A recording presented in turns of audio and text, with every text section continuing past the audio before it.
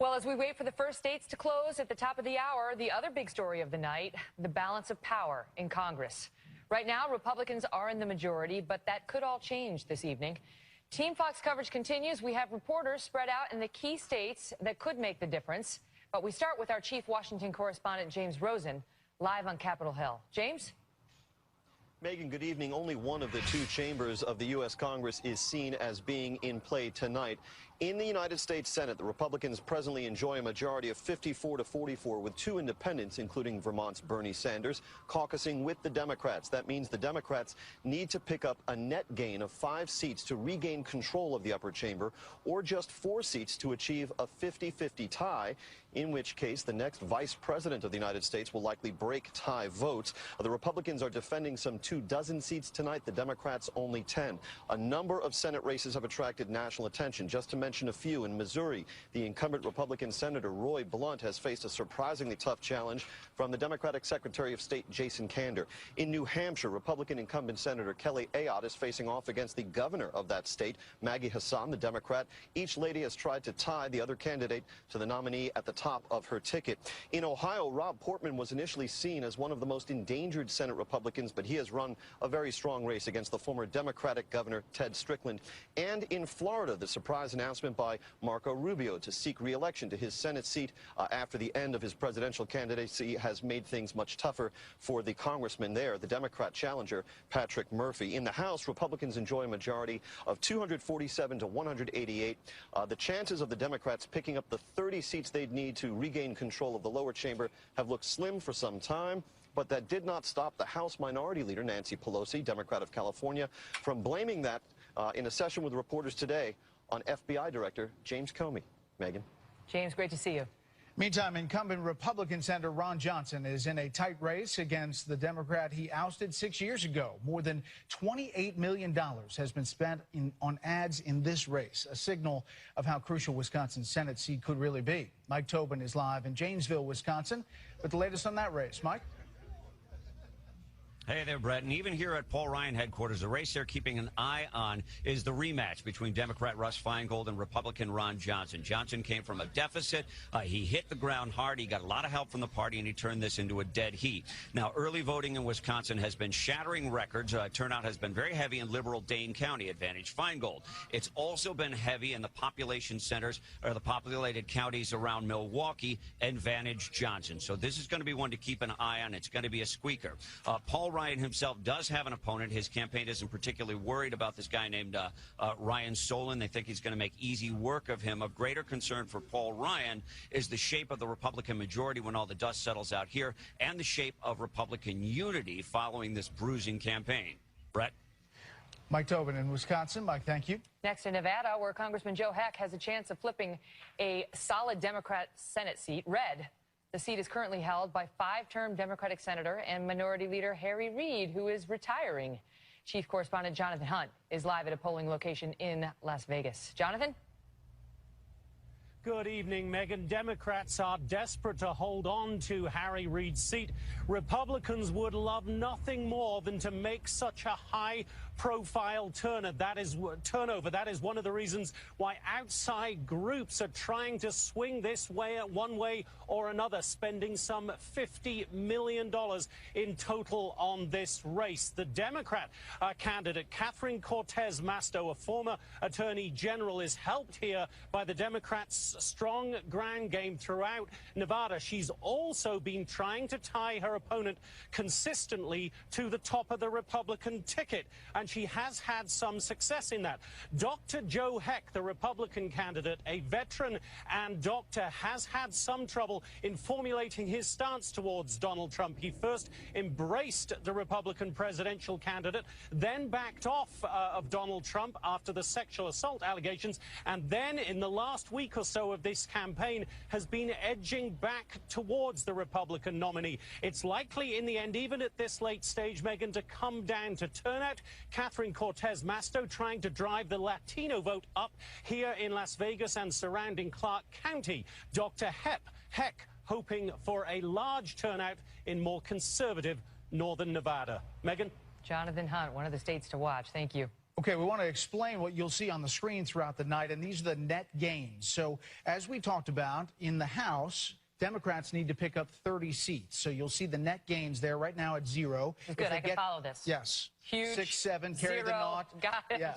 All right, so plus 30 in the House for Democrats. That means they take control. In the Senate, they need a net gain of 5. However, they could get 4 Senate seats, and then Hillary Clinton wins the presidency, and they take control of the U.S. Senate. So the numbers to watch on the net gain, House plus 30, and net gain in the Senate plus 5 or plus 4, and the White House, and they take control of those chambers. And if Hillary Clinton won the presidency and they won plus 4, Tim Kaine would cast the deciding vote, but he would also have to give up his Senate seat, right? And well, as vice president, he is the head of the Senate, and he cast the deciding vote.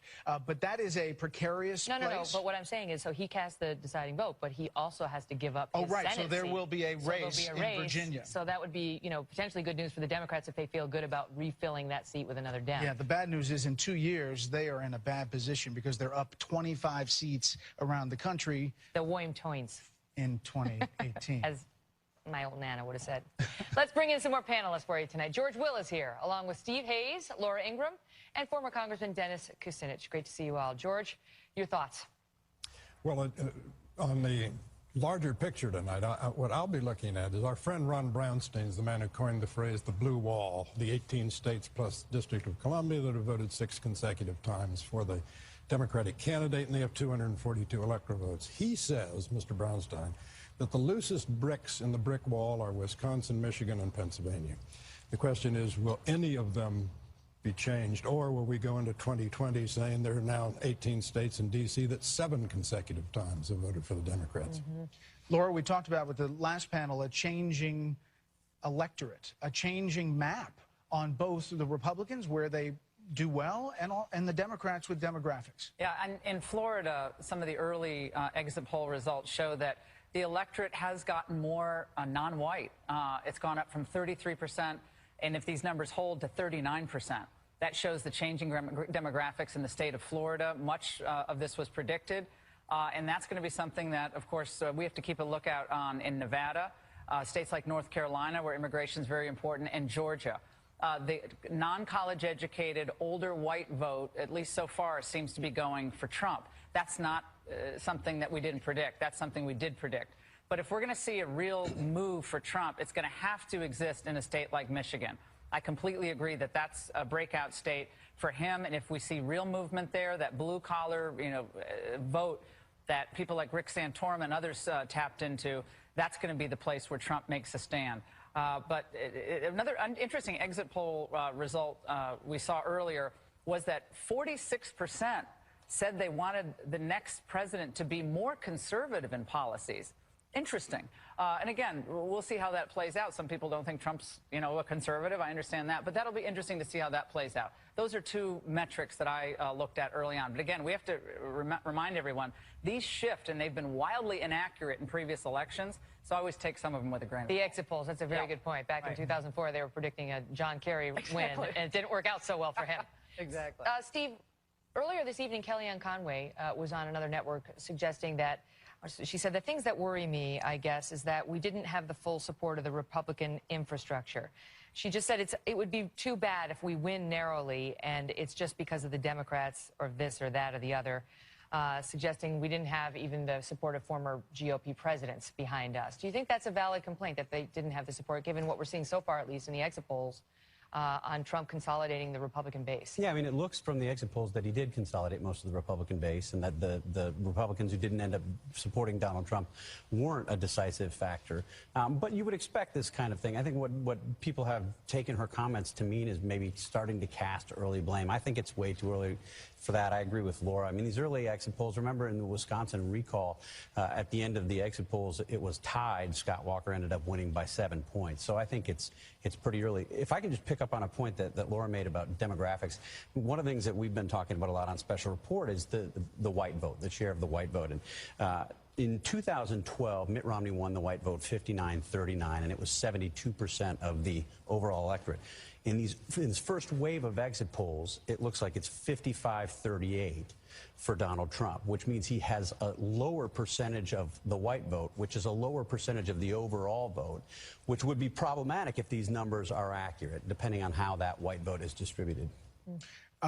Dennis, what are your thoughts about the Democratic Party coming home as well? The split in the primary with Bernie Sanders obviously was real, but it seems on the Democratic side there was a coming home as well.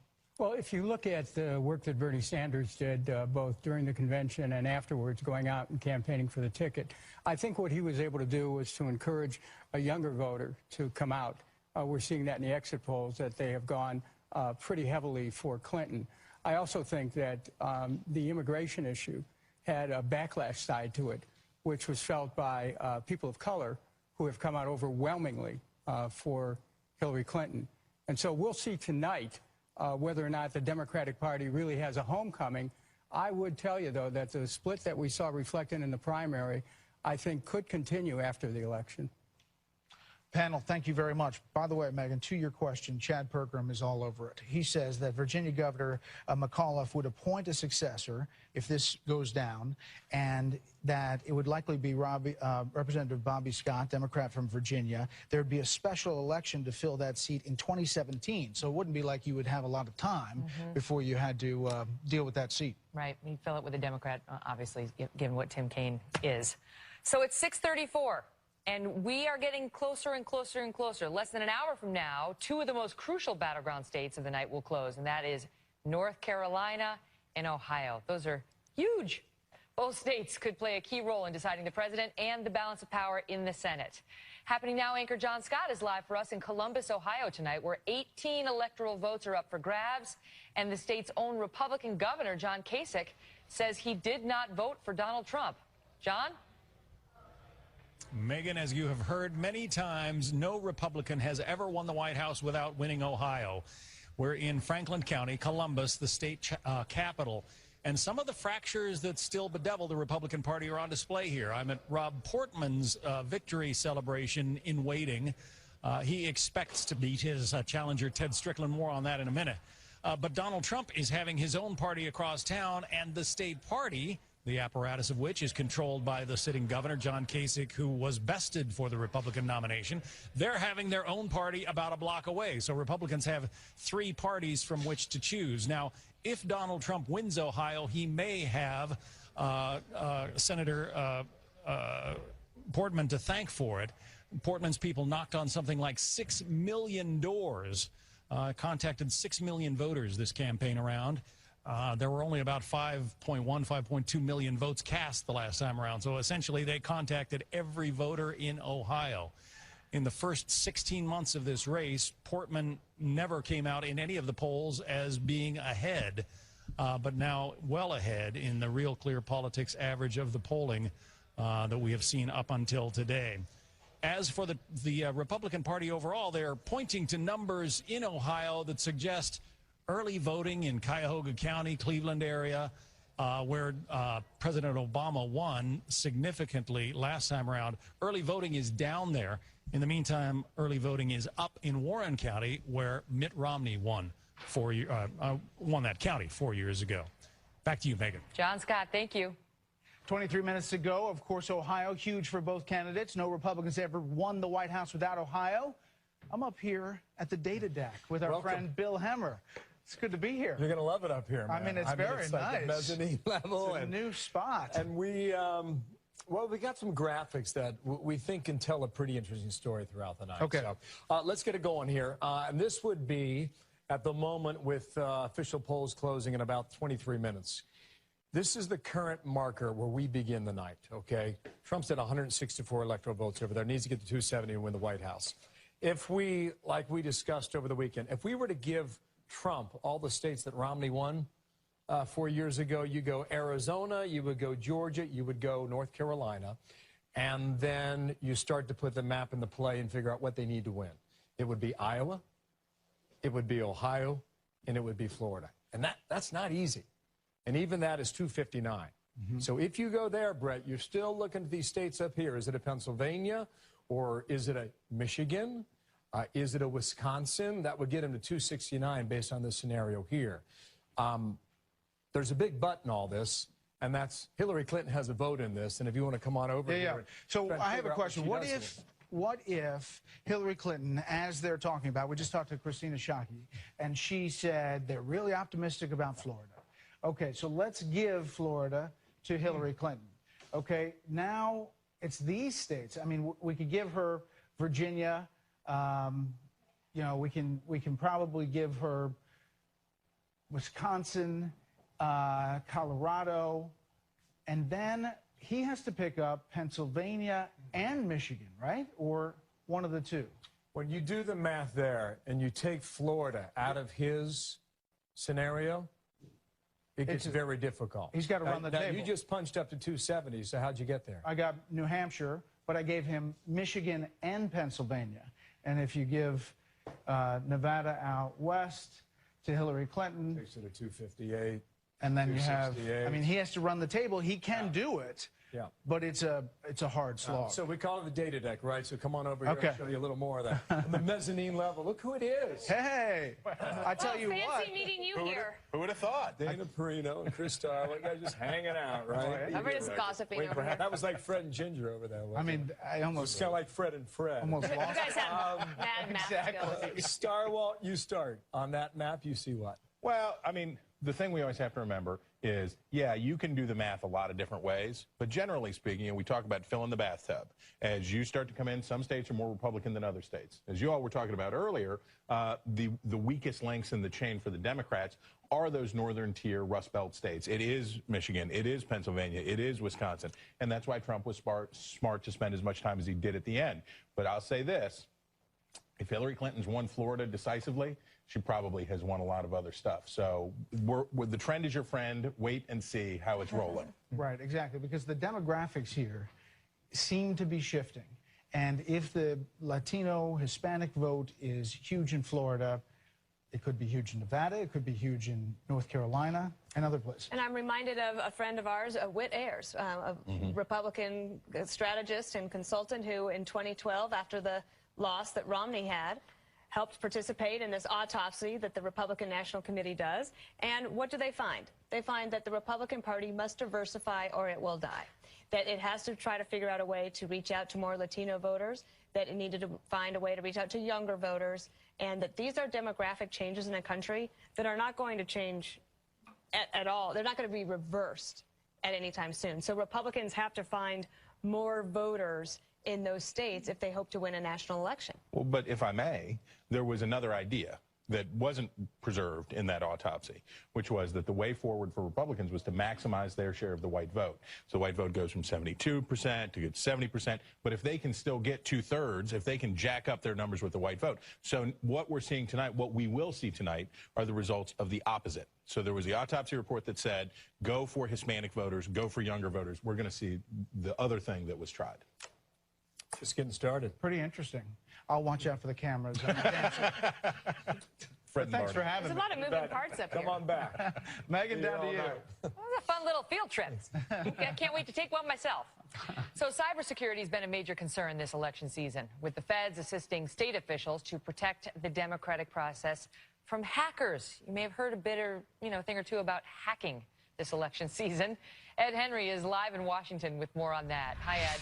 Megan, good to see you. A stark warning tonight from those cybersecurity experts. They tell us a crisis could come as early as the middle of the night after the voting is done, because they say hackers are actually more interested in our bank accounts tomorrow than our vote tonight. Let me explain. The public obviously already on edge because the results are coming in amid this backdrop of all the WikiLeaks document dumps and Donald Trump declaring that the system is rigged. Plus, the FBI has been investigating allegations of Russian hackers going into several state election systems. But the Department of Homeland Security tonight tells us they've mobilized a specific division to swoop in and defend the systems of all 50 states. Their bigger fear, they say, is that once Trump or Hillary Clinton wins, hackers hostile to the victor will send their own political message by unleashing attacks that could affect every one of our viewers. Watch. I am very much far more concerned about what will happen tonight while we sleep in cyberspace as a reaction a digital reaction to the election. The infrastructures of the United States, from finance to energy to transportation to high tech to media, are all vulnerable to cyber attack. So, for example, he said if Trump wins, Anonymous, who's a hacker that promotes liberal ideas, will come after campaign donors of big corporations tied to the GOP. If Clinton wins, we might see Russian hackers unleash their fury at high-tech companies like Facebook that are friendly to Clinton, plus Wall Street institutions like Goldman Sachs and various banks where we have our money. Megan? Ed, thank you. Well, one of the big prizes, as we talked about on the electoral map, Florida, 29 electoral votes. We're going to speak with some old colleagues who know how important the Sunshine State can be. Mark McKinnon and Karl Rove. Here they are in earlier times. Join us live in just a minute. More from Fox News election headquarters as we count down to the top of the hour and the first poll closings of the night.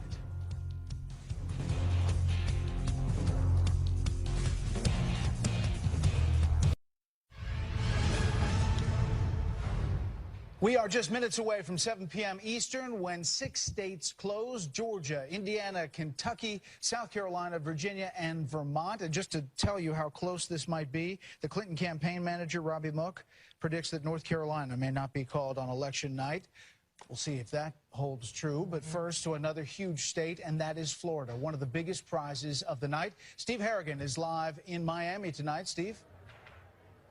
Brett, we're seeing a very strong turnout across the state tonight, especially in some key cities, and record early voting. More than 6.5 million people voted early, and the state of Florida has 700,000 new voters this time around.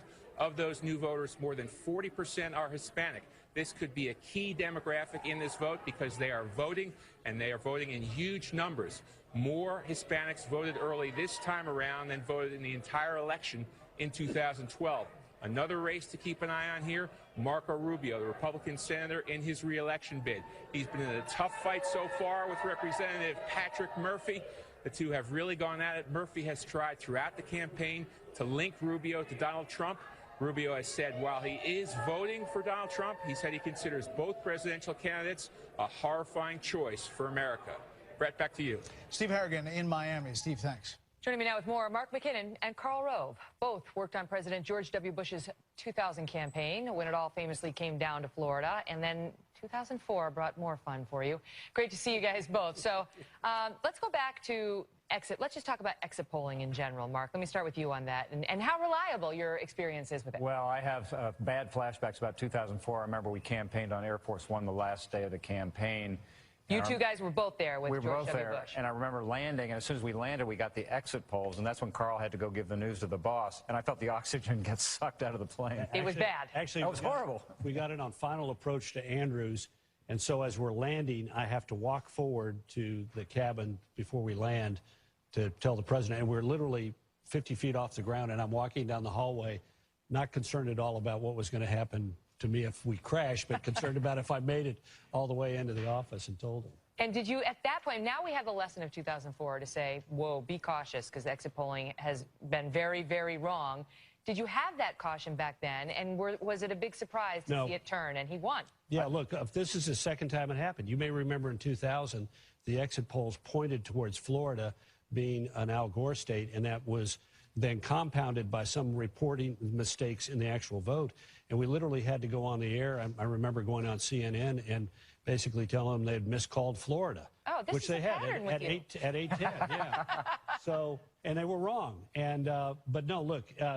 By the time we got to the White House, by the time we got up to the third floor, to the second floor of the White House, I had a stack about this tall of the exit polls and started going through them. They were completely wrong. 74% of the electorate in Minnesota were women. 76% in Florida, in North Carolina were women. We were losing white men in Florida. It hadn't happened since 1964. Mississippi was too close to call. And I called Ken Melman, the campaign manager, and he was going through it at the same time, coming to the same conclusion. We divvied up all the major players in the media and began calling them. Mark was calling them.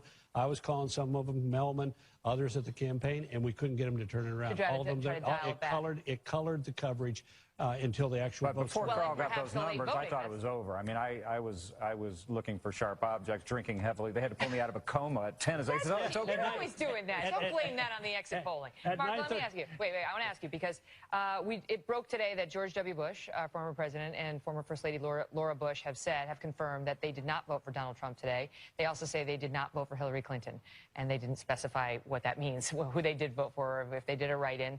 And that, I think that, among other things, has led Kellyanne Conway to come out and say we could have used more support from top Republicans like the former presidents. Does she have a point, Mark? Well, this is not just one president, it's all the former presidents. I mean, didn't have support, so that says something about what they think about this candidacy and the campaign and the messaging. I mean, the thing that drew me to then Governor Bush as a former Democrat was a message of compassionate conservatism, to expand the base on immigration reform, education reform. Those are the kinds of issues. And by the way, as we talk about the Hispanic vote, I remember early on we said we have to win at least 40% of that vote in 2000. We got 41, and what are the numbers we're looking at now? We'll see. Look, there's a reason that she may have brought it up, but you'll notice Donald Trump has not brought this up since May.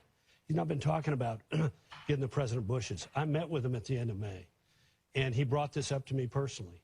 And I said to him, in essence, do you really want to pursue this issue? You called for the impeachment of President George W. Bush. You voted for John Kerry in 2004.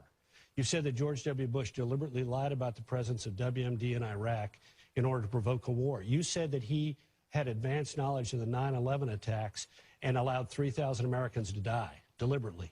And do you really want to, really expect him to say nice things about you? But the implicit thing was, do you want to have these issues litigated? I mean, imagine what would happen.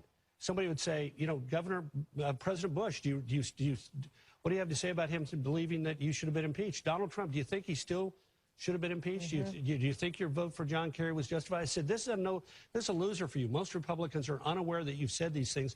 Let it lie. And he did. He let it lie for the rest of the campaign. When one of his surrogates stepped forward and said in an article, I think Bush's ought to come out and endorse him, I called that surrogate and said, I had this conversation with your principal. And he had this, and this was his response. And the surrogate said, you know what, I didn't know that he'd said those things. You're right, we ought to drop this. So President Bush, I think, has handled this in the appropriate way by simply staying on the sidelines. Donald Trump did not want to have an argument with the American people about whether or not he was justified in saying Bush should have been impeached, John Kerry should have been elected, Bush lied about WMD, and Bush... Not to mention Trump and Jeb didn't get along that well. That was not the highlight of the campaign for some. Great to see you both and much more. It's Mark and Carl in a bit. Something about energy or something. Shannon Bream is keeping an eye on Twitter, Instagram, and Facebook tonight. Shannon? Hey, Brett. Well, we are going to be here all night monitoring everything social media and this cool digital chandelier, including Facebook, Twitter, and Instagram. We want to know what folks at home are talking about and online. So first, let's take a look at some brand new Facebook data that's just coming out. The number of people talking about each candidate. Over the past 24 hours, more than 28.8 million people talking about Donald Trump. More than 27.5 million talking about Hillary Clinton. Now, this is cool data. Take a look at the minute-by-minute conversation on Facebook right now. More than 111,000 people talking about Trump every minute and just over 95,000 people per minute talking about Clinton. And how about some of your tweets? Amy Hale tweeting, our daughter will never forget her first time voting. By the way, if we can show that photo, you got to check out her dad's shorts when we get to that. They're pretty sweet. And Clutch King tweeted in a photo with no caption, but based on the shirt he's wearing about Trump, we're pretty sure that's who he's voting for. And on Instagram, Shoot and Fish posted a family photo. A lot of folks gathered up saying, on our way to voting, use the hashtag, the family that votes together stays together. We want you to be a part of our coverage tonight. We've gotten tons of photos. Check this out. This is just a fraction of photos we've gotten from people using the hashtag Fox News 2016. It is not too late. We're going to be here for hours tonight. So keep them coming in. Use the hashtag Fox News 2016 on Facebook, Twitter, Instagram. You might see yourself right here as we follow tonight's breaking news. Guys, back to you. Shannon, thank you. So we are now just minutes away from the very first returns in election 2016. Who will take the first states of the night? This is it. We're getting real results in moments.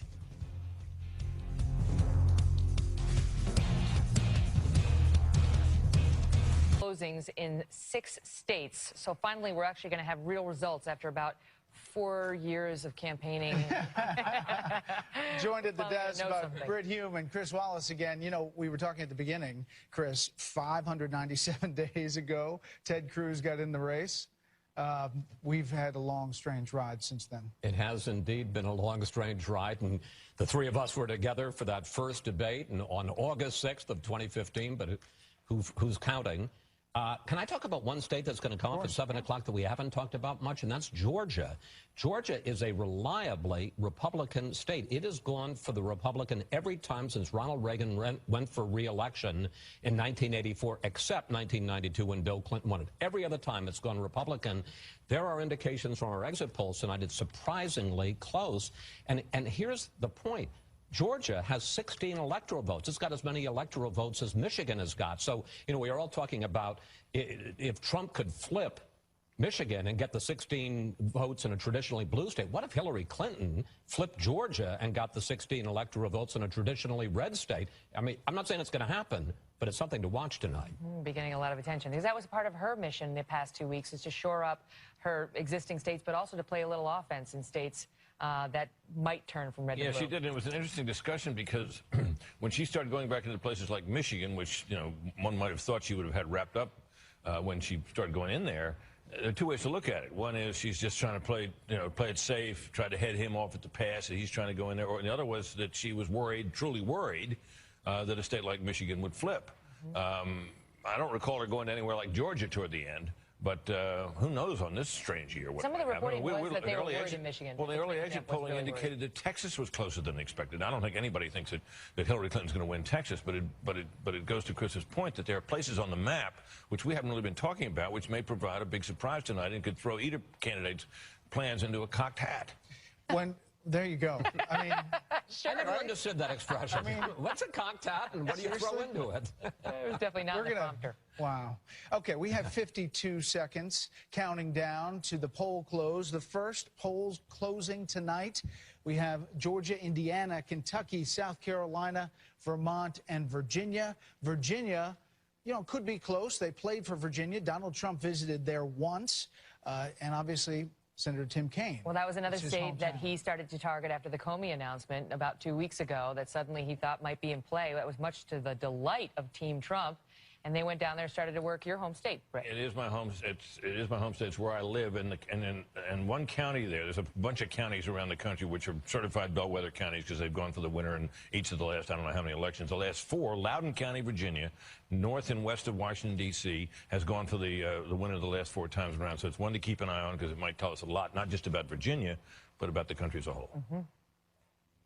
And it is 7 o'clock on the East Coast, which means polls have just closed in half a dozen states.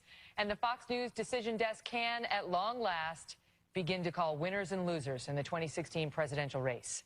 Our first projection is in Vermont, where Hillary Clinton will easily win that state's 3 electoral votes, according to Fox News exit polls. Next, we go to Kentucky, where Fox News can project that Donald Trump will prevail, picking up 8 electoral votes. Trump will also win Indiana, where his running mate, Mike Pence, of course, serves as governor, based on the Fox exit polls and the early returns. In Virginia, where Hillary Clinton's running mate, Tim Kaine, serves as that state's junior senator, she has a lead right now over Trump, although it is too early to project a winner there. It's also too early to say who will win Georgia, to Chris Wallace's point, and South Carolina, 2 tightly contested states that Trump must clinch if he's to have a plausible path to the White House. And if you look at some of these states, the reason why we can call a lot of them early is because so many people have voted early in 39 states around the country. So basically, these states push a button, you get the early raw vote total, and then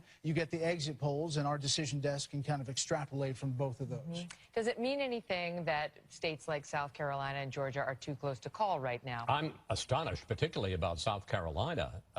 Georgia, we had a little bit of a suspicion this might not be as easy a Republican win as usual. But this speaks, Megyn, to a larger issue, and that there's the possibility, and it's very early in the night, obviously, but there is the possibility that we're going to see the electoral map change, and that with more Hispanics, more African Americans voting, the white population, a smaller percentage of the total electorate, that you could see states that were traditionally red in the South and Southwest starting to go Democrat, or at least beginning to go that way. And conversely, some of the Rust Belt states, like Ohio, like Michigan, like Pennsylvania, that have been, well, not Ohio, but Michigan and Pennsylvania that have been reliably blue, maybe not this time, but maybe Trump is the forerunner for the idea of Republicans flipping and breaking the blue wall.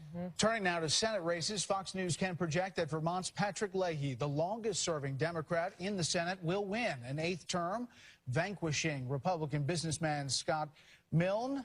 Fox also projects that Republican Senator Tim Scott of South Carolina will beat Democratic challenger Thomas Dixon.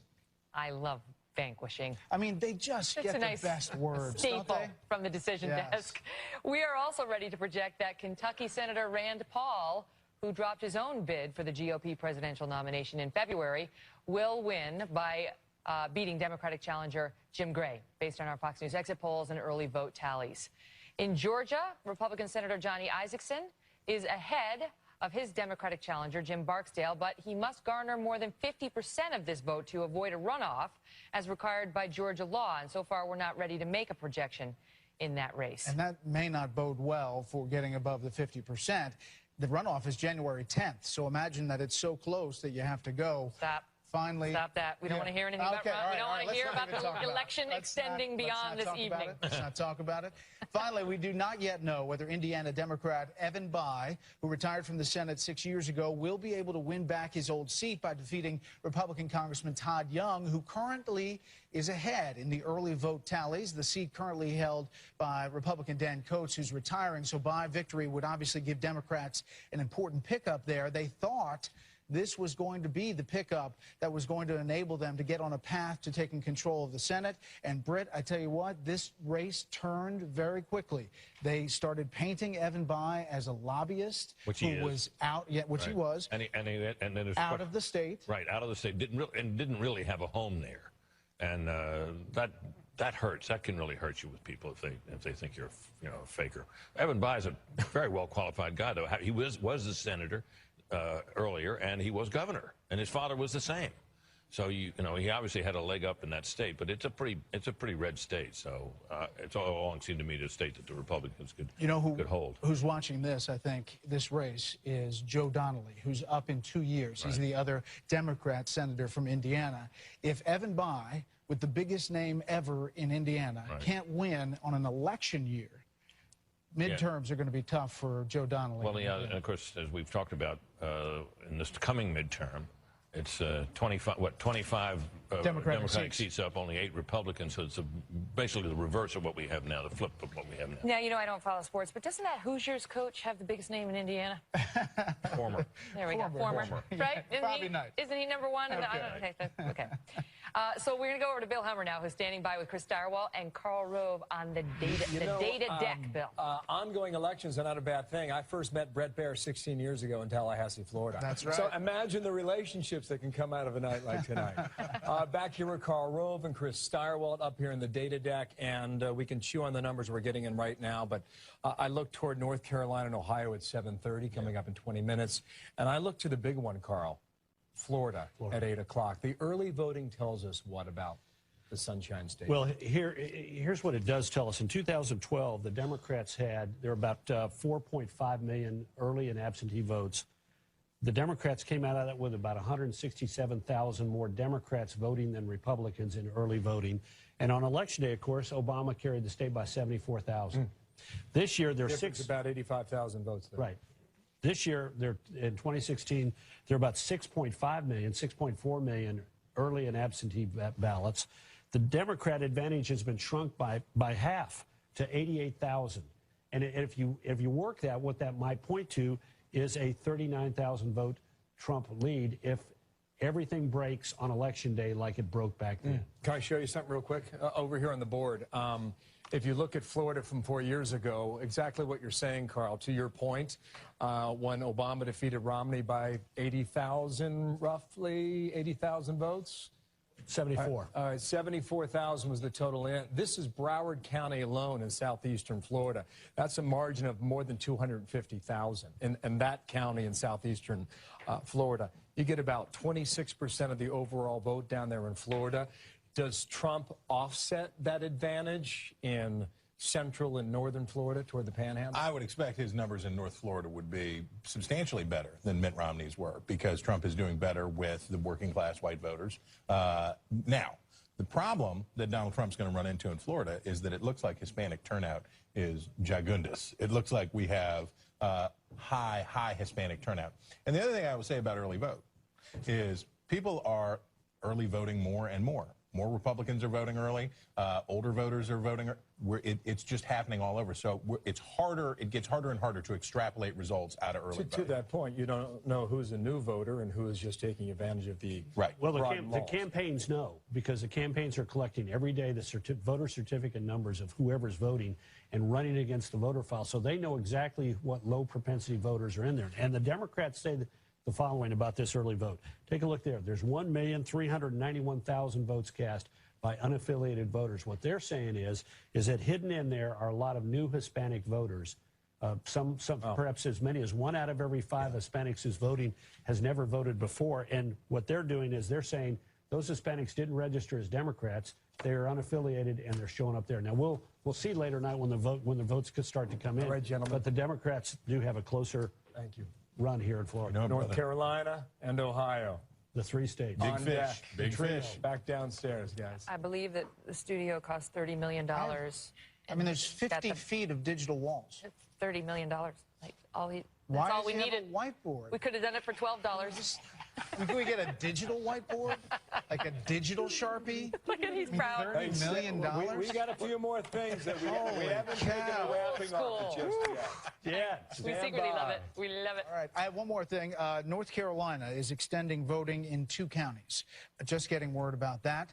That's a big deal. And that means that voting will continue. Let's get over to Martha MacCallum now, who is breaking down the latest on the exit poll data. Martha. Do not separate Karl Rove from his whiteboard. It is not a good idea. So let's take a look at some more of these exit poll numbers. Temperament, of course, has been such a big issue throughout the course of this campaign. Did Donald Trump have the right temperament to be president of the United States? 64% say no. This is an argument that Hillary Clinton made very forcefully, and it looks like voters went along with her on that. However, if you're in the camp and you're the 1 in 4 voters who say, you know what, I want someone who's angry like I am, those people, Donald Trump is resonating with in a big way. 75% of them went with Donald Trump. Now, we're all talking about the first-time voters, and the notion that the Trump campaign was bringing out people who have not come out before or who had not voted in a very, very long time. But interestingly, take a look at this number. People who say they are first-time voters in this election, breaking for Hillary Clinton, 55% to 37%. So, I mean, it is not bearing out in terms of that. And, you know, there were so many personal issues that also were discussed through the course of this campaign, and those are coming up tonight as well. And emails, too. Yeah. I mean, her emails proved to be such an issue for her in the course of the campaign. How about tonight? We spent so much time reporting on this story, and it's been a question all along. Do people care? Are they worried about the email issue? Did it matter to them? 62% said yes. The email story bothers me, regardless of the fact that Jim Comey went back and forth on this issue. 62% of those voters say they were not happy about the way Hillary Clinton handled her email. And as far as Donald Trump, you know, he's had his issues as well. Yeah, the women issue. How did that? The women issue. Does Trump's treatment of women bother you? And this is an even bigger number than we saw with the email number. 71% say that it did have an impact on how they voted today, and that they were not happy with Donald Trump's treatment of women. So, you know, you look back at the tape, the Access Hollywood moment, all of that, and you can see that is having an impact tonight, you guys. Martha, thank you. Yeah, you bet. So joining us now is Jason Miller. He's a senior communications advisor for the Trump campaign. Jason, great to see you. Good evening. Thank you for having me on. So you're the guy that Karl Rove was just talking about, the campaign guy who has access to presumably better numbers than the exit pollsters do. What are you seeing? What states concern you, and what states are you excited about right now? Well, let me tell you, first of all, why we're excited about Florida. We think that Florida is going to be, Mr. Trump will ultimately win. Going into Election Day, usually Republicans are down behind Democrats on early and absentee voting. Our ticket is already doing 81,000 votes better. Republicans are doing 81,000 votes better than the ticket was 4 years ago. 4 counties I want to point out as we talk about Duval in northeastern Florida, and we talk about Hillsborough, where Tampa is. Republicans are overperforming their percentage of the electorate by 6 points. Democrats are underperforming their percentage by 4 points. 2 big counties. Versus 4 years ago? No, versus how many Democrats are in that county? Yes, versus how many are right there. As we look at Broward, which is the big guy, one of the big guys down in South Florida. Yep. Republicans are overperforming by 6%, and Democrats are underperforming by 6%. But let me ask you about Broward County, because the news that came out earlier was that Broward has broken the record for most votes ever, with less than 1 hour left to go. That was at 6 o'clock tonight, something like 827,000. And that this is a county where Barack Obama beat Mitt Romney handily by like 67% to 32%. So if they're overperforming there, the conventional wisdom is that that would be good for the Democrats. Well, we have a lot more Republicans who are showing up. And then also, as we talk about Collier County over in southwest Florida, it's about 3.5% higher for Republicans, about 3.5% lower for Democrats. So when we look at some of these key indicators, we're still very optimistic that we're going to win Florida, obviously one of the core battleground states. But we feel good there. We feel good about North Carolina, especially in Ohio. We're seeing lower Democratic numbers. Democratic votes are going to be off by about 3 to 5% in Cuyahoga County, where Cleveland is. And so as we're seeing these turnout there is down in some of the Democratic districts. But the question to you is, so you feel good about Ohio and Florida. Those are 2 must-wins for Donald Trump. So what about, and obviously he's looking somewhat better than he would have anticipated a couple weeks ago in states like Pennsylvania and Michigan. What about North Carolina? Do you think we're going to be able to call that tonight? We feel good about North Carolina. We think we'll be able to call it for Mr. Trump. How soon that's going to be, we don't know. But Pennsylvania? Pennsylvania's going to be close. I think we have a real shot there. I think we have a real shot in Michigan. How about Wisconsin? Wisconsin's going to be tough. We're still fighting it out, and who knows? We'll see what the numbers look like. What's the #1 state you want to hear from tonight? The #1 you're going to keep your eyes on? All of them. I love all of them. If you haven't voted, get out and vote. It's important. Got to stop Hillary Clinton and elect Mr. Trump. Great to have you here. Thanks, Megan. Thanks, Jason. For the Clinton campaign reaction, Brian Fallon is the press secretary for Hillary Clinton for America. He joins us live from Clinton headquarters tonight.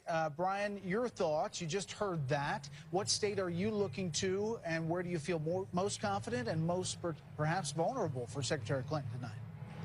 Well, I think one state that we've been watching closely throughout this campaign, one state that you have seen Secretary Clinton travel to again and again, is Pennsylvania. Pennsylvania is a state that Donald Trump really needs. It's hard to imagine a path for him if he doesn't win Pennsylvania. And right now, if you look at areas in Philadelphia, we're hearing reports from city officials there suggesting that they think they're on pace to break the standard from 2012, where you saw almost 70% of registered voters turn out in the city of Philadelphia. We look good in Philadelphia in the city limits.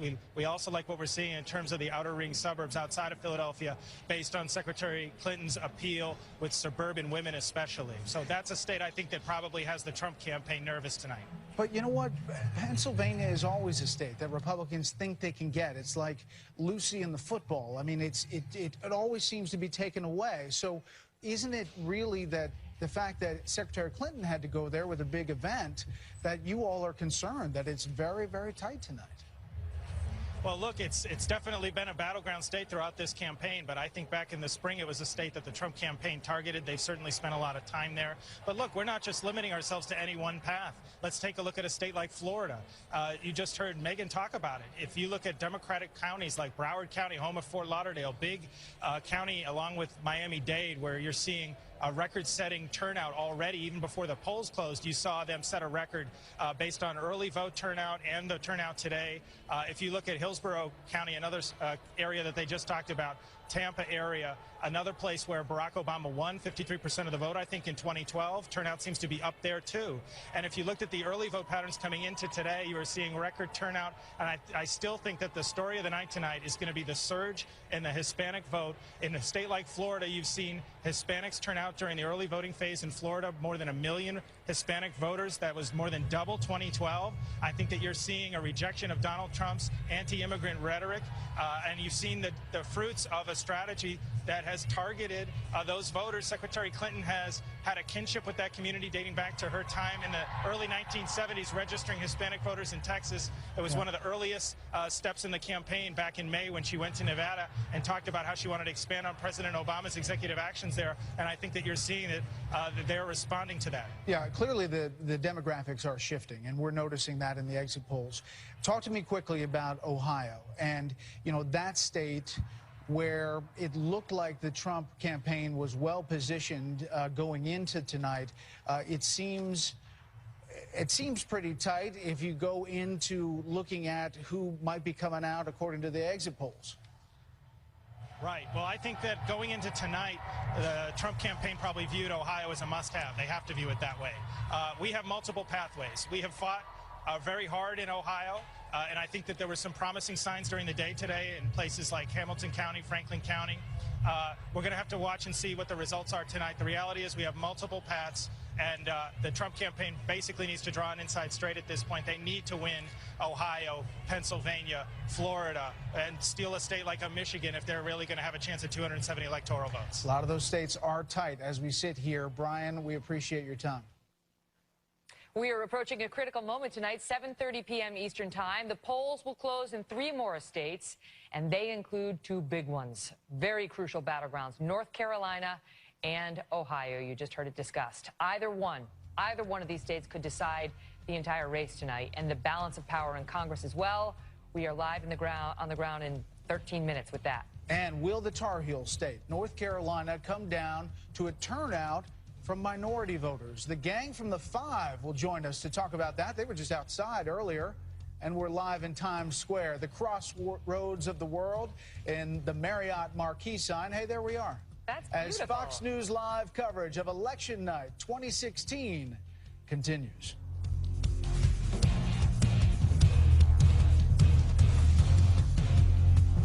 A key county here. So in certain precincts, you will be able to vote up until 8:30 tonight. Why is that a big deal, and what happened? What happened for some voters is when they showed up to cast their ballot, they weren't able to check in. So it was like showing up at the airport, trying to get on your flight, but you weren't able to check in at the desk. So you couldn't go through security. You couldn't get on your plane. That's what happened to some voters, and that's what led to the extension. Now you say, is that any big deal in a big state like North Carolina? It is. In 2008, President Obama won by such a small margin. It came down to the difference of 2 voters per precinct in this state in 2008. So if 2 voters voted for the other side, Barack Obama would not have won this state. That's how tight the race here is in North Carolina. The same was almost true for Mitt Romney. If 17 voters per precinct swung in another direction, he wouldn't have won. So that's why this is a key ruling by the State Board of Elections. We'll continue to watch the results in Durham County and otherwise, but a lot of breaking news here in North Carolina. We'll keep an eye on it for you. Jenna, thanks. By the way, we're just getting word that Dover, New Hampshire is also extending polling until 8 p.m. So you have some issues in some key states there. Minority voter turnout in the battleground state of North Carolina could be a deciding factor tonight. Clinton's campaign has been putting in some extra work into that state, as we just heard. President Obama visited North Carolina 4 times campaigning for Hillary Clinton. And since the Democratic convention, Clinton has made 7 trips to the state for 9 rallies. Let's bring in the hosts of the 5, Kimberly Guilfoyle, Juan Williams, Eric Bolling, Dana Perino, and Greg Gutfeld. Dana, let's start with you. What are your thoughts? Well, it's one of those nights where I remember about 6 months ago during a primary, you asked me what's going to happen, and I made this really just amazing call where I said, is it going to be a total landslide or too close to call at the end of the night? And I think we have a little bit more clarity of what's going to happen. One statistic that has stuck out to me, especially in Florida, Latino voters in Florida have doubled since 2008, and Democrats have out-registered the Republicans by 600,000 to 50,000 registered voters in Florida, and I think you're seeing that in some of those early returns that we saw. And also, I think for some of these people that are out there voting and waiting, and one of the reasons that Jenna Lee just reported what she did is that turnout is really big all across the country. People were waiting in lines for hours in order to get their vote. Eric Bolling, what do you make of that? What Dana's point on the Latino vote in Florida? Massively important also. And if you break down Florida, the I-4 corridor, a lot of the increase in Latino vote is right in the central part of that, Orange County, Orlando area. High Puerto Rican vote, high Puerto Rican registration for votes, I think that's a very, very, for me, straight up, the I-4 corridor has been the indicator. Whoever wins the I-4 corridor may end up winning the whole election, because the state, as you know, down south it's all blue, up top and over the panhandle it's a lot of red. That I-4 corridor can flip Florida either way, and Trump needs Florida. We'll be calling it early if he doesn't win Florida. Greg, I've been waiting for your analysis. I know. Tonight. Finally, you and me. And Megan, you know, we say, and Megan too, we say it's all about the ground game, and we know for a fact that the Democrats are amazing at the ground game. They even get the dead to vote. That's literally the ground game. 6 feet under, thereabouts. But we talk about the changing electorate. I want to talk about our changing tolerance of the past. So many things that we would think would have sunk a candidate over the past year didn't. I find this the most refreshing thing about this candidacy is that for terrible people like me who have an awful past, I still might be able to run for office. You have a chance. I have a chance. So Very you're small saying chance. there's a chance. And you have a really crappy temperament. Yes, exactly. And so you've got that too. I have everything wrong with a human being. A lot of medical issues. Yeah. But we love you anyway. Yeah. Look, on It's the temperament numbers, Kimberly, Martha was reporting that 64% believe Trump does not have the temperament to be president. 34% believe he does. What do you make of that? Because it was something that did serve him. You know, he was like a wrecking ball in that primary, and it served him very well, and people loved it. You know, they want the wrecking ball to go to Washington. With the general electorate, maybe it doesn't play as well. Yeah, I mean, definitely he got some momentum, especially in his campaign when he started using the drain the swamp phrase and talking about getting rid of corruption, taking government, giving it back to the people. So people like the fact that he's a disruptor, that he's an outsider. However, temperament has been something that Hillary Clinton has been hitting consistently in debates, in campaign ads, every stop that she's made across the country to suggest that he is someone that lacks the temperament, therefore the fitness to serve as commander-in-chief. When you see numbers like that, it suggests that it's something that resonates. Will it be enough to suppress some of the voters that might be turning out for him or to switch over for Hillary? That remains to be seen. You know, Juan, I was struck by Brian Fallon talking so much about Pennsylvania. I mean, think about it. Pennsylvania, that should not even be a problem. But it looks like, again, the map may be changing. I think the map is changing. I mean, that's demographics, and I think demographics are a key part of the story tonight. We just heard Eric was talking about the importance of the Latino vote and the fact that you see an increase in the number of Latinos voting in a state like Florida. But let's look more generally at the map. Talk about Pennsylvania, Michigan, part of the old Rust Belt, where, again, you have a large working-class, white, male-dominant population, and it's a surprise that Michigan would be in play, that Pennsylvania could be in play for Democrats, because historically, union-backed, union-driven voters have often been part of the Democratic machine. That may no longer be the case. Instead, you see the Democratic axis swinging toward the South. And here, this is what surprised me. I think this is part of the big story tonight when we talk about minority vote, what's going on in North Carolina, with questions about the court saying, hey, you can't change the rules right now. There's, as I understand it, questions about early voting procedures that have been changed in some counties, federal judges getting involved, and the importance, as we just talked about, keeping some of those polls opening late to try to compensate. And I imagine that the Trump side is going to be fighting back, but that now becomes a key part of the story if North Carolina is decisive in this Although election. they wanted to keep some open in Nevada, they lost that with a judge. They've got now some saying open. the Trump side Yeah, lost the Trump did. Yeah. And they've got some open in New Hampshire, and now they've got 2 counties extended in North Carolina. In Nevada, the Trump team argued that they were letting people show up to vote past the poll closings, and the Democrats argued no, they had been in line prior to the poll closings. They were just letting the long line of people vote, and they agreed to keep the records of those votes. Right, so like in Charlotte-Mecklenburg, just to pick up on your point, Megan, in Charlotte-Mecklenburg, the early voting structure was such that it moved away from the black neighborhoods, and it was under explicit directions from Republicans in the state legislature. But on the other side, Eric, we heard reports today in Pennsylvania of people complaining that they went in, you know how you fill out your ballot, and then you feed it in, and they were saying it would come up, they'd vote Trump, and it would come up Clinton. And now we're hearing from Pennsylvania authorities saying there have been problems, that they've identified the voting machines, that they've taken them out of commission. But there will be questions about that if that vote is at all close. And there always are. I mean, every cycle we go through this, whichever side doesn't win says clearly there's a lot of voter fraud going on. Because this map is in my head, and I would put money against Steyerwalt if I could do this state for state with him. You're going to have a fairly clear idea from Florida, Ohio, North Carolina, Florida right away. First polls that close. If Trump holds those three down, you have to look back at the map, and then you look at the next level. Then you go to, is there a Michigan? Pennsylvania, if he doesn't win Pennsylvania, then you go, is there a Michigan? If there's not a Michigan or Wisconsin, that's your next hour. Then you have to wait till the mountain states close and see if he picks up Nevada, and then you have to look back and see if you got those 4 electoral votes in New Hampshire. If you do, you can go hour by hour, and he just has to tick every single one of those off on the path. And if he doesn't, then there's basically the path closes. Yeah, I think that's the short version of the story. He's got to sweep. If he doesn't sweep... No, he doesn't have to sweep. There are other paths. It can be Michigan or Wisconsin. He could just. Yeah. Right. He has to do very well. It sounds like somebody trapped in a haunted house and can't get out. There's got to be a way out. There's got to be a way out. Yeah, I don't think there's a way out. Stand by, Fivers. There is now. 7:30 p.m. on the East Coast, and polls have just closed in 3 more states, representing another 38 electoral votes. Fox News can project that Donald Trump will win West Virginia by a wide margin. Based on Fox exit polls, there's some cheering outside, maybe some...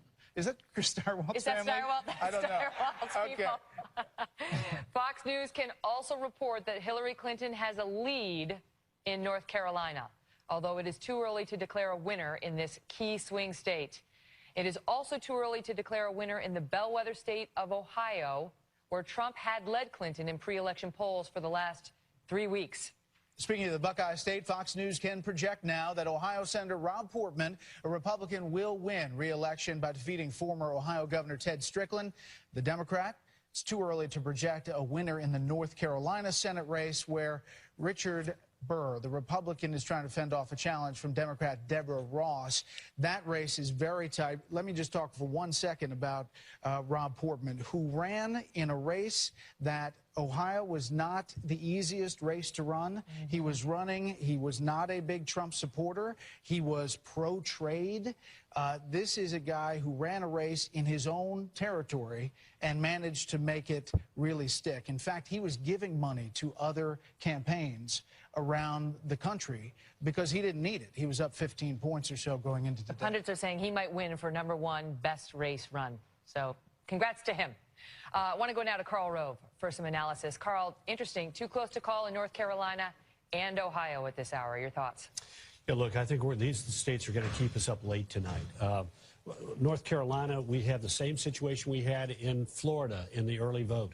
Republicans cut the margin of the Democrats. There are 122,000 more Republicans this year voting early, 22,000 fewer Democrats than voted 4 years ago. Remember, this is a state where Mitt Romney won, and the Republicans have gained an advantage of 144,000. But there are 273,000, nearly 274,000 more unaffiliated voters, people who don't identify with either party. And both parties have been fighting for their share of this. In the big cities, it's likely to be Clinton. In the rural parts of the state, more likely to be Republican. But this is where the race is going to be settled tonight. And it's going to keep us up, I suspect, very late. If you look at the early vote in North Carolina, Republicans increased their early vote raw numbers in every one of the state's 67 counties except one, Halifax County. And the Democrats saw their absolute early vote total decline in 58 of the 67 counties in the state. So it's going to be a long night, and we're going to be counting them by the onesies and twosies late into the evening in North Carolina, and potentially the same in Ohio, where we've gotten conflicting results out of early voting. The Democrats had a fantastic weekend where they bumped up their numbers pretty dramatically in Cuyahoga, especially in Franklin and in Hamilton County, Cincinnati. But again, it's going to be very late in the night, I suspect, before we're going to be able to see the pattern emerge decisively in Ohio. You know, the other thing we should point out is the governor's race in North Carolina is very tight. We can't call that. It's too close to call. That is Pat McCrory and Roy Cooper. And that was seen as another race, Karl, where that that state really comes to play. Remember the bathroom law, the transgender HB2 law that said that you had to go to the bathroom of your birth certificate. That became an issue not only of the governor's race, but the Senate race there with Richard Burr, and the presidential race, frankly. What's interesting is that this was not a priority of Pat McCrory, the governor. He was a business-friendly former mayor of Charlotte and a business executive himself, and so this was not on his agenda. It was forced largely through the state Senate president, a fellow named Phil Berger, put it on the agenda of the legislature. They drove it through in an election year, and it immediately caused the entire Republican brand in the state to be engulfed in controversy. Ironically, McCrory has fought his way back because of a hurricane. The hurricane that hit the East Coast turned the people's attention to what was going on, what was the state doing to help the people who were flooded or lost their homes, and McCrory performed admirably, dominated the media, made his crawl back. We'll see how close it is tonight, but ironically enough, if it were not for a bad storm, might be a big margin, and the storm and his handling of it closed up the race pretty smartly. All right, Carl, we'll check in just a bit. Let's bring in our panel. Britt Hume, Chris Wallace, Tucker Carlson, Monica Crowley, Guy Benson, and Nomiki Konst. Nomiki, let me start with you. Your thoughts on how this is all shaping up? Perfectly. It's a great night for Democrats. Listen, Hillary has run an impeccable campaign. She has the Obama institution. She has all of the progressive base for the most part. She has the Hillary supporters, and she's running against a man who did not work well with the Republican Party. He doesn't have the ground game. He doesn't have the messaging. He's been unable to stay on course to win this election, and she already had a map that worked in her favor. So we think this is going to be a very good night. There are only a few scenarios with very, very small chances where she won't do well, and it really just comes down to the Senate. And yet, Guy, if you look at the numbers so far, the Republicans did, in the end, get behind Donald Trump. So if Nomiki is right at all that it's going to be a good night for Democrats, is that because of independence? Is that because there are more Democrats in the map than we've seen for Republicans over the past years? A combination of those factors, I would say, and it would mean that someone who has a disapproval rating around 60% is going to lose an election. I mean, if that's the case, that should not be much of a shocker. So I'm looking at some of the numbers. Florida's going to be close, but Hillsborough County is a very important county there. In the early vote, Trump's down 10 points to Mrs. Clinton. So I think that's probably a red flag in that state. On the positive side for the GOP, looking at some of these Senate races, we haven't called them yet, but Marco Rubio is looking pretty good down in Florida, outpacing Trump by a long shot down there. And also Indiana. The Democrats really had high hopes, and you talked about Evan Bayh, that huge war chest, that name recognition. He looks like he is in very serious trouble tonight. Chris Wallace, what strikes you tonight? Well, I have to say I'm still a little bit shocked at the idea that Hillary Clinton has run an impeccable campaign because I think a lot of people feel that Donald Trump has run her pretty much to a standstill. She may win, but he's put up a heck of a fight, and Donald Trump really had some tremendous headwinds, did not have support in the party, is historically unpopular, terrible numbers in the exit polls on temperament, on experience, knowledge of the issues. So look, if Clinton wins, she's the president, she's a genius, and all the people around her are geniuses, but I don't know that I would say that she's run an impeccable campaign. Mm-hmm. One of the things we're seeing in all these waves of exit polls, Monica, is the gender gap, which we've seen throughout this election, and a significant gender gap when it comes to women and men. The women tend to be favoring Hillary Clinton by big margins. And this was a problem that was, identifiable and has dogged Donald Trump for a long time.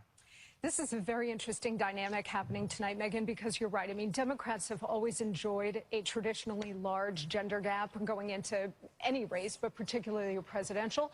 Donald Trump heading into this race had even a greater, more yawning gender gap because he was an alpha male candidate and he had said these indelicate things about women in the past, and that really dogged him. What we saw in the closing days of this campaign, though, in terms of the polling, was that he was able to make up some ground among women. So about a week ago, 2 weeks ago, he was running about a 20-point gender gap. In the more recent polling, we saw it was 12 points. which is still a pretty yawning gap, but he had managed to make up some ground among women. The problem for him, though, is that it's still large enough that it's making a real difference here in terms of benefiting Mrs. Clinton. That chandelier scares me. The circle of doom really is coming down. I was listening, Monica. I really was. I mean, That's okay, Brett. I just, Britt, your thoughts? Let me just pick up on what Monica was talking about. Nationally, in the latest wave of the exit polls, this could change. Hillary Clinton is winning women by, what, 14 points? Yeah. Well, Donald Trump's winning men by 9 points.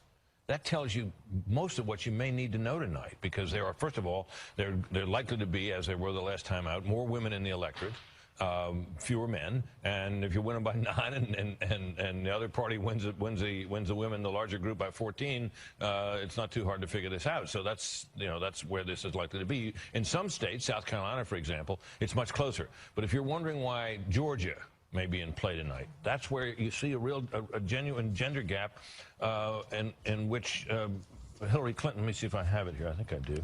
Yeah, Georgia. She's winning by 13. He's winning by 19. But in a state like Georgia, that can tell you why it's fairly close. Mm-hmm. He's winning by 19 among men. She's winning by 13. What in particular, Britt? I mean, give us the history on the Republicans and white college-educated women. Those typically go Republican.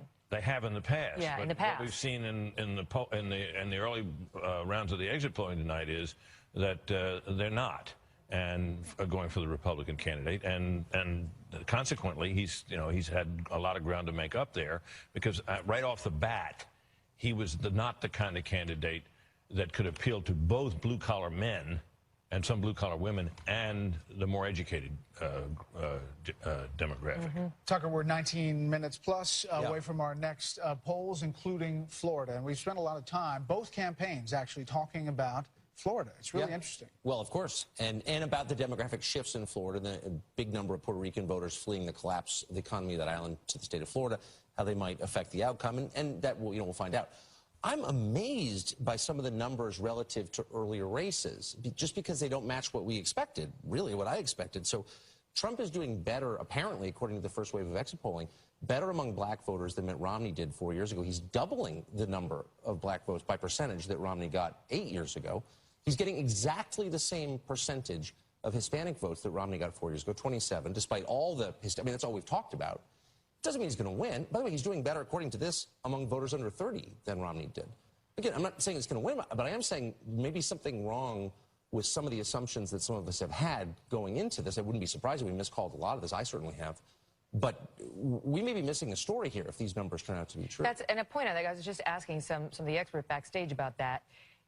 So the numbers we've been talking about, the huge Latino turnout, right. We're talking about Florida, but on a national basis, it's looking only 1 percentage point higher than it was 4 years ago. I mean, that was what Martha reported, that you got an 11% Hispanic vote. It was 10% 4 years ago. Yeah, but can I just butt in a little bit on this question? Yes, he may be doing no worse than Romney, but Romney did terribly.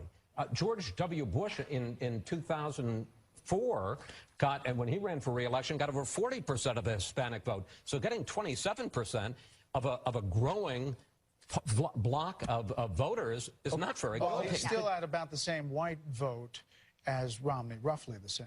But it's also 2% less of the total electorate than it was 2 years ago. But consider what we've talked about, though, for the last year, which, I mean, I think you make a totally solid point. There's no disputing that, and they need to do better if they're going to succeed long term. But the whole year has been dominated by the idea that there's not a single Hispanic voter who will even, shake hands with Donald Trump. He's so horrible. If he's getting the same number as Romney, I'm not saying that's a great number. I am saying that, there are other factors that we haven't taken into account. It's not losing by 30-plus points. It's not a good performance. I'm not saying it is, but it's much better than you would have expected if you believed the analysis, which has been wrong, if this is true. Now you feel how they felt on the debate stage. Right. Mr. Trump, Secretary Clinton. He never lets up. He knew he had you. Hey, Chris, I agree with Tucker. Thank you, Britt. I've got a friend in Britt. I appreciate that. I agree with Chris. All right, now we are approaching the biggest haul of the evening. Polls in 16 states plus D.C. close at 8 p.m. Eastern. Among those include two of the biggest battlegrounds of this election, Pennsylvania and Florida. We think we know how D.C. will go, but we'll see. Plus, the balance of power. Which party will control the new look Congress? And You didn't just vote today. You also shared some of your thoughts and pictures with us, some of the best from social media. Straight ahead. They're calling that thing Shandy, the chandelier. Shandy we for have short. A name for it.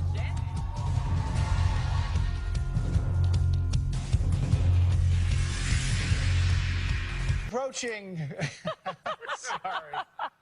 I'm sorry. Well, that didn't go The shandy got in the way. I couldn't read. This is how Brett and I are starting the blocks for the shandies there. We're down there. We're quickly approaching the biggest moments of the entire night. A new style of acting. It's voiceover. Yes. Right? Okay.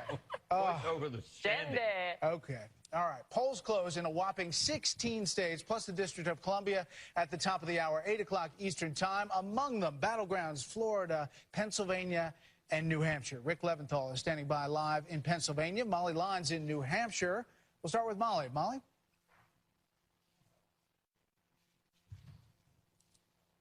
I think we lost Molly. Can we start with Rick, maybe? Why not? Okay, Rick, why don't we go to you? Take her. It was the shandy. Nope, there's Molly. Molly, go ahead, Molly. Sorry, we're ready. Hi, Brett. Sorry. And speaking with both sides from the political aisles here in New Hampshire, they both have a certain confidence that things will turn out well for them here in the state, looking at turnout numbers. So this is still a nail-biter of a race. Of course, there are just 4 electoral votes at stake here in the state, but both sides on this White House run have taken it very seriously, with appearances from both of the major candidates in the last 48 hours. Hillary Clinton here on Sunday, Donald Trump here on Monday. Major surrogates also making appearances here, like President Barack Obama, Joe Biden, both vice presidential nominees as well. This race is all about getting the turnout, of course, and what they need is what happened back in February with 22% loss by Hillary Clinton to Bernie Sanders. She wants those Sanders voters to turn up for her today. We're just waiting to see how the numbers turn out on that. And Donald Trump, who got his first big win back in February in the primary season, needs those voters to come out as well. Another thing to watch here, the Senate race. The Republican incumbent Senator Kelly Ayotte facing a very tough challenge from the Democratic governor here, Maggie Hassan. Both women have strong name recognition, strong resumes. These are 2 strong females facing off and really a mega race in which it could go either way. A tremendous amount of spending here, over $100 million spent in this small state. Just about 1.3 million people live here. So a lot of money going into the possibility of the balance of the Senate being at stake. Brett? Molly Lyon in New Hampshire. Molly, thank you. Now to Pennsylvania, one of the more hotly contested states leading up to tonight. There are 20 electoral votes up for grabs in the Keystone State. Rick Leventhal is live for us near Allentown, Pennsylvania. Rick? And with a bit of news, Megan, you know, for the past few months, Republican Senator Pat Toomey has refused to endorse Donald Trump. Well, Senator Toomey voted roughly an hour ago, and he told reporters that he did, in fact, vote for Donald Trump. He said it was a tough call for me, that he wrestled with this, but that it was easy not to vote for Hillary Clinton. We expect Senator Toomey here at this hotel ballroom around 8 o'clock when the polls close. He's supposed to watch returns in a hotel room and then come down here to address his supporters. His Democratic opponent, Katie McGinty, voted this morning with her husband and 3 daughters. She criticized Toomey for not coming out sooner to endorse Trump or say who he would be voting for. This, by the way, a race too close to call as of yesterday. Also, the most expensive U.S. Senate race in the nation, with roughly $160 million spent in total on this very important seat. We can tell you the voter turnout was very heavy here in Pennsylvania, and certainly in the Lehigh Valley. We were at the Bethany United Methodist Church this morning, the busiest polling place in Lehigh Valley. They had well over 400 voters in the first hour and some 1,700 people casting their ballots by midday. The Secretary of State said he expects some 80% of Pennsylvania's nearly 9 million voters to show up at the polls before they close just a few minutes from now, guys. Wow. Rick, thanks. Okay, we can make a call, we're told. We can call South Carolina for Donald Trump right now. The decision desk calling South Carolina for Donald Trump, and that puts it into his column as well. Let's check in now with our reporters covering the major stories of the night. Carl Cameron is with the Republican nominee at Trump Tower. Jennifer Griffin's at Clinton headquarters here in New York. James Rosen is in Washington monitoring the big Senate and House races. Carl, let me go to you. What's the feeling there at Trump Tower, or Trump campaign, I should say, and where they stand? Well, they've been saying all afternoon that they're cautiously, nervously, hopefully optimistic. And there was an interesting moment just a short while ago where the Trump campaign manager, Kellyanne Conway, essentially said that it was unfortunate that the Republican National Committee's infrastructure wasn't fully applied as best it could have been for Mr. Trump, as if to point out the deficiencies of the overall organization of the RNC's end. With that said, they're seeing very strong turnout in the I-4 corridor of Florida. They think in North Carolina, separate from Raleigh area, a big Democratic bastion, they think they're doing pretty well, getting reasonable turnout there.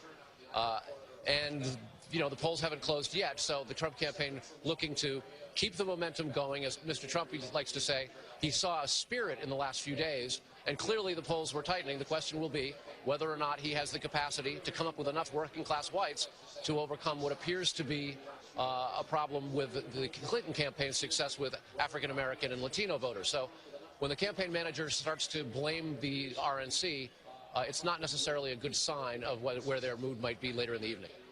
Brett? Throughout the night, we'll be adding up the electoral votes. Right now, it's 33 for Donald Trump and Clinton 3, but obviously it's early in the night, and we're making these calls as they come. Jennifer Griffin, we talked to Brian Fallon earlier. It was interesting to hear him talk about Pennsylvania and, you know, how they're really working to see how that state goes. Pennsylvania, Michigan, these Rust Belt states that they have concerns about. I think they have the biggest concern, Brett, according to the officials I've spoken to, with Cuyahoga County, and they have not had the turnout there that they would need in order to win Ohio. But what has been a surprise today is you saw that last-minute effort in Michigan. It seems to be paying off. They seem to be doing well in Michigan. There were lines, long lines, this morning in Detroit. That rarely happens, I'm told. And there were a record number of mail-in ballots, absentee ballots, in the Detroit area. So they feel very good about Michigan tonight.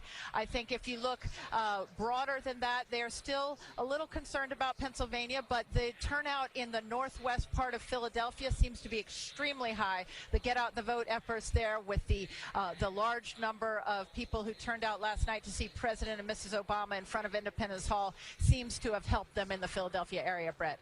James, we're watching a few Senate races, and obviously, again, the Senate turns with a net gain of 5 seats for the Democrats, 4 plus the White House if they win the White House. One of them we're watching is obviously North Carolina's Senate seat with Richard Burr and Deborah Ross down there, and also Indiana, where we have Evan Bayh against Representative Todd Young. That's right. There's a number of different states we're watching closely. Missouri, where the incumbent Republican Roy Blunt is trying to fend off a very strong challenge from the Democratic Secretary of State there, Jason Kander. So far, of the Senate races that were thought to be in play and not necessarily safe seats, Fox News has only called one of those races, and that is in the state of Ohio, where the incumbent Republican Rob Portman, as you were noting earlier, has finished strong, and Fox News has called the election for him. The former Democratic governor of Ohio, Ted Strickland, the candidate running against Portman, has called to congratulate him. But we have just a few other results that we can report to you, but none of these were really thought to be in doubt. Rand Paul retaining his seat, the Republican in Kentucky retaining his seat, Tim Scott in South Carolina, Pat Leahy, the Democrat, up in Vermont. So far, this is just too close to call, Brett, and we're expecting that it's going to be quite a long time before we know, at least several hours, whether the Republicans will retain control of the Senate, the House, not in doubt. James and Jen and Carl, thank you very much. I want to go back now to Shannon Bream. She's watching Facebook, Twitter, and Instagram. Shannon, what are you seeing? All right, on our digital chandelier, you have now dubbed the Shandy. Let's get some new data that were coming in from Facebook. They're talking about the top 5 policy issues people are chatting about today. Number 1, government ethics, no doubt driven in part by the FBI investigation into Hillary Clinton's private email server. Number 2, religion. Number 3, race issues. We've seen this ranked near the top on Facebook chatter all over the summer, now into the fall. Number 4, crime and criminal justice. And at number 5, the economy. That's consistently been there. Now let's look at some of your posts from home. Michael tweeting this: "We are all on board the Trump train. By the way, tickets are still available." Morgan Annette posting, "I took my dog to the polls." Check this out. Super cute. Annette and her dog clearly are Georgia voters. You see the Georgia peach there. And you're going to love this. Our Trump embed producer, Chris Snyder, and many others tweeting about this Donald Trump cake. It was just wheeled into the election watch party at the Hilton Hotel. We're told it was made by Melissa Alt. The face is modeled chocolate. The body is made of cake. We're told it took 50 hours to make this. Now, if you want to be in our digital chandelier, all you got to do this, alongside the cakes from Donald Trump, just snap a pic, send it our way by using the hashtag FoxNews2016. And we'll see you right here along with everybody else across America who sent in their photos. All right, Shannon from the Shandy. Megan, back to you. At the Shandy. Wow. Great to see you, Shannon. We do want to show you one other thing here in the studio, and that is our Tower of Closings. I think that's what we're naming it, the Tower of Closings. Tower of Power. And you can see when a state is called, it goes to the color, Indiana, Kentucky, South Carolina, Vermont. And there you see the 8 p.m. closings. The list is huge, and we have all the closings listed there, and when they're called, they go to the color. We are 4 minutes away from polls closing in 16 more states, plus Washington, D.C. More results coming up as Fox News coverage of Election Night 2016 continues.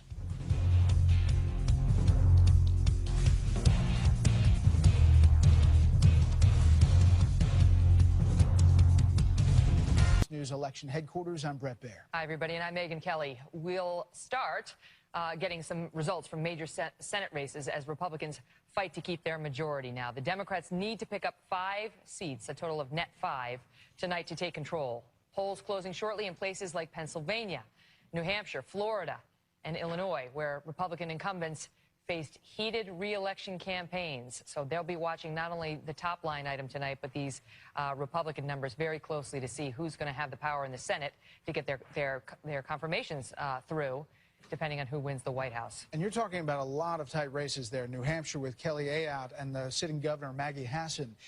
You're talking about Illinois that looks like heading into Election Day that Mark Kirk was going to lose. In just about 10 seconds, we will find out as we count down to the next poll closings, the biggest of the night, 172 electoral votes.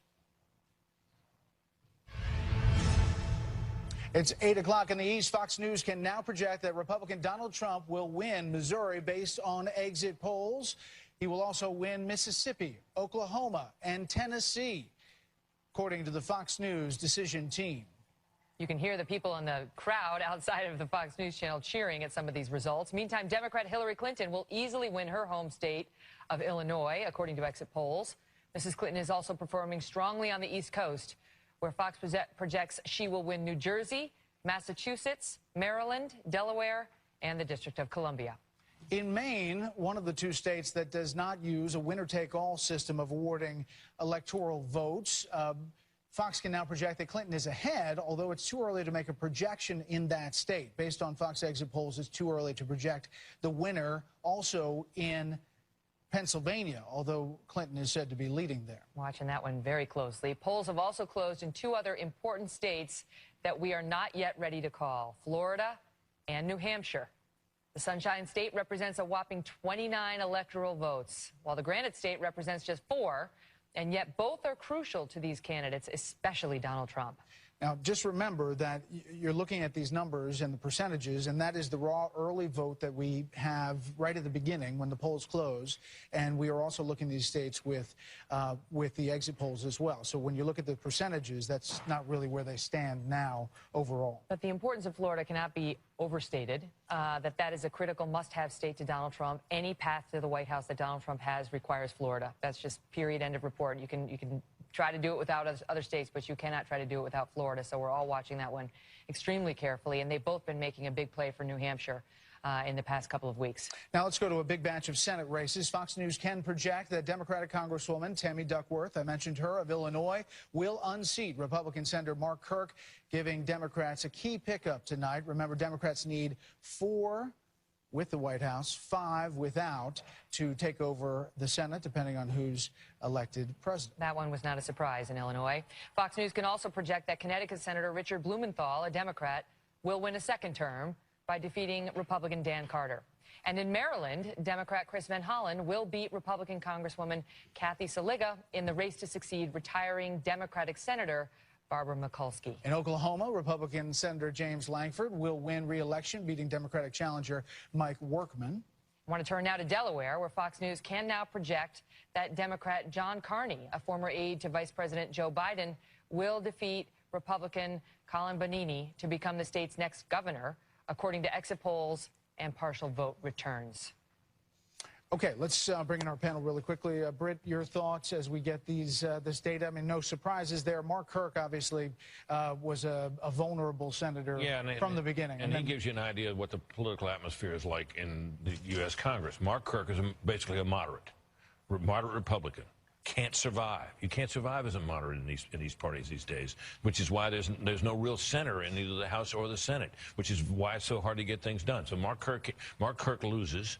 He came out. He was never for Trump from the beginning. He's been very critical of Trump. He did everything he could to run a campaign that would make him acceptable again to his home state of Illinois, and he's gone. And that's the atmosphere in which we operate. Although he didn't have a great debate performance when he challenged Tammy Duckworth's heritage in one Never of the a good debates. idea. Yeah. And she's an Iraq war veteran who lost two of her legs. He didn't run a perfect campaign, but I think what beat him was basically his profile. Republican in a blue state. Just let me add one more thing.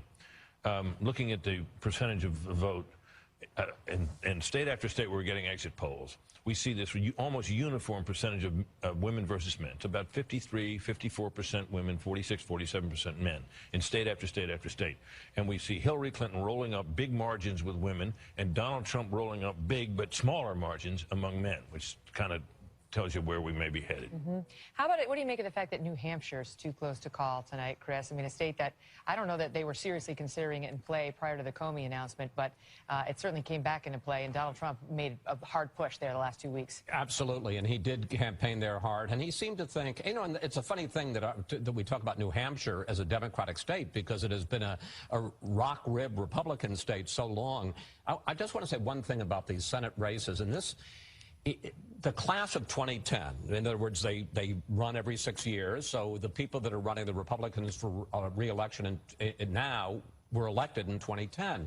2010 was not a presidential election year. It was a midterm election. It was the Obamacare election. It was the election of huge victories by Republicans. The problem is, midterm election, you get a much smaller electorate. About 90 million people voted in 2010. 130 million people voted in 2012. And we assume again tonight. So it's a much bigger and different election. These people were elected in a small, very Republican, very aggressively anti-Obama 2010. And a lot of them won in blue states like Illinois, like Wisconsin, like New Hampshire, and now they're trying to defend in a completely different atmosphere in 2016, and that's going to be a problem for them. Just to give the viewers some perspective, they're predicting, you know, the Democrats could take control of the Senate tonight, not Fox News decision desk, but just coming into tonight, analysts were saying, okay, so watch for the Democrats to likely take control of the Senate, and they were saying they could win between 4 and best case scenario, dream scenario for the Democrats would be 7. So 4 would not be unexpected in a year where the Republicans are defending 20, how many? 20 seats? 24 seats. The Democrats only 10. And it'll be the reverse in a couple of years from now on the next election. And so, you know, that's likely to switch back and forth. Exactly. We can make another call. The Fox News decision desk can call the state of Rhode Island for Hillary Clinton. And as you see on your screen, the electoral votes will tick up throughout the night. We're going to move those electoral votes right now 68 to 67. And it's also obviously on the bottom of your screen. Rhode Island, not a shocker, because that's expected to be a Democratic stronghold. And 270 is the magic number. People may know that by now, but they may have forgotten. 270 is what they need to get to become president.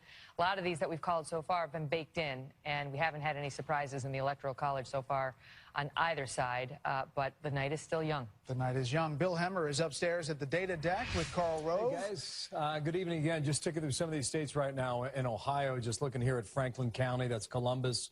It's early, but Clinton at the moment is outperforming, at least on a percentage basis, the vote that Barack Obama got in the same county 4 years ago. We could pop down here to North Carolina, just kind of get a measure of what's happening here in the Tar Heel State. This is Wake County. That's Raleigh. You know, they were both there yesterday, and just watching this, early returns in. She's a tick below 60%. Obama was right about 56% 4 years ago.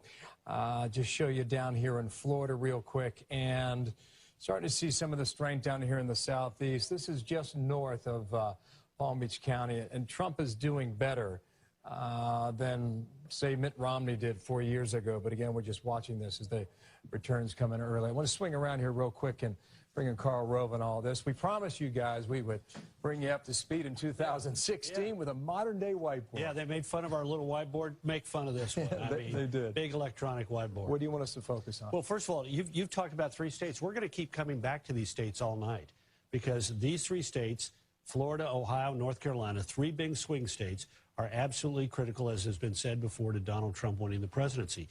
And you just pointed out an important thing. All 3 of these states have early voting, and all these 3 states tend to report at the beginning of the night, when their first returns come in, those votes. And like in Florida, I mean, we're talking 6.5 million votes come in, bang, right at the beginning. Right. So we tend to see a Democratic advantage, and the question is, can that Democratic advantage last through the night? So we're a long way, even though, as you pointed out accurately, she's ahead in these early votes in these states. This thing is going to tighten up as we go through the election day. This is your swinging trio. We're going to keep coming back and back. Well, what is see, this? If Trump takes these states, if he loses Florida, the election's over. But if he starts to take some of these states, we're then going to be concerned about what is the hole in the blue wall, the 242 electoral votes in 18 states that the Democrats have won the last 6 times. These are the states where he's been focused in the last couple of days. Pennsylvania the biggest, Michigan the second, Wisconsin and Minnesota. He's got to break into the big blue wall. The bigger the number, the bigger the state he takes, the better his chances. This is upper Midwest. It has not been contended Great Lakes. Great Lakes. This is 1988? Well, the Republicans haven't won these states since at least 1972 in Minnesota? But look, they've contested. Bush came within 2.5 points in Pennsylvania. Wisconsin. In 2000, Bush came within 5,500 votes of carrying the state, and about, I think, 11,000 in 2004. So there have been efforts to take them, but they haven't been successful. And the question is, can he pull, a brick out of the blue wall, preferably with a large number of electoral votes? Karl, very much. We'll get an electronic eraser up here in a moment. Show you something fancy. Oh, see? The magic of Rove. At least we're stepping it up away from the Sharpie. I kind of like it. Joining us now, former New York City mayor and senior advisor to Donald Trump, Rudy Giuliani. Mr. Mayor, great to see you tonight. Thanks for being here with us. So let's just talk about Florida first off the bat. And what we're being told is, some pretty big numbers in terms of the Latino turnout, which the conventional wisdom is this would not be good for Donald Trump. Your take on it? Well, my take on it is it's a little bit different than the Latino turnout in some other states because you have to include in that a Cuban vote. I realize there's kind of a split in the Cuban community between the younger Cubans and the older Cubans, but it isn't the same, wouldn't be the same thing, let's say, as the Latino or Hispanic vote in New York or in California. So it isn't going to be as dominantly pro-Obama.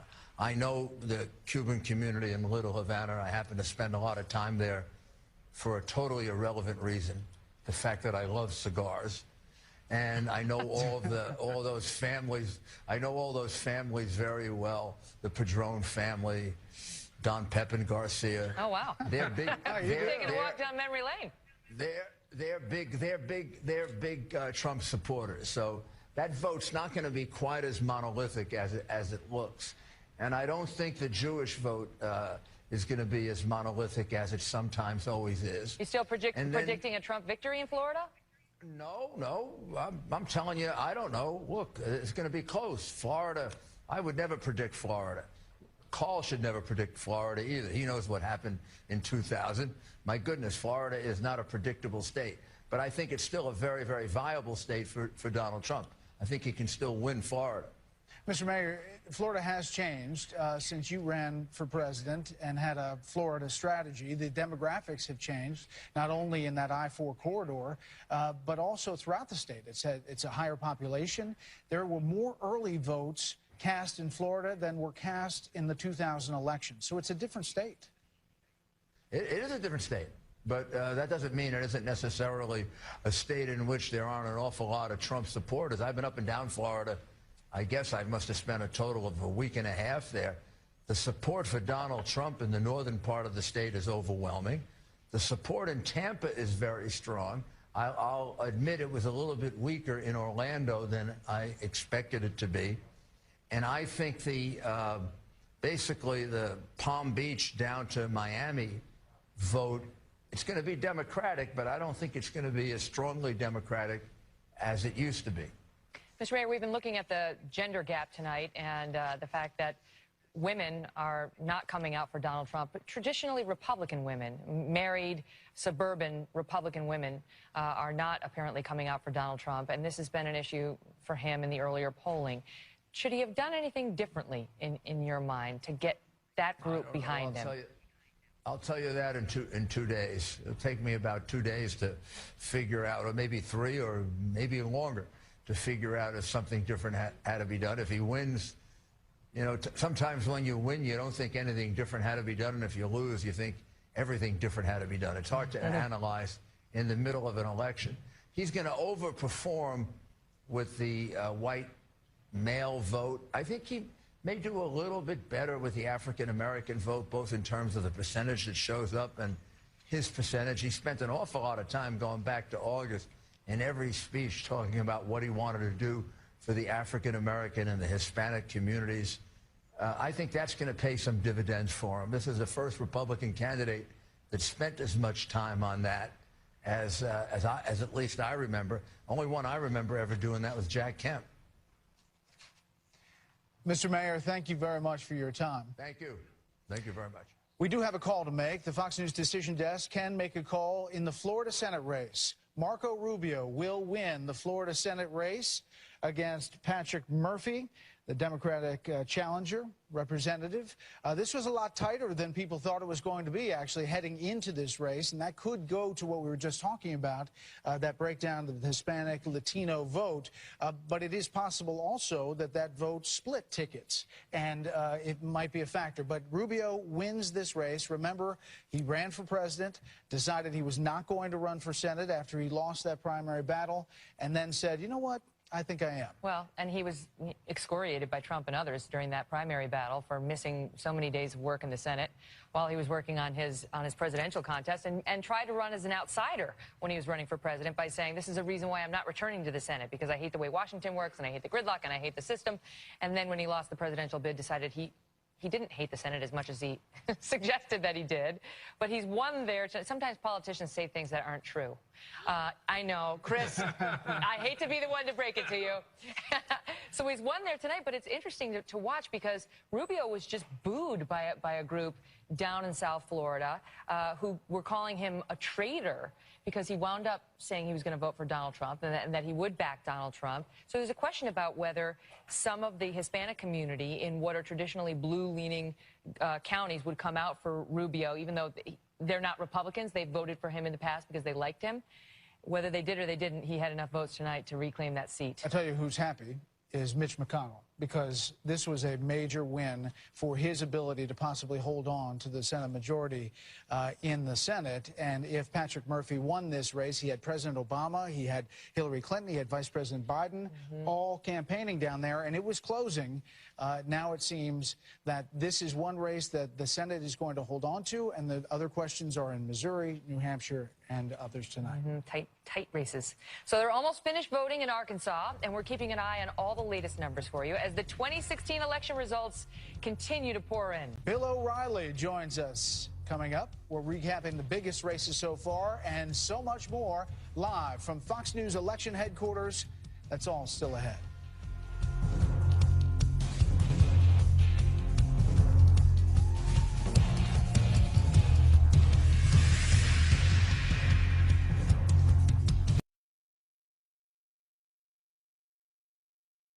It'd be foolish to make any kind of broad assessment of what the vote's going to turn out to be.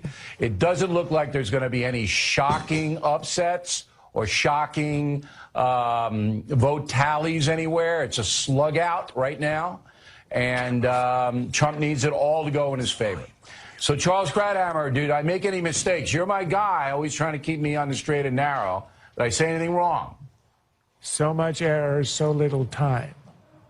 So, look, at this point, I think the trends of the sort of the general analyses about the favorable ratings would tend towards Clinton. She actually beats Trump in the exit polls on honest and trustworthy, which is a pretty odd finding, and it's at odds with the latest in the polls. I think what's really interesting is, I think it was noted a little earlier, is that Trump got 27, 28% of the Hispanic vote, which is almost exactly what Romney got. I think the big difference is that there appears to have been an enormous increase in the registration of Hispanics. So they turned out, and it's the turnout in very high numbers, which I think is so damaging to Trump right now. But you're not seeing any kind of sweep in Florida, for example, a heavy Hispanic state. Yeah, but and it's very, very possible. But there just aren't very enough possible Hispanics. Trump could win Florida. But there just aren't enough Hispanics in Florida or elsewhere to turn a big advantage into a sweep of the state. We always knew it was going to be close, and right now it's hard to say how it'll end up, but she's slightly ahead. And for her, yeah, but I don't for think her this is not a I don't think Trump is must-win state. underperforming. Right. See, I don't think Trump is underperforming. I don't think he's overperforming. And as Brit Hume pointed out, if he doesn't overperform in some place like Michigan or Pennsylvania, she'll win. He's got to overperform in one of those key states. But he's not underperforming, even though some of the exit polling is dubious on his behalf. Would you cede me that? Look, Bill, underperforming in this election is not reaching 270. So that's the only underperformance that matters. You want to compare it to the latest exit polls or the latest polling that was done on the eve of the election, that's fine. But the fact is that he has to carry the big three swing states, Florida, North Carolina, and Ohio, and to penetrate the blue wall. Right now, that looks like a distant prospect. Which state do you think that Hillary Clinton will take out of those three? I think it's likely she'll take Florida, and it's a toss-up whether she takes North Carolina. Ohio, I think he has the edge, but again, she doesn't have to have all these states. Well, where do you think her strength is going to come in Florida? It's pretty much a dead heat now, and then the northern counties in the Central Time Zone are the ones that remain to be counted, and that's Trump territory. So how is she going to I think win that it's state? a 2% lead now, and with over 80% of the vote in, that is not a dead heat. It's a substantial advantage. Okay, And I if you didn't know. can I don't hold on have to that it- latest information. You know. Yeah, well, it helps to have it. Clinton is up by 2 in Florida right now as we speak. I think it was 49 to 47, something like that. We can verify that. Yeah, I mean, if that's the case, then the better odds are that she'll win. But remember, that is Trump territory up in the north in the Central Time Zone. Okay. Well, in the overall overarch of the vote, has anything surprised you?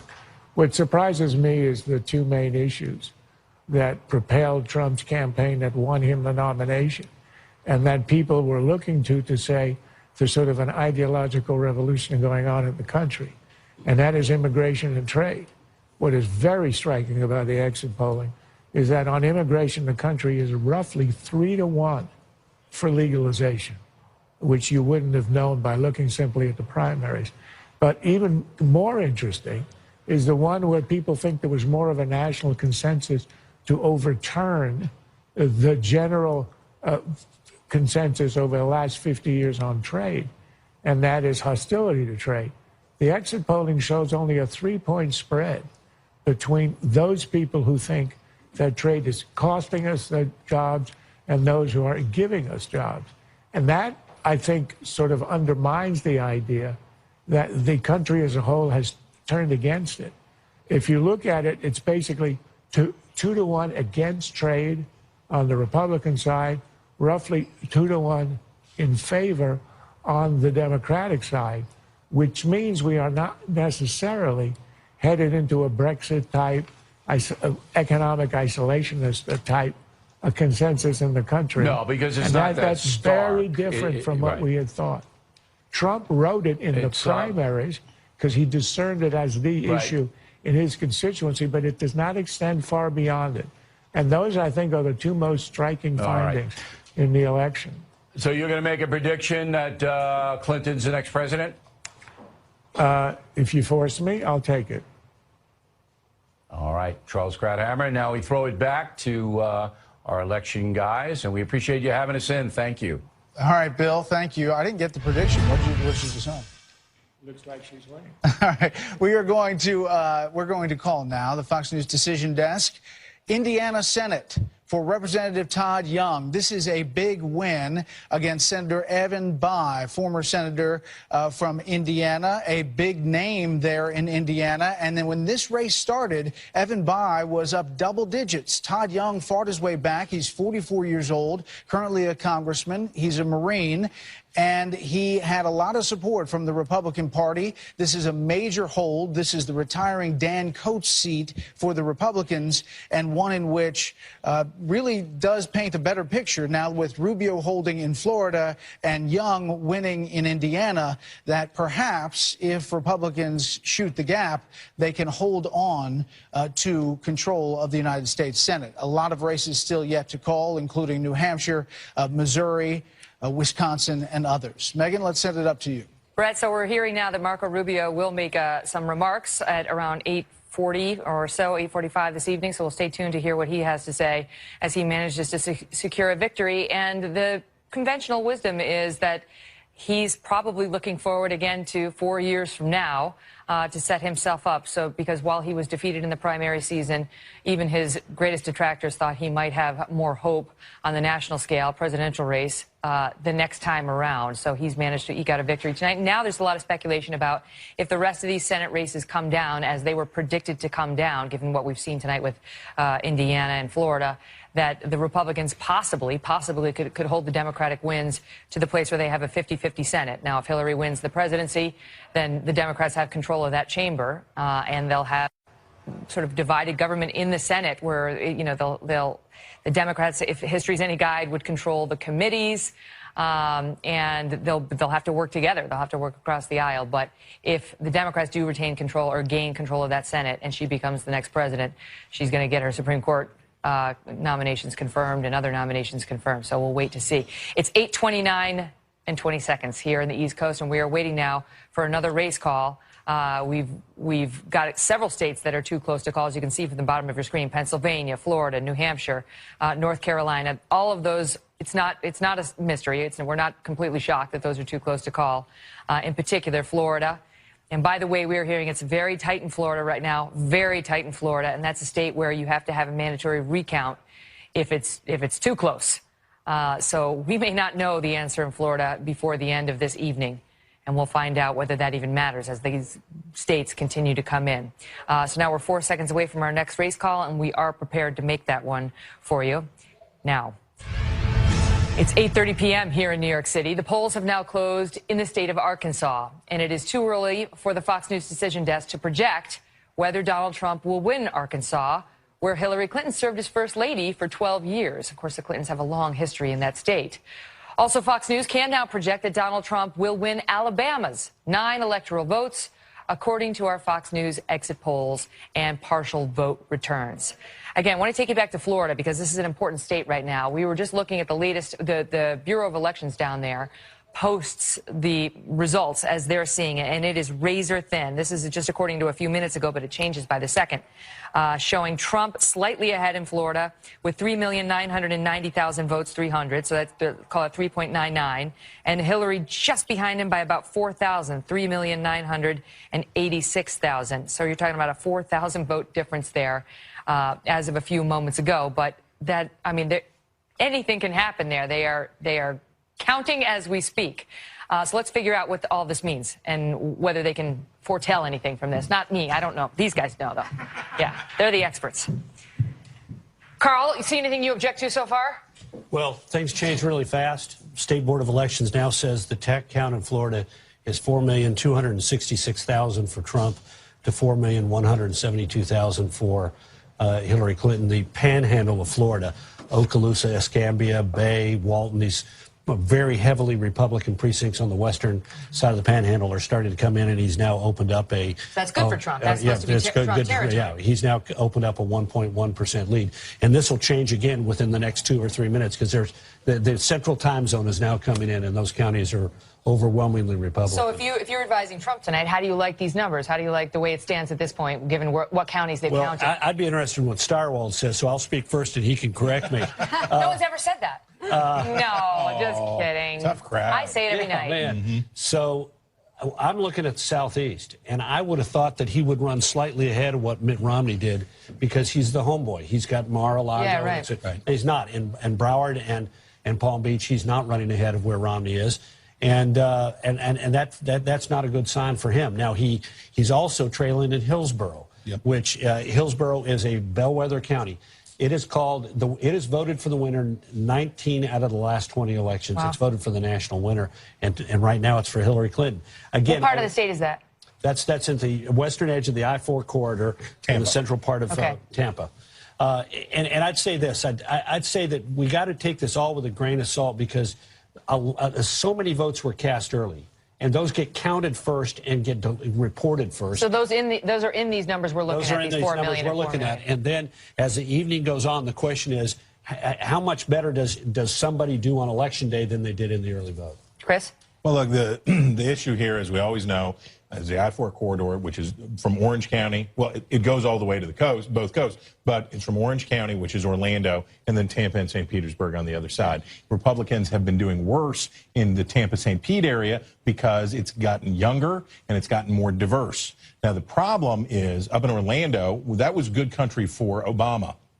I was expecting to see that Clinton would not do as well in Metro Orlando as Obama did. I expected her to underperform, and so far that's not the case. So far she's holding her own with these voters. Yeah, I expected her actually to do worse because this is an area where there's been significantly, for Trump to do worse, I'm sorry, and her to do better. This has been an area of a large amount of the middle class of Puerto Rico has fled to Central Florida and is now living in Orange County, waiting for the economy back home to get better, and they've registered to vote. And Democrats say in Orange and the surrounding counties, Orlando and the surrounding area, this is where the Puerto Ricans are registering as, and Central Americans registering as independents, not Democrats. Now stand by. I want to get to Dana, but first I want to go over to Bill Hemmer at the Billboard so we can drill down a little bit deeper into what we're seeing in these Florida I think it's counties. fascinating what we're seeing these developments here and just some of what Carl was talking about there. And you look at the total vote number. This is the panhandle that you guys were just discussing here. So we'll keep an eye on that. It's almost like, you've got a weight up here and a counterweight down here. And I was just ticking through this I-4 corridor. Let me go back in here for a moment here. This is, Tampa to the west. It's Orlando in the middle.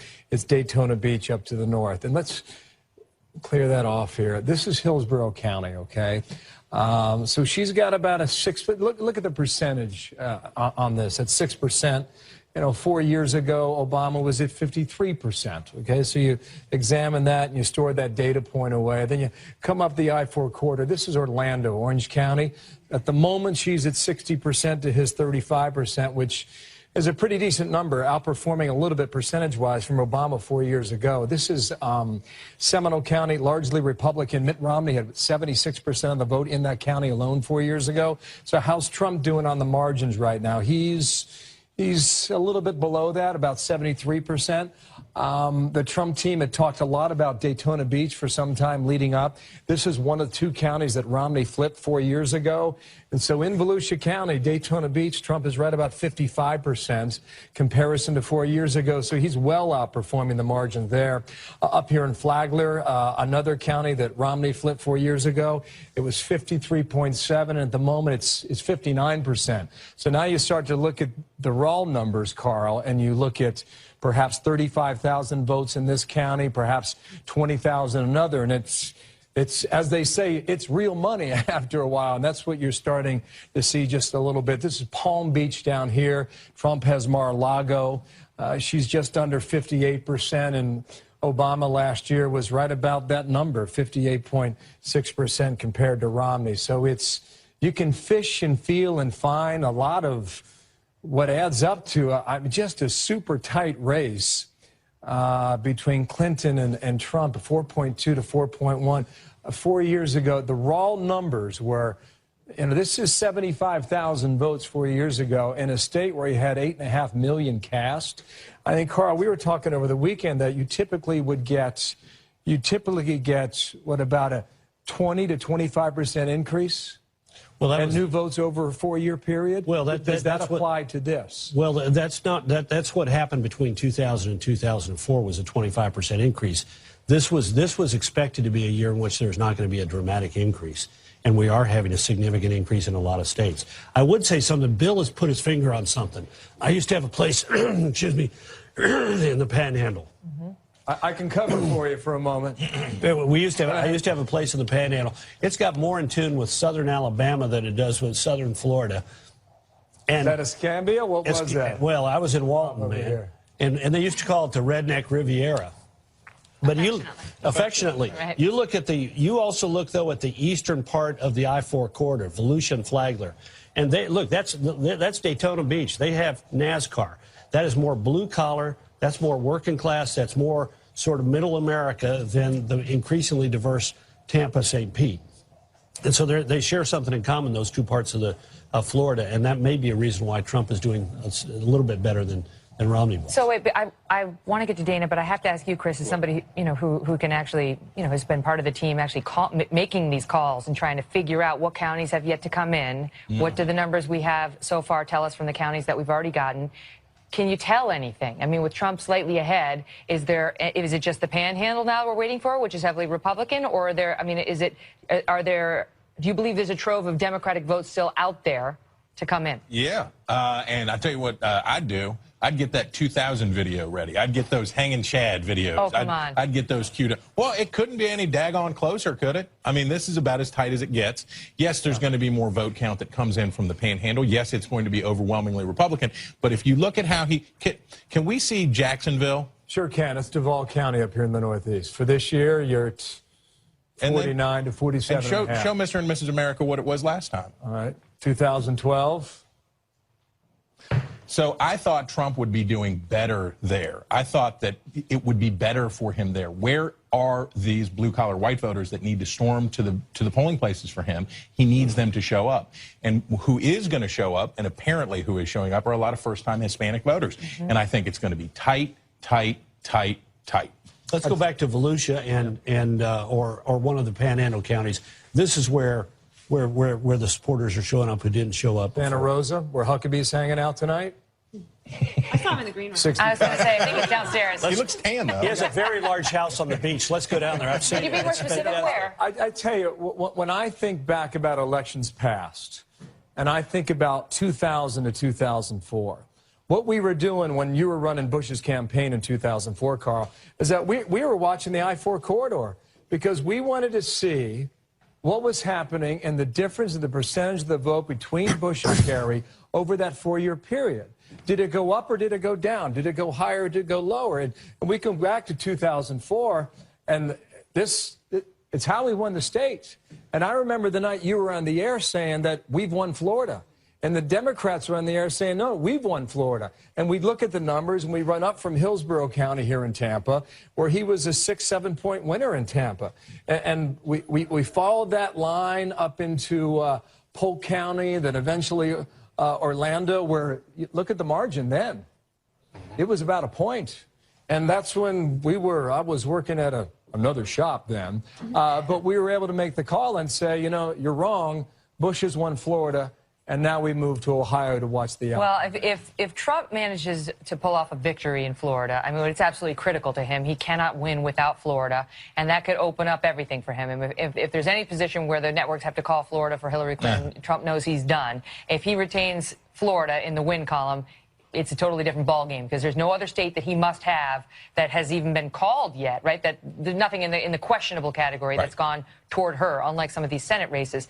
But if he loses in Florida, thanks to, in part, a large Hispanic turnout, Dana, it's fascinating because so many Latino voters who have been reacting negatively to Trump felt like this would be their day where they could come and seek their revenge, if you will.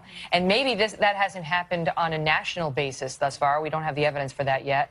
But if it happens in the singular state of Florida, that's enough. Florida, and also I think that you've seen a lot of focus from the Democrats in Nevada. So those are two states where you would have more Latino voters. I also want to see in Florida, if Trump's enthusiasm, which he had a ton of, can beat her organization. And it really comes down to that. Earlier on in the campaign, Donald Trump said that organization is overrated.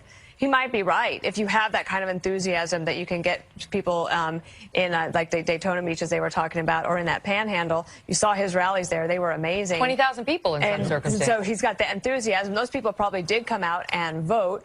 But then quietly, the Democrats were registering, I said earlier tonight, 600,000 new Latino voters since 2008 to the Republicans registering 50,000. Wow. What a story this is going to be with all eyes on Florida right now, a must-have state for Donald Trump. And we continue to look at Ohio, to look at North Carolina, to look at Pennsylvania, all of which are too close to call at this hour, 8:42 here in the East. Brett, it's getting exciting. It's getting very exciting. Just back to Florida very quickly, a couple of quick points in the exit polls. If Cuban Americans, 53-41, Donald Trump. Other Hispanic, 70-25, Hillary Clinton. And I just want to point out as we go to break, when I was in Tallahassee for that recount, we were in the back of a Ryder truck covering those things, and Bill Hemmer was at another network with a big spread and a lot of buffet food. It was much better, but we got through. And as we come back, we'll have but now you have the Shandy. The Shandy is ours. And as we take a live look at Times Square tonight, the fair and balanced analysis from our Fox News election headquarters continues. This is getting interesting, folks.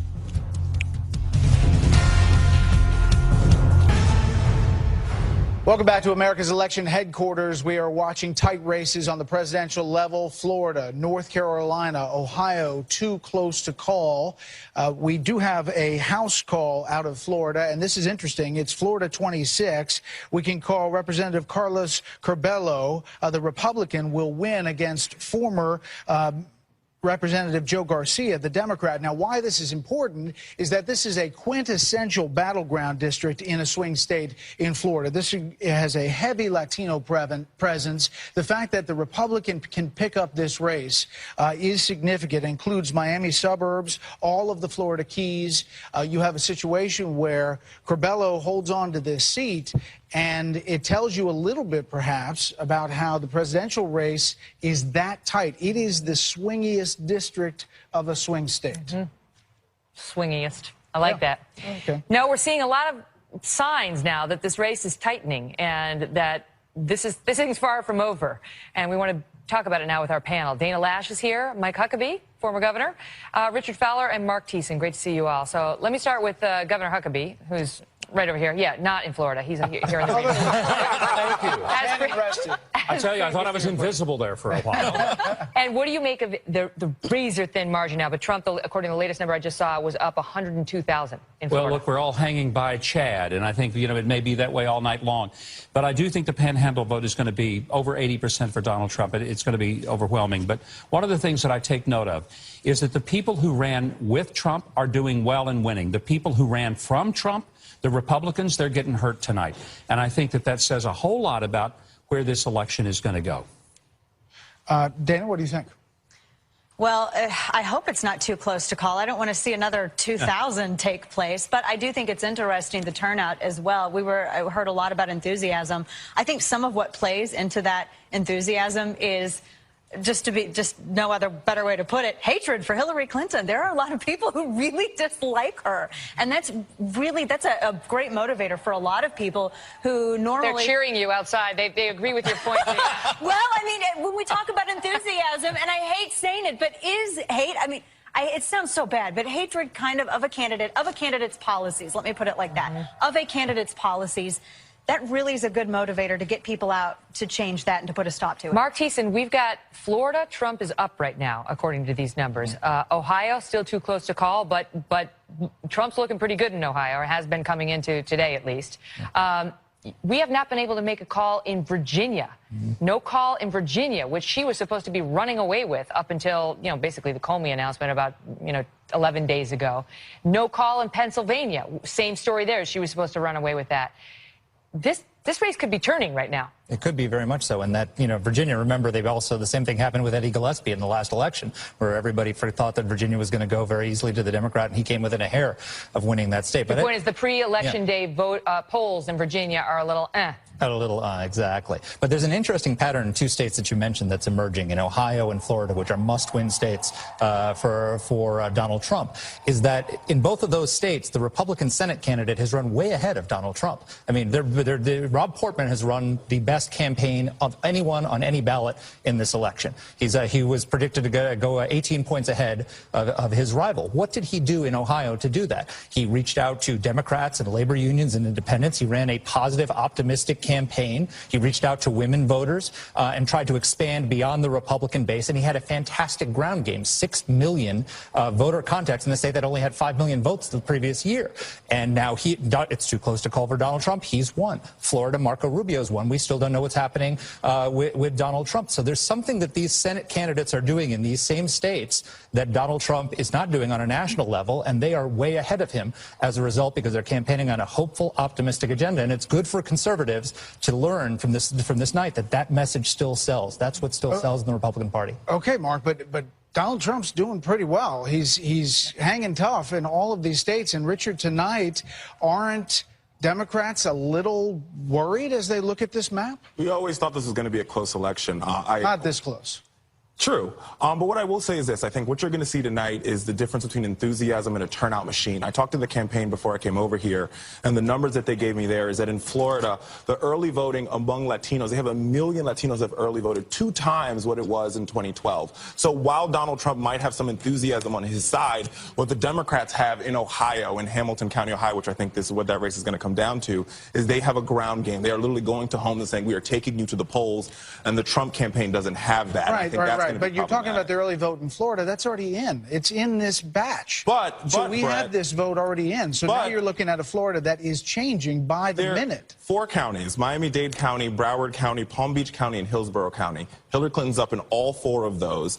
And there's still more votes to come in. I'm from Broward County.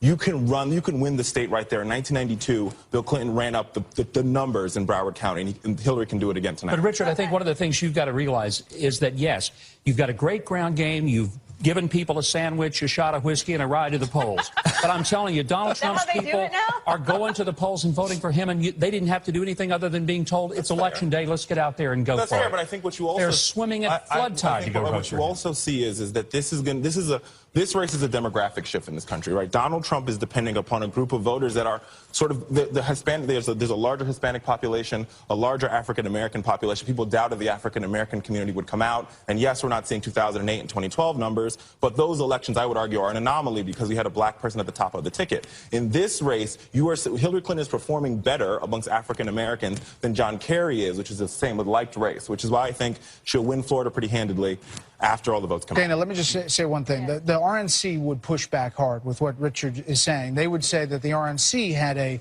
pretty organized ground game, even though the Trump campaign didn't. The RNC made up for what was lacking in the Trump campaign's on-the-ground effort. No, I think that's a good point. And the Trump campaign did lack a ground game in a number of states. I mean, that's pretty indisputable. But the point is that, as you just mentioned, the RNC was able to make up for that. But for all the talk of the amazing ground game that we've heard from Hillary Clinton, and I have to say, I grew up hearing the Clintons have a fantastic ground game. Would we not see greater disparity in some of these early results coming in from states like Florida, which that went blue last couple of times? I mean, Florida, this was something that Hillary Clinton, I think, felt Michigan? Confident, exactly. And yet, look at the results coming in. Well, let me make look at the new voter registrants coming in as well. Let me make one point on that. So what the Clinton campaign is depending upon is high population counties, which we know historically take a longer time to come in because there's more votes to be counted. So Broward County is going to take longer to come in than the Panhandle just based on population. So you have to wait for these votes to come in. I guarantee you at 11 o'clock, this map's going to look a lot different. So you think we're going to get right down to the wire and then boom, all these are going to go blue? Is that what we're going to see? Well, that's what we saw in 2012. I'll give you credit if that happens. You're going to see big. All right, guys, stand by. Joining us now with more, Bill Burton, former Deputy White House Press Secretary for President Obama. Bill, great to see you. So let's just start with Virginia right now. Day. Yeah, and to you. Let's just start with Virginia, where right now they're saying that Trump is actually running up the score in the rural southwest of that state, and he's performing well in the Commonwealth of Virginia tonight. Now, she's still waiting for that vote on Northern Virginia, which tends to be more Democratic. But you tell me whether that's a surprise to Democrats in Hillary Clinton's campaign. No, not at all. I think that if you look at the geography and the demography of Virginia, of course those votes are going to be for Trump, but the massive migration of people has been to Northern Virginia, Arlington, Fairfax County, those counties in there. That's where the largest share of the vote is. That's where Hillary Clinton and Tim Kaine are running strong, and that's fundamentally why she's going to win the state. What about I think Florida? that there's a lot more drama to the state, but there's still kind of votes. Florida, I mean, Broward County is barely counted yet. The numbers right now, I think, are predominantly from areas that are strong for Republicans. Not totally, but it's missing a lot of key counties that Democrats do well in. So in Florida, once again, Trump needs to win Florida in order for us to even keep paying attention to this race tonight.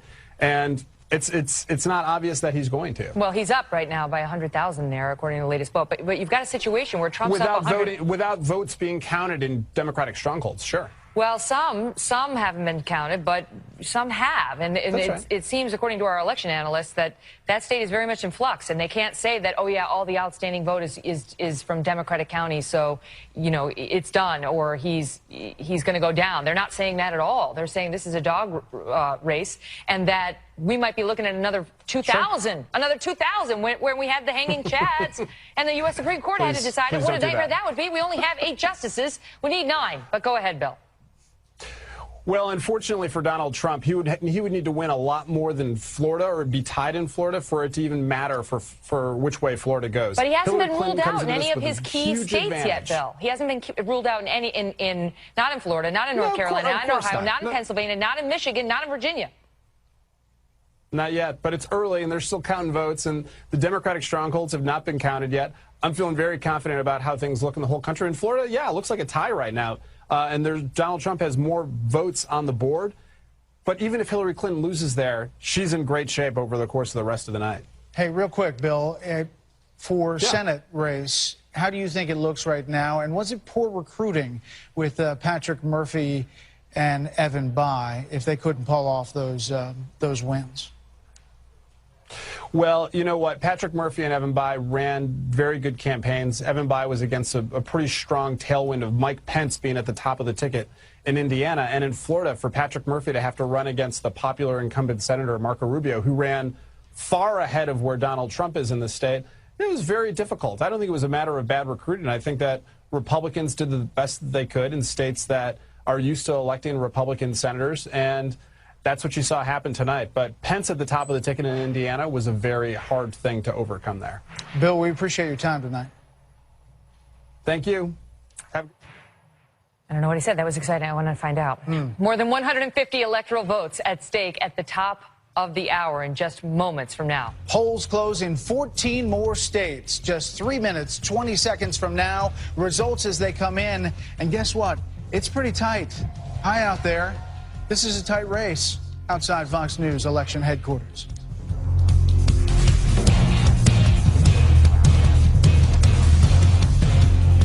$156 electoral votes. Among the critical states, Arizona, Colorado, and Michigan. All 3 have been contested by both candidates. The Republicans typically win Arizona, but it's been somewhat in play this season, and both candidates are going for Colorado and Michigan, which was a late introduction into the dog fight category. And it is 9 o'clock here in New York, and polls have just closed in 14 more states, representing another 156 electoral votes. Fox News can now project that Hillary Clinton will win her adopted home state of New York based on Fox exit polls. Fox can also project that Donald Trump will win the states of Kansas, North Dakota, South Dakota, Texas, and Wyoming. In Nebraska, one of just 2 states, along with Maine, that does not use a winner-take-all system of awarding delegates, Fox News can project that Donald Trump will win 4 electoral votes. It's too early to say who will win Nebraska's 2nd congressional district, which represents that state's 5th and final electoral vote. Meanwhile, Hillary Clinton is ahead in New Mexico, although we don't yet know whether she will prevail there, which is really interesting because Donald Trump visited New Mexico in the final days of this campaign, a blue state. state. Clearly, they saw something in their internal polling that the rest of us may not have seen in the public polling.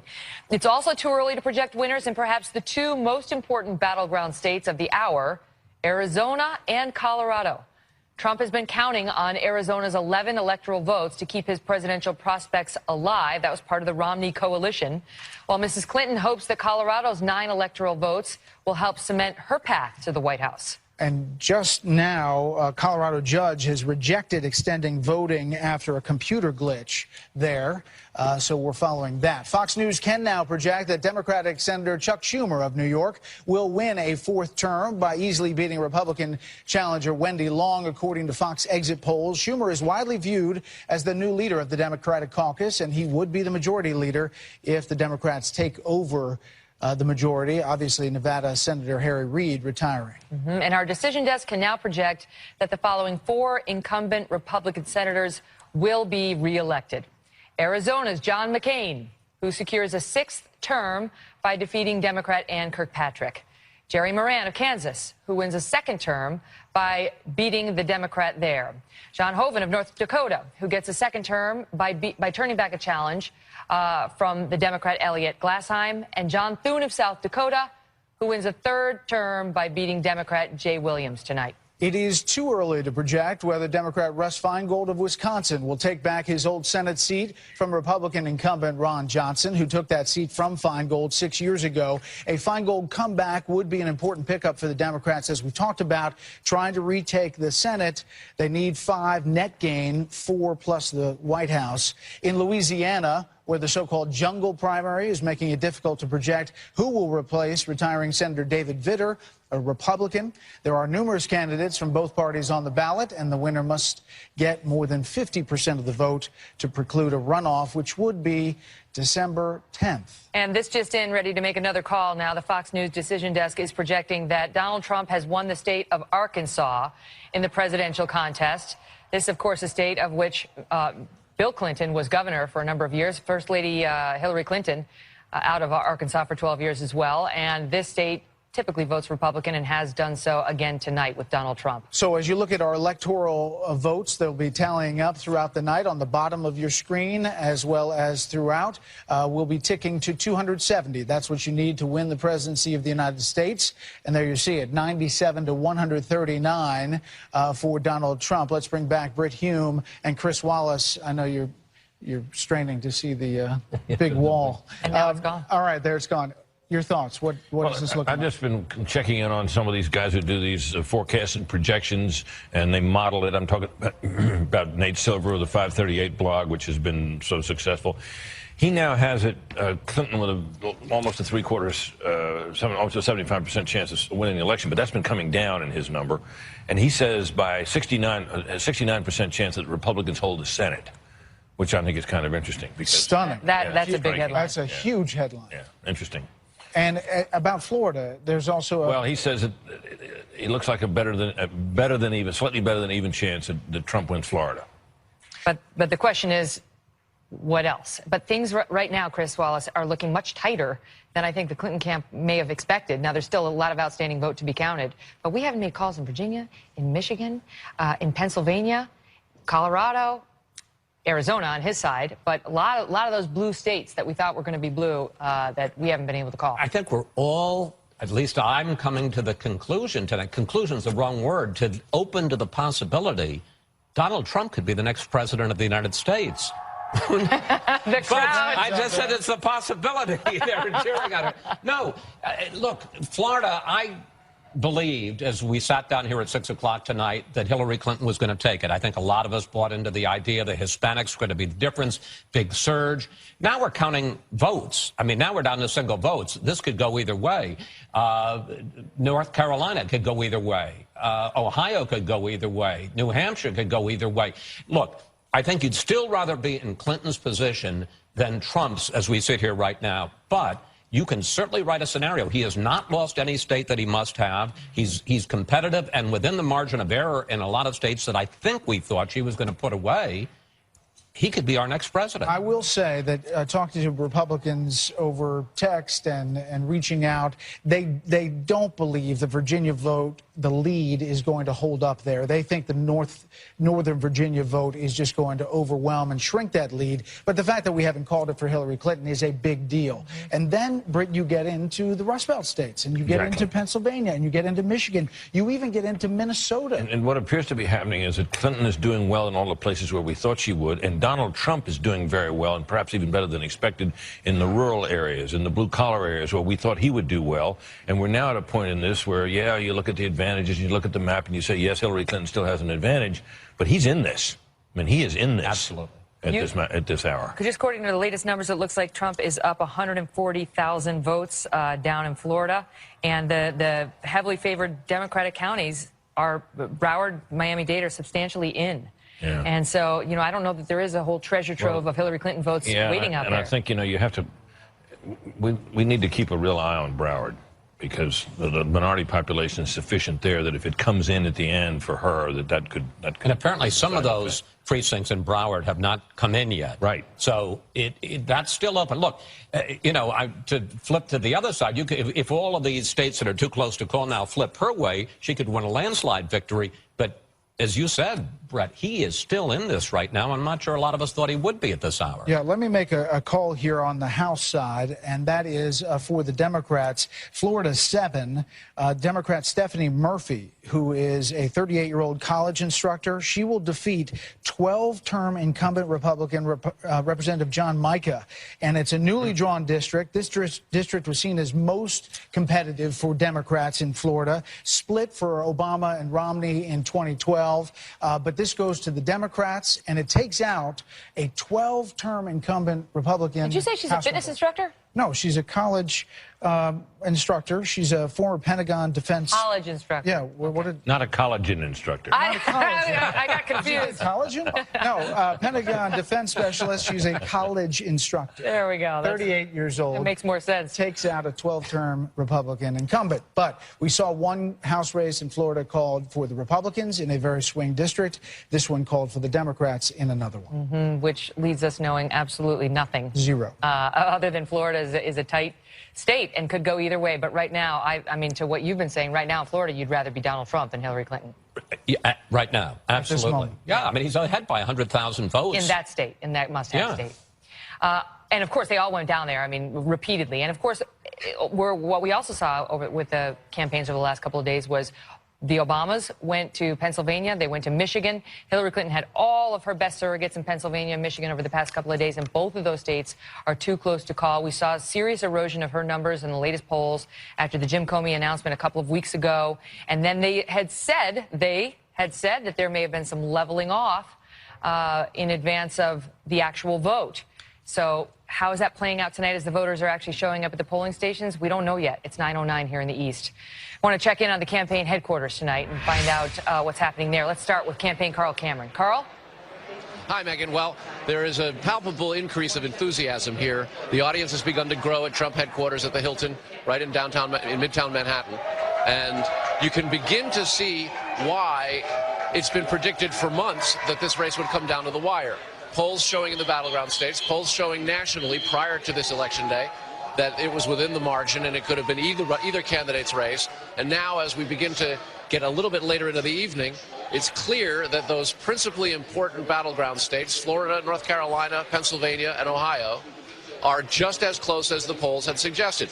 In several hours, perhaps things will begin to break differently, but it's not at all clear that this might not be the kind of thing where the margins are so small that we may not get victory speeches or concession speeches from either candidates tonight and find ourselves pulling an all-nighter until we can get more accurate full counts from some of these last-minute precincts, where either Hillary Clinton's going to have a big minority pull out or Donald Trump's going to find in Hillsborough County and elsewhere in Florida and the like that those working-class white voters are coming out in droves for him tonight. Megan? Carl, thank you. Next, let's go over to Jennifer Griffin at Clinton campaign headquarters and get the sights and sounds over there. Jen? Hi, Brett. Well, there may be a good reason now that they decided to call off those fireworks over the Hudson. The Clinton campaign has all along said that Hillary Clinton is superstitious and she is not counting on anything until the votes come in. We now know the run of show here at the Javits Center. We know that she will be joined by several members of what they call Mothers of the Movement, members of the Black Lives Matters movement. Sabrina Fulton, who was Trayvon Martin's mother. She was also be joined by Katy Perry. Katy Perry has sung for the crowd here outside. She has been a longtime supporter of Hillary Clinton. She comes from a Republican family, and she got out. She has 75 million Twitter followers, and she got out the vote for Hillary Clinton early on with millennials.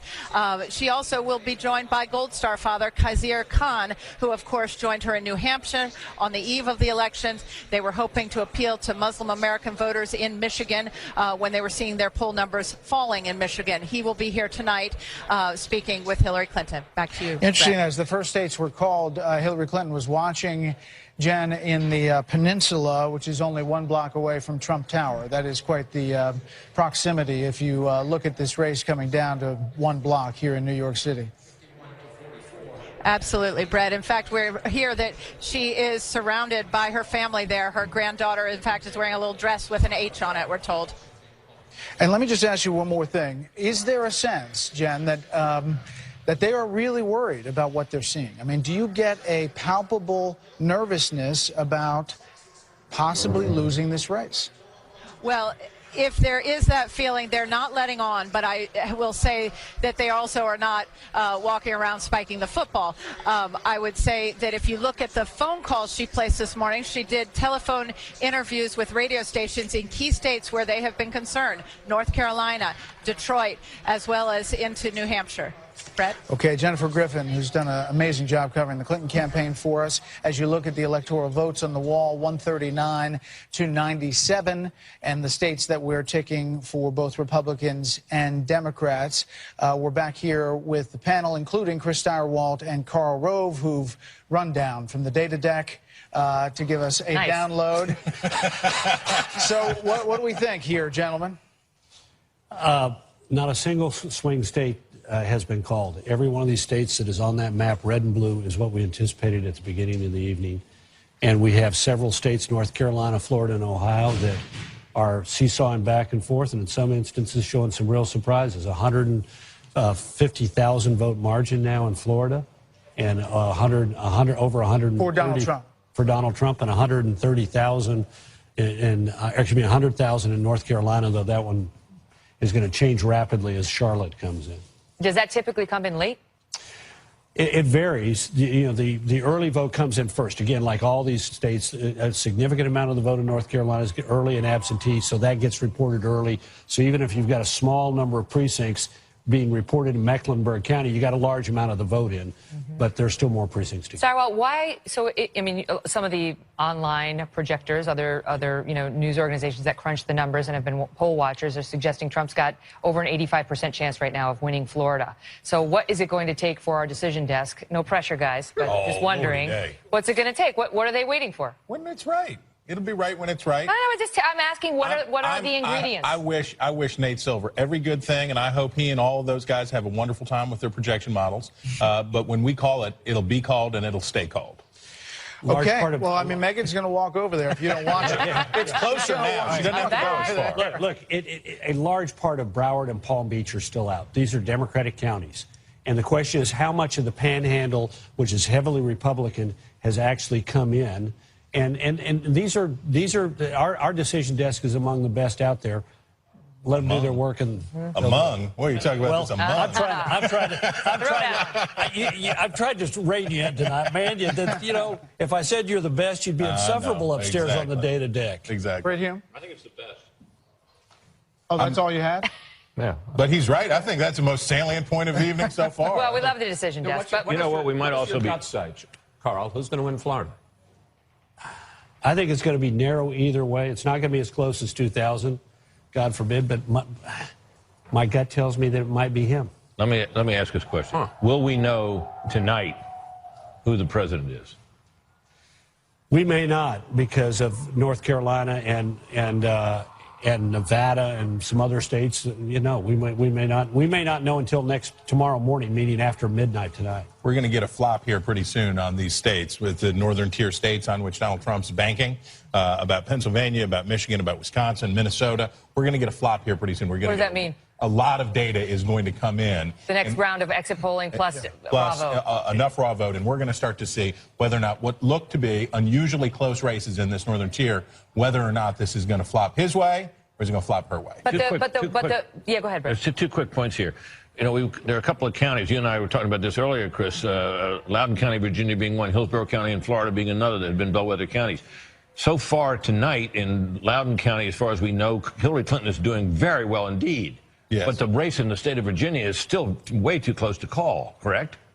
We're not calling it yet. Okay. Northern Virginia hasn't come in, and that's the bottom line. Right. Is that there's going to be a ton of vote in Northern Virginia. And in Hillsborough County, Florida, the early results we had were that she was doing great there, and yet she's trailing in the state. So what may happen in this election is it may be that some of these counties that have been great bellwethers in the past because of their makeup may turn out not to be this time. They may have a whole new set of bellwether counties. But remember, we've got to be careful about reading too much into partial results in Florida, because again, the early vote comes in, it's counted first, it's reported early, and the vote on election day is oftentimes different than the vote in an early vote. But one more quick thing. We have those three states, Ohio, North Carolina, and Florida. If he wins all those three, remember, in order to get to the presidency, he needs to break the blue wall. And that's why Chris's point about Pennsylvania, Michigan, Wisconsin, and Minnesota is so critical. Right. He's got to break in there, even if he carries these other states. He's in play in all of them tonight at 9:17. It hasn't lost a single state that he needs to win the presidency. That's where things stand. Speaking at almost 9:20 in the East. Not losing states, Republicans are winning states in the Senate. Senator Johnny Isakson of Georgia will defeat his Democratic challenger and will get over 50% of the vote there, precluding a runoff January 10th. So, there's that one. That's how they're feeling. Okay. Yeah, we don't want this election to go on. That's what I mean. Any longer than it has been a joy. It's been a pleasure for all of us. I know I was taking this personally. I wanted to come back on December 10th. You may be here all night into tomorrow. You're going to have to settle for that. You need to pay off this fancy new studio. You know, tomorrow I'm going over just for some fun to co-host Live with Kelly Ripa. And I thought I'd have no problem. You may not make it. I'm starting to worry whether I'm going to make my hit. Is she talking about North Carolina? They're a big politics show, so I'm sure they're probably looking at the counties tonight. Well, they better bring the show over here, I think. She'd probably love it. We are awaiting calls in several big battleground states coming up at any minute, actually. The flop so mentioned. Meantime, the House Speaker Paul Ryan getting ready to speak in Wisconsin. We'll keep our eyes on that. Stay with us, everybody, as the big night gets bigger right here at Fox News Election Headquarters. There you see the national popular vote as it stands right now. It will continue to fill in throughout the night. The electoral vote stands at 139 for Donald Trump and 97 electoral votes for Hillary Clinton. We are going to be seeing a lot change shortly, we believe, with some big states coming in. And we want to check in with some of our reporters in battleground states. Let's start with Steve Harrigan in Florida. Steve? Brett, if you told Hillary Clinton's campaign that they'd be ahead by 200,000 votes in Miami-Dade County and another 200,000 votes plus in Broward County, they'd be very happy with those results. Keep in mind, these southern Democratic-leaning counties were the counties that gave President Obama a narrow win 4 years ago with just a 200,000 vote surplus. But apparently that is not enough. The only explanation would be extremely strong passionate Trump support in other parts of the state. So the normal route to Democratic victory in Florida, run up big margins in the South and hang on. Well, they are running up big margins in the South, the Democrats are, but apparently not enough to hang on so far. Brett, back to you. Okay, Steve, thanks. We have another call to make. The Fox News decision desk can call the Connecticut presidential race for Hillary Clinton tonight. Not a surprise there, but Hillary Clinton picks up those 7 electoral votes, so that adds to her column now at 104 to 139. We're keeping our eyes on so many critical swing states tonight that we are not yet able to call, including Ohio. I want to get to John Scott, who's live for us in Columbus tonight. John? Megan, we're at the headquarters for the Rob Portman Senate campaign. He accepted victory earlier. The National Republican Senatorial Campaign Committee is going to be beating a path to his door to see how you run a race, because he started this one 10 points down, won big tonight over a popular former governor, Ted Strickland. Now, he kept Donald Trump at something of arm's length during this race. Trump is having a separate party. Trump's campaign is having a separate party here in Columbus. But there is the feeling that Rob Portman's efforts here may have helped Trump mightily in this state. The last returns, of course, showed Trump about 3 points ahead here in Ohio, but still, as you know, too close to call. We'll be here to continue to watch the race results here in Ohio. Megan. John, thank you. Jenna Lee in Raleigh, North Carolina. Jenna, over to you. Brett, during the American Revolution, the British referred to the state of North Carolina as a hornet's nest of rebels. And you can see the rebellious spirit tonight in the state of North Carolina. Sure, you have 2 million Democrats, you have 2 million registered Republicans, but you also have 2 million unaffiliated voters. And this is where the mystery remains tonight. Who are these unaffiliated voters? During the primaries, they broke for Donald Trump. But who are they tonight is going to be a big deal. Are they the millennials? Are they the women? Are they the rural voters? No one knows at this point, and we still have a ton of precincts yet to report, so we're keeping an eye on all the results as they come in. Back to you. Jenna, thank you. Now let's head over to a top Hillary Clinton surrogate and supporter. Missouri Democratic Senator Clara McCaskill sits on the Armed Services and Homeland Security Committees. Senator, thanks for being here. I want to get your thoughts about what's happening tonight, what we're seeing, what you're feeling. Well, I mean, we always knew this was going to be a close race, and it is close. It's still too early to know exactly how we're going to get the path to victory, but we're still confident that Hillary Clinton will be elected tonight. Senator, you're one of 25 Democratic senators up next time around. As you look at the Senate landscape, in the wake of this presidential race that seems very tight, what do you think about your colleagues possibly taking control of the U.S. Senate? Well, I think we will take control of the U.S. Senate tonight. I think we've already picked up one seat, and I think that there has not been any surprises so far tonight in the Senate races. But it's still going to be very close. And I'll tell you what we all need to realize. No matter who controls the U.S. Senate, we got to work together and get something done.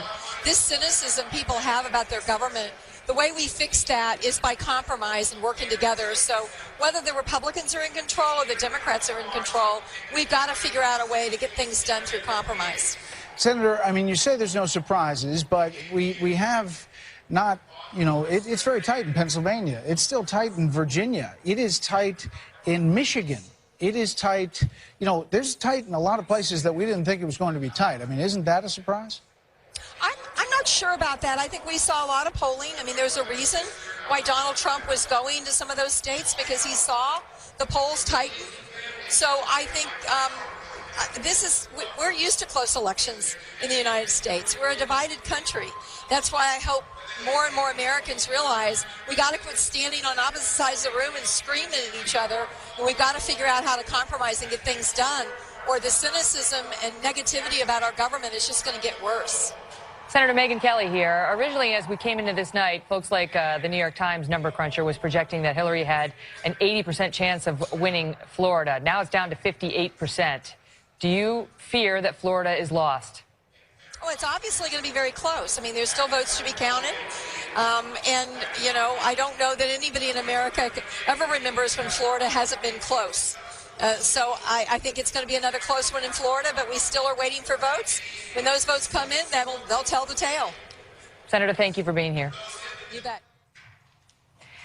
The night is getting exciting, and it is far from over. Want to get check back in now with our panel. Karl Rove is here, Chris Stirewalt still. Joe Trippi joins the panel, and Dana Perino, which has got Chris Wallace feeling a little nostalgic for the campaign Cowboys. But you're over here now, Chris. You're over here. Welcome to the party. I can't quit you guys. You'll always be our trail boss. Oh, wow. Okay. Oh, boy. Oh, boy. So anyway, let me start with you, Joe, on what your take on what we're seeing with these, what appear to be pretty tight races in some pretty important states. It's going to be tight. Florida always is. I mean, it just always is. I mean, going back, I mean, to hanging chads and everything else is going to do it But Michigan and Pennsylvania and Virginia and possibly Minnesota are not always tight. That's right, but there's no, I mean, at this point, none of those have been called, and I don't think they will for some time, and she's got leads there, so we'll see. The state I'm interested in is New Hampshire, because that's the state that if Al Gore had won in 2000, he would have been president, and it was only by a few thousand votes, and now you look at this state, if the blue wall holds and she wins New Hampshire, it's still very tough, even with Trump winning Florida, North Carolina, Ohio. He can't get there from here. But how are you feeling right now? Because as Chris Wallace points out, you got the early exit poll results, and people were thinking, well, it doesn't look that good for him. And now it seems like there's been a shift. Look, I'm not at all worried yet, and I don't know of any Democrat who is. I mean, Florida. I know a couple. I mean, we just talked to a few that mentioned some things. Yeah, no, but I mean, Florida was a state that I really believed was going to be 50,000 votes one way or the other. But they were talking a big game going in. I mean, the early vote, the Hispanic vote, the Latino vote down south. It was a lot of confidence for Democrats. She may still win. She may still win Florida. I'm not saying to count on it, but it's going to be a squeaker either way. I think that the real question is, what does happen? Does she hold Pennsylvania, which I think she will? Does she hold Michigan? But based on what? You think she will based on what? Based on the votes that we're seeing that are coming in today. So you're talking about although data I also you're looking trust at I do think our decision desk is the best out there, and if they're not calling it, there's a reason for that. So I'll say that out front. But they haven't called Florida either. Yeah, Dana, the latest wave in exit polls has on the gender gap, Hillary Clinton 54, Donald Trump 48 in female vote, and on the male vote, Donald Trump 50, Hillary Clinton 41. I mean, for all the beginning of the night where we saw the gender gap, this huge divide, it's closing. Just the other night, we were talking about gender politics, and the number sort of for women that you need to win as a Republican is 45. George W. Bush was able to do that in 2004. Romney and McCain were not. They came just short of that. And so if Donald Trump, if these numbers hold, then obviously he has closed the gender gap. I do think that the Democrats overestimated the power of the voting for the first woman president. I think that the Republicans sort of underestimated how powerful that might be, but those numbers might turn out to be similar to what McCain, Romney, or even possibly George W. Bush in 2004. The polls show us that the importance of the fact that she is a woman was very, very low. Very low. And people just, it was like, that's nice, but we don't care. It just washed right over them. Yeah, the gender gap existed because of, things Trump did and said. It wasn't the fact that he's a man and she's a woman. And the question all along has been, could he generate enough support among men, in particular Republican men and white working class men, possibly Democrat or Republican, to overcome the deficit that he has had with women in this race. And Stirewalt, so far, I mean, at least in Florida, it appears, according to the latest exit polling, he's doing all right there. He's doing fine there. And the other thing we should remember is it's early. It is early in this evening. It is early on election nights. Elections don't get called usually until well after 11 o'clock or well after when they do get called. We have had 0 total surprises on this map.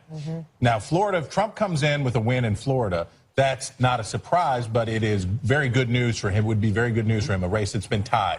He's led in the polls in Ohio. Him winning both of those states would not be a surprise.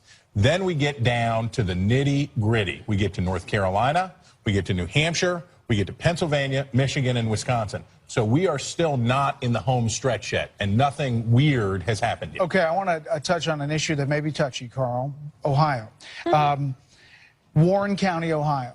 Looks like Donald Trump is underperforming Mitt Romney by roughly 6%.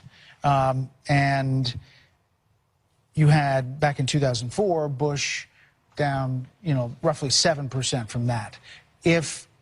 What are these counties telling you in Ohio about Trump being able to pull that state off? Well, 2 things. First, I don't want to pass over something that Chris has alluded to. Think about this.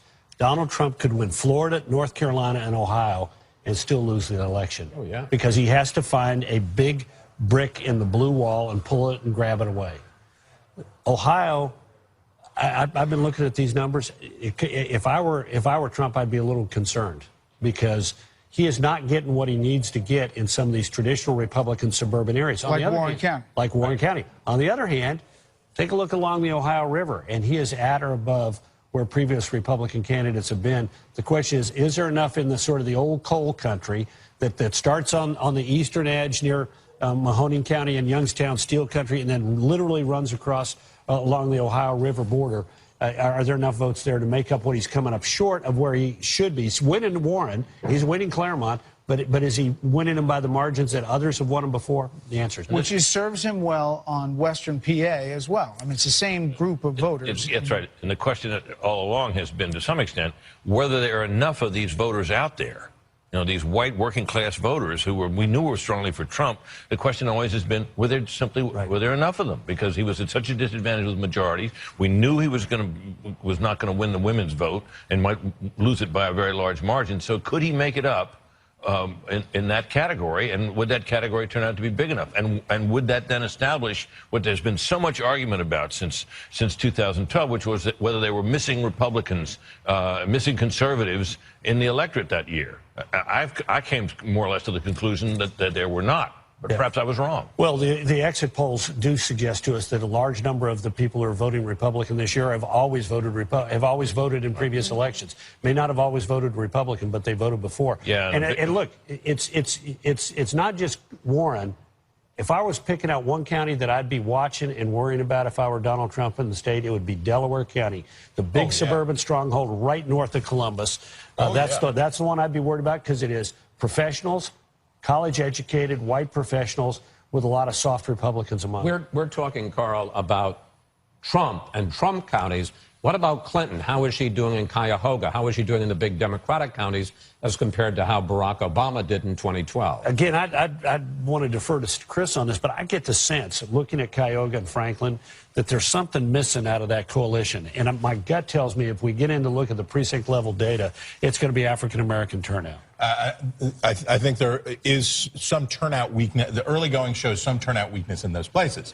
But the big question here is, and I think Britt alluded to it very effectively before, the two counties on either side of the county that I grew up in, one in Pennsylvania and one in Ohio, Belmont County, Ohio, and Washington County, Pennsylvania, this is coal country, this is steel country, this is post-industrial. These are places that used to have a lot of Democrats. That's where Donald Trump can make it all up. If there is a deficiency in Franklin County among the Republicans there, if there is a deficiency in suburban Philadelphia, that's where he's got to score enormously. But how much of this, Joe, is attributable to the fact that we're talking about 90% of Republicans who backed Donald Trump today? I mean, just after the, Access Hollywood bus incident, it was down to, I think, 83%. And so over the past 3 weeks, 4 weeks, he's managed to get those Republicans back into the fold, and so it comes down to the independents. She's got 90% of the Dems, he's got 90% of the Republicans, so it comes down to those critical independent voters. Yeah, and what definitely happened is Republicans came home. I mean, Mike Pence, they did, and exactly. As I said, come home, and they heard it. I think the interesting thing is that I came into the night expecting Clinton to have a lead in Florida, hold it, and win it. I also thought that Trump would take a lead in Ohio, hold it, and win it. What could happen tonight, and I wouldn't bet against this, is it flips. It's the opposite of what I thought. I was wrong, and then so we got the flip from Trippy. Yeah, no, and we had talked about this, whether we were going to see. We started the evening, I think, talking about whether we were going to see a sort of realignment where the Rust Belt was starting to move. Yeah. Republican and some of these, Florida, North Carolina, the southern and states, Georgia. We haven't called Georgia yet. Yeah, would start moving to the Democratic fold. And what's fascinating so far about the night is we may have all it may materialize the other way. It's all holding. All right, Dana, I want to talk about the balance of power quickly, and that is this confidence now that the GOP might hold on to the U.S. Senate. Just moments ago, U.S. Senator, a Democrat from West Virginia, Joe Manchin, said he's not committed to staying a Democrat if it's a 50-50 Senate. Oh, well. Isn't that interesting? He's tired of being in the minority, I suppose. I think that the unsung heroes of this election for the Republicans has been the National Republican Senatorial Committee. They are the ones that have done some excellent work. They had support for their incumbents early on. They were able to deal with primary challengers very effectively. They spent money early on in those states to shore them up. You look at Rob Portman in Ohio, considered to have run the best race in the entire country, and people will be modeling that race in the future. You also look at Todd Young, just won in Indiana, and I won $100 from Juan Williams, because I called that 6 weeks ago. Ron Johnson up in Wisconsin, not sure if that's going to be able to work out for him, but I do think that the Republicans, because Rubio was able to come back, he ate a little humble pie, the presidential doesn't work out, he ran a great race, and now he will be the Florida senator again. I do think that the other thing that the NRSC did that the Democrats did not do as well is they focused on, and Carl, I think that you'll agree with this, they focused on early voting in the states where they had big opportunity to do so. So Florida being one of those, perhaps in North Carolina as well for Burr to get him across the finish line. You know, and we haven't called that race yet. We may be getting ahead of our skis here, but if we wind up, Carl, tonight with a President Donald Trump and a Senate that remains in the control of the Republicans, which virtually nobody thought was going to happen. They thought that the Republicans were definitely going to lose control. The These crowd people loves back that here prospect. They love that prospect. They thought so. What does that mean for the Republican Party, which was so averse to Trump and Trumpism, if you will?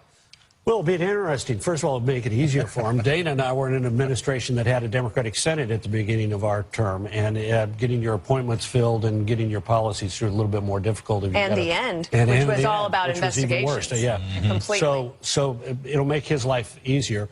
But I also think we might see an interesting thing, which is the energy behind legislative initiatives will be coming from the House and the Senate more than it comes from the administration. Donald Trump he wants to repeal and replace Obamacare, but he is hard-pressed to describe what the detail of that means. There are people on the Hill ready to write that legislation for him, so that'd be interesting. But remember, we do have a long night to go. Well, we got a terrible night. I do want to second. All of this is a little long. Terribly long night, man. Terribly long night. I want to second what Dana said, though. Senator Roger Wicker is a pal of mine from college days, did a terrific job, and he's got a Marine named Ward Baker. Yep. And this guy has played his hand brilliantly, and she put her finger on it. They took whatever money they had and shoved it onto the field in August and September to keep their guys in the game. Just want to stand you by, Carl, because we are able to make an important call tonight, and that is the Fox News Decision Desk is now projecting that Hillary Clinton has won the state of New Mexico over Donald Trump. It's 5 electoral votes, but Donald Trump, we can project, wins the state of Louisiana. And it's 8 electoral votes. So our tally goes to 147 for Trump and 109 for Hillary Clinton. There was a little play in New Mexico. It wasn't completely a foregone conclusion. He was there. Am I right that so far we haven't called a single swing state even now? That's right. That's the first one. If you want to count New Mexico. New Mexico is a swing state. I mean, if you want to call that. Yeah, but it wasn't really in play. He visited there, but you're right. Yeah. Okay, we're approaching 10 o'clock on the East Coast. And the shandy is coming down. And polls are about to close in 4 more states: Utah, Montana, and 2 battleground states of Iowa and Nevada. These are key. Iowa was looking good for Donald Trump heading in, and we'll see what Nevada looks like. Maybe we'll go back and harass the decision desk about what's taking so long in these states. I know it's not taking long. I know, Steyer. Well, we want answers. That's all. I sense a walk coming. It's like when my husband wants to go out for dinner and I'm taking too long, and he just sort of visits the bathroom like, hey, you know, like, you got your makeup on yet? Your hair done yet? Sometimes if you visit, it can speed along the process. Doesn't work for me. Me neither. We're going to bring you the results and the projections as they come in from Fox News, broadcasting in the crossroads of the world, Times Square. Don't go away.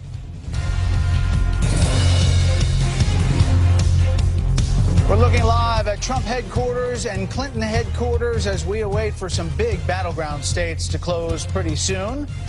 It's getting interesting here, folks. We are waiting on a number of big states. We are waiting on some key swing states. We are waiting on some key Senate races. We're waiting. You can feel the anticipation, right? As you look at the headquarters in particular, like look at these folks who are just they're dying for information and for there results. Oh, there we go. There we go. So aren't you dying for information and results, people at Trump headquarters and also at Hillary headquarters, where I'm sure we are also on?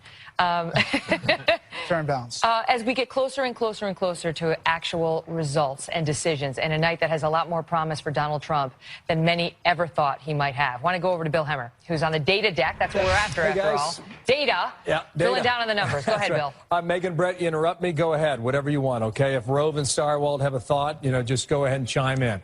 I want to show you what's happening in Ohio that is emblematic of the entire Trump campaign. You see up here in the northeastern part of the state, all right, this is about as blue as you get in a regular election year. It's blue collar, it's steel, it's coal, it's loss of manufacturing jobs. It's about Trump's message. Now, this is Trumbull County, okay? At the moment, he had, now listen, it's 70,000 votes, probably another 30,000 to come in still. He has an edge here by more than 2 points. Show you what Barack Obama did in 2012. Same county. Obama was at 61%. 2008, 61%. 2004, John Kerry, almost 62%. This is a big part of his message that he campaigned on. Another idea here in the center part of the state, Carl, you had mentioned Delaware County a moment ago. This is suburban, it's white, it's affluent, it's highly educated. Right now, in 2004, Bush was doing 66% of the vote. 4 years ago, Mitt Romney, 62%. Pretty good. What is Trump doing in that county right now? He's off about 10 points. More votes to come in, but about 10 percentage points. Down here in Columbus, Ohio, which is Franklin, Hillary Clinton is running up the numbers on him at 64% of the vote. That's to be expected a little bit. Talk about millennial voters. You want to find a county where you can find millennial voters? This is Athens County, Ohio. That's Ohio University. Right now, they're at 56% for Clinton. Look what it was for Barack Obama 4 years ago, 68%. Yeah. You go back 2008, it was 68%. And right now she's underperforming among these kind of voters, which is telling us a very interesting story. Come out here to the Southwest, okay? This is Hamilton County, it's the city of Cincinnati. You mentioned Warren County a moment ago. Trump's doing all right, okay, but this is deep ruby red Republican part of the country. What did Romney do on a percentage basis?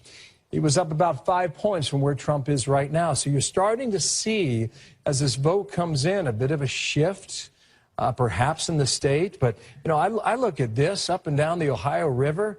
I mean, that is all red. This is kind of like primary numbers that Trump was doing when he was going head-to-head with John Kasich, the governor there. And I know Starwalt was talking about Belmont County.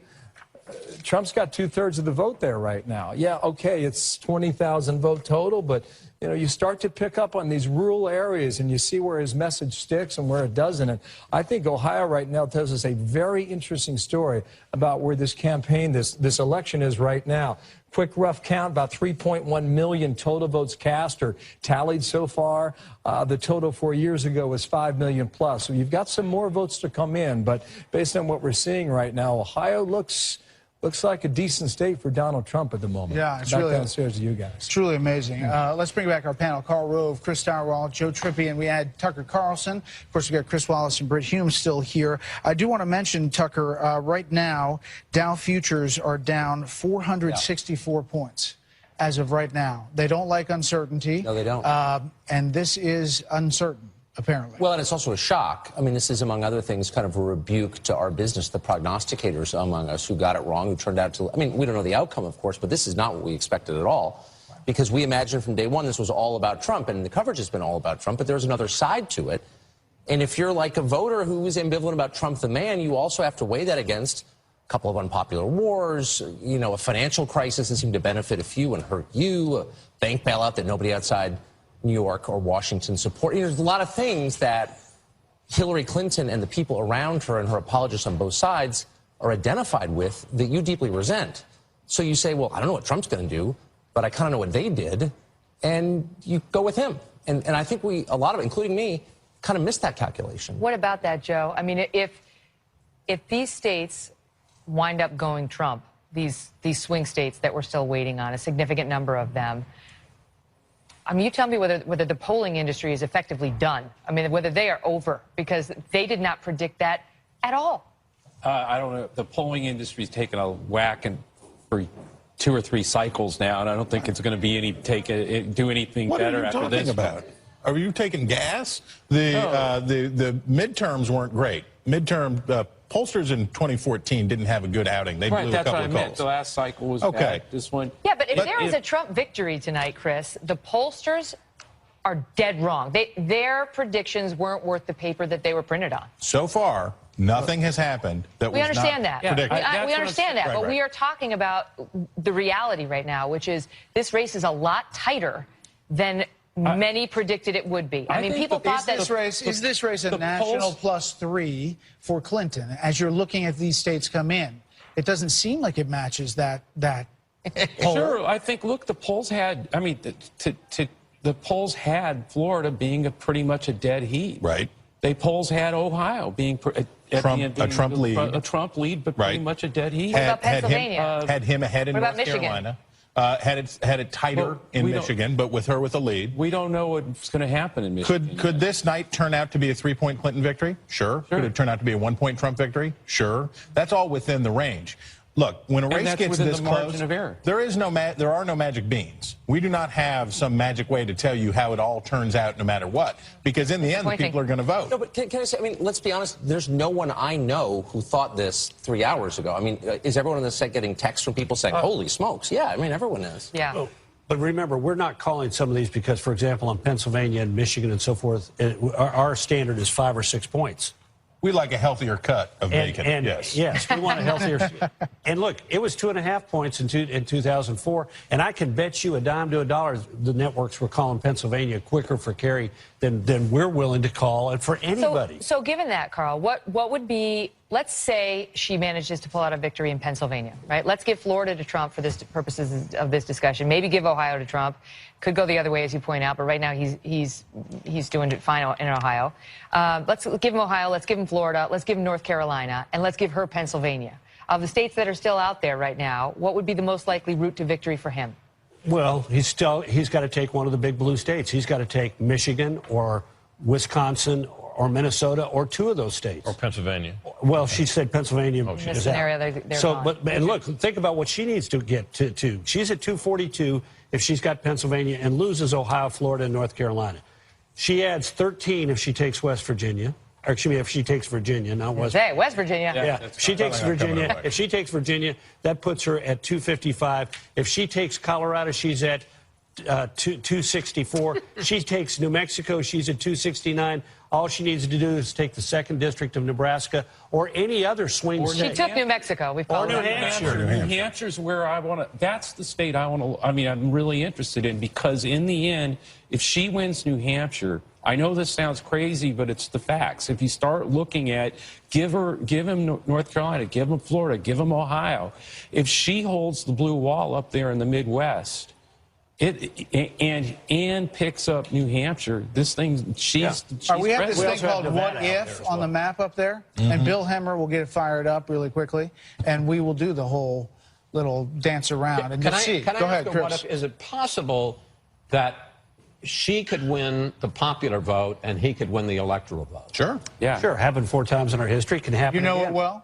You may be familiar. But I mean, hard to do. Hard to looking do. at It an takes a election where special everything went expertise to right. arrive at that, but it can be done. Tough to get there. You really got to thread the needle. You got to thread the needle. If you want to do it, you can do it, but it's really hard to do. The triple Lindy of electoral outcomes. Yes, sir. All right, we're going to get our stuff together. We're going to see what we can call. We're going to see where we are on Senate races and states we have yet to call.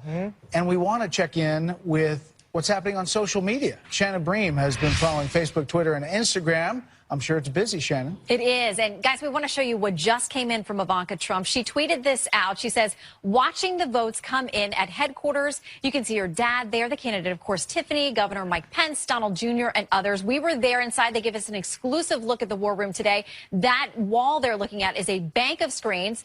Prominently, Fox News was there, but all the other networks as well. It's pretty amazing. And you can only imagine the tension probably in that room right now. Now, let's go to Florida, where you're all watching. It is too close to call. But one thing we do know about Florida voters, get this, they are psyched that the medical marijuana amendment passed. Tons of posts on Facebook about how the measure formally legalizes medical marijuana. So they're focused on that while we're waiting for the presidential vote as well. Now to viewer photos, Callan Edick posting on Instagram, Florida Panhandle voters, what's better than a man in uniform? a man in uniform who exercises his right to vote.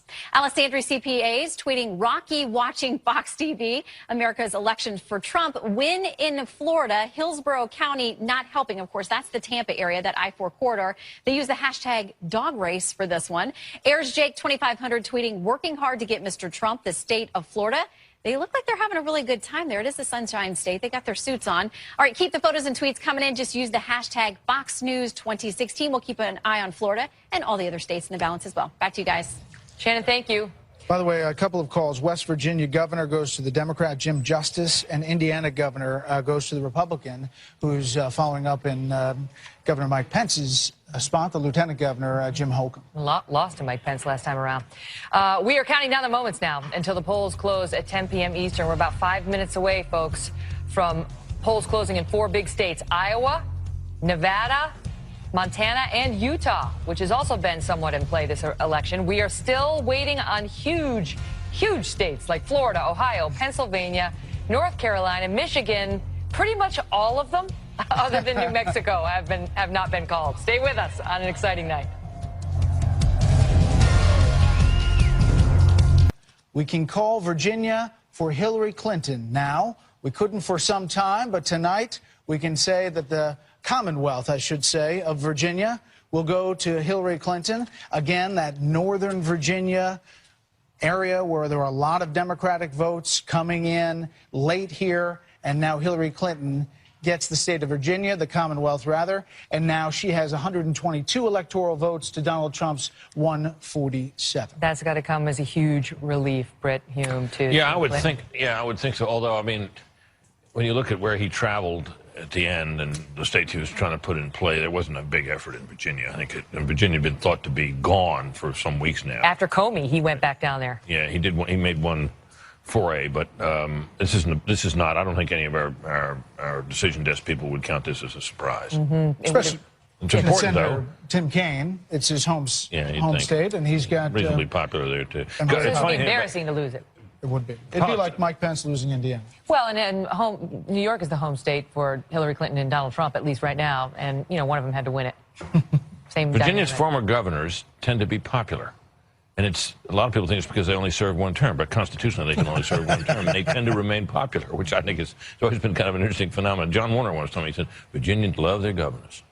Now, he, of course, has been in the Senate, and who knows what may have happened to his popularity then, but it's a fact of life in that state's politics. It was just another route, perhaps, for Trump to get those necessary extra votes. If he gets the Romney states that he needs to get, and then that gets him to about, I think it's 253, he needs to add 17 electoral votes to that, and Virginia would have been a nice way to do it, but not going to happen for him tonight. As, again, we've only called 2 swing states, New Mexico and Virginia. They've both been called for Hillary Clinton. Those are not big surprises. We're still waiting on the biggest questions of the night at 9:59 Eastern Time, and we're waiting on a couple more states to call. We expect to have a couple more race calls for you.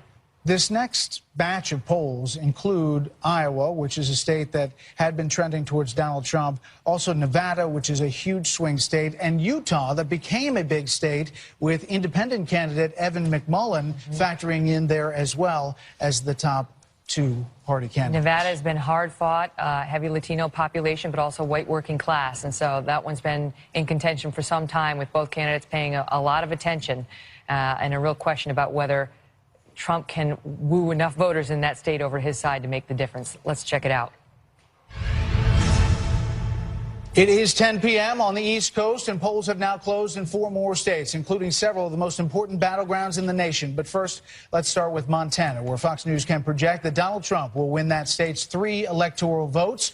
Trump is also ahead in Utah, that we just mentioned, although it's too early to project whether he will beat not just Hillary Clinton, but also, as we mentioned, independent candidate Evan McMullin, a conservative Mormon whose best and perhaps only prospect for winning a state tonight is in Utah. By the way, the last time the presidential candidate who was not from a major party won an electoral vote was 1968, when George Wallace carried 5 southern states. But the real battlegrounds at this hour are in the absolutely crucial states of Iowa and Nevada, each of which represent 6 electoral votes.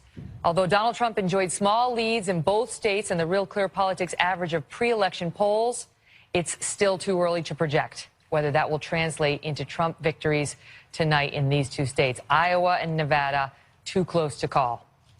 He traveled to both of them a number of times, and it's going to be interesting to see how the Latino population in Nevada plays out in a state that seemed to be trending towards Hillary Clinton. Chris Wallace, your thoughts on that? Well, this is interesting because if Trump doesn't win Pennsylvania, let's say he wins all of the Romney states, which includes North Carolina, plus he wins Ohio, plus he wins Florida, that gets him to 253. He's 17 shy of the 270. Now, if he wins Pennsylvania, that puts him over the top right there because there's 18 electoral votes. But if he didn't, and then there's the question of how could you cobble together some states? Nevada, 6 electoral votes. Iowa, 6 electoral votes. That now gets him into the 260s. So, you can begin to see, then you get 1 vote in the 2nd district in Maine. You could begin to cobble. There's a sort of small way of going rather than flipping one big blue state. So those are important. Those could be the difference between him being elected or not elected. Mm-hmm. And, Iowa, as we pointed out, Britt, Trump has been expected to pull out a victory there. Yeah. Still too close to call, which doesn't tell us much. But he's still defending some turf, including Georgia as well tonight. Yeah, that we haven't called that. And, of course, we haven't called North Carolina, which, that's a state that could be a flip the other way, which would put a real, as we've talked about, a real dent in his hopes. So we obviously will wait that one with interest. And, Brett, you got Senate races coming up? I do. Time now for some Senate race calls. Fox News can project, this is not a shocker, Republican Senator Mike Lee of Utah will easily win a 2nd term, defeating Democratic challenger Misty Snow, the first openly transgender person to be a major party nominee for U.S. Senate. Fox News can also project that Republican Senator Chuck Grassley of Iowa will win a 7th term by handily beating Democrat Patty Judge, according to Fox exit polls. And it's interesting that this race at the beginning of this cycle was seen by Democrats as one that they thought that they could pick off, along with John McCain, which also didn't seem like it materialized. No, it did not. But the most important Senate race of the hour is in Nevada, where Republican Joe Heck is competing with Democrat Catherine Cortez Masto to replace retiring Democratic Senator Harry Reid, who also serves as Senate Majority Leader right now. The Republicans once saw this race as their best opportunity for a Senate pickup. Keep in mind that the map for them this year looks very bad. They have to defend way more seats than the Democrats do. So they liked the seat in Nevada for a GOP pickup. But the polls have tightened, and now this race could go either way. We can't call it right now. By the way, just remember, the net gain, Democrats need +5 net gain to take over control. That's 4 plus the White House. And then on the House side, they need +30, which it does not look like they will get. Joining us now from Donald Trump's headquarters tonight is Trump campaign manager Kellyanne Conway. Kellyanne, thanks for being here. What's your take right now? Well, we're up in the war room watching returns with Mr. Trump, and we're feeling buoyant about what's still left to calculate. And a lot of our internal polls reflected what you see tonight, which is why we put Mr. Trump and Governor Pence in some of these states, trying to flip a blue state or two into red, and trying to protect our core 4, Ohio, Iowa, Florida, and North Carolina. That's been our strategy for the last several months. And we're just really happy about the transition that we've seen from those exit polls earlier on, for what that's worth. When those start to fade into view and when the actual returns come due, you see a big difference. And we're really excited that all these crowds that came out to support Mr. Trump, record crowds, actually meant something. Many people dismiss them as being unimportant, but it turns out that if you stand in line for 4 or 5 hours to go to a Trump rally, you're going to stand in line for 1 or 2 hours to vote for him. Kellyanne, the white working class in this country has long been sort of a forgotten voting group in many ways. And Mr. Trump has energized them from the beginning. And tonight we are seeing them come out in droves for him. Speak to the effect that's happening, that their vote is having tonight, and what that's like for Donald Trump, who's been speaking to them from the beginning. Megan, you basically just encapsulated the core of the Trump candidacy. And when I travel around with him, and frankly, when I look at data, I see the same thing, which is that he's been able to energize the forgotten man and forgotten woman and take my party, the Republican Party, away from veering dangerously close to becoming the party of the elites, which is what it was doing, and becoming more the party of the working man and working woman. They just want a voice. You know, I travel with him. I was raised in a very blue-collar household and non-college educated area, and I see in these people, wherever we go, the same type of just essential goodness like the people I grew up with, but also people who feel frustrated. They want somebody to look out for them. They do think the system is rigged against them. They feel like all they want is a fair opportunity and a break. And, you know, I have to say, Donald Trump, Megyn, elevating issues that were in the bottom of the issues basement, like trade and immigration, and even patriotism, you know, never really reflected in the survey polling, is pretty remarkable. And as you know, the first day he did this all the way up to last night in Manchester, New Hampshire, Grand Rapids, Michigan, overflow crowds. People are so excited to be there. They're not complaining. They're buoyant. They're energized. And they rarely say to him, "May I have your autograph?" or "I loved you on The Apprentice." They always say to him, "Can you bring jobs back to this part of my state?" or "Thank you so much for running and for loving America." So it's been incredible. And you know, we know we're going to win tonight, but come what may, he built a movement, and people feel like they're truly part of it. Kellyanne, you still have to win part of the blue wall that they talk about. What is the state that you are going to pick off, the Trump campaign is going to pick off, that you think you're best positioned at this moment to take? You've just lost Virginia. We just called Virginia. And there are questions about where you are in Michigan and Minnesota and other places. So it could be any of those. It could be Colorado, Nevada, Pennsylvania is still out there, Michigan, New Hampshire. I think the point is, when I'm watching your coverage tonight, when you look at the 8 or 9 states that Fox News and others are calling, quote, too close to call, all but one are states that President Obama carried twice. These should be in Hillary Clinton's column. She should comfortably have these states already. And here we are at 10 p.m. Eastern saying they're too close to call. And this has been our strategy.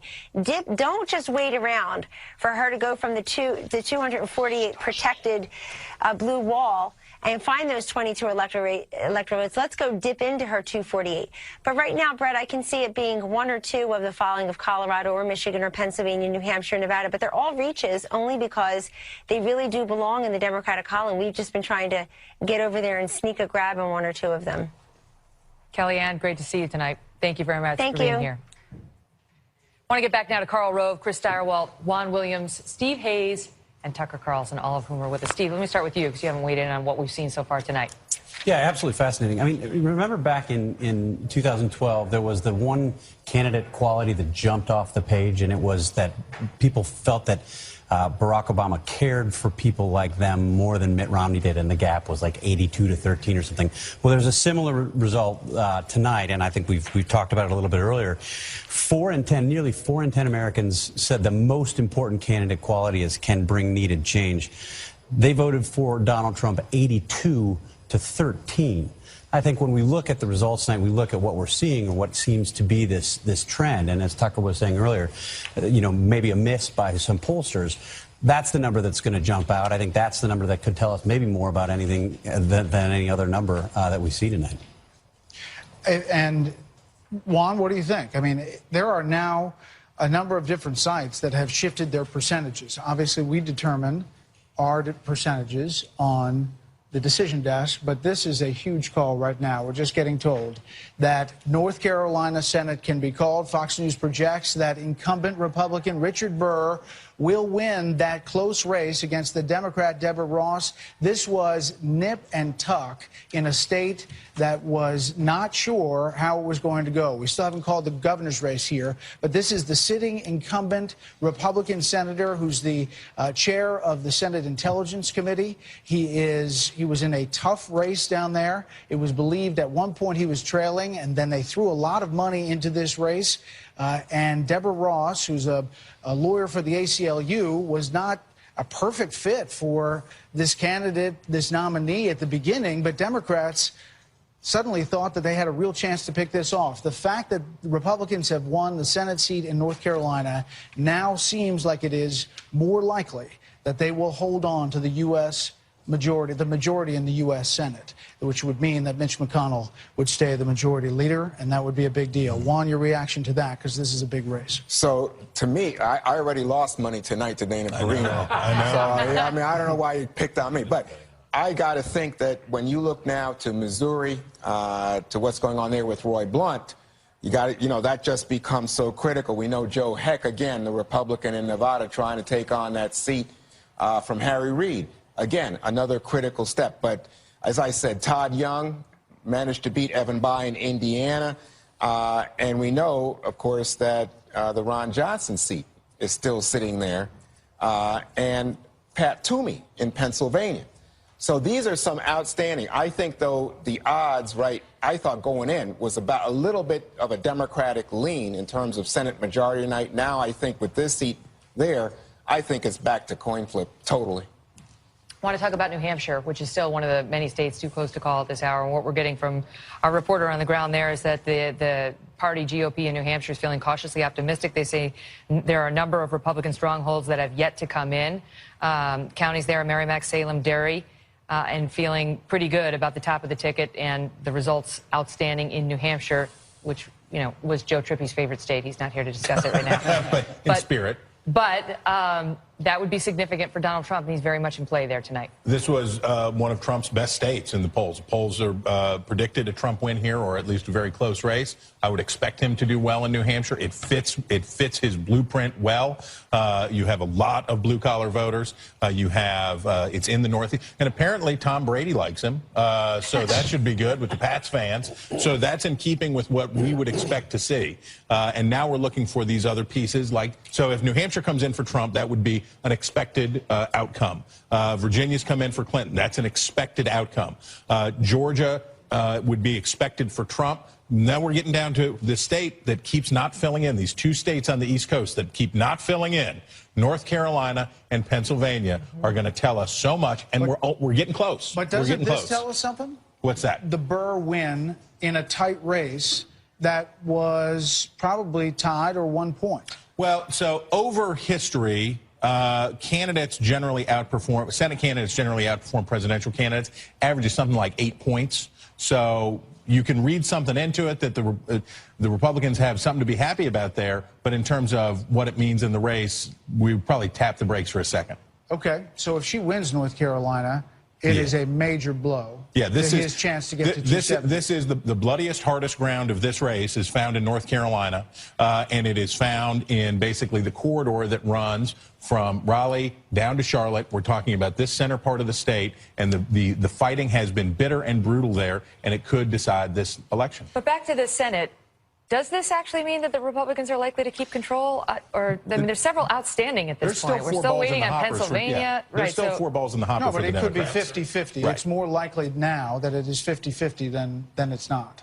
They're only +1. Well, it's more likely that it's going to be 50-50 because they just held on to a seat. But the question is, does it actually make it 51% more likely that they can retain control than not? I don't think so. And first of all, full disclosure, I'm involved in a super PAC that just spent $22 million in North Carolina.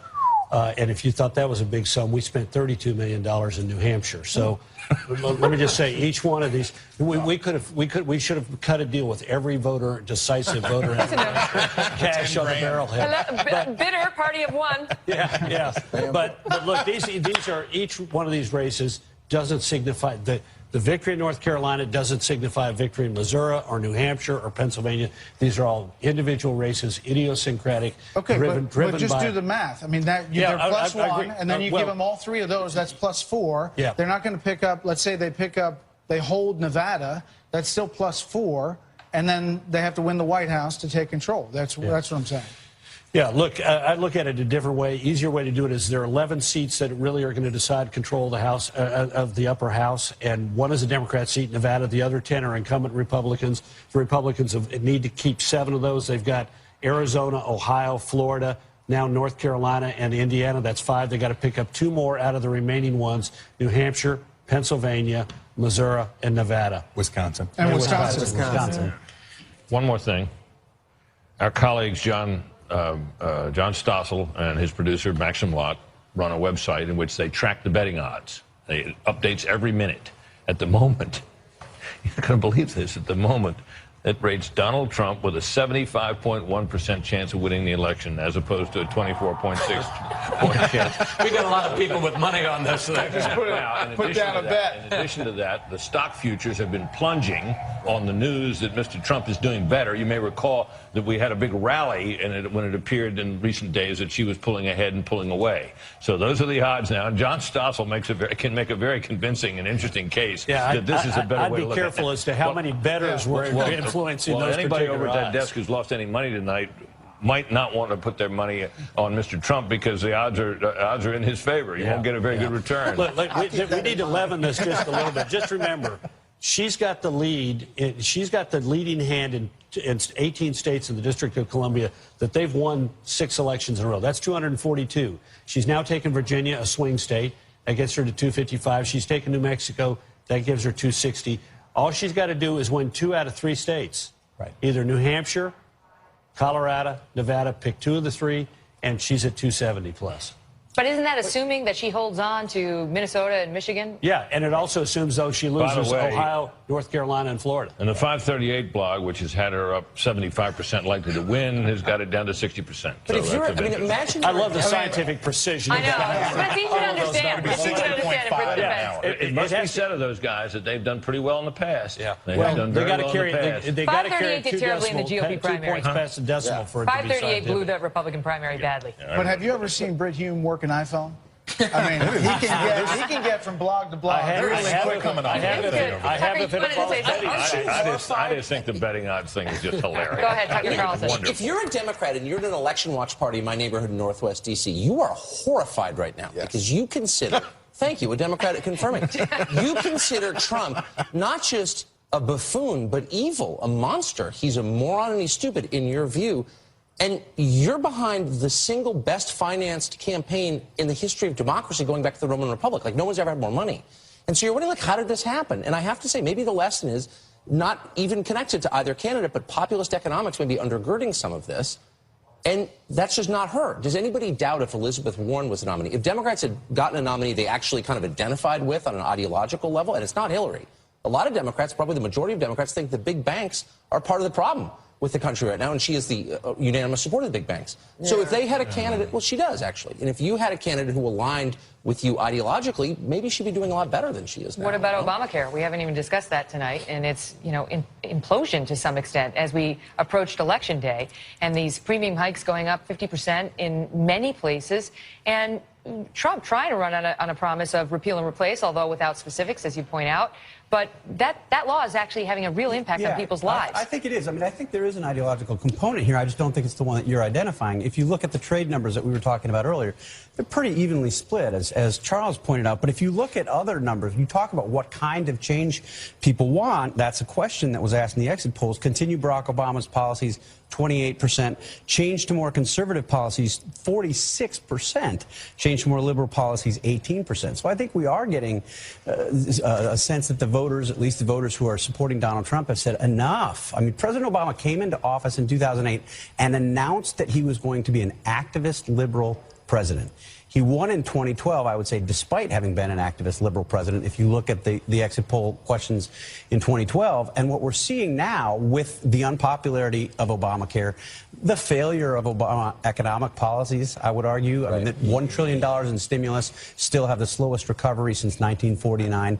And skepticism about the Iran deal. I think you have people saying, enough. But the flip side of that is, you were talking earlier about the fact that they ask about candidate qualities. One is bring needed change, and he kills her in that. On the other hand, there are also questions about has the right experience and has the right temperament, and she kills him in that. So one could argue that ideologically he's got the right message, and that the problem, if he loses, will be he wasn't the right messenger. I think that's exactly right. Yeah, and I think the other side of this is you say, oh, gosh, if he had changed, if he wasn't Donald Trump, if he didn't have the baggage that's attached to him in terms of women, in terms of racial minorities, in terms of the temperament leadership issue that Chris is talking about, gosh, how much would be talking about a Republican rout tonight, right? And I think we always have to remember the first rule of politics: every election is a character election. Every election is a trust election. Ideology takes a backseat to the character of the individual, and they're all trust questions. And in this case, the Democrats chose to nominate a person who was overwhelmingly untrusted by the American electorate in poll after poll after poll. Both candidates were overwhelmingly untrustworthy. And these numbers can change. Yeah. I mean, we have in virtually every poll, 2 out of 3 or 3 out of 4 Americans say they think the country's off on the wrong track. And yet, what was it, 40% said that was the most important quality? These things change. And the untrustworthiness of the candidates and the questions about each other's character raised the percentage that were concerned about character and temperament, and concerns about change affected similarly the number of those that wanted a change agent as their #1 priority. These things change over the course of the campaign. What's interesting to me is change became less important over the course of the campaign. Just one other point, just to posit another view on Trump and the temperament issue, which is dog temp, and you can see that in the polls. The flip side of that, right, even though they think he's got a bad temperament to be president, the flip side of that is, how did he get all this support from the white working class? Yes, it was in part policy, right, and trade and the things that he was saying. But that messaging that he sent, the willingness to offend, to not raise his hand when we asked him, are you going to support the Republican Party, to take on major media figures and pretty much all the media, that was very appealing to large sections of the electorate, not because they hate all members of the media, not because they hate the Republican Party. They hate the inability to get anything done, and they wanted somebody who didn't play by the rules, who was willing to go in there and bust things up and be a different kind of candidate. I totally agree with you. I mean, I think if you look at the way that people see Washington, they see what's happened in Washington over the past 40 years, that's what they say. Well, you know, we don't like his temperament. It wouldn't be the temperament we'd choose in a commander-in-chief necessarily. However, we've elected people with good temperaments before, and they haven't gotten that kind of change. Well, so he doesn't hate them, and everyone else does hate them. We have a long night ahead that we're going to talk about a lot of things, and we've got to hit a quick break here. By the way, one last point. Joe Manchin, that was the other thing I forgot, that he might not stay as a Democrat. The which flipper. would be a more likely scenario for a Republican Senate, but we shall see. Betting odds are now up to 80% for Trump. Okay, all right. Hey, Brett, can I get some money down? Here we go. Yeah. All right, we're going to get to our wallets, and we're going to come over here and get some odds from Britt as we come up on a break. Just a few states left undecided, like Ohio, Florida, North Carolina, Pennsylvania. You might want to stay tuned. Plus 5 more states set to close at 11 Eastern, including California. And as we mentioned, Dow futures, they're now plunging 600 points. You got anything on that, Britt? It's all about money. The people with money who have money at stake are speaking, and they're speaking through the futures, and they're speaking through the betting odds. They think he's got this. And we'll be right back.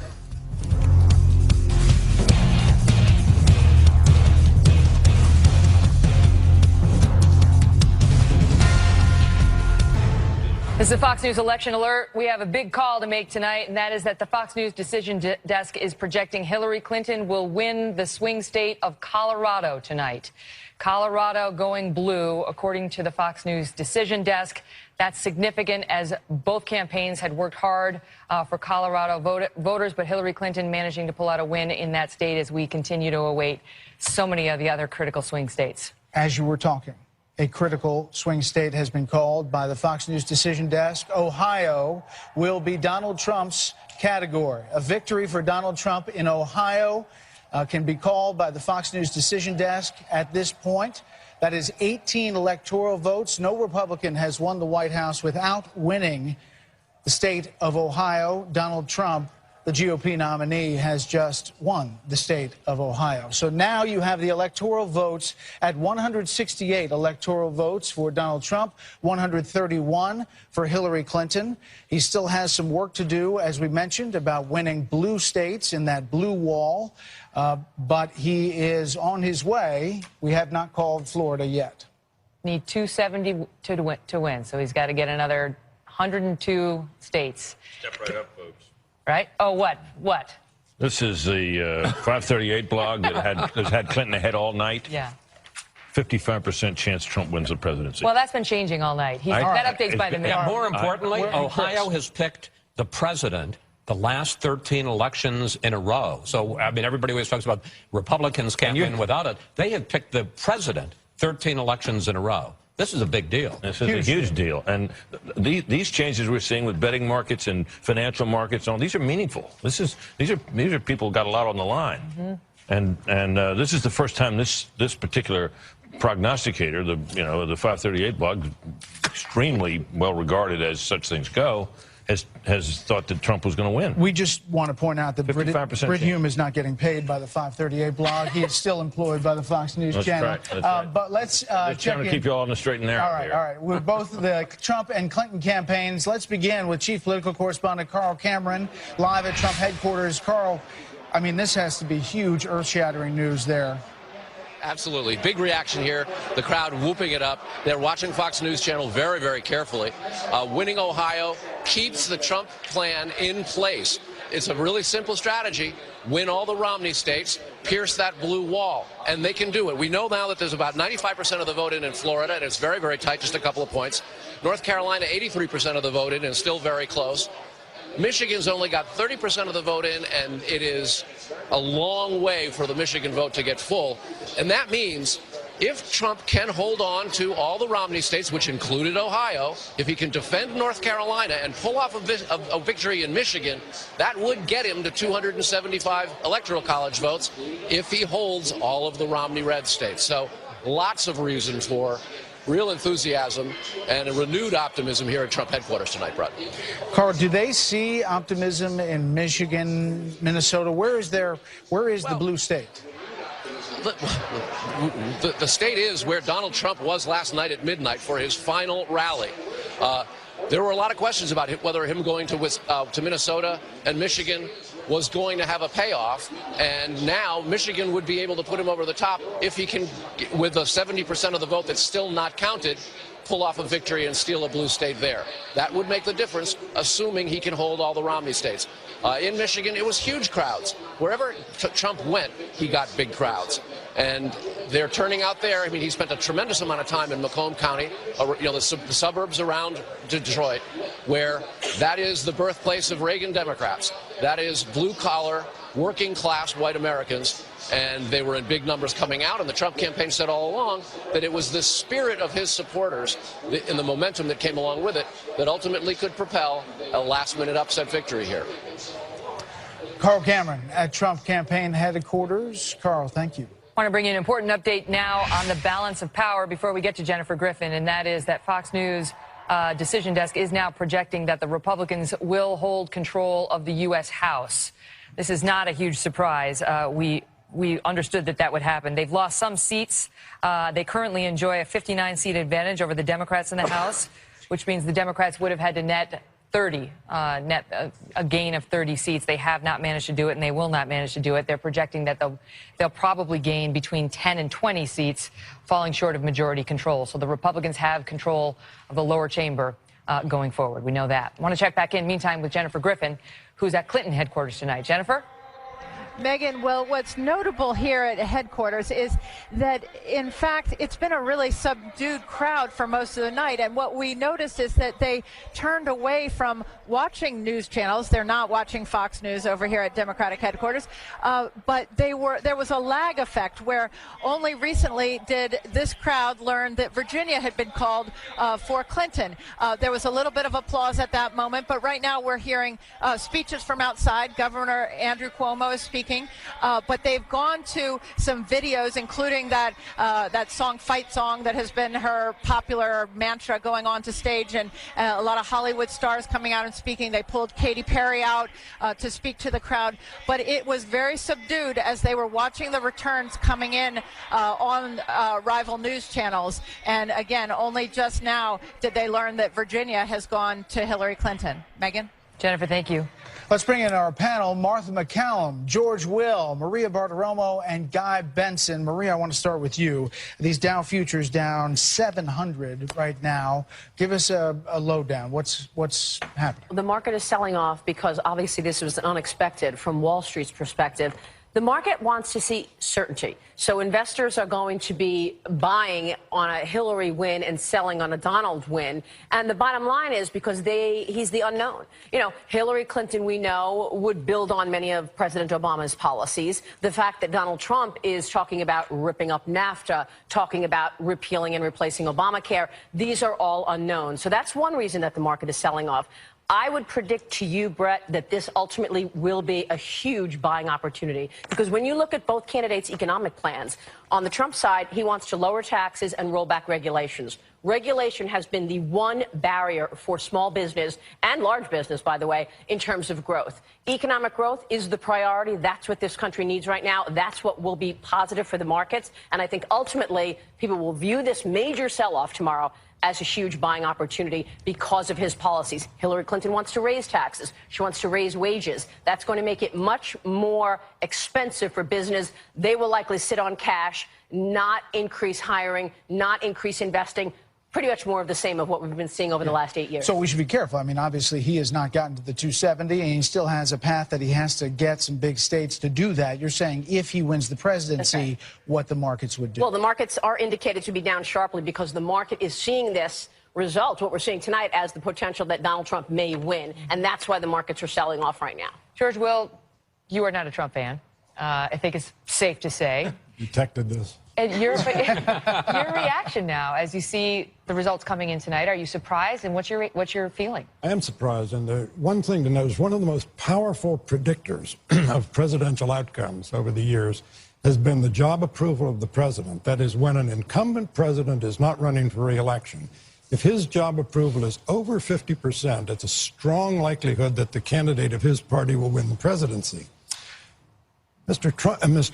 Obama is in the mid-50s now, which is a very powerful pull that's not working on behalf of Mrs. Clinton. Second, you mentioned a moment ago it's expected and was expected that the Republicans would hold the House. What that means, however, is that if Mrs. Clinton becomes president, she will be the first president since Grover Cleveland, first Democratic president since Grover Cleveland in 1885 to take the presidency without controlling both houses of Congress. On the other hand, it is possible from what we're seeing tonight that if Mr. Trump becomes president, he will have both the House and the Senate. The American people constantly complain about gridlock in Washington and more often than not produce the prerequisite for gridlock, which is divided government. So unified government has been, since the Second World War, the exception rather than the rule, but it could be produced tonight. But just a quick follow-up. What message do you take from it? Donald Trump hasn't won yet, but he's certainly doing better than a lot of people thought he might in many states. What message do you take from that? As somebody who was a lifelong Republican, a conservative, who you say the party has left you, what message are you receiving from these voters? If you look at the enormous millions of votes who are voting for both Mrs. Clinton and Mr. Trump, the country is not the center-right country that the Republicans have assumed all along. A country clamoring for small government, clamoring for the rule of law, clamoring for a strong, assertive, often interventionist foreign policy. It's not the sort of center-right country that the Republicans have presupposed. Martha, you've been looking at the exit polls all night. We talked earlier about the gender gap closing in those exit polls, but there are other things inside the exit polls about that feeling of kind of kicking over the table and Washington doesn't work. Yeah. I mean, covering exit polls tonight has been tricky business because it looked like they were leaning in one way, and now we're seeing kind of a different picture. So it makes you question what's in these numbers to some extent. However, they do still indicate that it's tight, that it will be close when you look at how these numbers break down. And when you look at Ohio, there's some really interesting things in this Ohio win. One is the question of whether or not trade takes away jobs. 64% said that was important to them, and they believe that trade takes away jobs. Take a look at the union vote. They went for President Obama 60% in the union vote. 37% of union voters went for Mitt Romney. Trump's got 50% of them. This is the audience that he has spoken to so powerfully in Ohio and in places like Michigan and Wisconsin as well. It's that Midwest Rust Belt that he is trying to put together, and it indicates that it's working for him in the numbers in Ohio. You know, also look at the fact that as slim as it is in terms of the black vote, he's at 6%. Mitt Romney was at 3%. He's one of the few Republican candidates who's tried with this group. He went out there and said, you know, look, you've tried everything else. Why not give me a try?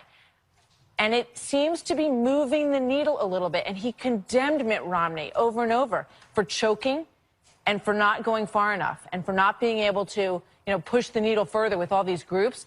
In incremental ways, he has pushed the needle with some of these groups and expanded that area a little bit for Republicans. And it's quite interesting to see how all this is playing out. And just one point on exit polls, and you mentioned at the beginning, the fact that we caution at the very beginning that these things can be wrong. Yes. And that's why we do that, because we've seen it before, and we were even warned today that it seemed like in some states in particular, Democrats would answer the polling and Republicans wouldn't. So that's the caution we always start with. And we still don't know. I mean, you know, when you look at these numbers, and we've got a ways to go, 102 electoral votes still to be tallied for Donald Trump. But these indicators are really interesting in terms of how the electorate may be moving. And this Midwest Rust Belt is clearly something to watch very closely. Guy, as much as we see, you know, you have to feel that the Trump supporters out there who have been such fervent supporters of him are feeling uplifted and excited and heard right now, right? And heard. There's obviously half the country or some faction on the other half that's terrified of him. And that would be feeling downright frightened, perhaps, if he were to win tonight. And that's a real sentiment in the country as well. Yeah, and I've spoken to a number of plugged-in Democrats over the course of the evening. At the beginning of the night, they were confident. I would say supremely confident. Then a few hours later, queasy. Okay, but queasy. Now, I'm not going to say full-blown panic, but borderline panic in Democrat world. And there's another thing to think about here. If you're Hillary Clinton right now, man, you have to be looking at yourself in the mirror and saying, America is rendering a verdict, regardless of whether or not she pulls this out, and now it's looking more likely for him than anyone ever thought to actually win the presidency. She is a surreally, historically loathed political character. The fact that she is in real danger of losing the presidency to someone whose disapproval rating's 60%. And once again, Donald Trump is defying expectations. Totally. Again, when will we learn? Think about that, Maria. From the moment he took that escalator ride down in Trump Tower and announced his presidency, to the moment that he ran against 16 other people, to the moment nobody thought he had a chance, and then when he gets in this race, and here we are. Yeah.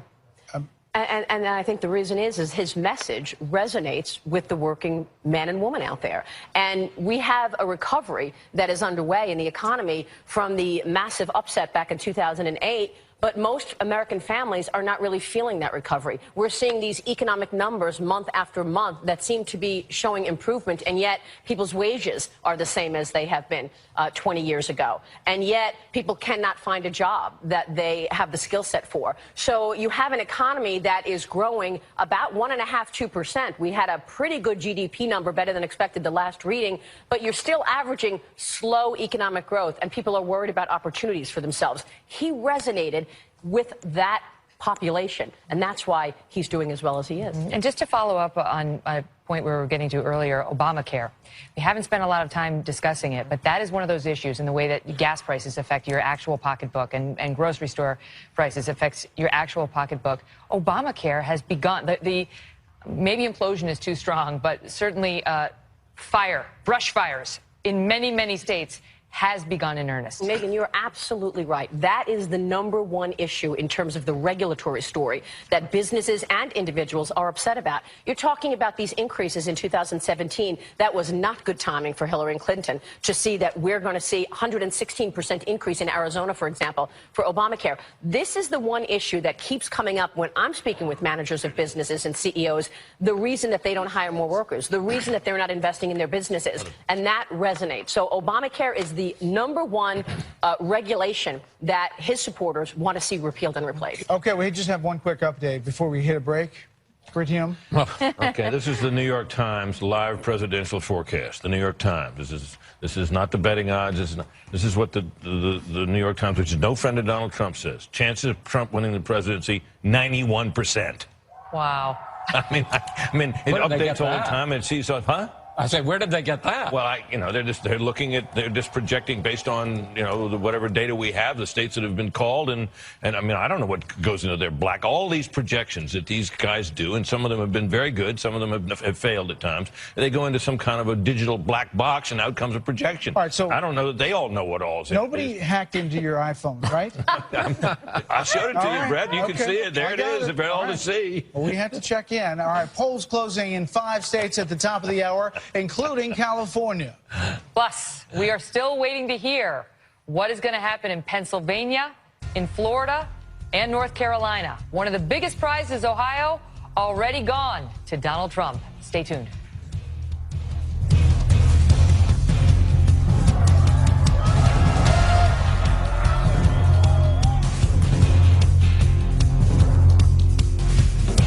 Fox News election alert for you now. We are waiting on several critical states. We have already called Ohio for Donald Trump, as we brought to you moments ago.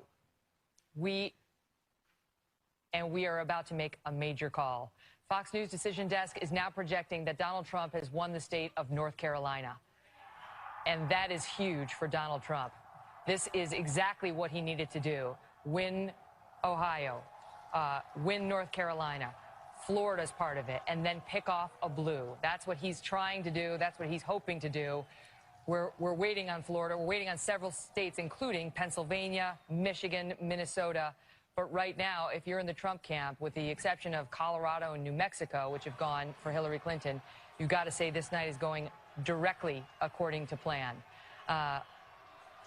We're taking a look at Trump headquarters here in New York City, which is at the Hilton Hotel here on 6th Avenue, steps away from where the Fox News channel is, and you can feel the enthusiasm, and the reports have come back that the enthusiasm there has picked up as the mood over at Clinton campaign headquarters, which is also here in New York City at a big convention center, has changed dramatically as they begin to realize their plan. It could still come out the way they want. Don't get me wrong. But they would much rather have seen Trump lose one of these critical states. I want to toss it up to Brett, who's upstairs at our data desk. Brett? Wow. I mean, this is pretty amazing. Bill Hemmer, we're working the map, and now that North Carolina win for Donald Trump, you look at the map, it's starting to line up. We filled these pieces in what? For a million times? A million times. Remember, 270 is what you need the two of us to win the presidency, 270 electoral votes. Let me just go ahead and tick through this, and you just watch Trump and Clinton's numbers change. And this, by the way, it's not far-fetched at all. It's quite rational. If you look at the vote tallies right now, he's got a lead in Florida. He's got a lead in Georgia. We just called it for North Carolina. The Des Moines Register poll over the weekend had him up 7 points in Iowa. All right, so you see the numbers shifting here. He's going to probably win Idaho. Would you grant me that? Likely Utah. For the sake of this argument, let's give him Arizona, even though it's been contested, okay? I would give her California. I'd give her Oregon and Washington State. What happens in Alaska? Does he win there? Likely. Does she win Maine?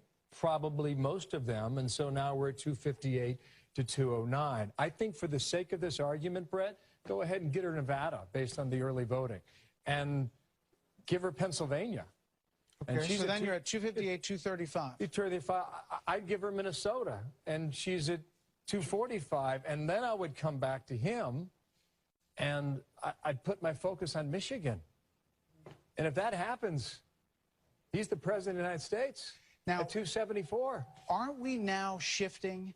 Aren't we talking now about what is her path to get to 270? We have spent weeks and weeks talking about what's his path to get to 270. We are now shifting to talk about what's her path to 270. So let's go ahead and take away Arizona and give that to Hillary Clinton. Bump up to 256. Let's say he doesn't win Michigan. Maybe she wins Michigan. And there she is. She's at 272. 272. We have talked repeatedly, Brett, about his path being so difficult. Number of ways to get there, certainly, or the number of different combinations. And her path being a lot easier. It is still a lot easier.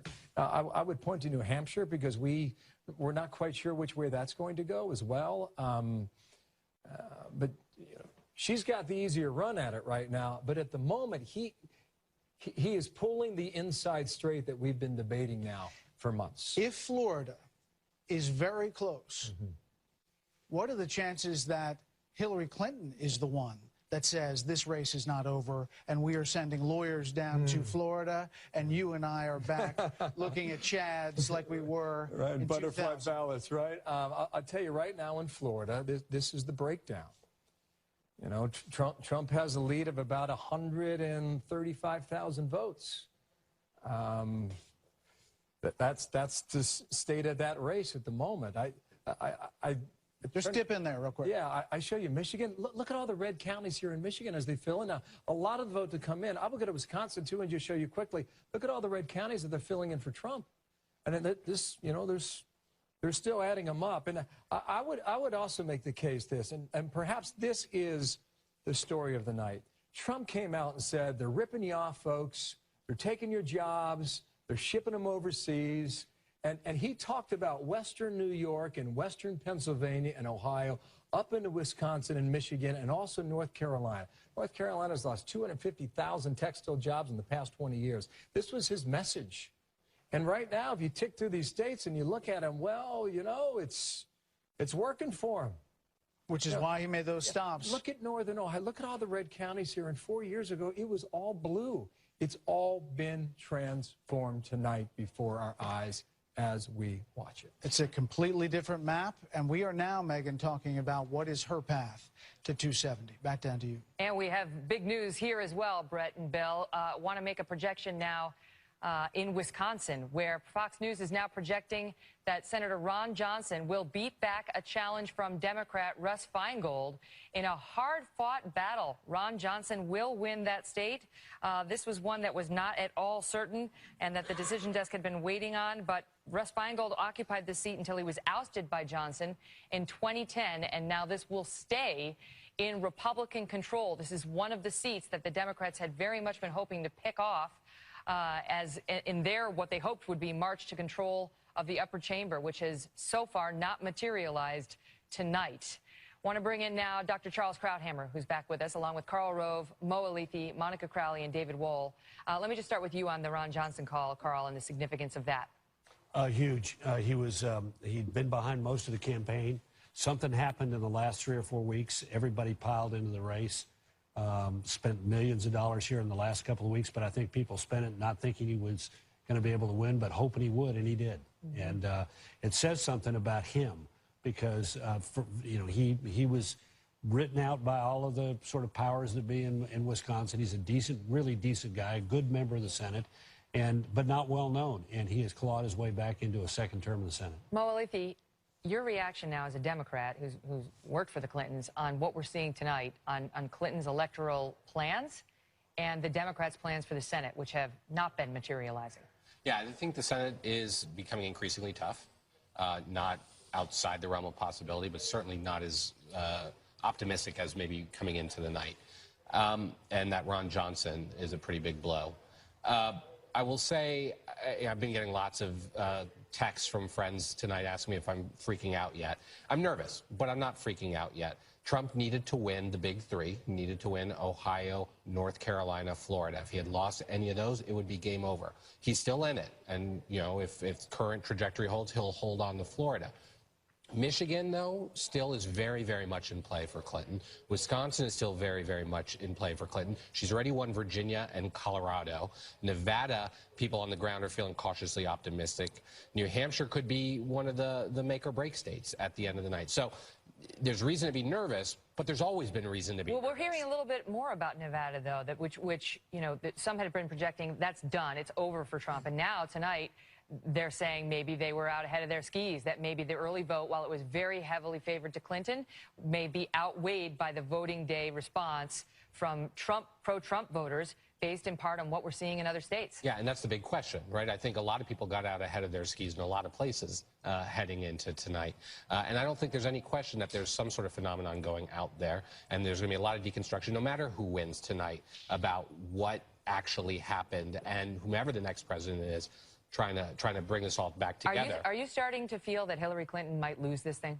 I'm nervous, but I'm not in freak-out mode yet. I still think the path is a little bit easier for her than it is for Donald Trump. He still has to run the table in a lot more states, but it's going to be a late night.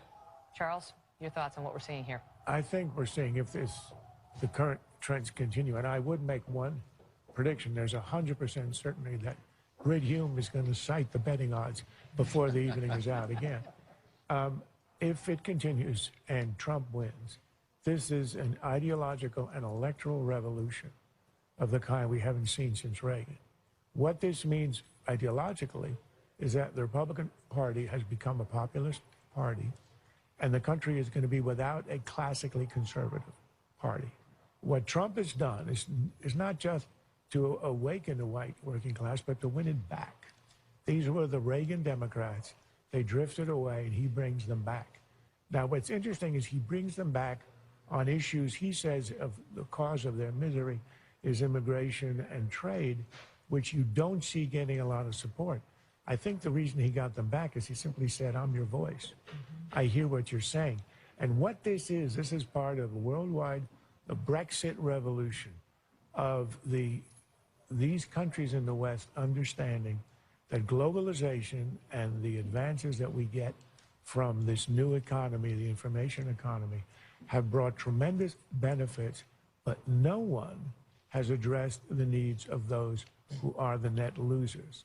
Net globalization trade is always a positive, but net means there are winners and losers. Right. And Trump is a guy who understood that. He's spoken to those who've lost out. He said, I speak for you. I don't know whether his remedies are going to work, but certainly what we're seeing is an ideological shift, speaking for the white working class, and also the non-white working class. And it's going to be an electoral shift because that means that the old Rust Belt is now in play permanently for Republicans. And on the other hand, with the rise of Hispanic registration, Hispanic voting, the classically safe southern states for Republicans are no longer that classically safe. Still have several states that should be safe for Republicans right now that are also too close to call. I want to get to our panel, including Monica and David Wohl, in just a minute, but first got to take a quick break because we've got another round of poll closings coming up in just moments. It's 3.5 minutes from the top of the hour. North Carolina, Ohio already in for Donald Trump. Pennsylvania and Florida still up in the air. Our special election coverage live from Fox News World Headquarters in New York City continues in a moment. Don't go away.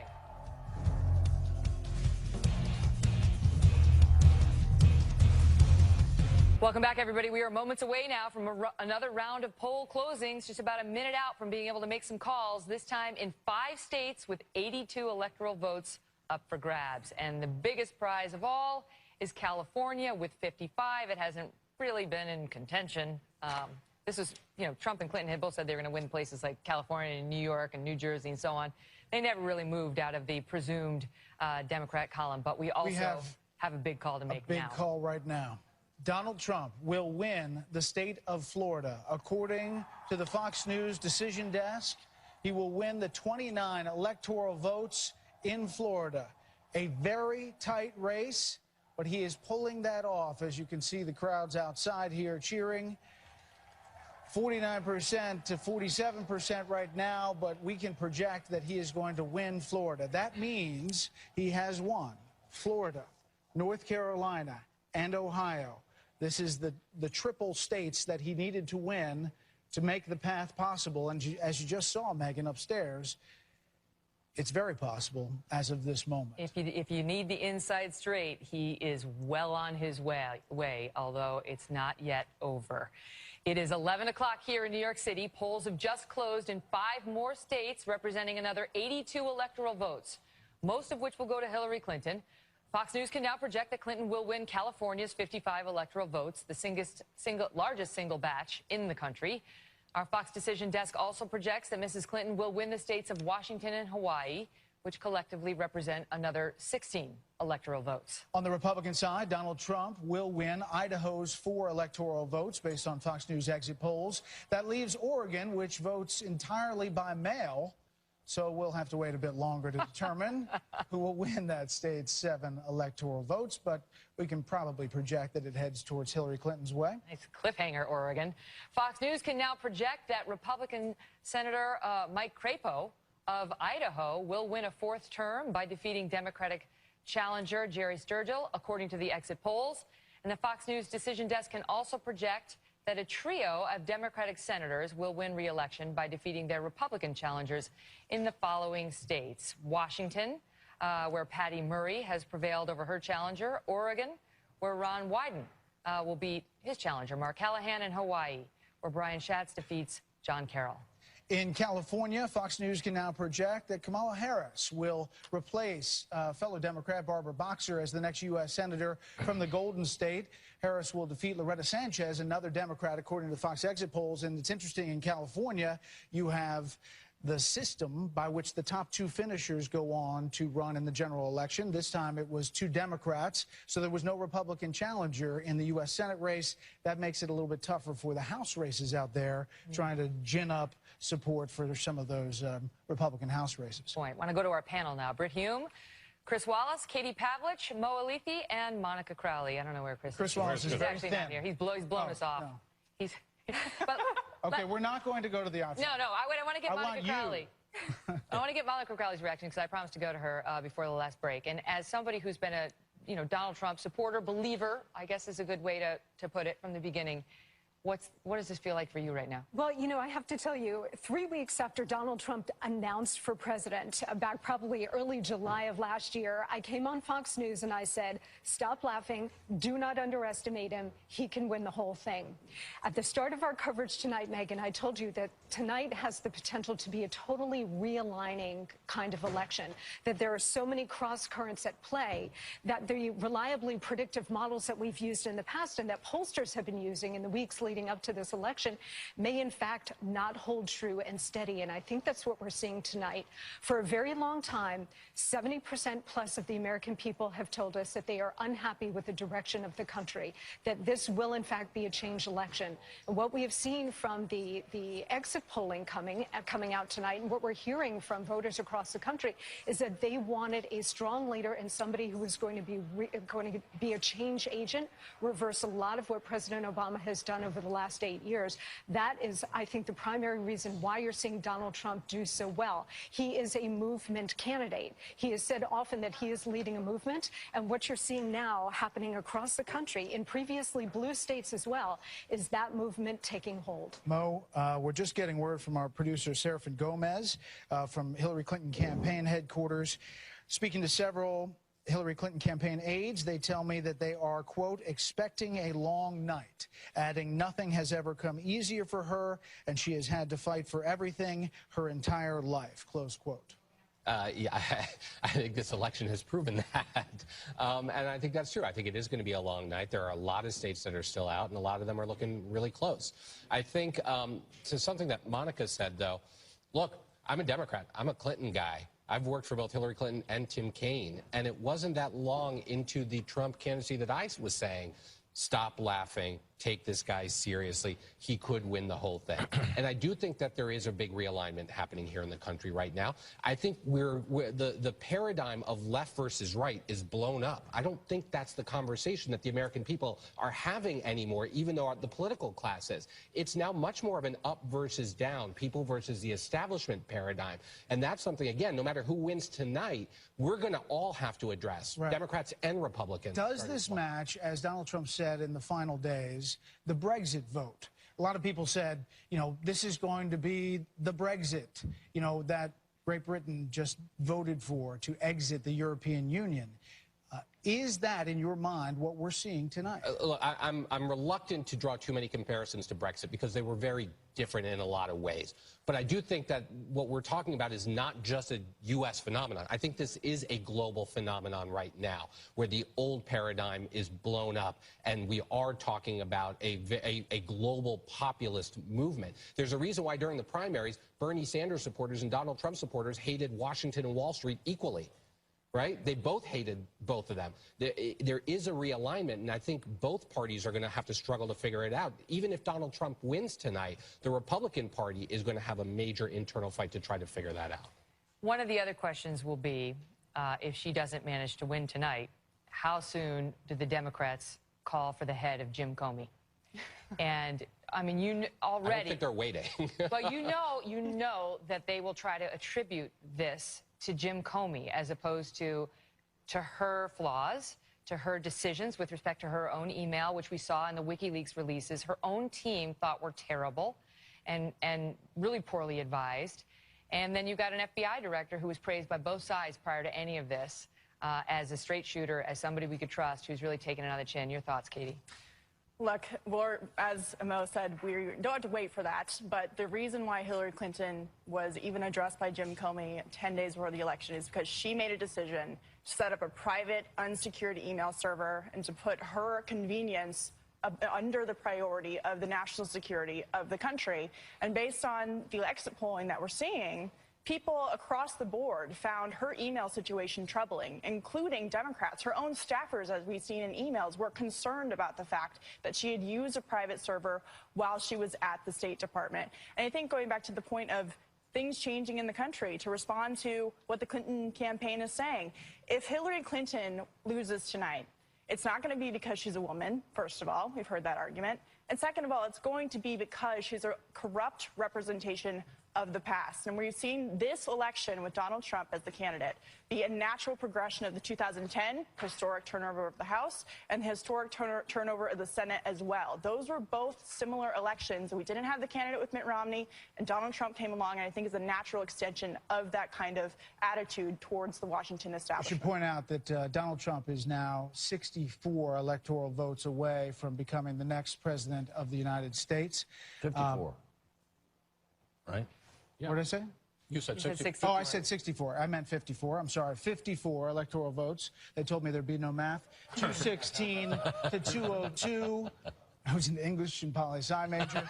Chris, your take of where we are. Well, this is bigger, it seems, than any one moment. It is a combination of things. You know, it's funny. Just at a personal level, I wasn't covering politics in 2000. I always regretted that I didn't get this. This could be our 2000. This could be one of these elections that takes on a life of its own on election night and is just an inflection moment in the history of this country. We don't know. Look, Hillary Clinton could still very much win this election. I mean, this is not over by any stretch of the imagination. But to get back to Katie's point, I don't think that Comey/private emails is separate from the Brexit thing. It's all part of the ins versus the outs, the establishment versus the populace, the people.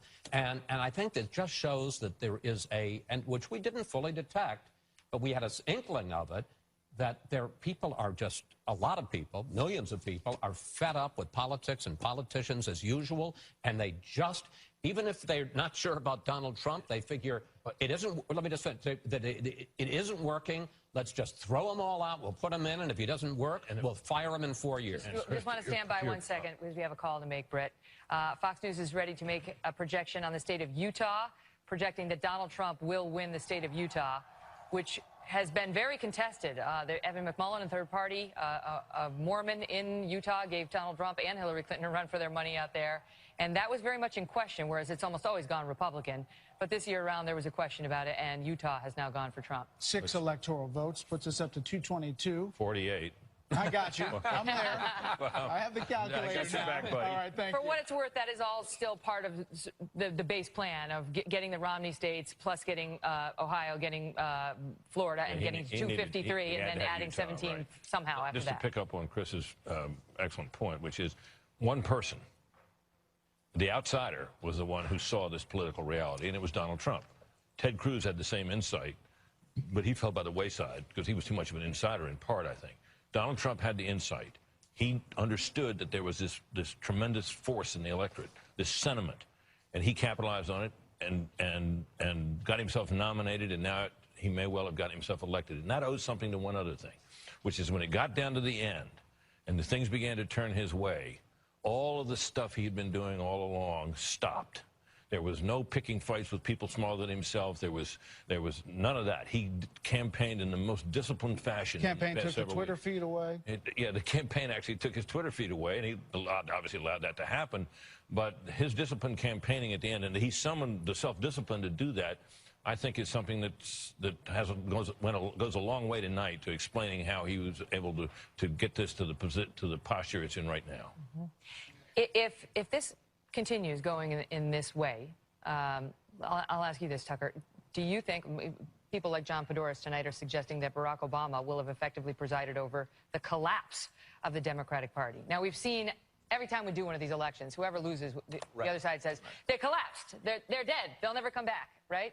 But if she doesn't win this tonight and the Democrats don't win control of the Senate, as almost everybody projected they would do, it's a colossal failure for them. That's for sure. And it doesn't even, I mean, look, it's a precarious coalition. It's the rich and the poor don't actually have a huge union set of shared interests, is the truth. And I think the Bernie phenomenon kind of laid that bare. But I think the truth is, of course, voters are mad at Washington. But I don't think they can match the contempt that Washington has for them. Huh. I mean, what's the message? Every time you turn on the television, it's not just that Trump is a buffoon, it's that his voters are worse. They're disgusting. There's no sympathy from the ruling class for the people over whom they preside. I mean, that's just true. I live in that world. And I have to say, look, you have a huge population in the middle of the country whose life expectancy is declining. That has never happened. And no one says anything about it. If the life expectancy of Syrian refugees were going down, we would have a primetime address from the president. That would be a huge deal. Well, that's why the basket of deplorables was such a because it was so real. I mean, they really feel that way. This is a revolt against the elites. The Democrats put up an elitist and a populist year. What do you think's going to happen? Even if she wins, you can kind of see the lesson has been learned, one would hope, finally. Let's be clear. If Donald Trump wins, which, again, I would say is still a big if, but if Donald Trump wins, to John Podhoretz's point, I would say he's presiding over a collapse of the Republican Party as well. There is a complete and total realignment of the Republican Party Mo, that is if you're going a on Bernie there. Sanders supporter tonight and you're looking at these numbers and you look at this and say, see, don't you? Look, I think this what is happening out there, if Hillary Clinton wins tonight, this is something she's going to have to tomorrow hit the ground running to address. That what is happening out there right now is bigger than any candidate. Donald Trump is a flawed messenger of this message. He is a flawed messenger of this message. Exit polls are showing that a lot of his voters don't like him. He did pretty well for a flawed messenger. It doesn't seem as flawed. That doesn't mean look, his history has lots of flawed messengers who go on to win, right? Well, look at it this way also, Mo. I mean, look out across the country. How are Republicans doing at state-level races? How are they doing in the state houses tonight? They've swept the state houses once more. How are they doing in the House of Representatives? They're going to retain control of the House. How are they doing in the Senate? They're going to. It looks like now they're going to retain control of the Senate. But there will likely be a more narrower majority in both the House and the Senate. If you're right facing now. 24 to 10 odds, right now, you're likely to lose. But the point is, Democrats are picking up some of those seats, right? I'm not. I do not think. I think we all make a mistake. Democrats and Republicans alike make a mistake if we continue to look at this election through the prism of D versus R, left versus right. This is different. The Republican Party has a clear major soul. I think that's a very good point, and I don't disagree with it. But I would say that if you look at the structure of the offices held across the country, the Republican Party looks to be in pretty good shape. Can we just look at this national popular vote really quickly? Donald Trump, 43,038,272. To Hillary Clinton, 40,965,265, and it's just changing now. Carl, back to the digging in. What is Hillary Clinton's path to getting to 270? Well, her path is Nevada, New Hampshire, Colorado. Well, she's won Colorado, so either Nevada or New Hampshire, plus hold the blue wall. Pennsylvania, Michigan, Wisconsin, Minnesota, if she loses. But she now has to run. She now has to run the table. I want to go back to a point that Mo and Tucker have been talking about. Look, both parties are being roiled by populism. This happened twice before in American politics, the 1880s and the 1890s, culminating in the 1896 election, and then in the 1920s and 30s. And it's happening across the world. And it's happening in both parties. Let's be honest about that. Donald Trump is a populist of the right, of the conservative, not the conservative variety, on the right. And he got 44% of the vote in the Republican primaries. An obscure backbencher from Vermont who has no accomplishments to his name ran as a populist to the left and got 47% in the Democratic Party against the most formidable machine inside the Democratic Party, Hillary and Bill Clinton, backed by the sitting president of the United States and backed by the money powers within the Democratic Party. So both parties are being roiled by this, and how they resolve this is going to determine the next state of American politics, no matter who wins or loses tonight. The other point that I'd make is both parties succeeded in nominating the only candidate that could the other candidates, the other party's candidate could beat. These are two deeply flawed individuals, and yeah, we're going to end up with one of them has to win. But that doesn't mean that the American people have risen to their cause. A lot of this, particularly the energy behind Trump, is being driven by a deep concern about what President Obama is doing to this country and an anger over the transformation of the country in front of their lives without their say. If the president doesn't get something through Congress, he does it by executive action and rubs their noses in it. Go ahead, Kate. The American people are sick and tired of being told what to do. That's the reason why they want smaller government at the state level. We see it with Republican governors across the country. It's the reason why we saw Scott Walker so successful in taking on the labor unions, which were telling people what they had to do with their own money. We've seen it at the state legislature level. We've seen now this as a reflection on Washington, D.C. We saw it in Brexit. People off in Brussels telling them how much they could use in electricity and when they could plug their toaster in at nighttime. I mean, this is a reflection of big government and a referendum on President Obama, quite frankly, and all of the big government over the last years, and really controlling how people make their decisions that impact their lives, whether it's their Obamacare premiums or whether it's the EPA implementing insane regulations on small businesses out in the country where we're seeing Trump voters come to the polls today. This is a revolt of the unprotected class against the protected elite class, because the unprotected class, the people on the ground, have to live with the consequences of legislation and executive orders and everything else that the protected class has inflicted on them. Donald Trump went out there every single day when he stayed on message and was speaking directly to those voters about the issues that directly affect their livelihoods: economic growth, wage stagnation, job creation, illegal immigration, building the wall, the existential threat of Islamic terror. He spoke directly to those people who feel their economic security threatened, the national security threatened, and he was able, by doing so, he was able to forge an emotional bond with these voters, which is something that money cannot buy, just as Mrs. Clinton. But here's one interesting question for you. Here's one interesting question. One thing about Trump that we don't really know is how he would govern, right? He's smart enough to say what he needed to say in the primary to get the nomination, and smart enough to say what he needed to say in the general to at least give her a hell of a run for her money, if not win this outright tonight. If he gets into office, do we really know? I mean, given the number of positions he's had and the fact that he was a Democrat for most of his life, Tucker, do we really know? No, we don't know. We don't know. We'd be getting. I mean, that's the gamble. We know pretty much what Hillary's going to do, right? I mean, she telegraphed it. She's going to go hard on climate, et cetera. We don't know Trump. We know that one of his great passions is trade. Does that mean he's going to erect a 35% trade, tariff? Probably not. Does it mean he's going to push for enforcement of the existing trade agreements? Yeah, probably. I mean, that is a real focus for him. It's totally sincere. It's genuine. You've talked to him about it. Immigration, border security, another. But beyond that, no, we don't. We know he's pretty liberal on the social issues, actually. He's not at all a conventional Republican. He's pretty anti-war. That's the other thing. I mean, for all the talk about how he's going to, blow up Russia or blow up, do the bidding of Russia, he's actually like the most articulate anti-war candidate the Republicans have ever nominated in my lifetime anyway. But we don't really know. That's true. Let's take a look at the Trump headquarters and the Clinton headquarters quickly. I mean, they're not cheering at the Trump headquarters. I think they're on pins and needles. But look at the Clinton headquarters. It's like they're motionless. They're doing the mannequin challenge. Are they doing the mannequin? Like a wake. Are those people? That's pins and needles. Pins and needles right there. Because you know what? Because this is not what they expected. This is not what they expected. They thought she was going to run away with this. And, she's been talking in recent days about basically measuring the drapes. And the Trump campaign had lost a bit of momentum coming into these last couple of days. The reports were that she had stabilized the precipitous fall she suffered after Comey came out a couple of weeks ago.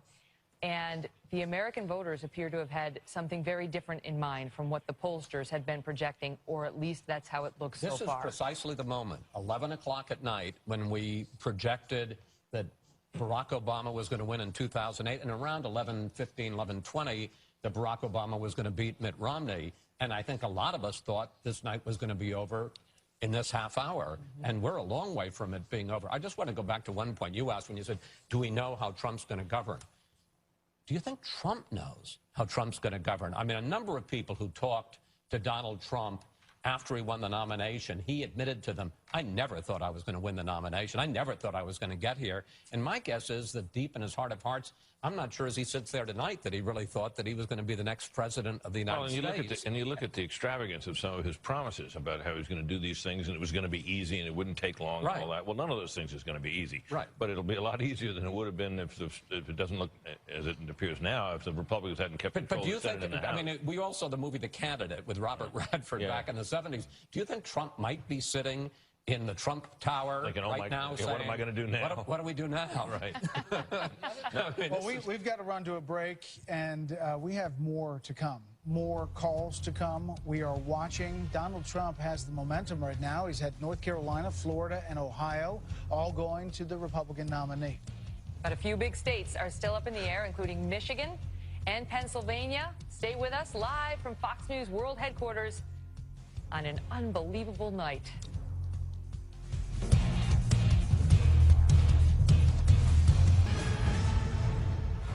Welcome back. Now a call from the Fox News decision desk. Hillary Clinton will win the state of Oregon. Not a surprise there, but it goes to the Democrats' column, and that adds to her electoral votes. They finally got those mail-in ballots in. All the drama's gone. The drama's gone. The drama's not gone, however, in the overall race, and it's certainly not gone at Trump headquarters and Clinton headquarters. Just take a look at the situations there. We're going to check in first with Carl Cameron, who's live at Trump HQ. What's the mood there in that room, Carl?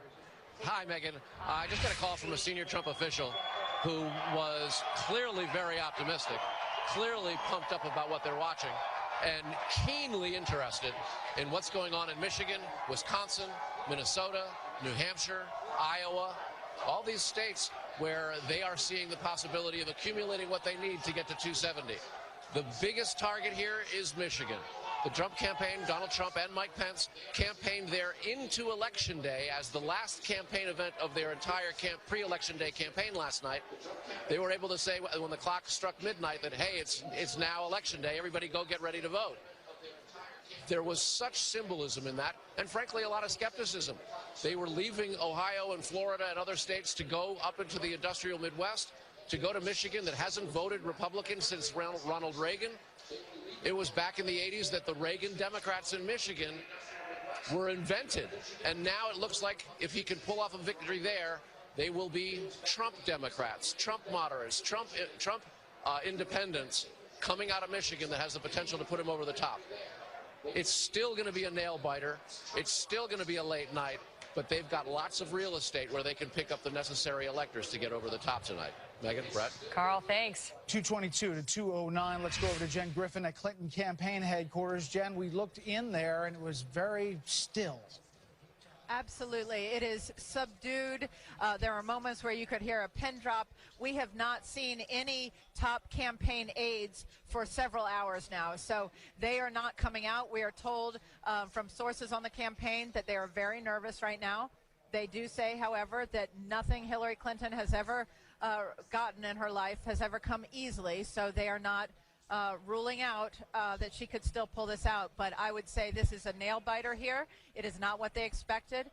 We did hear all along earlier today that she was preparing 2 speeches because she is superstitious, and she did not want to only prepare an acceptance speech. So she's in her hotel room. We've seen one tweet from her recently saying, no matter what happens tonight, she had a great team, and the team did a great job, which was an ominous tweet just about 2 hours ago. Brett?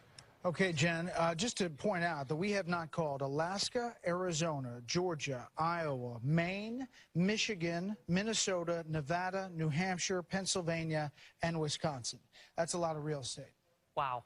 Anything could happen. I want to bring back now the co-hosts of The Five, Kimberly Guilfoyle, Juan Williams, Eric Bolling, Dana Perino, and Greg Gutfeld. Like, unbelievable. Right? You said it.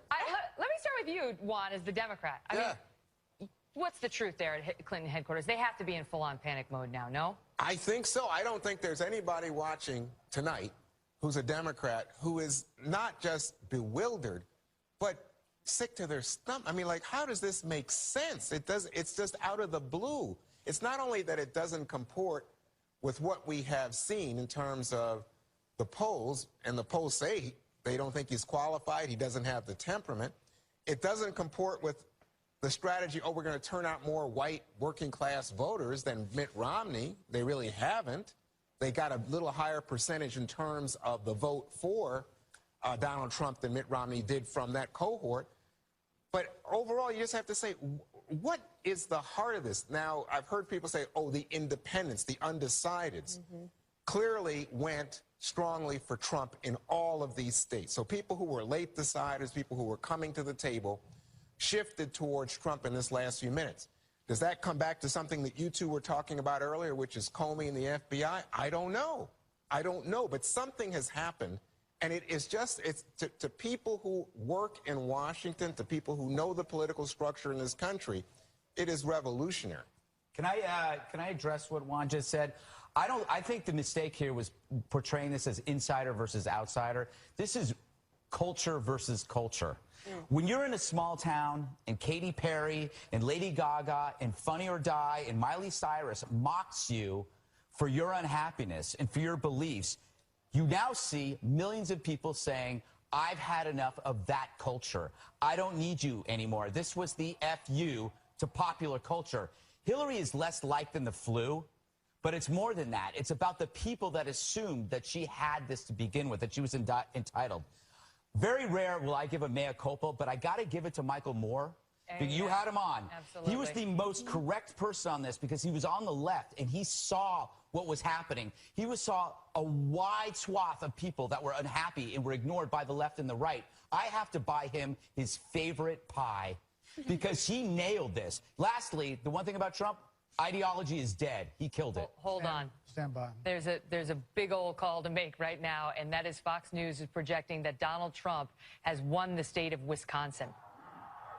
Donald Trump has won the state of Wisconsin, and there goes her blue wall.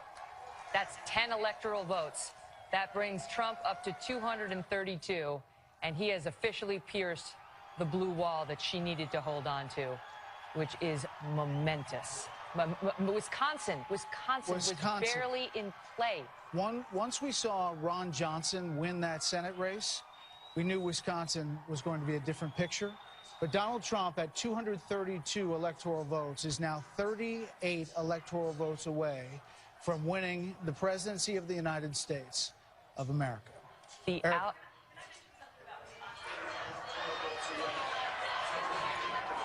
we have Dana's mic on? She's trying to make a point. Trying to make a point? Oh, can you hear me now? Okay, so Scott Walker, the governor of Wisconsin, he has fought back 2 recounts of him. He has won re-election. He came out for Trump after being very reluctant, came back for him in a really big way, crisscrossed that state with Paul Ryan, and they were able to get Ron Johnson and Donald Trump, all those voters to turn out for him. I think that is absolutely momentous, and a big revolution is underway. Just to pick up on what Greg was saying before the break, and Michael Moore, who knows white working class voters, has made movies about them, grew up in Michigan. This is basically what he said. Now, he's not a Trump fan. He basically said, you're going to blow up the system and you're going to be sorry about it. But the point he was making before he got to the end was, I actually have the quote here, Joe Blow, Steve Blow, Bob Blow, all the Blows get to go and blow up the whole G-damn system because that's your right.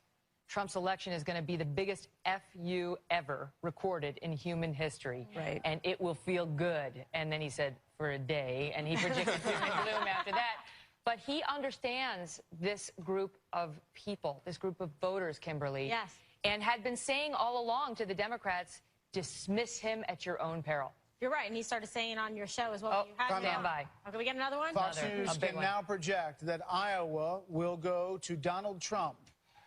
6 electoral votes for Donald Trump. Iowa, the state of Iowa. He has turned the state of Iowa to Donald Trump. This is... Can I tell you what this is? This is, if Donald Trump holds the rest of the Romney states and he's projected to win, that's 269, which gives him the victory, assuming the House votes for him versus Hillary Clinton.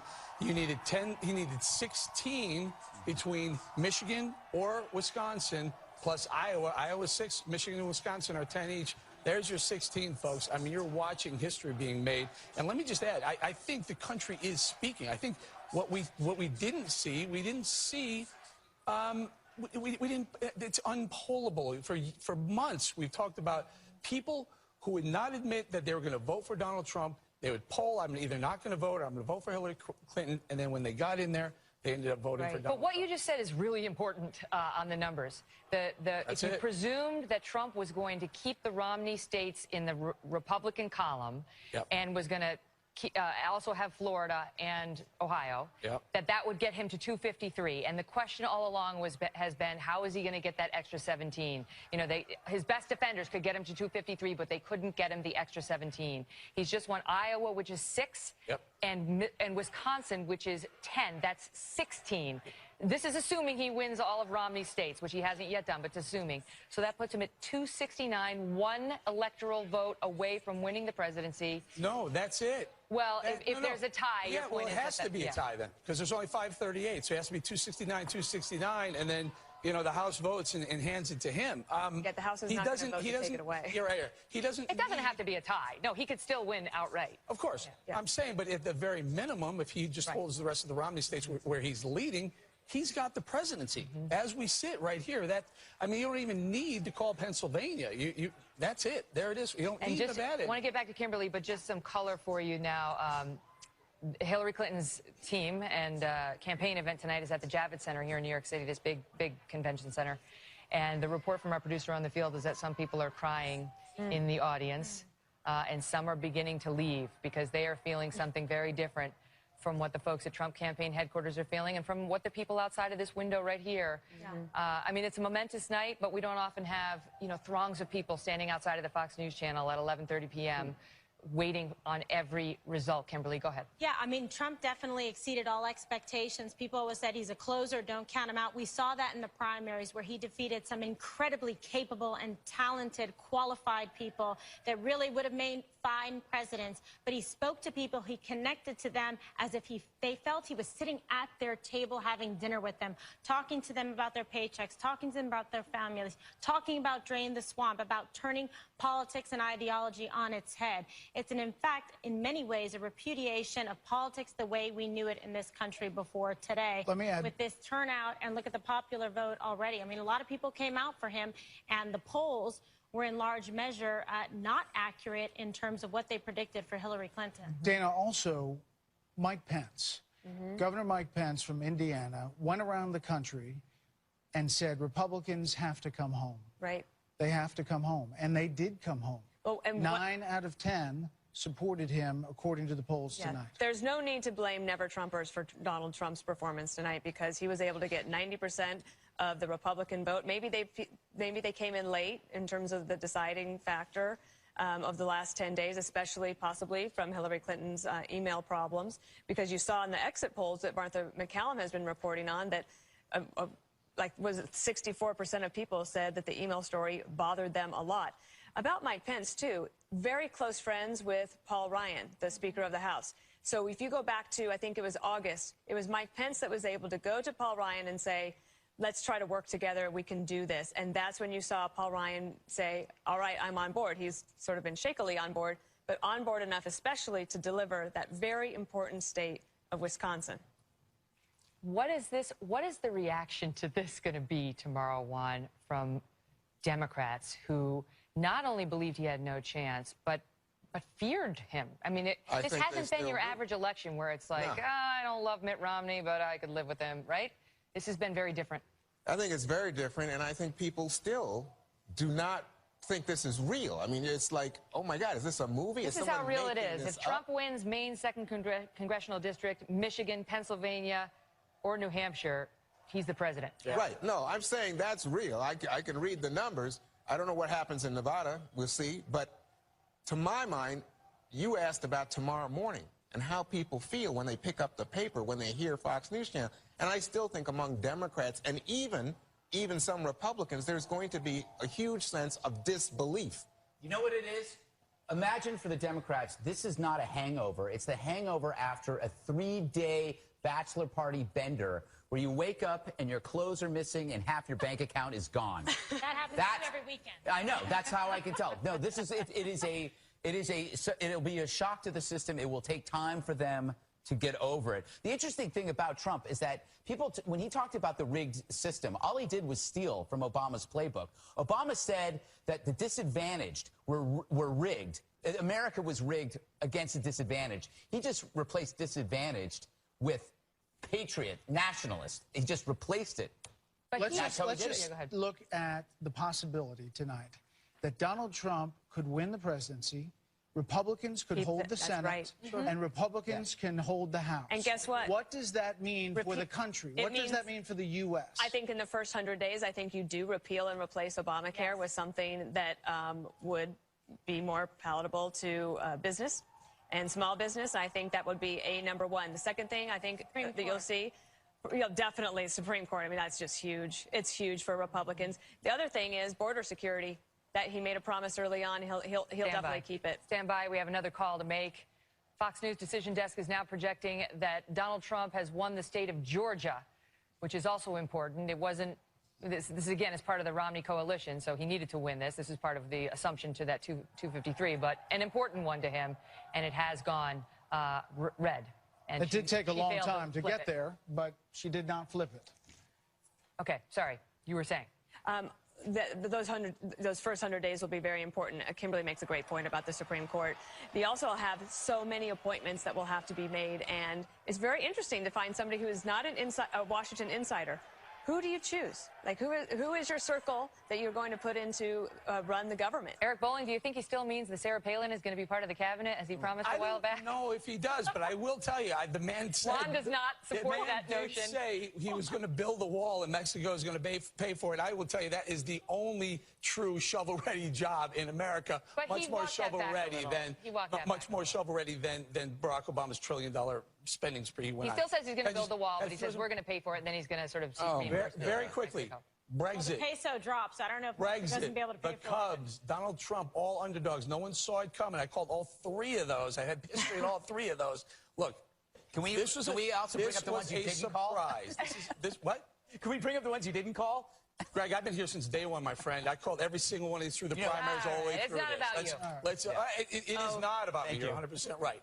However, it's about the country. The country has spoken. And I do push back on the insider versus the outsider. I think he is the outsider, and that's what they're ready for. Well, let me just say, you know, as a different voice, the idea that you would say, oh, I'm going to have Mayor Giuliani as my attorney general.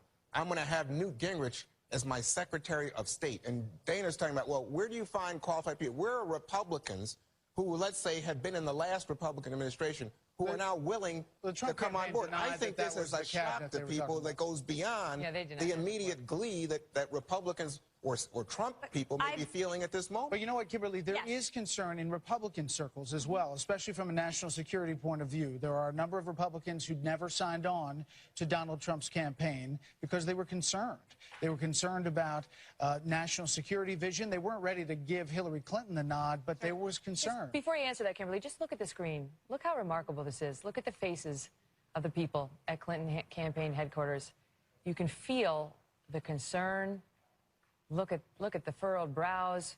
It's somber. It's very somber. They understand exactly what is happening, and there is shock on the faces of her supporters. Sorry, Kim, go ahead. Yeah, no, obviously there's a serious concern for them tonight because the pathway that they thought was going to lead to the Oval has not proven to be true thus far. Looks like a Coldplay concert. Yeah, as it relates for Chris Martin, as it relates to national security, that is one of the issues actually that resonated and showed in the early exit polling from Fox News throughout the primaries that even women cared about, and the economy. Food on the table, money in the wallet, borders secure here at home by also making sure that we control ISIS and other forces that would do us ill harm. In terms of that, I think that he's going to have to say at this point, if he wins the presidency, listen to people, have everybody come forward, have an open mind about national security, and get the best and brightest to come forward. He has to build bridges at this point. Let me tell you this. At this hour, there are ambassadors in Washington who are calling to try to figure out what Donald Trump will do as president of the United States if they don't know already, because there is concern you can feel from, and Hillary Clinton talked about it, from around the world about how this is going to go down. I think that will settle down. And that is the point that some of these Republicans are making. I think that will settle settle down, and I also think that that there will be a significant number of Republicans in Washington who either worked for Reagan, George H.W. Bush, or George W. Bush, who will be willing to come back in and be a part of that team if Donald Trump wants them to be a part of it. That's what I was going to say. They will be ready, willing, and able to serve. That should be his first 100 days to reach those people, the people who were never Trumpers, even say, look, I still need you. We still need you as a party. This is still the Republican Party. And if he can do that, if he can bridge that, boy, he can assemble something resembling a team of rivals. So this is like an emotional blah, right? So everybody just went. But I'm just telling you, I'm not sure this is good for America. That's what I'm just saying. I mean, everybody may feel, oh, I can't. I'm so glad that Donald Trump did it. But I got to tell you something. You got to wonder. Dana says the rest of the world is going to adjust to this quickly. I do not think Well, not quickly. I said it will settle down, and I think that the question of what Donald Trump will or will not do in terms of foreign policy, he's not going to make any sudden moves. I think that he will be measured in that. But guess what? He just built a great big tent for America and for the Republican Party that included populist movement. And I'd like to see, as a Puerto Rican woman, what the end numbers end up being with Latinos, with Puerto Ricans, with Hispanics, and with women, so that we can learn and also try to heal and move together as a country. And I think he's going to be interested in doing that because he's going to want to be a successful president, and he has to do that in order to achieve those goals. All right, guys, stand by, because it's 11:44 here in the East. We still have not called the presidency, but boy, we're getting a better feel for where this race is going. Right now, the night looks very good for Donald Trump. He has won Ohio, Florida, North Carolina, Iowa, and Wisconsin. We are waiting on Pennsylvania and Michigan. Fox News live coverage of a pretty amazing election night when you think about all the scenarios from the very beginning. 2016 continues next.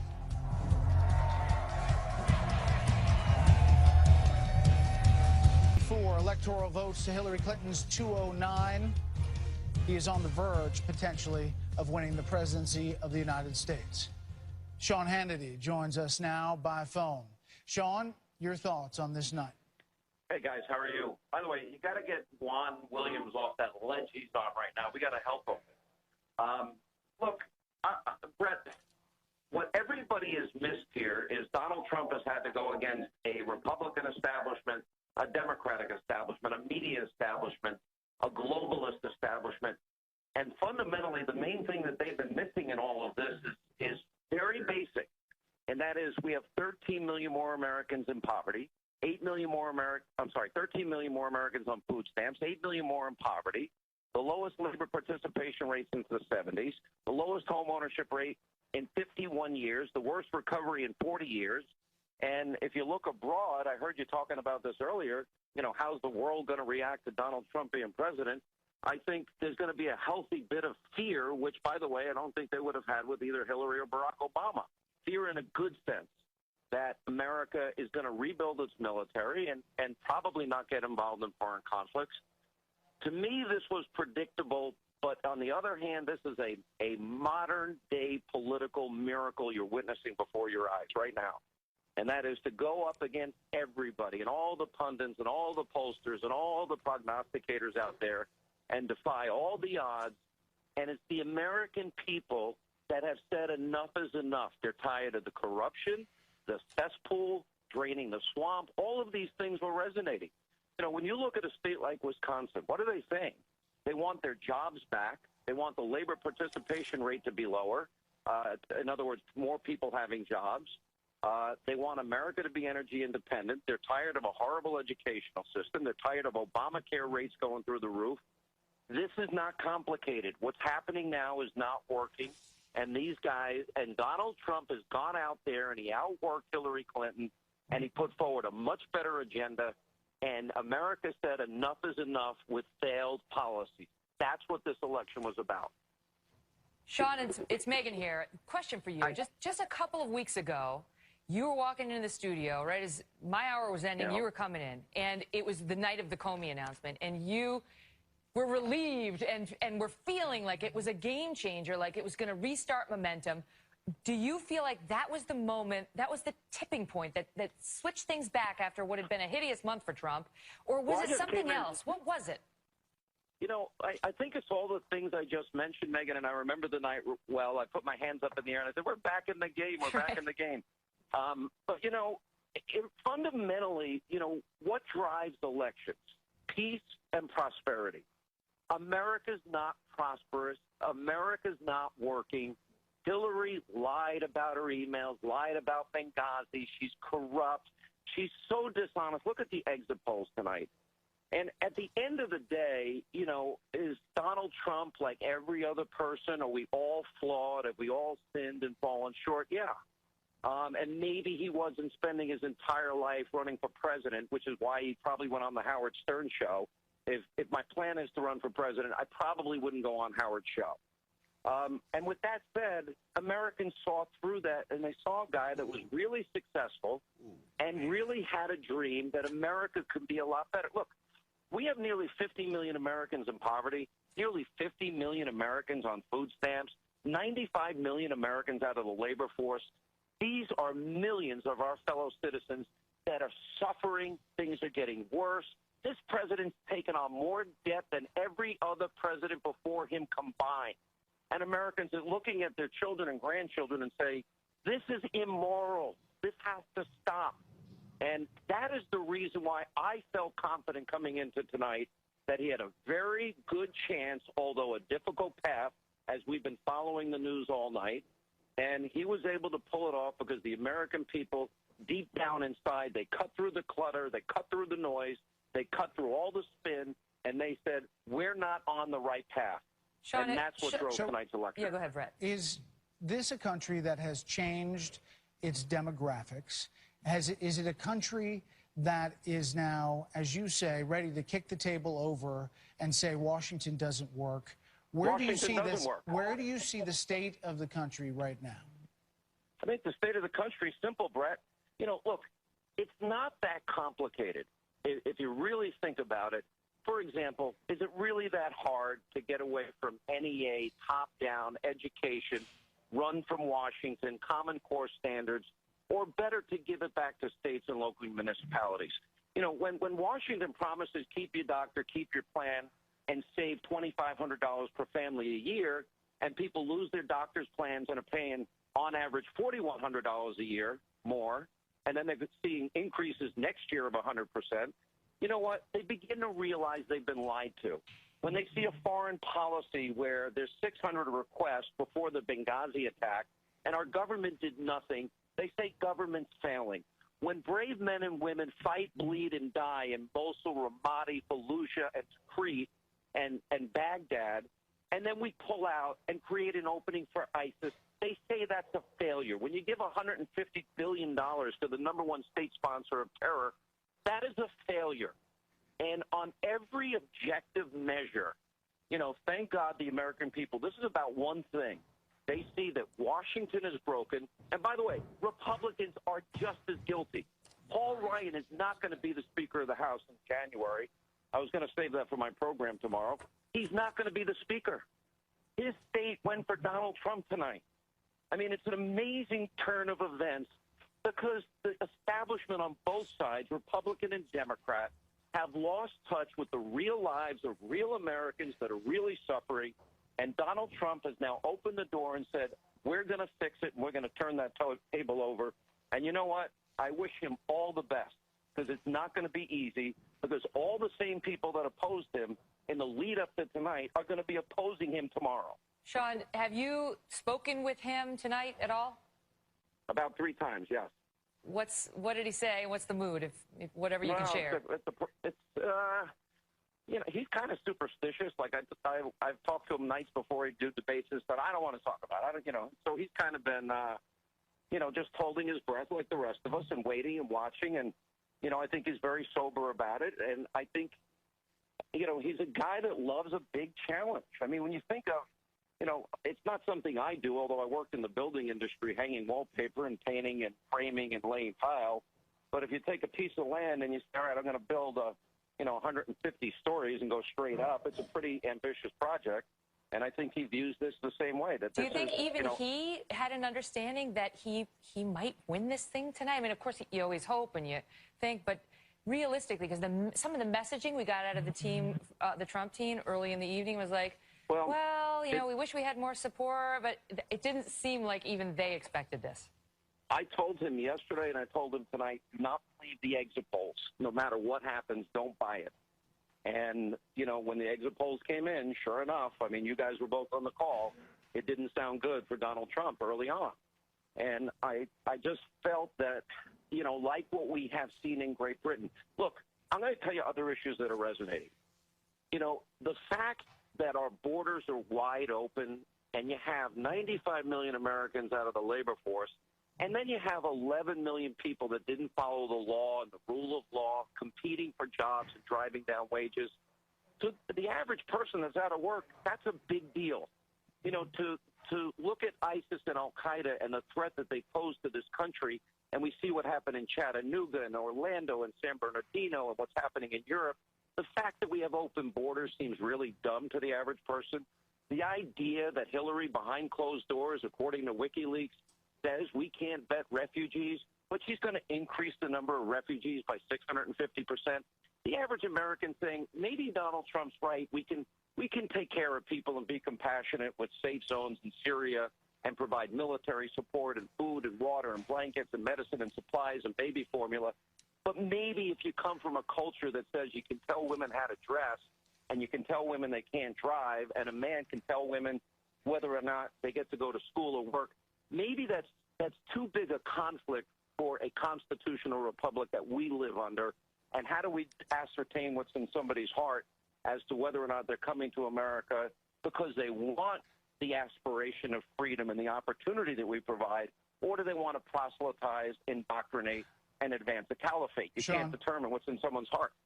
Sean, it looks like tonight that the U.S. Senate will be in Republican control. Thin majority, but looks like a Republican control. The U.S. House of Representatives will be obviously in Republican control. If it is a President-elect Trump, what would you tell him about working with a Republican House and a Republican Senate? I'd actually tell the Senate and the House to work with him. I think he's laid out a vision and an agenda for the country on borders, on refugees, on education, on Obamacare, healthcare savings accounts, trying not to be as interventionist as perhaps we've been in the past, especially after the pullout in Iraq, which I think was a major mistake. And, you know, I think his agenda on energy is so important. We can create millions of jobs in the energy sector. I think the idea of lowering tax rates for corporations and allowing trillions to be repatriated, I think there's a huge model here that represents the Reagan model and the Kennedy model that led to in the case of Reagan, up to that point, the longest period of peacetime economic growth in history. So I think if he follows that agenda, I would think the only issue he might have with some Republicans in the Senate and the House may be over trade, but, you know, I'm a free trader, but I also believe in fair trade. And some of these deals have been, you know, look at Wisconsin and Michigan, so detrimental to those people. You know, if we can bring trillions of dollars from the energy sector and big corporations that are tired of paying the rates this country charges, one of the highest in the industrialized world, reverse it to one of the lowest, will incentivize them to build factories, bring back trillions, and manufacturing centers here. It'll be amazing. Sean Hannity, there were not a lot of people at the beginning who believed you when you talked about this. It looks like tonight... By the way, Brett, there were people ready to rip my head off at the end of tonight. Trust me, I'm well aware of that. Sean, we're watching history tonight, no matter what happens. Sir. We are, indeed. Thank you for the phone call. Megan, back up to you. Thanks, guys. All right, so I'm over here with Bill Hemmer at the data deck, and the point right now, at this point in the evening, is what's her possible path? Yeah, wow. It's amazing how it's flipped, hasn't it? Yeah. On the what-if scenario, he's 16 votes away from getting the magic number. At this point, if he wins Michigan... It's done. It's done. He's there. I'll show you Michigan in a moment, but since you asked, we'll go ahead and go work through her scenario here. If she's at 209, Megan, and you give her Pennsylvania, let's say, okay, she runs the table. Michigan, Minnesota, Nevada, state of Maine, New Hampshire, Doesn't get her there. Oh, boy. Arizona would, however. I put her 276. She's got to win everything. Yes. Every remaining state. At the moment in Michigan, so he's up 1.5 points. Quick math, 3 million votes tallied so far. 4 years ago, it was 4.6 million. So there's still votes coming in. But this is a state. Whoa, see. Did I do that? Hey, I'm not allowed to touch that. Sorry, I didn't mean to. Technology. We'll get it back. So we're going to Iowa. Coming back to Michigan here in a moment here. And look what this state is doing at the moment compared to 4 years ago, right? You see the blue fill in? It's all Trump. Different story. It's a different story. And the same thing up here in Wisconsin, too. You know, we've been messing with these maps all night. Watch down here 4 years ago, Megan. Right over here. Yep. All the blue counties. And Trump's message has worked in that part of the country. And this is what the map looked like in 2012.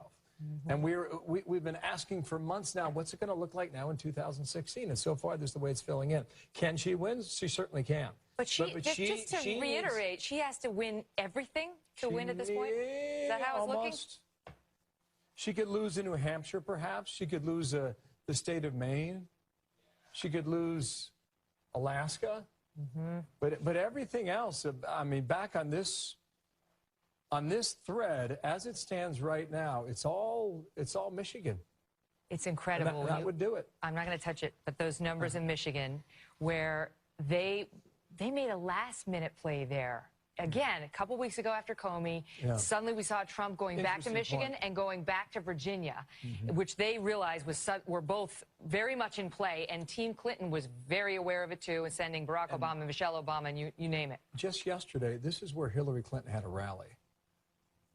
Ottawa County. All right, this is a Republican part of the state. I mean, Romney got 67% of the vote in this county. This is Grand Rapids area, which is just to the east here. This is Gerald Ford Presidential Library territory. This is Republican part of the state. I mean, I was making the case yesterday. I could see if she went down here just west of Detroit, because that's Ann Arbor. And that's where Barack Obama was. Turn up the base, turn up the turnout. And you wonder now, I mean, were they seeing something that we did not, that we missed? Listen, what do I know? But my own belief, having listened to the messaging, is the Clinton campaign came into today very confident, and the Trump campaign was a little questioning. Just listen to the messaging we got out of both camps up until tonight while we were on the air. You know, I mean, she was projecting, this is how I would govern. We have to bring the country together. We have to remember the Trump voters. And he was saying whatever's happened, you know, it was a great run and we've changed the country. It's completely flipped now.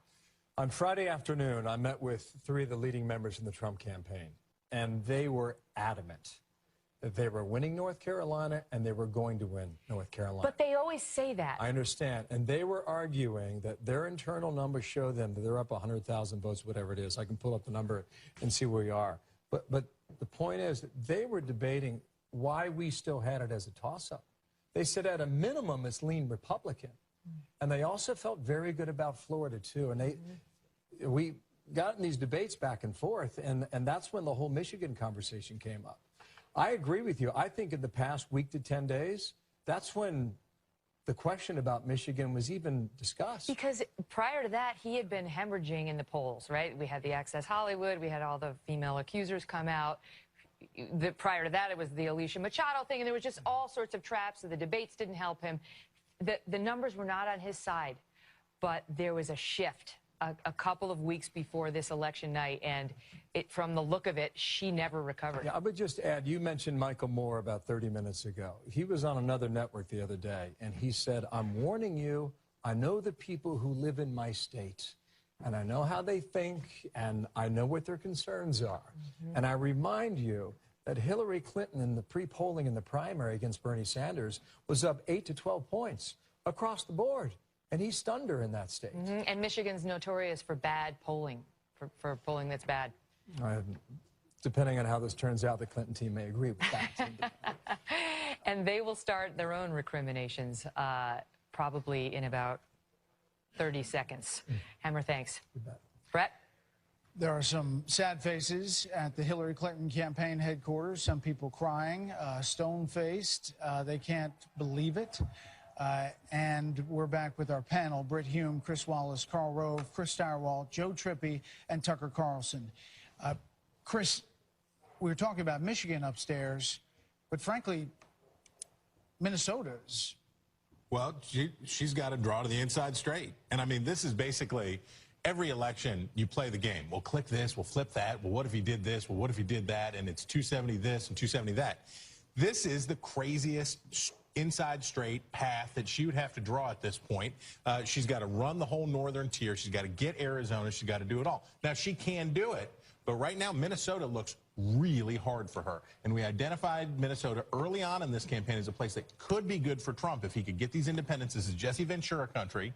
If he can get these blue-collar white voters to come in for him, Minnesota could be good, and it's looking good for him. Joe Trippi, she has to win in Michigan and New Hampshire, both places she lost in the primary. Yeah, no, Chris is right. You look at this, Minnesota, Michigan might come back. Trump's ahead there right now. But Minnesota's looking at that may be the tougher thing for her to pull off. Mondale's revenge. There. And then I've been talking about New Hampshire all night long. I thought she's going to have to win there to do this. So what is your thought right now? I mean, what you came into the night pretty confident.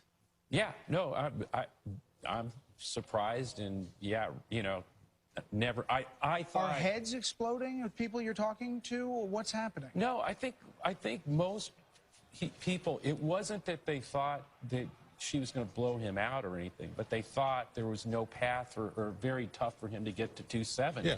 And that was her protection. You know, with all the flaws and everything else, they thought that was going. I thought too. She's now where we thought he was. Right, exactly. It's totally flipped. That's the shock. Is it's not that she doesn't have a path to 270, but she's now the one that has to thread the needle. And when you look at the states and you look at these counties that are out, and you look at what's going on, particularly Minnesota. That may be the place that if she doesn't make it, it may be because of Minnesota, actually. Oh, yeah.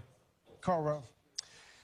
I came into tonight thinking that he could sweep, but probably wouldn't sweep Ohio, North Carolina, and Florida. But in Wisconsin, we made a run at that state twice. Came within 5,500 votes in 2000. Talk about that. Talk about that for a second. The lack of what was perceived as a lack of a ground game with the Trump campaign. The RNC had a ground game in a lot of these states. Hold on. Yeah. And he was criticized by a lot of people, a lot of election experts who said, this is a nothing campaign. He's not spending enough money. He's not running ads, but he was doing free media, bouncing around the country, and he ran the inside straight. Well, if he winning Wisconsin, he ought to thank two people, Governor Scott Walker and Speaker of the House Paul Ryan, because they have built in that state a political machine through Walker's races that extends from the top to the bottom and is better organized than probably any state in the country. They have every precinct covered. They have all the people. They have all the technology. They have all the enthusiasm and all the leadership, and they've executed. If I were Sean Hannity, I would not be recommending that if Donald Trump wins the presidency, the first thing he does is pick a fight with the House of Representatives and try and get Paul Ryan out. Paul Ryan is probably one of the big reasons why he carried Wisconsin tonight. And not only that, but a newly elected president does not need to start by opening up a civil war with the legislative branch of his party. Did that machine, because we know that in Wisconsin, he got a terrible shellacking in the primaries from Ted Cruz, and all of that machine was working against him in the primaries, and talk radio was working against him. Did they all fall in line and work full out for him? No, look, talk radio was, put that aside, because that's not under the control of the party leaders. But yeah, absolutely, because they understood two things. Paul Ryan didn't even campaign with him. Well, exactly. No, wait, let me finish. Yeah, he did. He spent, what do you think he spent? Let me finish. Last weekend, where do you think Paul Ryan was? He was stumping the state in a bus tour saying, vote for the Republican ticket. Donald Trump, Ron Johnson, Mike Gallagher. But he did refuse to. Carl, you got to look, Donald Trump. Look, sure, he didn't campaign with him. He campaigned on behalf of the House of Representatives around the country, raised $50 million. Okay. All right, let's but hold on, Tucker. Look, I'm not arguing against Paul Ryan. I think he's in a very tough spot. I think he's an honorable guy, and I think he'll do his best to accommodate this new world.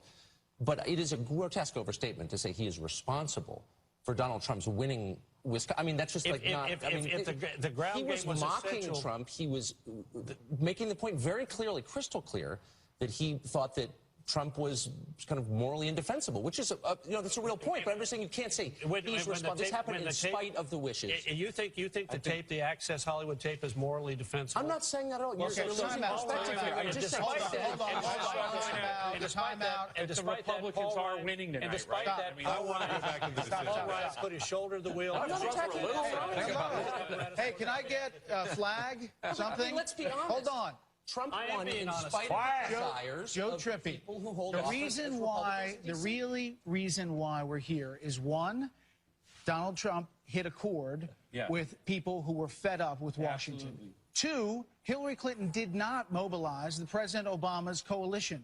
She underperformed in African Americans. Can we say that tonight? Well, yeah, that's definitely true. But the other side So of that where was is this they were Latino never vote going, that was supposed to be? They were never going to the African Americans were never going to turn out at the rate they turned out for the first African American president in history. That wasn't going to happen. It's clearly, look, there's two things that are, actually, I'll tell you what really interested me in the exit poll. There was a question in there that asked if do you want to continue President Obama's policies? Do you want to undo all of his policies? Or do you think we should the country should go in a more liberal direction than Obama? You know what fascinated me? It was a majority chose continuous policies or get more liberal. And 22% of the people who said get more liberal voted for Trump. Right. That's an amazing. There is the Bernie Sanders vote that we never thought was going to vote for Donald Trump. Right. But so that's why I say it may not be that Latinos are trying to make, are turning out higher and building a gap. But when you look at the exit numbers, the fascinating thing is, did progressives actually, were there those people who actually voted for Trump? And I'm not blaming them. I'm just saying that's a number I'd like to get into. Last word, really quickly. Really quickly, it's pretty clear what happened, or what's happening, which is there were two models for this electorate. One of them included a lot of downscale white voters, a lot of blue-collar white voters who were going to storm to the polls and do it. They did it. I have one disagreement with this. We got two candidates here who together are 95% of the electorate. We have the highest percentage of third-party votes that we have had since 1996. She loses Michigan, she can call Jill Stein. And what's happening is we are having a great point. We are having some white voters who might otherwise be found in the camp of the Democrat or the Republican who are saying a pox on both of their houses. I'm moving in to the third party. And you can see that in that answer. All right, we are now at 254 electoral votes for Donald Trump, 209 for Hillary Clinton. We are monitoring both campaign headquarters, and we are watching the results from some key states after this. Way over to the Trump headquarters, which will come as great news to the people who've been standing there all night and seeing the mood shift from concerned, a little worried, to downright jubilant, and of course exactly the opposite over at Clinton campaign headquarters. Just a little bit of color for you. David Plouffe, who helped get Barack Obama elected twice, has been saying all along that he really felt that the Electoral College advantage for her would ensure her victory tonight. And of course, he wasn't the only one saying that. But he just tweeted out something interesting saying, "Never been as wrong on anything in my life.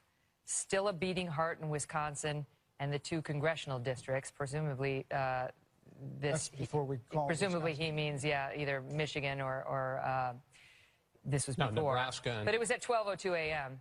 But sobriety about what happened tonight is essential. Sobriety about what happened tonight is essential. And we're hearing that more and more already from commentators about how people need to get real about the projections and the misreading of the electorate. Let's bring in our panel. Britt Hume, Chris Wallace, Karl Rove, Chris Stirewalt, Joe Trippi, Tucker Carlson, and we welcome Martha MacCallum. Chris, Perhaps the person who is most unhappy about this moment and this electoral college vote total that we see now is on the second floor of the White House.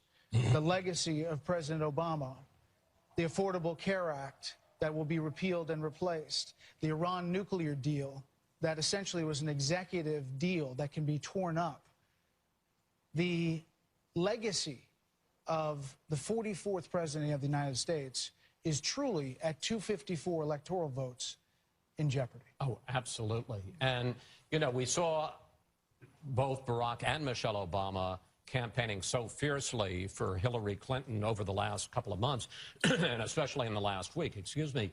And yes, I'm sure he's made his peace with Hillary Clinton, but he was campaigning for himself because he knew the only way to preserve the legacy, all the things you talk about that are now up for grabs, trade, the Iran deal, the whole foreign policy, Obamacare, climate change, all of those issues are, Trump was diametrically opposed to the Obama policy. There's another thing here, and I would love to ask Carl about it because he'll have the historical fact.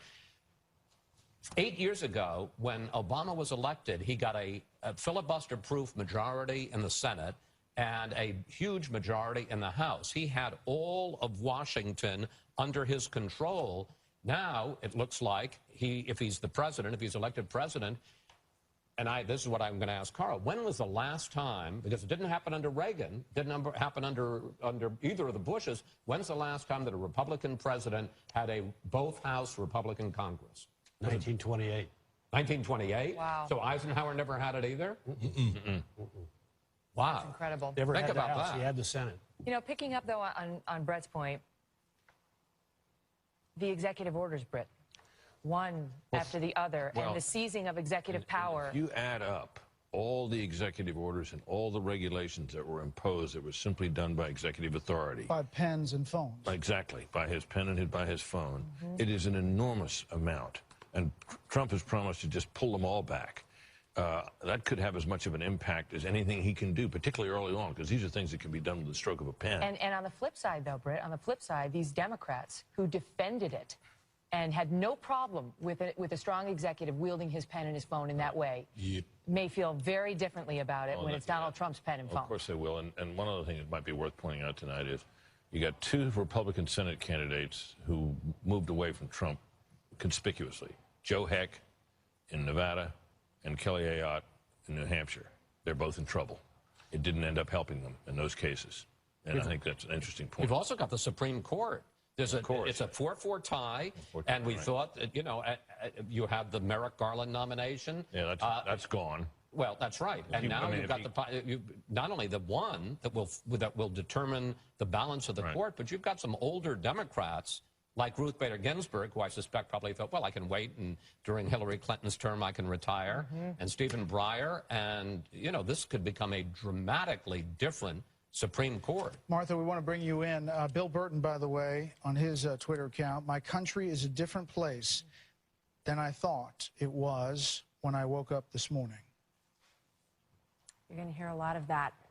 This is a stunning, stunning night, if indeed it looks like the outcome is what it appears to be. And let me just point out a couple of interesting small exit poll details that we haven't looked at yet that I think are revealing. So for people who said neither one of these presidential candidates is qualified to serve in this office, for that sliver, they went for Trump 69%. Okay? So for people who were disgusted with their options, 69% of them went for Donald Trump. How about this one? Neither presidential candidate has a temperament to serve in the White House. Neither one. Of that sliver who said that, 70% of them went for Donald Trump, and 11% went for Hillary Clinton. So for the people who, and there were a fair amount of them, didn't like either candidate, and they had to pull the trigger, and they had to make a choice, they went for Donald Trump. And, you know, you think about Donald Trump standing on that stage saying, you know, why not give it a try? You got nothing to lose. You got nothing to lose, right? And when you think about, and I'll bring it up again, the Mitt Romney model or John McCain model of the other Republicans who have run and lost, he outdid those voters with working class whites, with black voters, with Hispanic voters.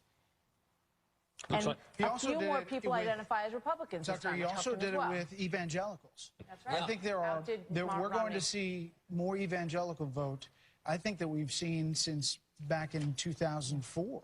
For sure. I'm struck by the division. So of people who voted for Hillary Clinton, according to the first poll we got tonight, 97% said that a Trump win would be, quote, scary. 97%. So it's not just Hillary who's in mourning tonight. It's the entire Democratic Party. It's virtually every corporate CEO. It's every director of every big bank. It's every hedge fund manager. It's almost every elected official in Washington. It's every lobbyist. It's every pollster. It's the entire, I'm serious, it's the entire world that we live in.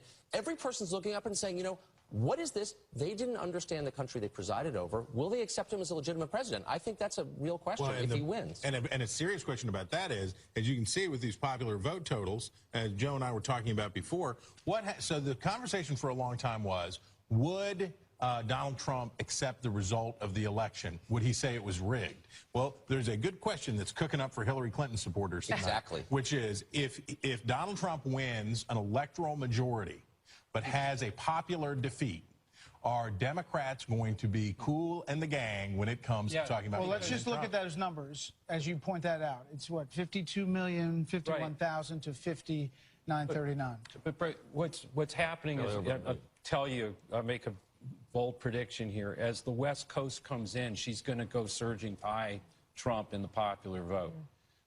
And so she's going to win. Regardless of what happens in these states now that we're waiting on, I'm pretty sure Hillary Clinton's going to have a popular vote win. And we talked about this earlier, and I think we kind of laughed at Chris for asking, you know, somebody I think was sort of like, oh, it happens, and it's going to be, you know, but it never happens. Well, I think it's going to happen tonight, where she's going to win the popular vote, and if he picks up Minnesota or Michigan, wins the electoral college. Just want to interrupt you. We have a call to make. The Fox News decision desk is now ready to call Nevada. They are calling Nevada for Hillary Clinton, and its 6 electoral votes will go in the Clinton category. Not a huge surprise, but that was a swing state for which they had both played. And want to tell you this, too, as we look at the markets.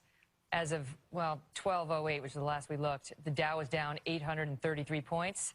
The NASDAQ and S&P 500 futures were down so low they halted them until the market opens tomorrow morning. Martha, you used to be a business reporter. What does that mean? I mean, it's a double Brexit. I mean, this is the same kind of shock. And when the Brexit vote came down, I talked to people who were trading overseas, and they felt like it was all going their way. And over the course of the evening, they started to say, no, it's actually not. And every one of those markers started to flip. And you saw the peso going lower tonight. You saw the VIX, which is the volatility index, going higher.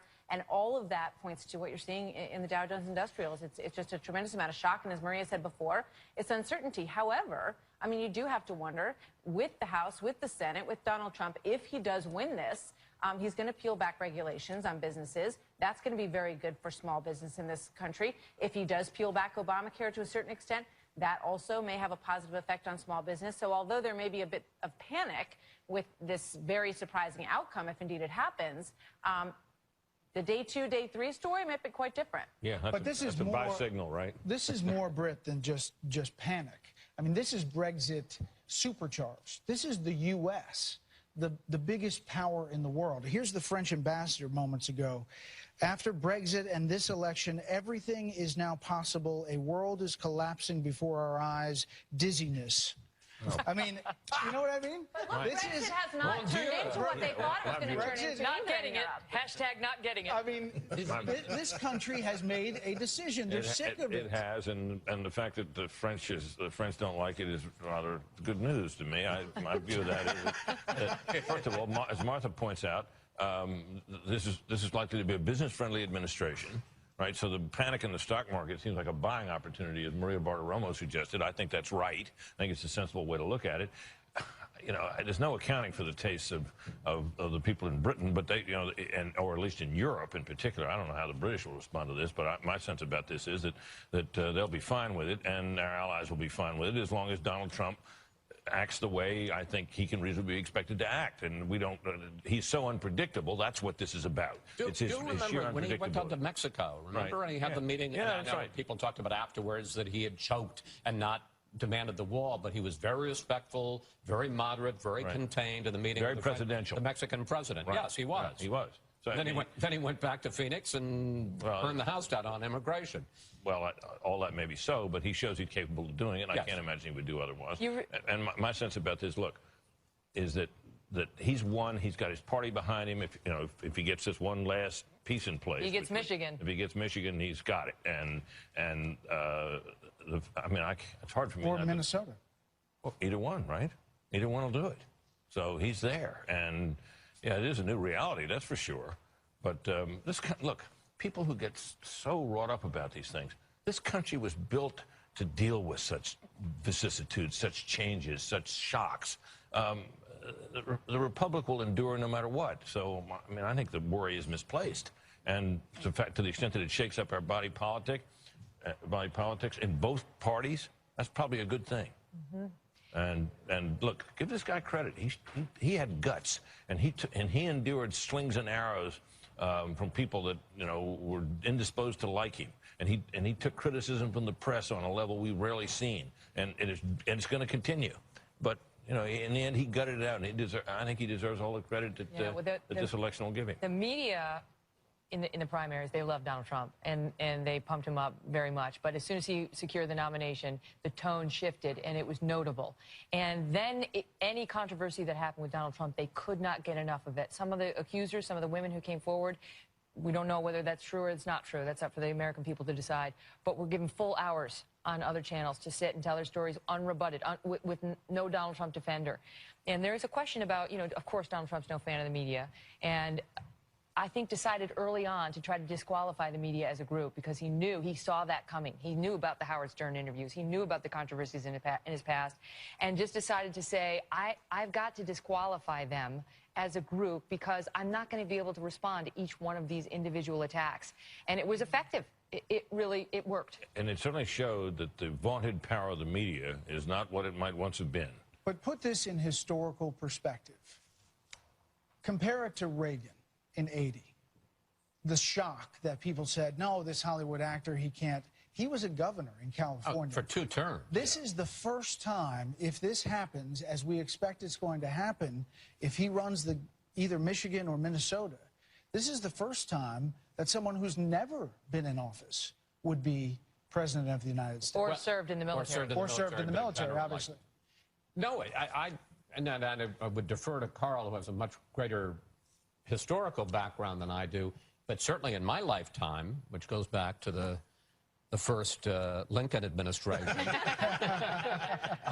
it's the biggest shocker. I mean, people talk about Dewey Truman, but that was a governor of New York against a president.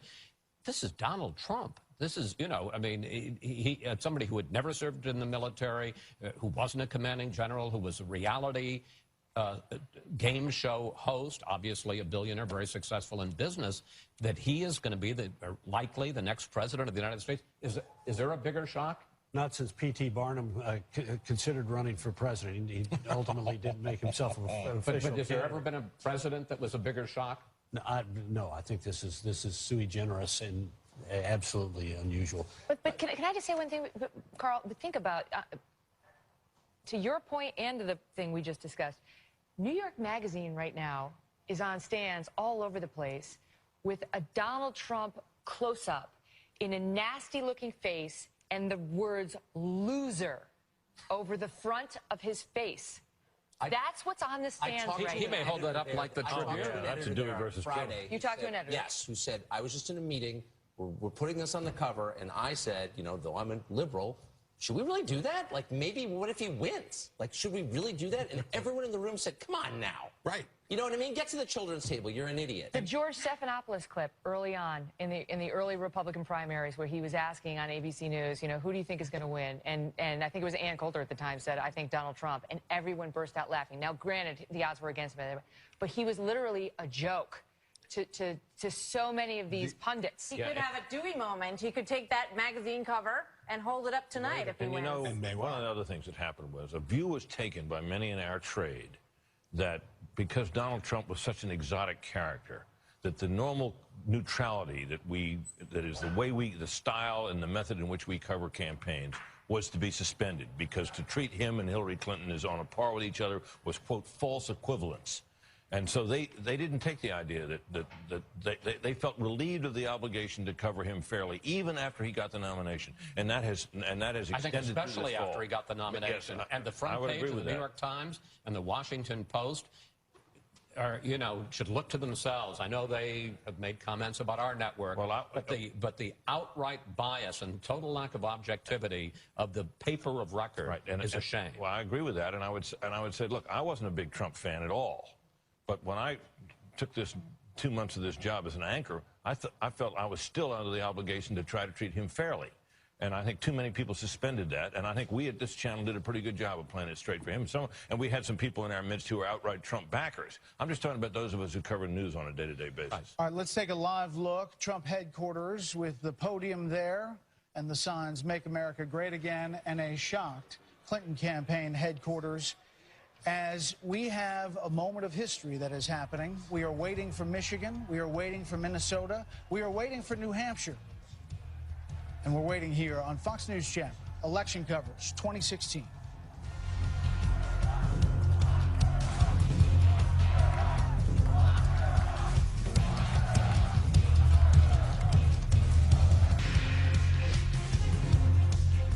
Welcome back to Fox News Election Headquarters. We have a Senate call for you. The Democrats will hold on to a Senate seat in Nevada.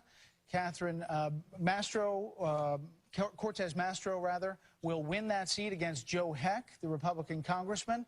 This was a hard-fought battle for the seat of retiring Senate Minority Leader Harry Reid, and it was seen that she could get the machine of the Democrats in Nevada to work for her. It worked. And now they hold that seat. It was not a flip, so it's a Democratic seat. So far, they have picked up one as far as flipping seats. On the net gain, they need a net gain of 5. Doesn't look like it's going to happen tonight. Want to bring in Steve Hilton, former strategy director for UK Prime Minister David Cameron. Great to see you, Steve. So even though you were with David Cameron, then you flipped. You wanted Brexit, and we're a big proponent of it. And how do you see tonight's election in America relating to what we saw in the UK with Brexit? Megyn, I think there are two really big similarities, and they really go to the heart of explaining what's happened tonight. I think the first is the way in which, during Brexit, you saw the political and media and business establishment really uniting in their contempt for voters who favored Brexit, describing them as narrow-minded and bigoted and xenophobic and racist, and really painting them as just nasty people. And of course, we saw exactly that here, really typified most obviously with Hillary Clinton's basket of deplorables remark, but you saw it right across the board. And I think what that meant was that people didn't want to say that they were supporting Trump, just as they didn't want to say that they were supporting Brexit. And that really explains the shock that a lot of people are seeing tonight. But I think the deeper point, the real similarity that matters most, is in the underlying reason for the vote. And that is what's actually happened in the real lives of millions of people, thanks to globalization and technology and all these changes, which is that basically a lot of people have really suffered. I think for me, the most explanatory data point in this whole election here in America was published by the Census Bureau about a month or so ago, and it was the income data. And what it showed was that the median income in America, which means the midpoint of all incomes, is lower today than in 1999. What that means in plain English is that half of all Americans earn less today than 17 years ago. They've had 8 years of Bush, 8 years of Obama, and their incomes are down. And it's no wonder that they look to someone, anyone, to try and make a difference in their lives. Steve, it's Bret Baier. We talked back at the conventions, and you said there's a possibility that this is brewing. Donald Trump used that on the campaign trail and said this was going to be Brexit plus. Is it? And what about the world reaction? When we saw Brexit, they said everything is going to collapse originally.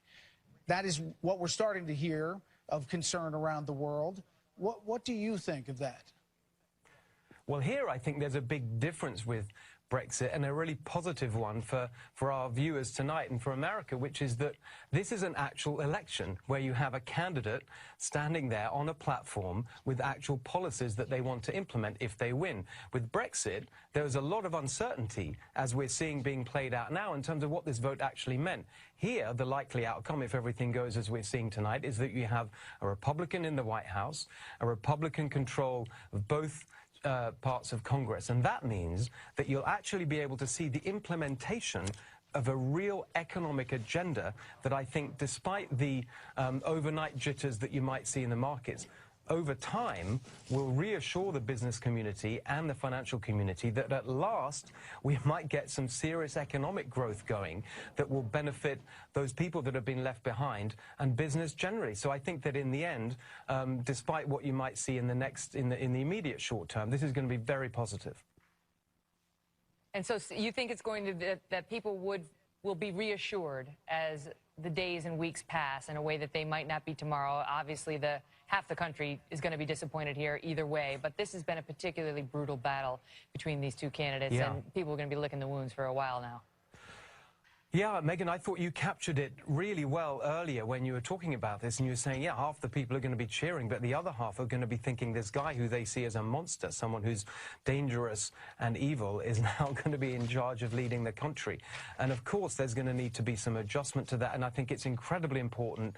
You know, we'll see perhaps this evening how Trump actually responds to this moment. I think he's got a huge responsibility to do so in a way that starts to reassure those people that see him in the terms that you described as someone who really can not just get the economy going and do the specific policy things that he talked about, but really bring the country together at a time when it's going to be really anxious. Steve Hilton in San Francisco. Steve, thank you very much for your perspective. We continue to wait results in several states right now, including Michigan, Minnesota, New Hampshire, Arizona, Maine, Pennsylvania, and Alaska. A lot of electoral votes outstanding, but a very, very narrow path available for her right now. Down ballot, Maine and Michigan tonight both approved minimum wage increases. And the economic impact, we talked about the markets, but gold is up more than 4% tonight, just so that everybody knows that. And everyone's getting their mesothelioma medicine? And the Dow is down more than 700. Internal joke. And I think the S&P 500 halted at 5% down, as you mentioned before. Let's bring back our panel. Dana, Juan, Monica, Chris, Carl, Britt, and Chris. Okay, Monica, your perspective on this. I think what we're seeing unfold tonight is the most astonishing political story of our lifetimes. If you think about it this way, Donald Trump, who has never done this before, the ultimate outsider, essentially had very little money relative to Mrs. Clinton, who had about $2 billion at her disposal for this campaign, had an essentially skeletal campaign to this day, is pulling the entire thing off. We have never seen anything like this before, certainly in recent political history and maybe ever in the history of the Republic. And I think what it shows is the power of the people, that both the Republican conservative base as well as independents, disaffected Democrats, they have taken a look at the bipartisan ruling class and they have said, we've had it with all of y'all, and we're going to try something completely different. By the way, the cheers you hear are the actual boards we're putting up as you're talking, and they have the vote totals underneath. And, Much as they love Monica. Right. You know, Michigan, 17, oh, there it goes. But basically, Donald Trump leading in Michigan, leading in Pennsylvania, and leading in New Hampshire. This was sort of forecast. We talked about how unusual this is, but actually there was a very smart man in 1962 who wrote a book called The Image, The History of the Pseudo-Event in American Politics. Daniel Boorstin, later the Librarian of Congress, famous American historian. And he said in 1962, after the Kennedy-Nixon election, that the changing nature of the American media, which he thought was corroding a lot of the traditional sources of authority in our society, and the weakening of the party structure meant that in the future we were less likely to nominate for office people who had demonstrated statecraft. They'd been a successful governor or mayor or senator or congressman. Instead, we would tend to begin to pick people who are famous simply because they were famous. And we've done that. We picked somebody who had never served in office, whether in the military or in the public office, and who basically used the media on his behalf to disrupt the existing political structure and the existing political system. It took a little bit of while for Daniel Borsten's idea to come off, but it has come off in a splendidly amazing fashion tonight. You know, we talked about the numbers. We talked about them all night, Chris, and we've been talking about them for months, and the pollsters and so on. One of the things we watched for months was this LA Times poll. Yeah. To see whether they were the only ones who had it right. They've had Trump ahead by 6 points for months. Yep. And they polled the same group of people. It was a huge group, but they kept going back to the same group, that same group, over and over and over and over and over. So he's Does up. this validate that method of polling? No. So he's up a point in the national popular. Our final poll had her up 3 in the national popular. The average of polls was 2.5, 3 points. It was the national polling had settled around her up by 3 points, 3 points. He's up by a point in the popular, but as Joe was saying earlier, by the time we get done count and vote in California, it's going to be pretty close to a tie. The problem that we have as consumers of politics is that we don't see these numbers for what they are. These numbers are suggestions about a zone. This is a shotgun pattern, not a rifle shot. So you put up this scatter shot and you say, it's over here. But him winning by 1 point, we were talking about this the other day. Him winning by 1 point or her winning by 4 points were about or 5 points was about as equally likely any of them inside that space. Yeah, that's why we need to pay attention at all times to margins of error. Yeah. And these findings, you know, this turns out the way you just outlined, Chris, that would be within the margin. Let me make a point about one other thing that I didn't notice. Maybe you all have mentioned it, but this election might mean the revival of the white vote, and white voters in this election behaved like a minority group. They stuck together to a great extent. And I didn't realize this, but white non-college graduates, we all expected Trump would do great. According to the exit polling, he won them 67-28. White college graduates, Trump wins by 4. So he won the white vote across the board. They came home. Less and more educated alike. They came home to him. They stuck with him. Yes, they're down to 70% of the electorate, but they're still by far the biggest complement of our electorate. I'd say 2 things. One is, remember, he's going to be a minority president.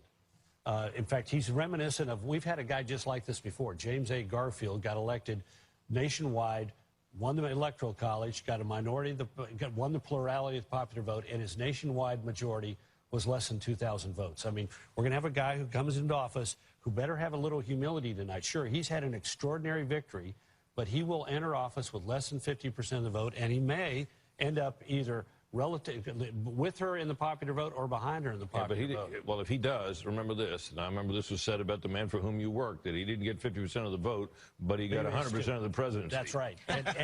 And I hope to God the Republicans who, the Democrats who said those things about George W. Bush not being the legitimately elected president of the United States will not hurt our country by saying those things about him if he happens to win the Electoral College and come in. You suggest, Britt, that he was able to bring the white vote together. I think he had a lot of sort of nationalist white appeal that has brought out some extreme elements in our society. I worry about that as part of this. And then you said, well, but he tomorrow could express some degree of humility, some grace, some willingness to reach out to Americans who are somewhat put off, if not in total shock at what has happened here tonight. But again, I just don't see any evidence of that in a man that I have watched very closely over the course of this campaign. I see him as someone who holds grudges, pursues those grudges, says I want to lock up my opponents, and that scares me. I'll tell you. This is the moment we all ought to suspend judgment. Yeah, exactly right. Wait and see how he acts. Don't prejudge him. This country has survived elections before in which there were bitterness far beyond the measure of what we've seen in this election. But it all is incumbent upon us to give him a chance to succeed. Yeah, remember, Juan, Herb Block, the famous liberal cartoonist at the Washington Post, editorial cartoonist. When Richard Nixon was elected president, and he had savaged Nixon, and he always portrayed him with a deep, 5 o'clock shadow and made him look very sinister. and he had a drawing in which he was sitting in the barber chair, and Herb Block gave him a clean shave. Let's hope the country is willing to give Donald Trump. But when you hear about banning Muslims, Juan, this is a very kind of thing. Intolerance. Richard Nixon played very rough with people, accusations that they were communists and all that. Let the guy have a fresh start. Here's the question, Dana. Is the Donald Trump we saw on the campaign trail, who got a lot of coverage and said a lot of controversial things, is he the Donald Trump we're going to see as possibly president-elect and the 45th president of the United States? I think probably not, because while they will celebrate, it is also one of those moments that will definitely sober the mind, in that you will now be, if he wins, Commander-in-Chief of the United States of America. You are the leader of the free world. And that, to me, is a sobering moment, in that you realize the weight of that responsibility, that the buck stops there. I don't know all the other things in terms of the tweeting and such like that. I don't know what they're going to do. Technology has changed so much, even from when I was in the White House press office. I didn't even have a Twitter account until I left there. So the way by which they communicate is very interesting. I would say that when I was press secretary, I would try to split the job in two. 50% of my time was spent advocating and defending the President of the United States of America, and the other 50% was used to defend and advocate for access of members of the press to the government. And this has been a campaign that has really focused on the media, the so-called bias of it, questioning media, calling them out, and I hope that that is one thing that he decides to really think about, is that our country survives based on the free press, and the press is going to have to figure out a way to cover him fairly if he were to take office. But let's be honest. We don't have, you asked a very good question. Is the President Trump, if he is elected, if he gets these final 16 electoral votes, is he going to be different than candidate Trump? And the only answer you can really give is who the hell knows? And I don't know that he necessarily knows, but let's face it, he's a 70-year-old billionaire who pulled off the most improbable victory in the history of our country. I'm not sure that humility and a feeling of, gee, I got to change the way I do business is necessarily going to be at the top of his agenda. He may think, you know what, I'm smarter than all these guys. It worked out okay for me. You may be right, Chris, and you probably are, but I hope he doesn't think that, because the man who got elected is less the man who campaigned up to and through October 22nd. And more the man who campaigned from October 23rd till today. October 22nd is when he goes to Gettysburg, makes a speech that's pretty good substantively, but opens with 14 minutes excoriating the women who had accused him of groping them. And that was the last day that he conducted himself like that. Since then, he's been a reasonably contained, disciplined candidate. Stay cool, Donald. Stay cool. And you know who told him that? Reince Priebus. Those words that he said on that podium, I have it on good authority, were the last words that Reince Priebus said to him before he left to go back to Washington for one day to change his clothes, get a new set of underwear, and go back on the campaign. How many Hollywood stars? Underwear. But we're not. You mentioned the women who accused him, who Donald Trump says he's going to sue, and we question this: is a sitting president of the United States going to sue a bunch of women who presumably that threat dies if he wins the presidency? But something we haven't discussed is the number of groups who are likely feeling real fear right now, in a way that perhaps they hated Hillary Clinton, they didn't want Hillary Clinton, but they weren't afraid of her. I mean, you've got Muslims who may be feeling that way tonight. You've got women. You've got women who, have seen him accused of groping women against their will, matters which have not been resolved in his favor or against him. They remain unresolved, and people can make up their own minds about it. We've got a history of comments that Trump has made, which are sexist in nature. They may be booing, but this is true. You've got immigrants who have been threatened by Donald Trump with deportation. Hispanics. You call them thieves and rapists? I mean, I'm glad you're saying this, because, everyone's saying, give it a new start, let it go, take it easy. But I just remind you that even for Republicans, what you heard from Sean Hannity tonight about go after Paul Ryan, he won't be speaker. This suggests to me, this is about disruption of a political process. And on that level, I can appreciate disruption. But when it becomes so personal, you feel personally, wait a second, this is someone who has said, you know, most white people in the country are killed by black people. Something that's an outright lie, not true, never taken it back. Someone who says that I can grab women as I please, never takes it back, never apologizes. No, well, Monica? that's not true. He apologized for the bus He did comment. apologize that. Monica? Yeah, may I? Look, Donald Trump, I think, understands the import of this moment. I also think he understands the importance of an inclusive message of change tonight and going forward. Britt mentioned President Nixon, for whom I worked during his last years. And I remember having a conversation with President Nixon about Election Day 1968. And I asked him, after you voted, Mr. President, how did you feel? What were you thinking? And he said, you know what, Monica, I wasn't thinking whether or not I was going to win that night. I was thinking as I drove around in my car, watching people line up to vote, how many of them did I reach?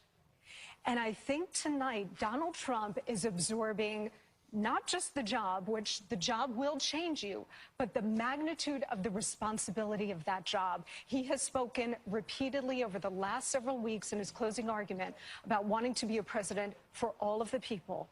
And I think what you're going to start to hear from him starting tonight and going forward is this inclusive message of change, bringing the country together, what is at stake, why it matters, and how he is now uniquely positioned to make it happen. Brit Hume could hardly have been more right when he said that every American, especially every American of faith, owes their prayers, good wishes, and support to Donald Trump if, in fact, he does become the president-elect tonight. That is the sacred duty and obligation of every American to hope that their leader is successful, is wise, and brings peace and prosperity to the country.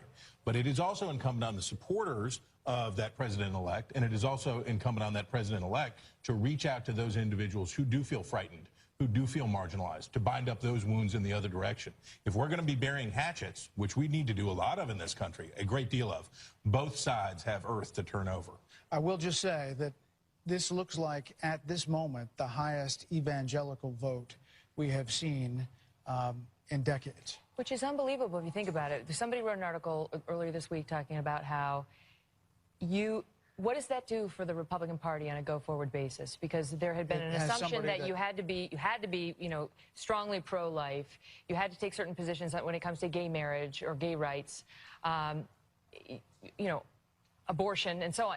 So what does this mean now? What does Chris, this mean? what he said in that debate was a powerful message to evangelicals when it was the question you asked about abortion and the different policy from the two candidates. And I think perhaps that struck a chord in that final pitch. Yeah, absolutely, and particularly when it got to the question of partial birth abortion. I mean, the interesting fact is that Trump is, on social issues, particularly by Republican standards, very moderate. He, at one point, espoused the idea of allowing transgender people to use whichever bathroom they wanted. He was once in favor of partial birth abortion. He said he wouldn't ban it. Right. Okay. But if your two choices are Hillary Clinton or Donald Trump, right. and you're an evangelical voter. But I'm just saying that he's not your typical, I mean, when you think of George W. Bush or Ronald Reagan, he's not your typical evangelical Republican politician. He's proven that you can get the Republican nomination, right? This is something for those moderate Republicans out there who aren't so keen on Donald Trump. He has proven that you can get the Republican nomination, you can win the presidency potentially, even if you don't subscribe to the more conservative social views, which, listen, he's sort of paid some lip service to it today, but he's had a lifelong history as a Democrat and as somebody who is more liberal socially. And he said a lot of the right things for the Republican once he secured the nomination and was running. But the truth is that doctrine has been busted up as well by Donald Trump. We're coming up to the top of the hour, and we are waiting on a few states, the biggest, Michigan and Pennsylvania. Stay with Fox News Channel for continuing coverage of the 2016 presidential election.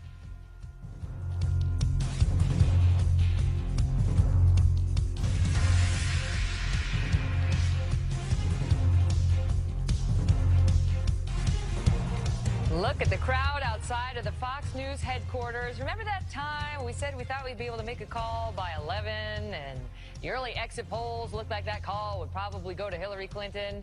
Not so much. We are watching right now states including Michigan, which has been too close to call, Pennsylvania, which has been too close to call, New Hampshire, Minnesota, Maine, Arizona. None of those has come in, and we started the evening saying Trump needed to pull an inside straight. Shoes on a very different foot now, mixing metaphors, but she needs an inside straight, and it should be, ideally it would be a flush as well, straight flush. It's going to be hard, is my point. And a new pair of shoes, which everyone always needs, no matter what. Going to toss it up to Brett, who's with Bill Hemmer at the data deck upstairs. Yes, the data deck. And we are looking at some cards for Hillary Clinton that do not look like they're lining up for I her. think I told you earlier today I'd see you at 1 o'clock in the morning. That's true. But I think we're supposed to be at the bar. Yes, that's right. There are casinos in Michigan. Show us some Michigan. Here's what I've been watching for the last 30 minutes, okay? 30 minutes ago, Trump's margin was about 34,000 in Michigan. And then it bumped up to 42,000. And then so these are remaining counties. Correct, yeah, northern Michigan. Then it bumped up to 59,000. My point is, every time you watch it, maybe it's 5,000, Brett, maybe it's 10, maybe it's 2,000. But right now it's 50. Correct. Yeah, 59. Did it change again? No, 51. Oh, boy. I mean, I gave up math when I got an iPhone. There you go. Okay, 59. So let me take you to Pennsylvania here, and this is what's happened over the last 30 minutes. At 12:30 East Coast time, he was up 26,000 votes. 15 minutes later, he was up 35,000 votes in Pennsylvania. And right now, based on that board, it's 52. Okay, it had been 59. It came down about 5,000. So you're at 52,000 vote margin there in the state of Pennsylvania. So either one of those states obviously puts him over the top of 270 electoral votes to win. She has to find the votes there in Michigan or Pennsylvania. Otherwise, because Minnesota doesn't do it alone, Arizona is still out here, but it's a Republican-leaning state. But let me show you that, too, by the way, in Arizona, because at the moment he's got about a 4-point lead right now. You know, you go back 4 years ago and you see what the margin was between, Romney and Obama. It was much greater. She's closed the gap as a Democrat, but again, he still has the advantage. So we go back to the what-if column yet again, and, okay, take Michigan out of the picture. Take Pennsylvania out. If he's at 254 right now confirmed, Arizona puts him at 265.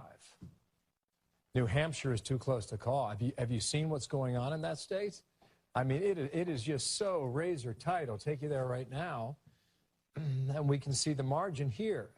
I mean, this has gone 0.2% in his favor, 0.2% in her favor. All right, let me do one thing. Yeah. Let me do one thing on this what if.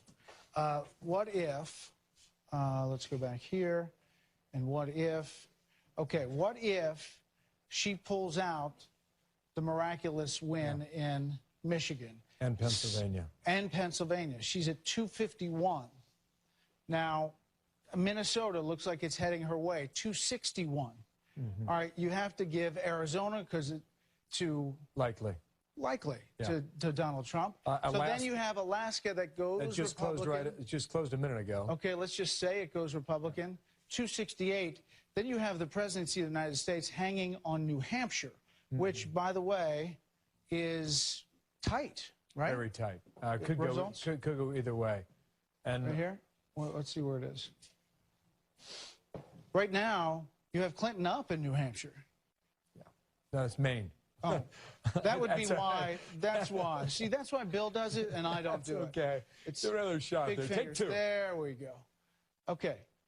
And you have, again, Clinton up in New Hampshire.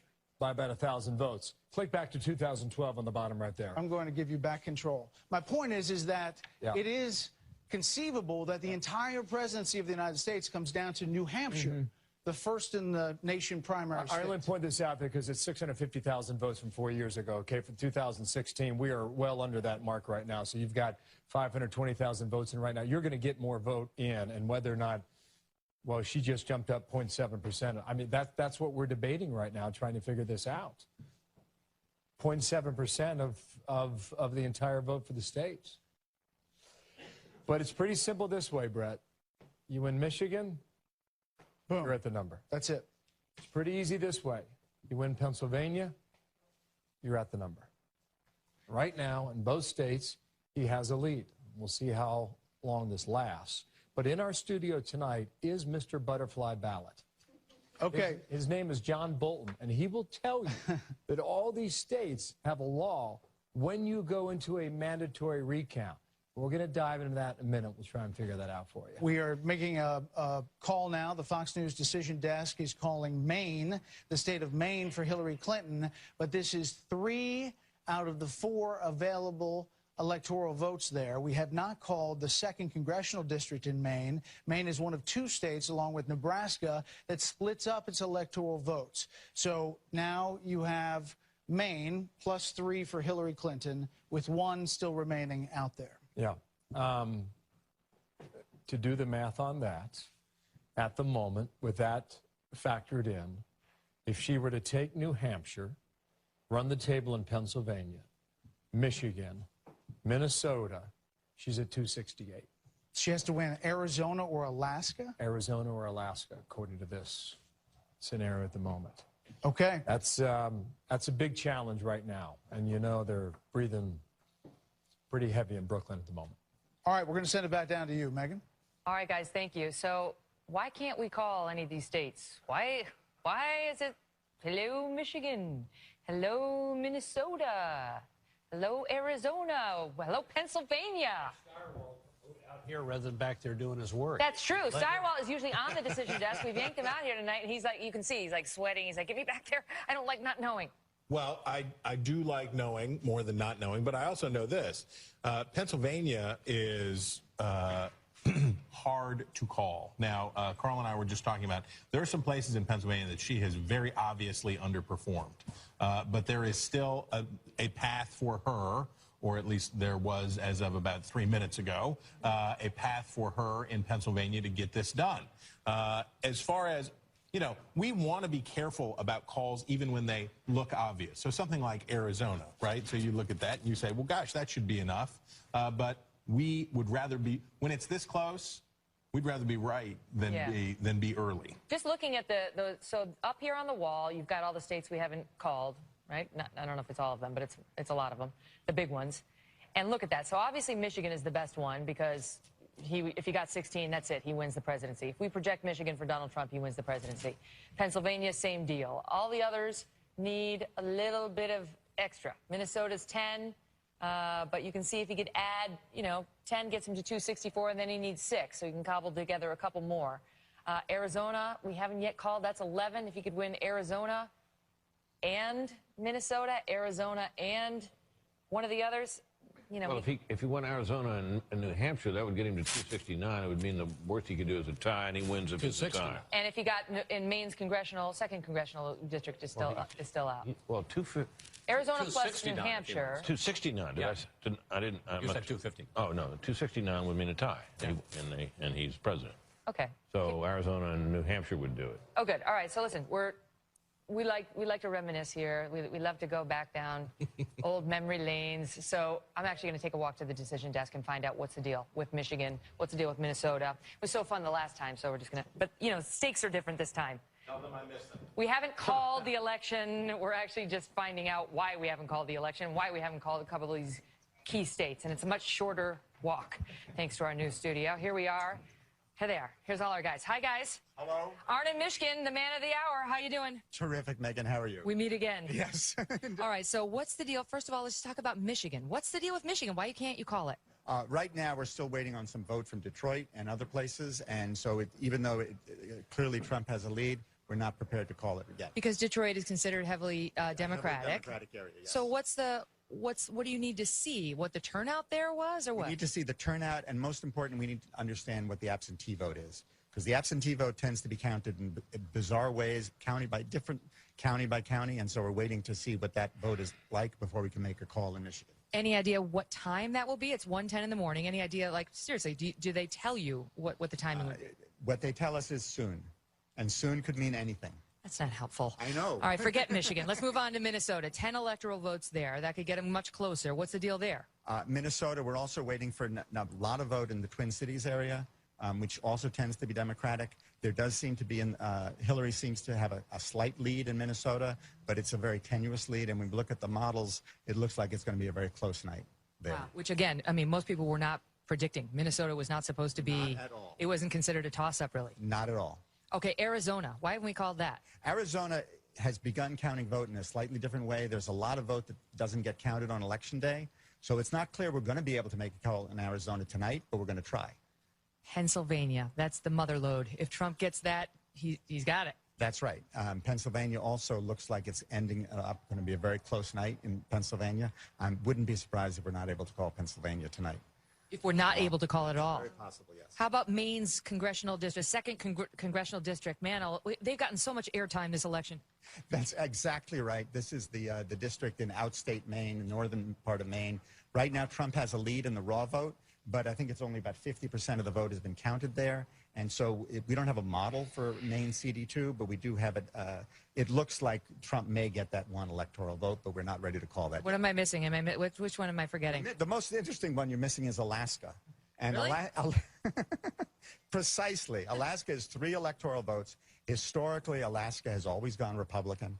Right now, we're looking at conflicting data from Alaska, and Alaska is another state that tends to count vote extremely slowly. And so that's another state that we could be hanging on for a couple of days. How about New Hampshire and its 4 electoral votes? New Hampshire. Joe Trippi is obsessed with New Hampshire. He wants me to ask. As he should be. New Hampshire is a state that we could very easily also not be calling tonight. Oh, come on. I'm sorry. Should we dock their pay? Is there all right, so let me ask you this. You guys they all sit back here, they crunch the numbers, they talk, they compare notes. What explains what we have seen tonight? Do you look at that? Do you look at any of the exit data, or is that all Dana Blanton? But can you help us understand what people misread? That's a really good question. People are going to be poring over the data for months and possibly years to figure out what really happened. I think what basically happened was in the final polling, we saw that Clinton had roughly a 4-point lead in most of the polls. She was at about 48%, 49%. The question was, what happened to all the folks who were on what I call the movables, folks who said they were either for Johnson, Stein, or were purely undecided? And they ranged from 8 to 10 to 12%, depending on the poll you were looking at. And I think what happened was a lot of those people, they said they weren't for Hillary Clinton, and they weren't. And in the end, they decided to go for Trump. That's my hypothesis of what the polling, it was a misreading of the polling rather than a mistake of the polls. I'm not going to hold you to this because I know you're crunching numbers in counties and raw vote and things like that now, but do you have a feel on the late deciders? Do you have a feel on whether it really was a late-breaking vote for Trump or whether this was baked in, these late deciders, these people you're talking about, was it the last few days or when was it? What we saw in the exit poll is that there was some late decided movement towards Trump. But I think what it is evidence that they were basically sort of decided, but they didn't want to say. And then in the end, they went for Trump. So it is what you're saying that the shy Trump voter really was out there? I guess so. Yep. It doesn't seem possible that you can be a shy Trump voter, right?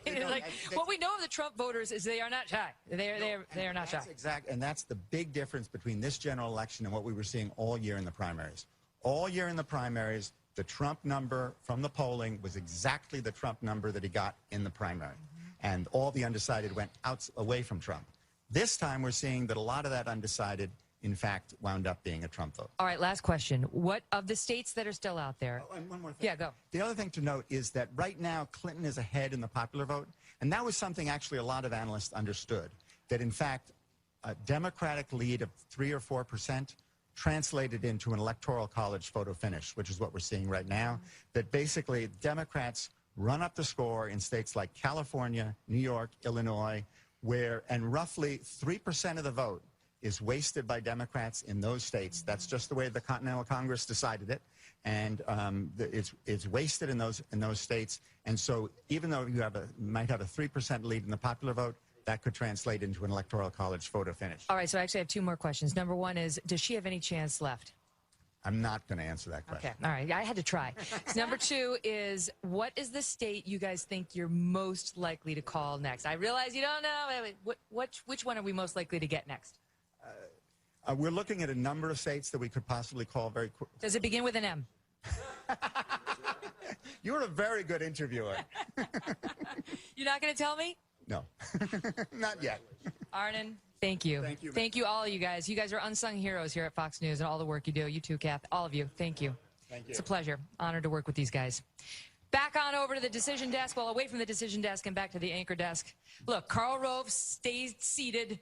He didn't challenge anybody. That's true. And there's no bad blood between Karl and Arnon.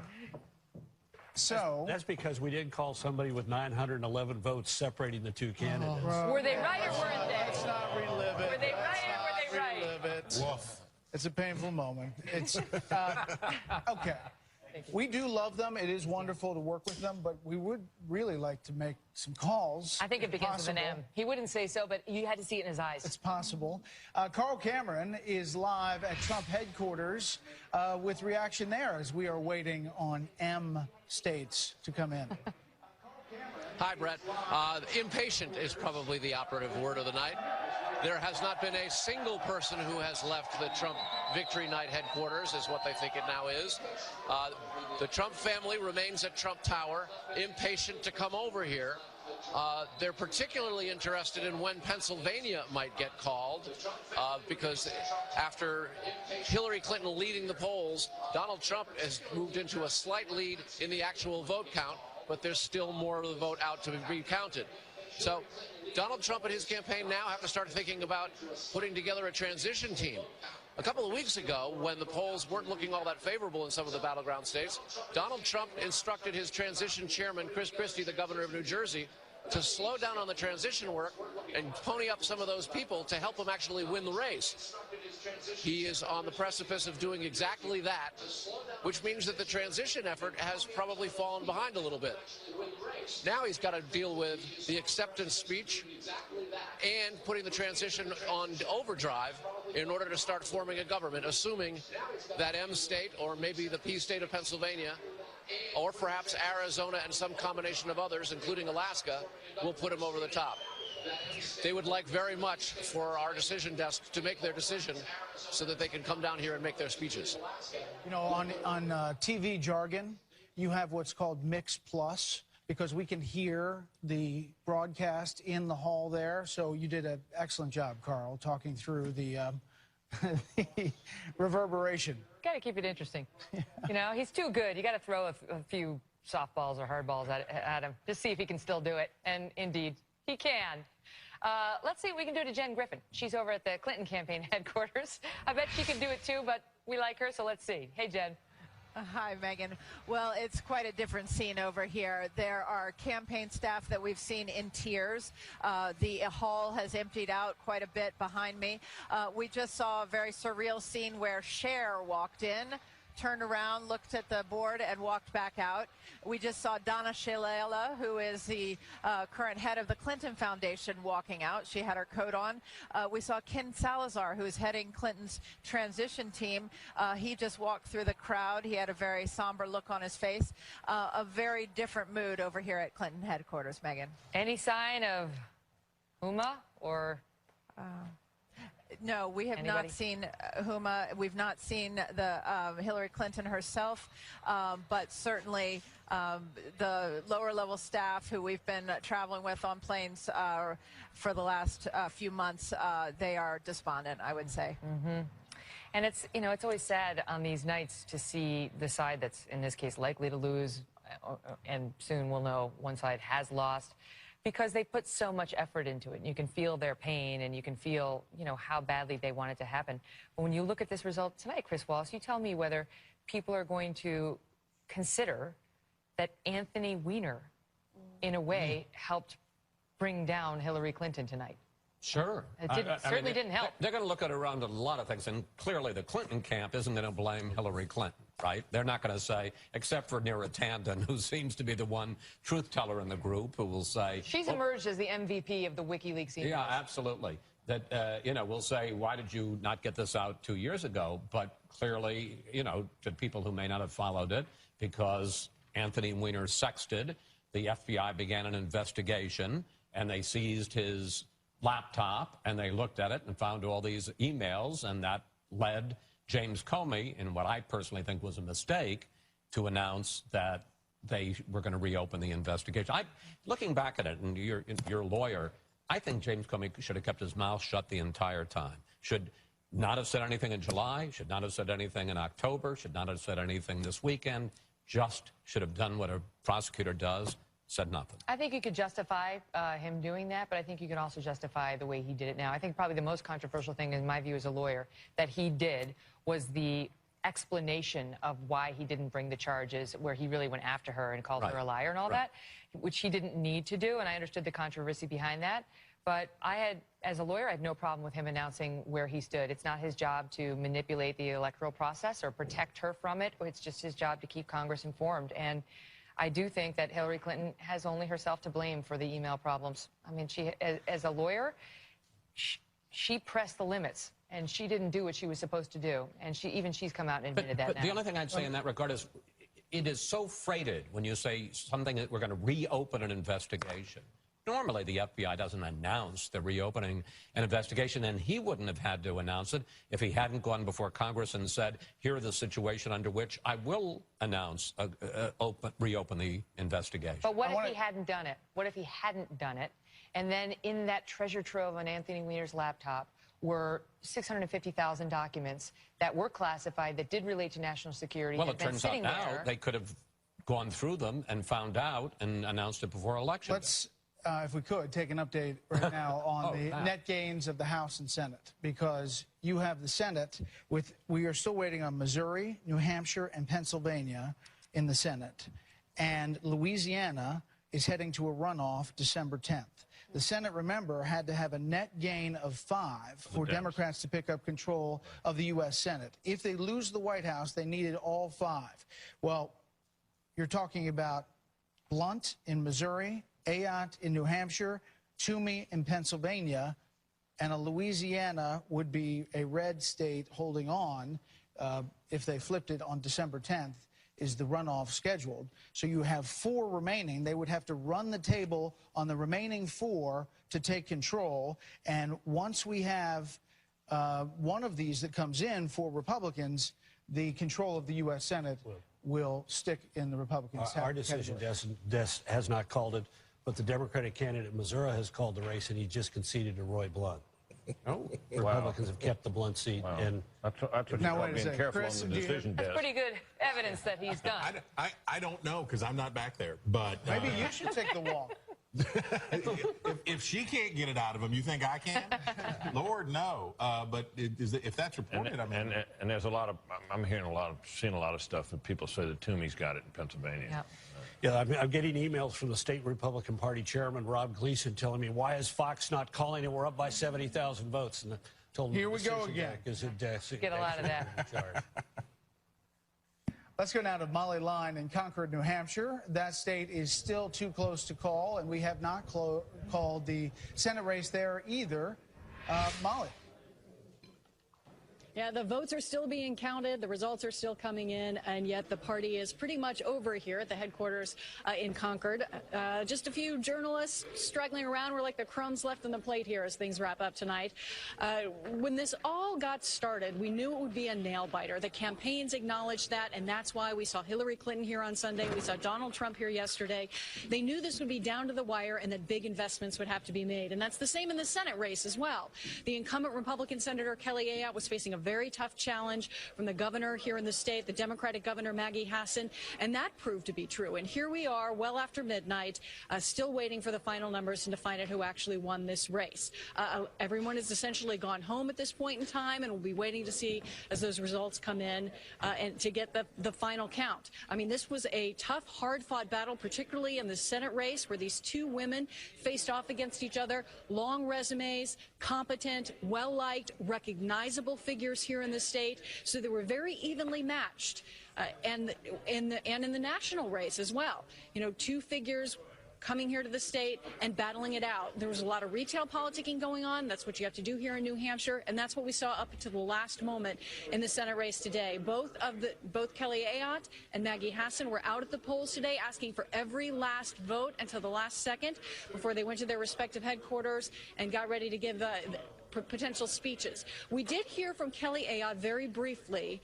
She left the night on a high note, essentially saying that they were upbeat about where the race is, but they were going to do this the New Hampshire way and ensure that every vote was counted. Brett? Molly Line in New Hampshire.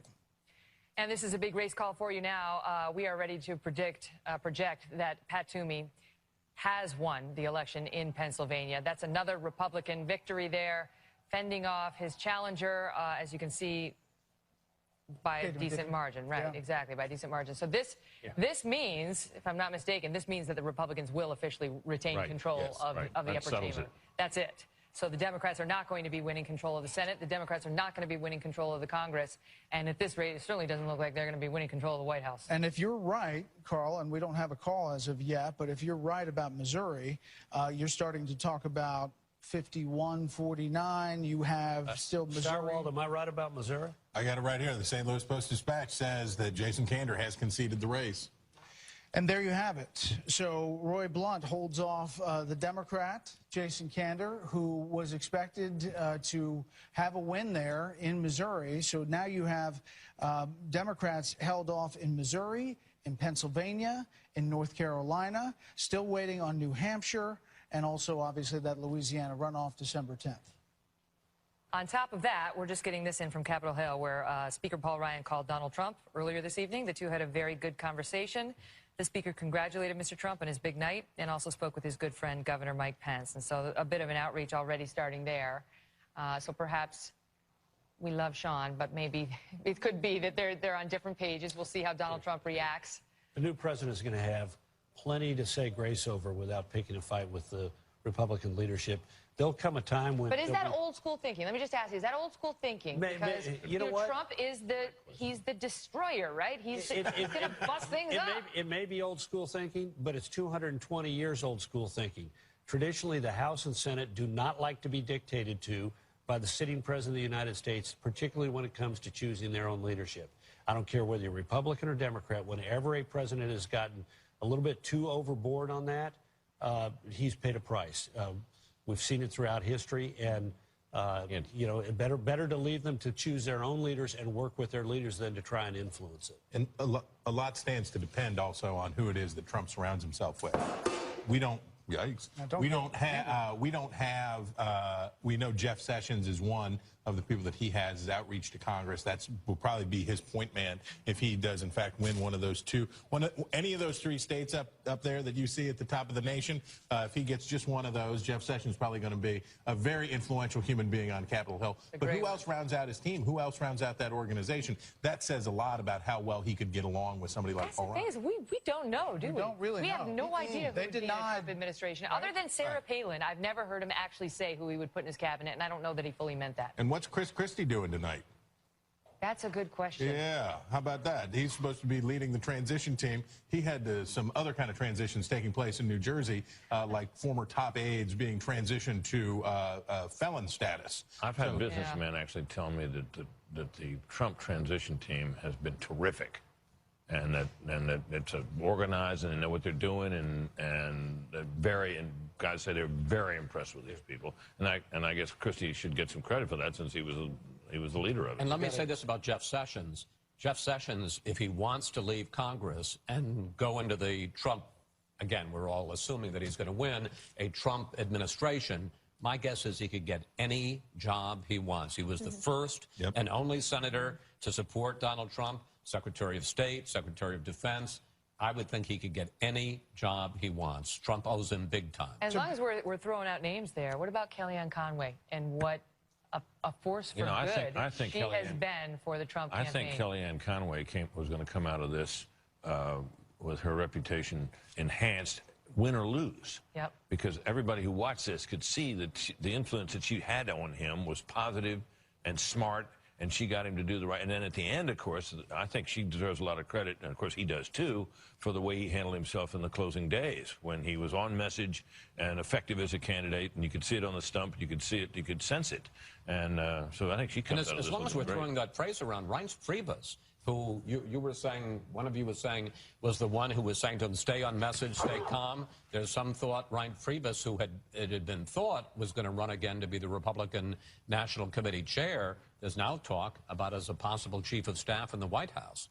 Let's assume that he does get to the number, Dana. I mean, it's a big job to go from tonight to the 73 days to the inauguration.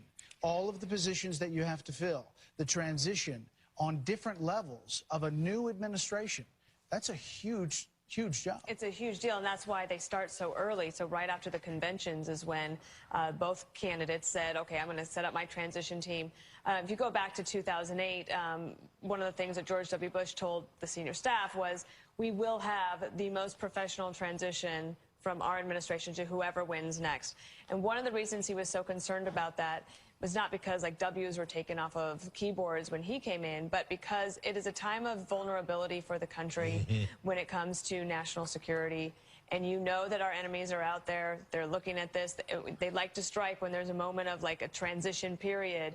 And so the transition teams, I think if what Britt is saying is correct, bodes well for them. There's going to be a lot to do. They will be helped by the fact that for Senate confirmed positions, you have likely to the Republicans to keep the Senate majority.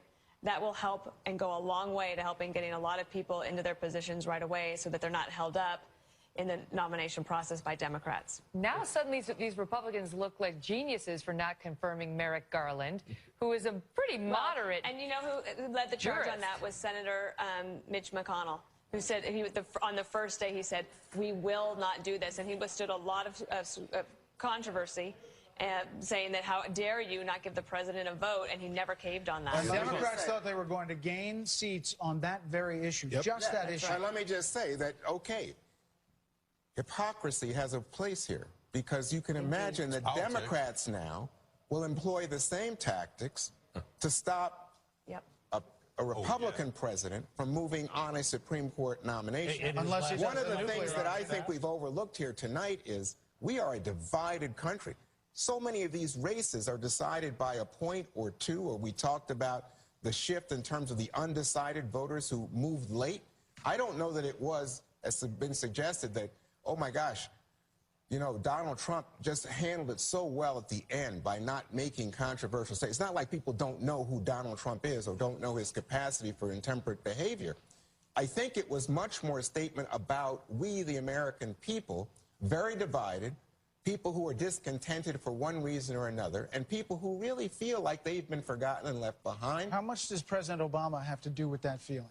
I think he has a great deal to do with it to some extent, but I think also the obstructionist policies pursued by Mitch McConnell and the Freedom Caucus in the House have, in fact, exaggerated the division. But Juan, they and the gave him anger back, in the it looks like they gave him back control of the Senate. If they were so angry at Mitch McConnell, why wouldn't they give it to the Democrats? I think you have a lot of incumbents here, and clearly that was a disadvantage for the GOP. They had incumbents running. So in a very tight race here, I think incumbents had the advantage.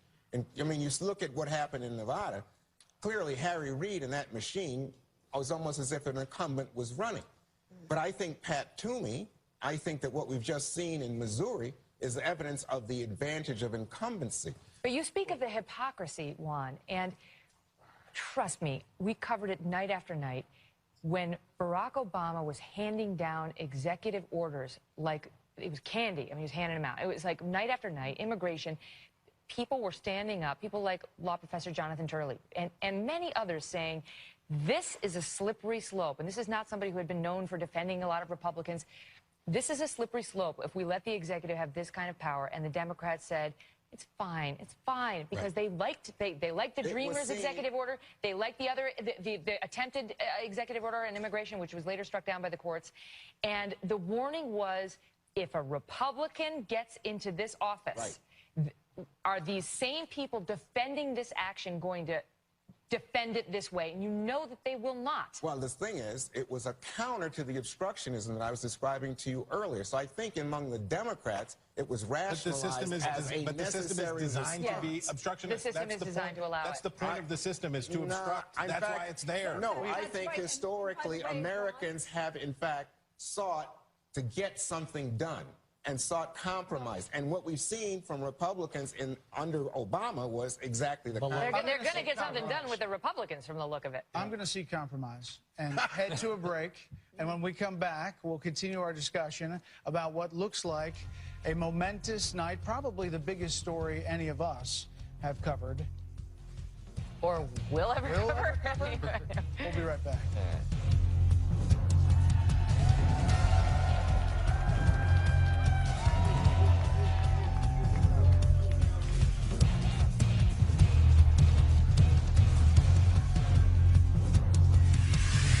Hear about Michigan. They want to hear about, where else do they want to hear about? New Hampshire. They are not alone. They are not alone.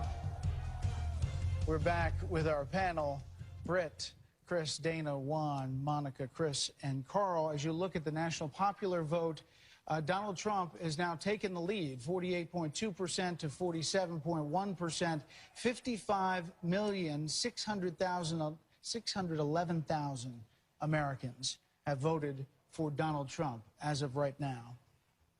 That is pretty amazing, Chris Stirewalt, if you think of where he was at the beginning of all of this and the primary, the Republican primary. I'm doing some back of the brain math here. I think when it comes to turnout models, we may put some things to the test. And I think that the number of Democrats who stayed home may be part of the story here. And I think whatever combination of Democrats who didn't take Donald Trump seriously, who made the same mistake that Jeb Bush and other Republicans made when they said, oh, Trump, whatever, and didn't take him seriously, and those Democrats, how effective was WikiLeaks? Pretty daggone effective, I'd say. How many pry bars were they able to put in there against Hillary Clinton and other Democrats to foment those resentments? Or do you think it was WikiLeaks or the Russians? Comrade, I'm not going to weigh into all that exactly, but we know Listen, though, Juan, even if the Russians were behind it, and that's not good, the Russians didn't make Donna Brazile give Hillary Clinton the debate questions. No. I mean, that behavior was exposed by the WikiLeaks revelation. And let me ask you, was there a complimentary exposure of emails and calls on the Trump side? Nope. No, but there was a tape. What? You mean the Access Hollywood. No, I'm talking things about happen in a campaign. Which was I'm talking about Karl Rove stole or and me sent or you. the Trump taxes to the New York Times. That's not the same. Come on. Why isn't it? That's you don't think that was journalism. Stolen? That's like you don't think that was stolen, Juan? I think it was leaked. There's a difference between a leak to a reporter. What's the second name of Wiki? Wiki what? That's you know what? That's not on target. What's the difference between having an email and stealing tax returns? The difference, Chris, is that you have to understand a foreign government seeking to intervene in American I agree with you about the Russians. That's what I'm saying. AP's called it. Monica. Yeah, you know, we've been talking a lot about why Donald Trump may, in fact, win the presidency tonight, but we haven't spent a lot of time talking about why Mrs. Clinton may have lost tonight. Right. She had a corruption problem. She had an honesty and trustworthy problem. She had a likability problem. And perhaps more than anything else, she never offered voters a clear vision for where she wanted to take the country. And she also never offered a compelling reason to vote for her rather than against Donald Trump. And I think all of those factors came into play, in addition to the fact that sort of the unprotected people of the country are in a total revolt against the bipartisan ruling class. And in terms of a divided country, I understand a lot of these races are very tight. But when you take a look at that map, it looks pretty darn red to me. And if you think that Donald Trump is going to win the presidency and the Republicans are going to hold both the Senate and the House, this looks like a complete repudiation of President Obama and the status quo and the Democratic agenda. Think about that. There have been pieces run. Frontline, I think, recently ran a piece talking about this moment at the 2011 White House Correspondents' Dinner, where President Obama got up there and just went after Trump, went after him. It was brutal. It was retribution for Trump's birtherism and for all that Trump had done on Barack Obama's birthplace and so on. And he embarrassed Trump in front of a room full of people. And the theory was this the moment that Donald Trump said to himself, I'm coming for you. You think I'm a joke? Yeah, I'm coming for your legacy. I'm coming for your job. You think I'm a joke? Stand by. And whether whether Barack Obama has himself to thank or blame, depending on your point of view, for what has happened tonight to his legacy and his predictions. It was a pretty funny speech. It was funny. The Lion King part was really good. That was good. Really Yeah. good. Dana, your thoughts on that? Well, I have been thinking about what I think will be the inevitable result, that Donald Trump will win the presidency. So then I immediately start thinking about the transition and then how do you get from one administration to the next. It will be very interesting to see how President Obama decides to speak about this. Obviously, Hillary Clinton is going to have to speak first, but soon after that, you're going to want to hear from the President of the United States. You know, he tweeted something today that no matter what happens tonight, the sun will come up tomorrow. Or now in like 4 hours. But whether he is able to set aside some of that personal disgust that he expressed through a humorous speech, but also then on the campaign trail. This is one of the first times in many, many decades that a president has actually gone out and campaigned.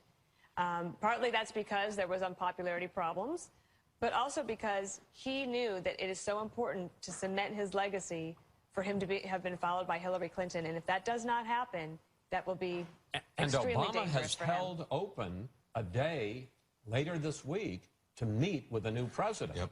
So And he imagine should. that shot, which we always see. We saw it with Bush and Obama. Imagine Donald Trump and Barack Obama, two men who can't stand each other, walking down the colonnade and the Rose Garden together. But they can do it. Listen, They'll do it. not to compare that situation to my own relationship with Donald Trump. But for the record, he and I had this dust up, as you know. You guys know, after the first debate. He was very unhappy with that question, as you may be familiar. And months later, he attacked me for months. I went to see him at Trump Tower, and he could not have been more gracious. He was kind. He was charming. He was quick to forget it all, as was I. And we did fine from that point forward. Again, I'm not comparing the two relationships. I'm saying that as much as we know him as a man who holds a grudge and won't forget, I don't know whether that is reality. I'm frankly thinking less of Donald Trump than I am Barack Obama. Right. I mean, Donald Trump's going to be the winner. He's coming in. He's moving in. It's all good. Imagine Barack Obama with a man he has utter contempt for and turning over the keys to the White House. But it's also important to remember that Barack Obama right now has a 55% approval rating. Yeah. In part, though, Juan, in part maybe because they looked at the other two candidates well, I was about to say, that could be. This president's pretty right. Okay. But in terms of what we're hearing tonight, in terms of some of the analysis, it says, well, this is a repudiation of Obama, Obamacare, the Obama economic, the Obama foreign policy, the Iran deal. I could go on. You got to stop and say, well, what is going on in America that you can get a 55% approval for a president at the end of his second term? Very unusual. And at the same time, have this very close, but it seems to me, I would agree that it looks as if we're going to have a President Trump. Can we give the president some credit? Jen Psaki said the president's ready to hand the baton over. That's what she said. He's ready, whomever. Is it Trump? Is it Clinton? He's ready to do it. We heard the kind-hearted, patriotic remarks that Barack Obama made about a Trump protester who showed up at his rally. Yep. He said that that man was a veteran who deserved our respect. Now, I believe that the presidency, people grow in office. I think people become more wise. They become more mature. We've heard divisive things from Barack Obama in the past. There is no question about it. But this is an opportunity for, as we would say back home, you have to give people the opportunity to do the right thing because sometimes they're going to surprise you. And this is an opportunity for both of these men and for this woman to do the right thing for the country and surprise them. Let's talk about a couple of the people who helped him get there.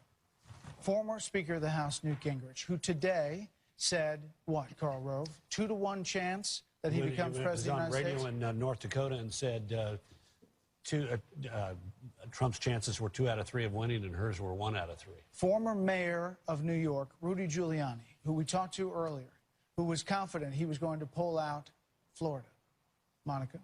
Yeah, I mean, these are people who held serious positions in the U.S. government, elected positions. Mayor, in the case of Rudy Giuliani, who put their serious reputations on the line very early to support Donald Trump. And I believe they'll be richly rewarded in any Trump administration. And let's not sugarcoat it. Sean Hannity and Laura Ingraham at this channel on her radio show. And Coulter. Among and Coulter. Ann Coulter's the happiest person in America tonight. And Monica. And Monica, of course. Don't forget Eric Bolling. Eric Bolling, Janine Pirro. There were lots. But what about Steve Bannon, Dana, who is the proprietor of Breitbart, which is described as alt-right, this alt-right website, who came into the campaign late, and everyone said, oh, Steve Bannon. But Trump did become more disciplined when Steve Bannon was in there. And Steve Bannon, he said some very controversial things, and he's a very controversial man. And the question But is... has been very quiet during the campaign, right? So, like, very behind the scenes. I don't know a lot about his management style, or even, and I don't know him at all. I don't know if he wants to He does serve not in like government. Republicans.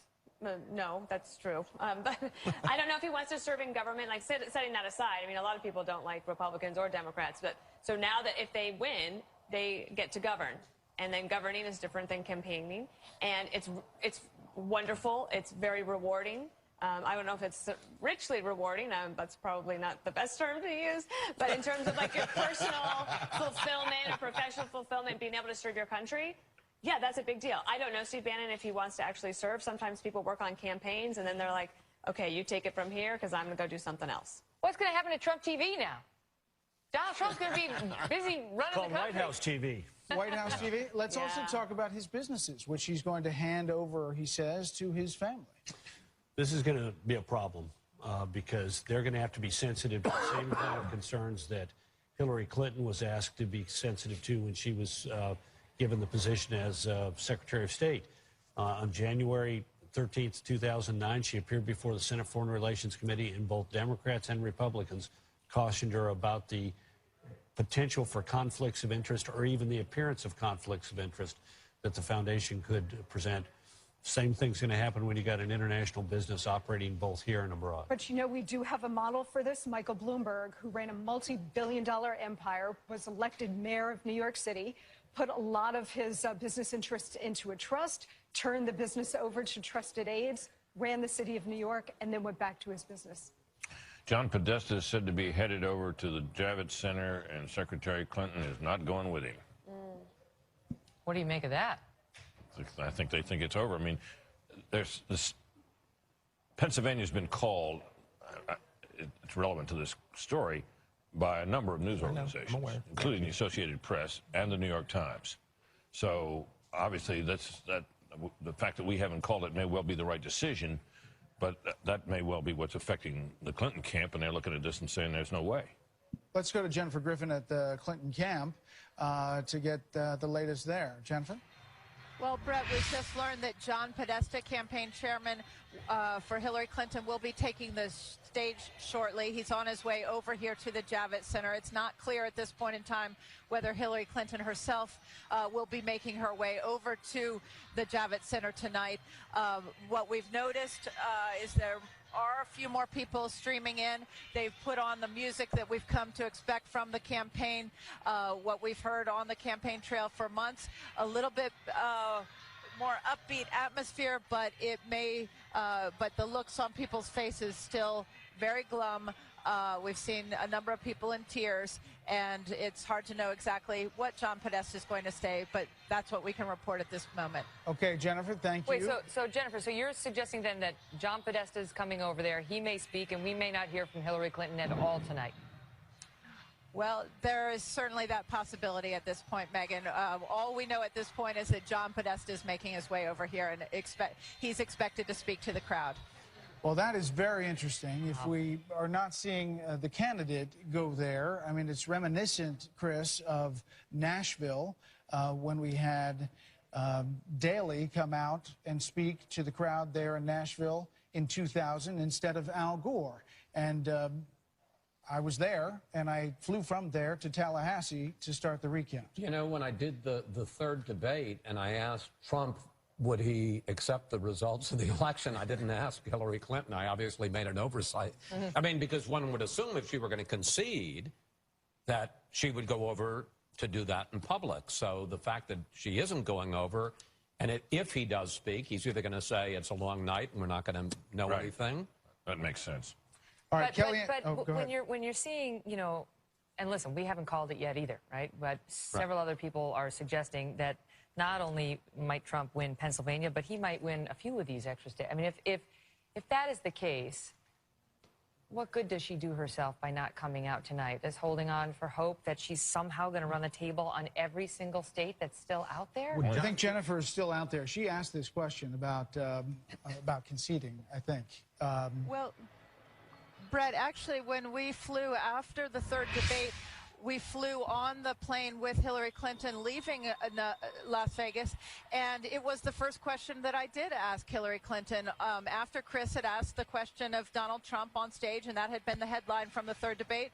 So I asked Clinton when she came back to talk to the press at the back of the plane, I said, will you accept the results? And people laughed it off at the time. She laughed it off at the time. She did not actually answer the question, and then she lambasted Donald Trump for what he had said at the podium, but she did not answer the question, and I did ask it of her.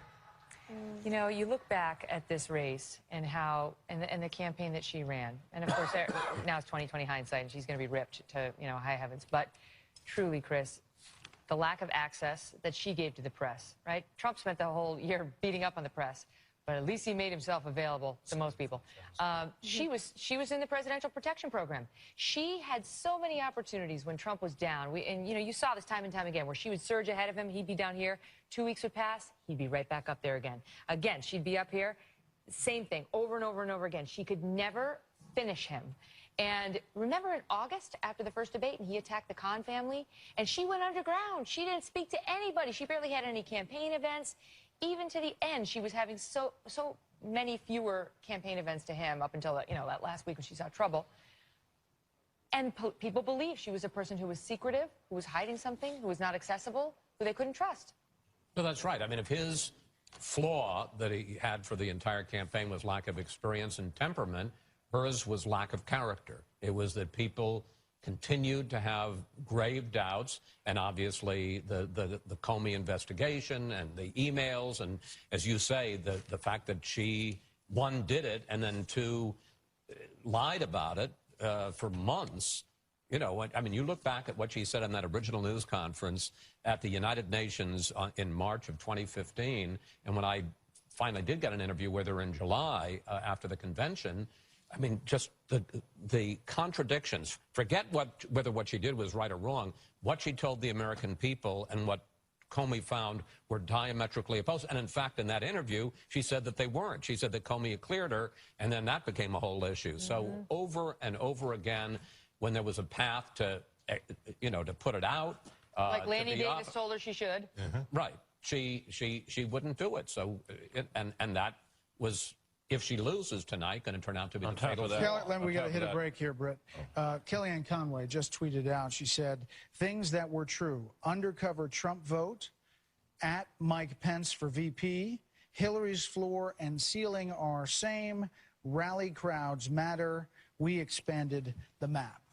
We are going to look at the map and waiting on these states after Fox News continues election coverage in an election we have not seen ever before. We'll be right back.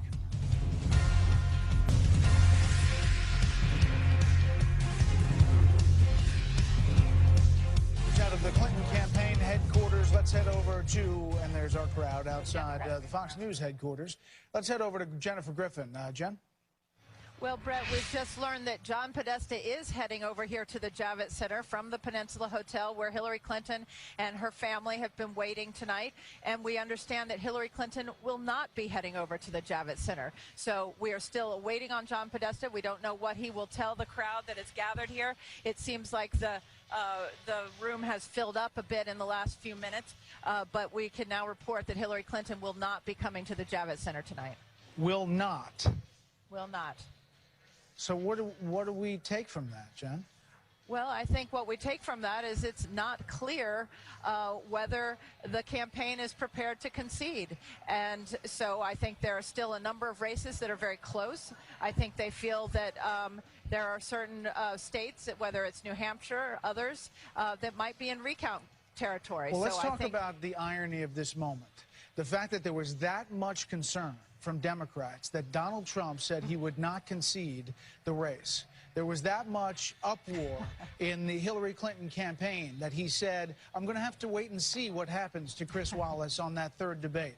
The fact that there was that much press about that comment, and yet here we are, and Hillary Clinton, it appears, is not going to concede tonight, even if Donald Trump gets over this magic number of 270. Well, that's exactly right, Brett. In fact, we're trying to find that moment on board the plane where I asked her that very question, whether she would accept the results. But again, these last few states have not come in yet. Some of them are very close, and it is clear from their analytics that they feel that it's still very close. Okay, Jen, we appreciate the info. If you get anything else, let us know. We want to head over to our decision desk, which has made some calls, and obviously some calls are still pending. Here we are. And Megan didn't walk there this time, but there she is. Hello. We're here. Arden's here again. Arden, Michigan, great to see you. So, first of all, let's start with the Senate. Why haven't we called, I mean, we've sort of said the Republicans are going to retain the power in the Senate, but why haven't we officially called that? There are several unknowns in the Senate now. The first is that there's a Louisiana runoff which takes place in early December between a Democrat and a Republican. And while I think a lot of people say the Republican is advantaged in that runoff, we can't make a call for the Senate until we have an actual result from Louisiana. So you're not going to make a call on the Senate tonight? We're never going to get the fancy graphic on the Senate tonight? That is correct. It is theoretically possible that we could get the Democrats to 50, but that would require, to believe that they had the control of the Senate would require Hillary Clinton. Let me stand you by, because John Podesta is taking the stage now at Hillary's headquarters. Let's listen. Well, folks, I know you've been here a long time, and it's been a long night, and it's been a long campaign. But I could say we can wait a little longer, can't we? They're still counting votes, and every vote should count. Several states are too close to call, so we're not going to have anything more to say tonight. So listen to me. Everybody should head home. You should get some sleep. We'll have more to say tomorrow.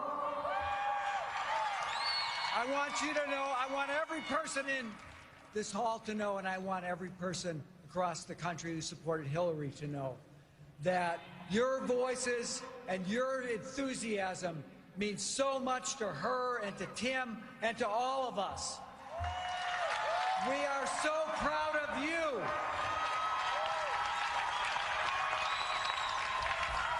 And we are so proud of her. She's done an amazing job, and she is not done yet. So thank you for being with her. She has always been with you. I have to say this tonight.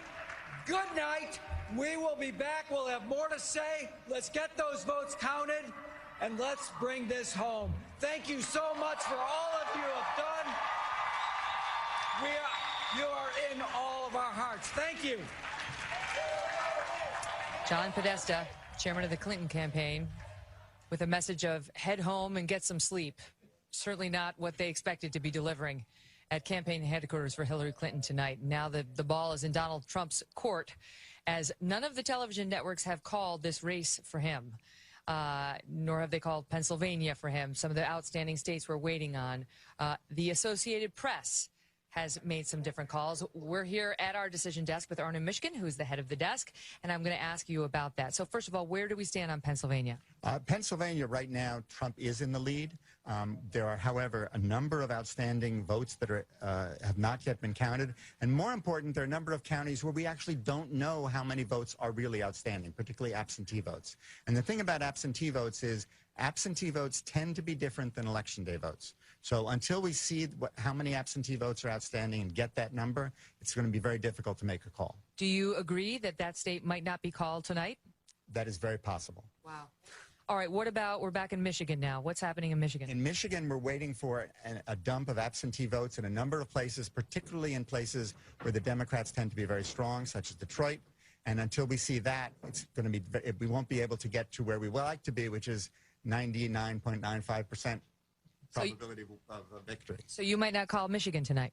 That is a possibility, although we'll be staying here late and seeing how the vote comes in. Minnesota. Minnesota is a very close state.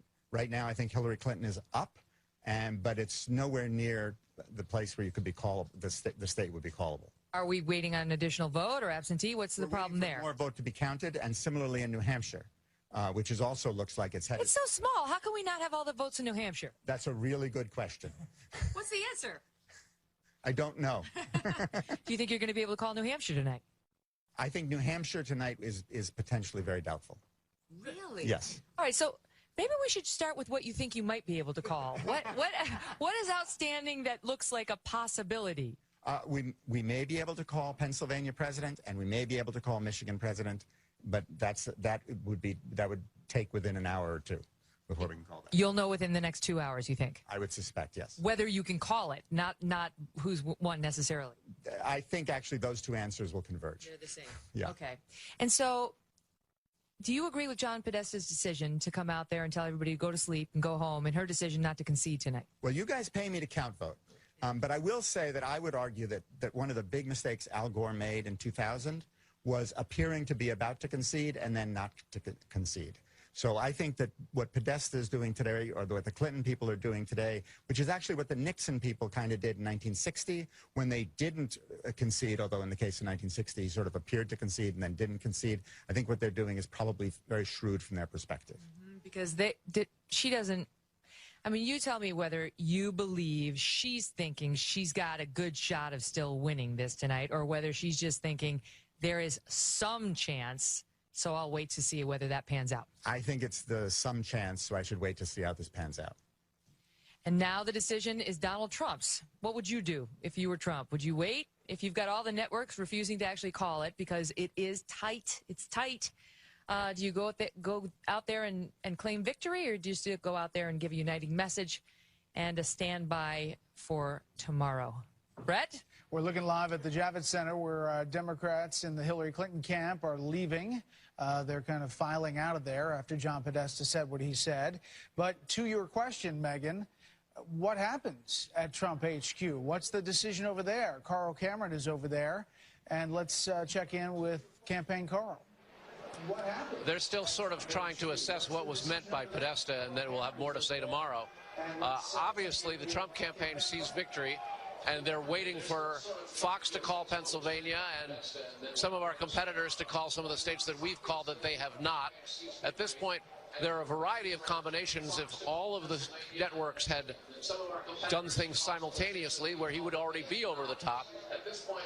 The Trump campaign is impatient. The Trump supporters are impatient. We've had chance of na na na na na na na, hey, goodbye. We've had chance of call it, call it, call it.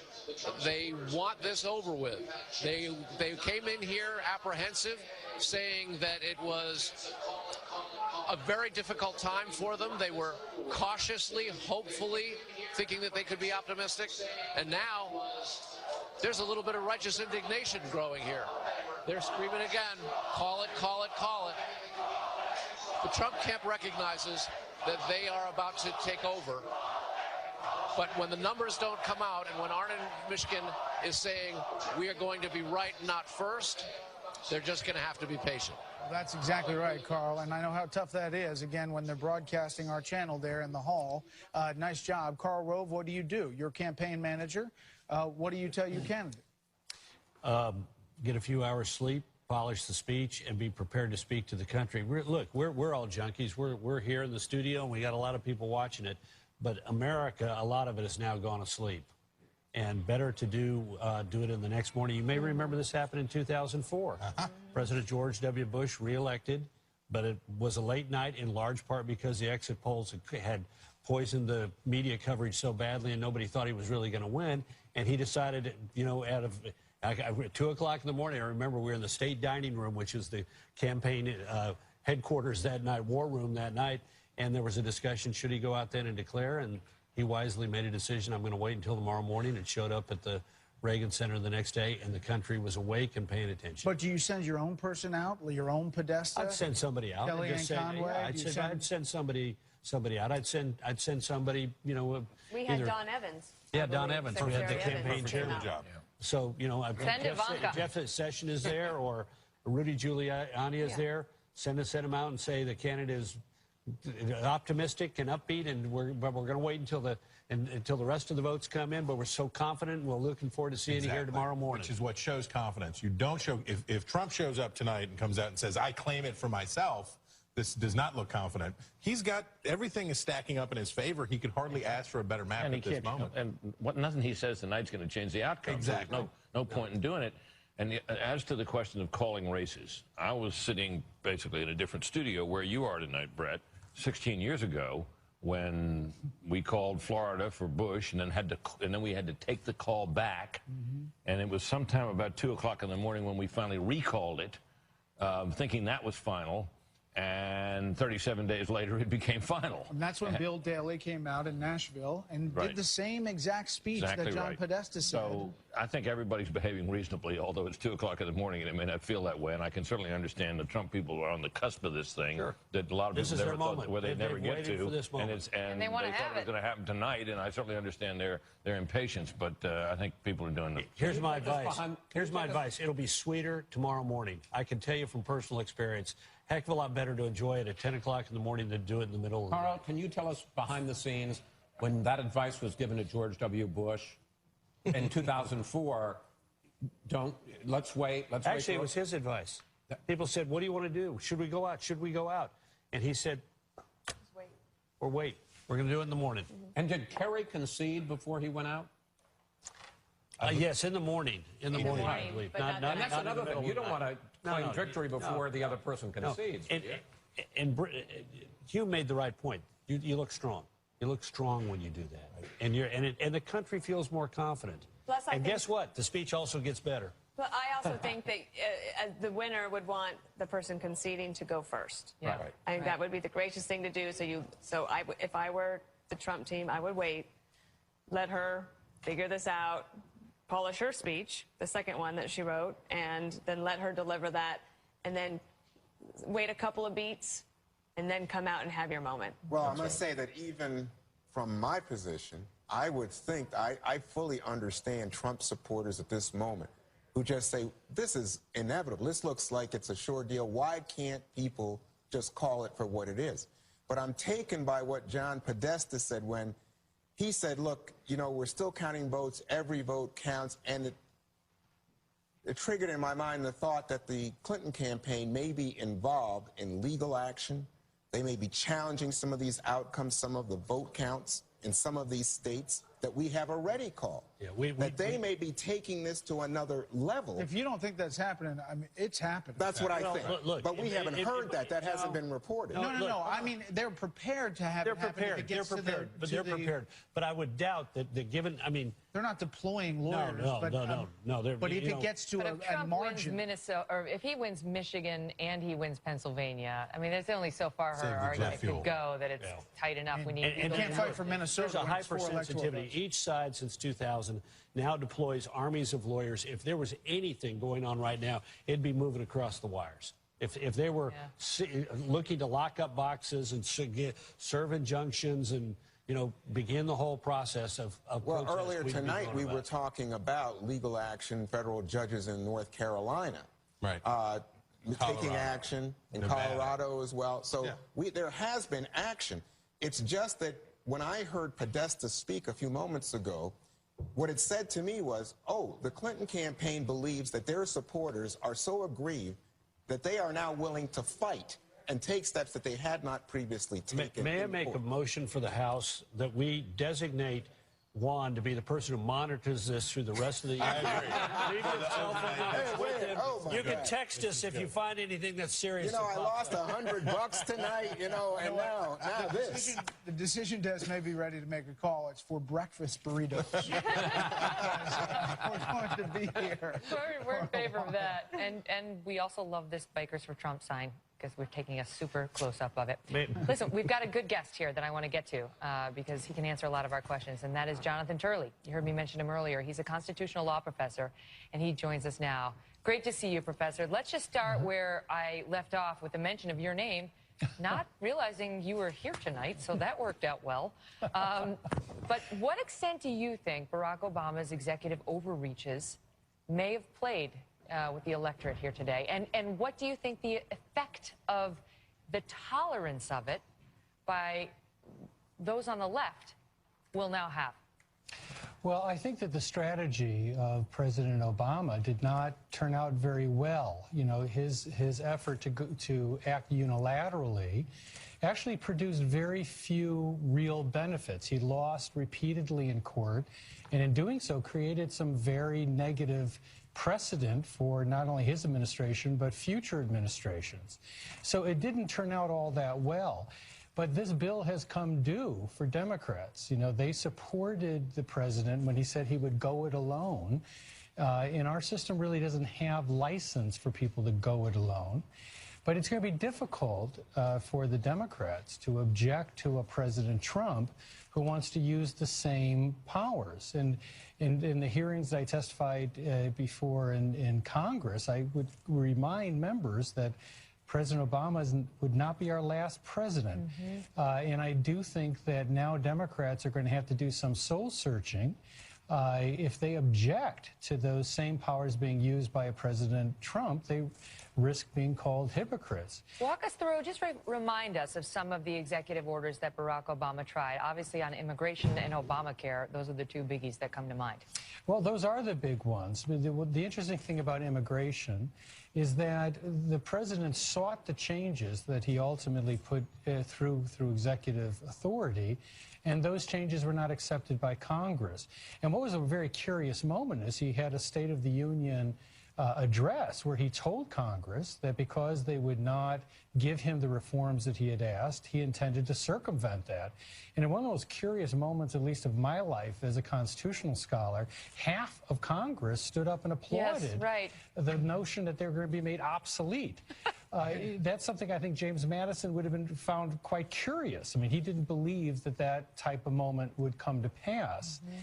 But in various areas, everything from internet gambling to health care, as you mentioned, to No Child Left Behind, there's all of these areas the president decided that he would act unilaterally.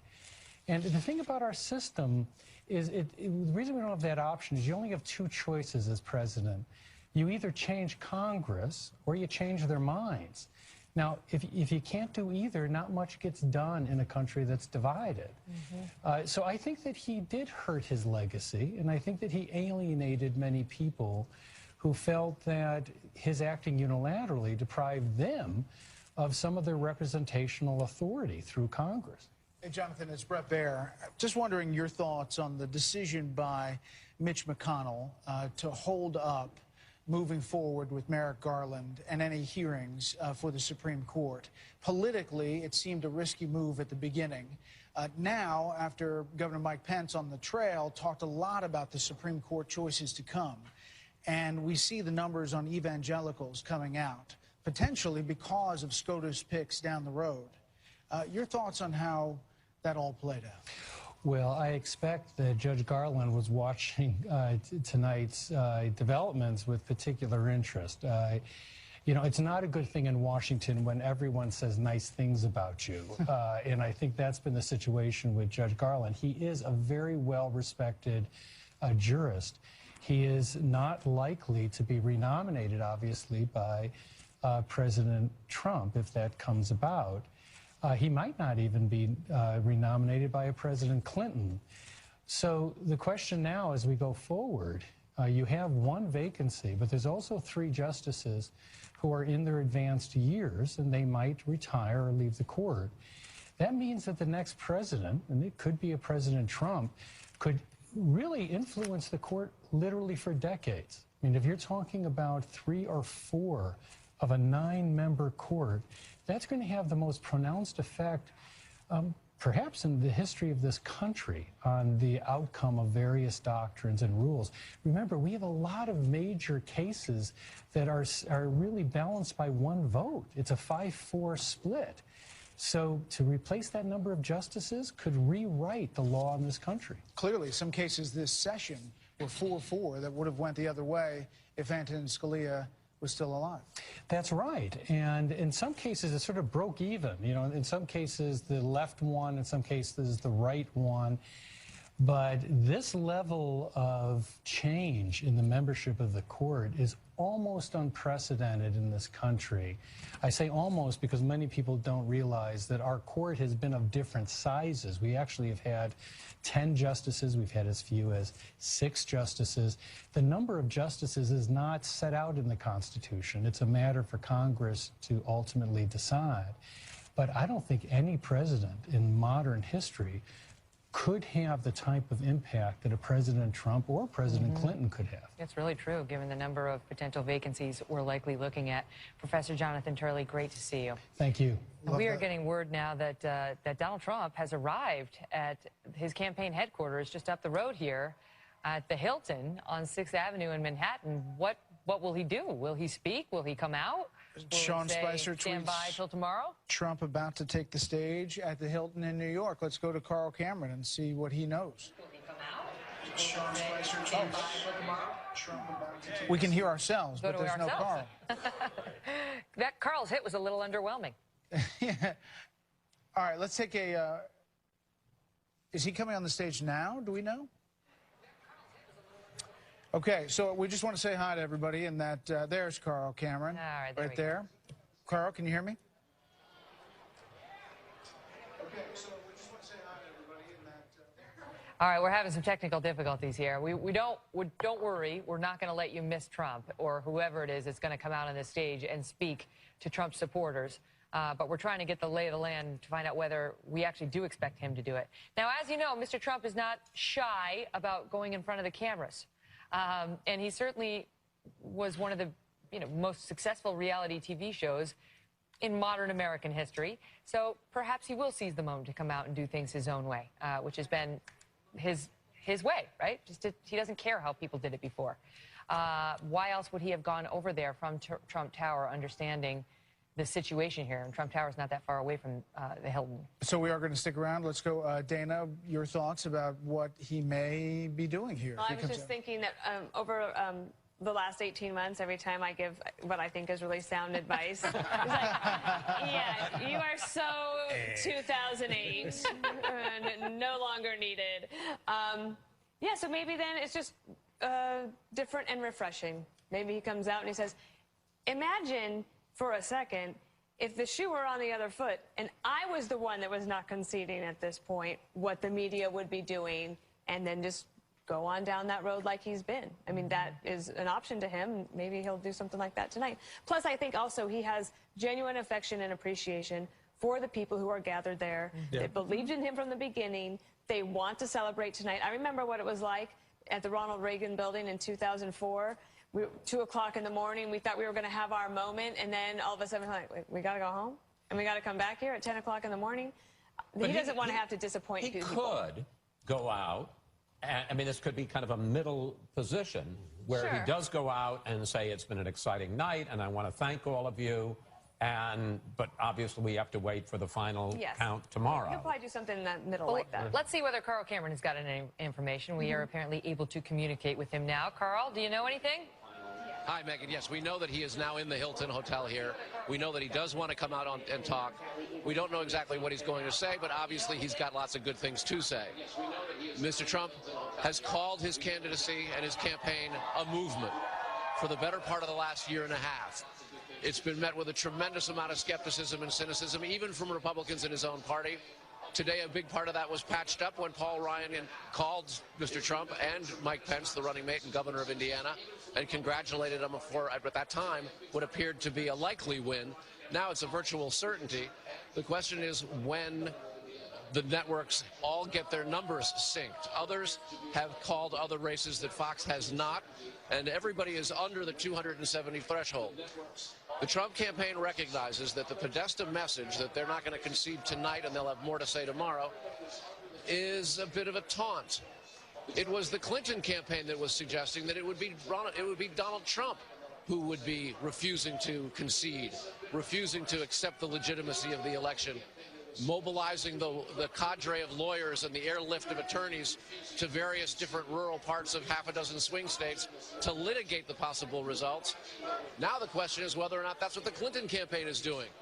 So I think we can expect Mr. Trump to make an overture to the defeated, to say that he's prepared to be the president of the United States for all folks, that Democrats, even those who adamantly opposed his candidacy, notwithstanding all of the name-calling that came from the left against him, that he will govern as an outsider, that he will approach things differently, he will not proceed along the normal candidate's path, that he'll listen to what the American people want, and he'll act accordingly.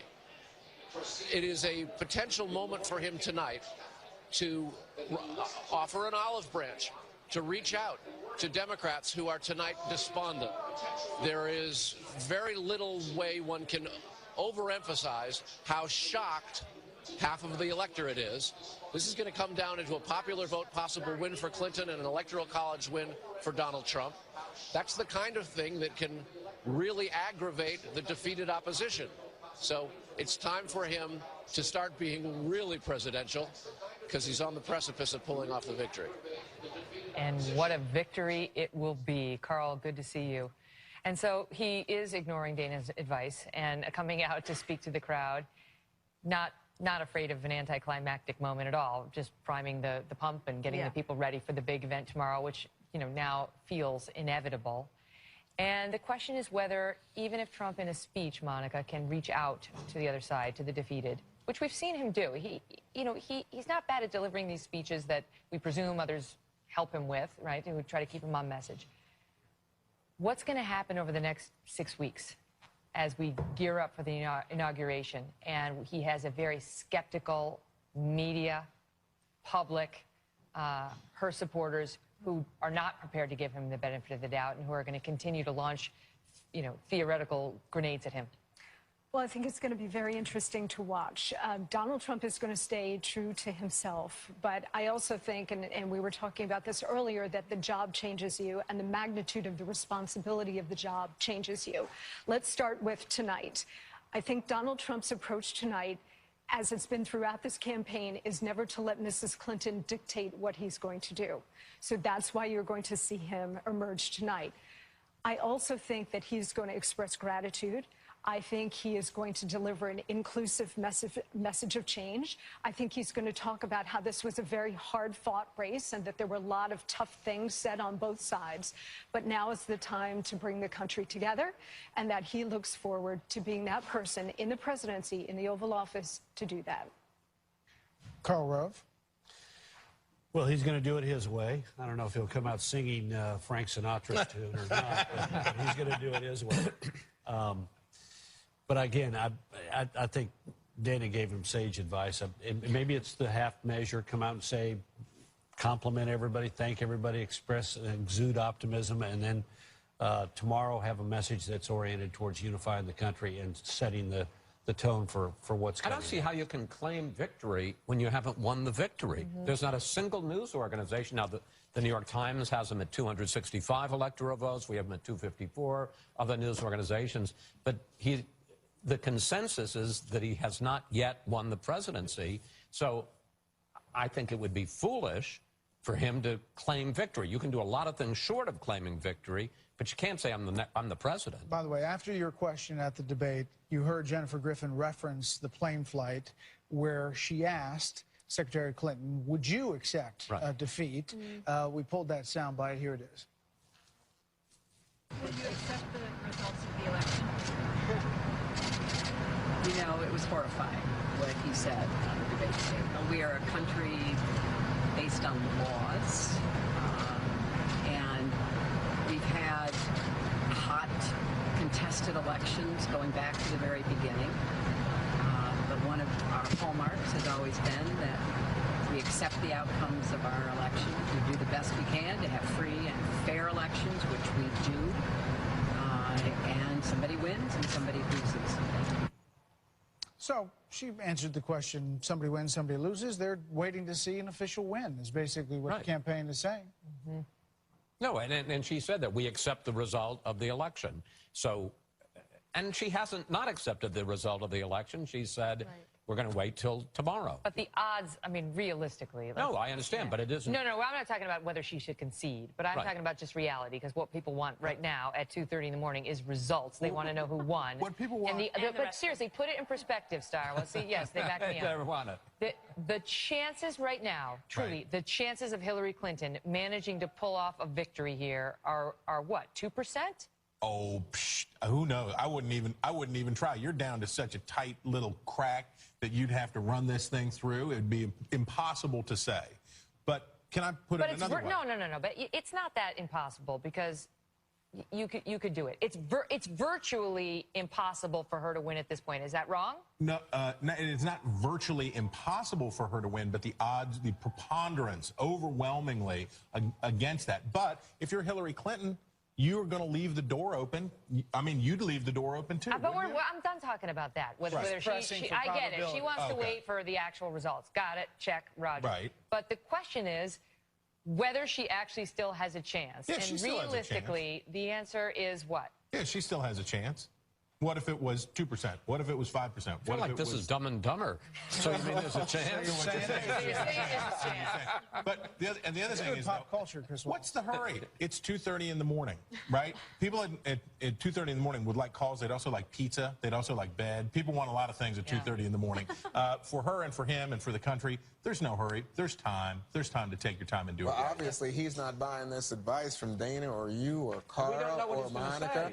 But what? We don't know what he's going to say. No, but he's not. But the fact that he's appearing runs the risk of aggravating the divide over this very close election. But I think it's his instinct. I think that's the man we've come to know. It's not like he's a secret to us. Can't we wait and see what he says? Fine, but I'm just saying the decision to appear is a statement in and of itself, Chris. I think had Boy, he you decided, keep prejudging the guy. I think if he had decided not to go over, that would have been fine. But the fact that he's going over and we can wait and see what he says, also fine. It's going to be a long 4 years for Juan, I think. Yeah, it might be. By the way, officially, we have called Missouri for Roy Blunt, the Republican. This was obviously after the Democrat had conceded Cantor, and we are calling that race, and that means that I guess we're not officially Yeah, we're not there. Still not, because of Louisiana. Hey, it's 2:30 in the morning, all right? It's anticlimactic. But I will say this. He might have had, the Democrat in this race, Cantor, might have had the best campaign ad of the entire season. Right. You know, he was putting together an AR-15 rifle blindfolded.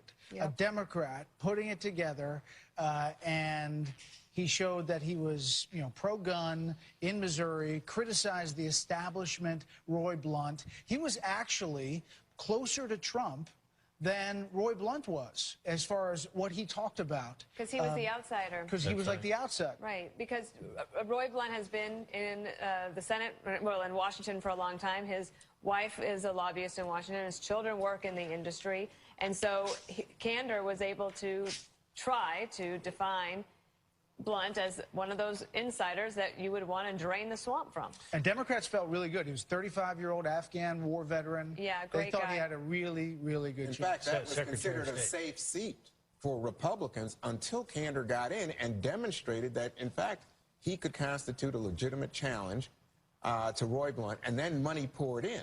But Donald Trump said, but it was Roy never Blunt's bacon. considered a seat that was automatically, you know, easily Well, challenged. all this time we've been talking about whether Trump would be a drag for these Republicans running for office in the Senate and the House, and it may turn out that Trump lifted them all up, and that some of these guys have their reelection. They have him to thank in part for their reelection. Certainly, Roy Blunt does. If Trump had lost Missouri, Blunt would have lost as well. But the real person that Roy Blunt needs to thank for this is Barack Obama, because this was the most unusual Senate race in the country because it was effectively nationalized. This was all about the fact that Jason Cantor was Hillary Clinton's co-chairman, national campaign co-chairman, supported and enthusiastically backed Obamacare, and called for the imposition of a national energy tax. He was a national Democrat in a state where you can't be a national Democrat. But unlike the rest of these races, which became idiosyncratic, aimed around the personality and the local issues of the individual candidates, this was all about three big things: Hillary Clinton, Barack Obama, and Obamacare. So now what? Does Trump go in there? It's a good question. Let's just leave it there. No, can I ask? But seriously, does Trump go in there? Let's assume that he secures the victory tonight, and he comes out and says whatever he says tonight, and then the victory speech is tomorrow. Does he go in there with a mandate? I mean, if this number continues to climb, what if he wins Pennsylvania and he wins Michigan, and he's helped the Republicans keep the Senate, and he has undivided government. He's helped it for the first time since 1928. You're saying the Republicans control the House, the Senate, and the White House. Absolutely. 57 million votes. After everything, the predictions were she's either going to win by a landslide or Trump will eke out a victory. Yes. Instead of he goes in there with this solid, big win. And all the rest of it. Does he have a mandate, and what does it look like? I think absolutely he would be right to claim one, and I would expect that he would say, okay, well, border security, #1 issue, immigration, we're going to have to deal with that. Repeal and replace Obamacare. He might say, Paul Ryan, can I get that plan of yours? Let's stick it in there, let's see what we can make. And also, this is the other thing I think about him. He wrote The Art of the Deal, and I don't think that he is going to be one that will believe that purity is so important that he can't make a deal with people in Congress. So then you have him be able to say, maybe, look what I've done. I came here, I was able to break the gridlock, I had a mandate, and here are the 7 things that I said I could do for you, and I delivered on all of those. That's the good part of Trump. That, you know, he is, I think he will compromise, right? I mean, his history suggests he will. And he will not let the media bash him over the head for compromising. And the partisan stripes won't stop him from compromising. But wait, I'm not finished making my point. But the question is whether one's criticisms of Trump, one's challenges of Trump, you know, some congressional member who's viciously critical of him, as we've seen the Republicans do it to Barack Obama. This is what they do. Right. Whether that puts you on the outside in a way where no compromise can be reached, whether members of the press are still going to be invited into the White House press corps. I mean, there's no law requiring him to have press briefings at all. How about, for example, Ben Sasse? There has been no more absolute critic of Donald Trump in the Republican Party than Senator Ben Sasse from Nebraska. Of course, there's also nobody smarter about health care in the Republican Party than Ben Sasse. He is the smartest brain on that subject in the Republican Party, bar none. Here's the kind of threshold questions that determine whether presidents are successful or not. Can Donald Trump look past the fact that Ben Sasse thinks he's a pig and say... He's asking a lot. Did you read the tweets? You could tell what Sasse thought about him, and it was pretty clear that he found him a moral odium. And if he can look past what Sasse thought of him and say, but you are the smartest man in the room when it comes to fixing the healthcare system, so I'm going to listen to your plan even though you don't like me and I don't like you. How much does he hand the keys, Monica, over to Congress to take care of some of the inner workings of this legislation and then take credit for it? Well, you know, I think it's interesting because I think what we might see in the first 2, maybe 4 years is a mirror image of what we saw with President Obama in his first 2 years when he had huge majorities in both houses of Congress and was able to get whatever he wanted through. Remember his first meeting after being sworn in as president with the Republican leadership in the White House. He looked at them and he said, I won. Elections have consequences. And elections have consequences. And a lot of the folks who had opposed him were willing to work with him or at least hear him out. And I think in this case, I mean, this is why I was opposed to what Donald Trump was doing in waging war against Paul Ryan and some in the Republican leadership. I understood why he did it. But I thought that he should have extended an olive branch because should he be elected president, he's going to need them to get his legislative agenda through. But I also think if he wins tonight and he emerges with that map and a mandate, that those Republicans in Congress who have been so critical of him are going to fall right in line and be most helpful in getting all of the agenda. Because they don't need to love Donald Trump. They need to love the voters who put him in the office. That's right. That's exactly right. You know, this when we came in 2001, we had members of Congress who had been devoted followers of John McCain, had campaigned for him actively around the country, and had been quite critical of the governor of Texas, and were skeptical of him. And by the end of the first 6 months or so, most of them were supporters and advocates we've updated our electoral scorecard. What is going on? We are going to make this decision now. The Fox News decision desk has called Pennsylvania for Donald Trump This means that Donald Trump will be the 45th president of the United States, winning the most unreal, surreal election we have ever seen. This candidacy starting on an escalator ride 1 year ago and going down against 16 Republican candidates. What started off as unlikely, impossible, is now reality. He said he was always a winner. This did not come without controversy. The billionaire, entrepreneur, TV reality star has defeated the candidate once figured to be undefeatable, besting Secretary of State Hillary Clinton in an electoral college victory that virtually no one saw coming a year ago, a few months ago, a week even ago. a month ago, even yesterday, and a path to victory that was unlike anything we've ever seen. It did not come without controversy. It did not come without splitting this country in some of the most divisive language. It does come now at a time where his supporters say this is the evidence that Washington was not working. They wanted to kick over the table and do something different.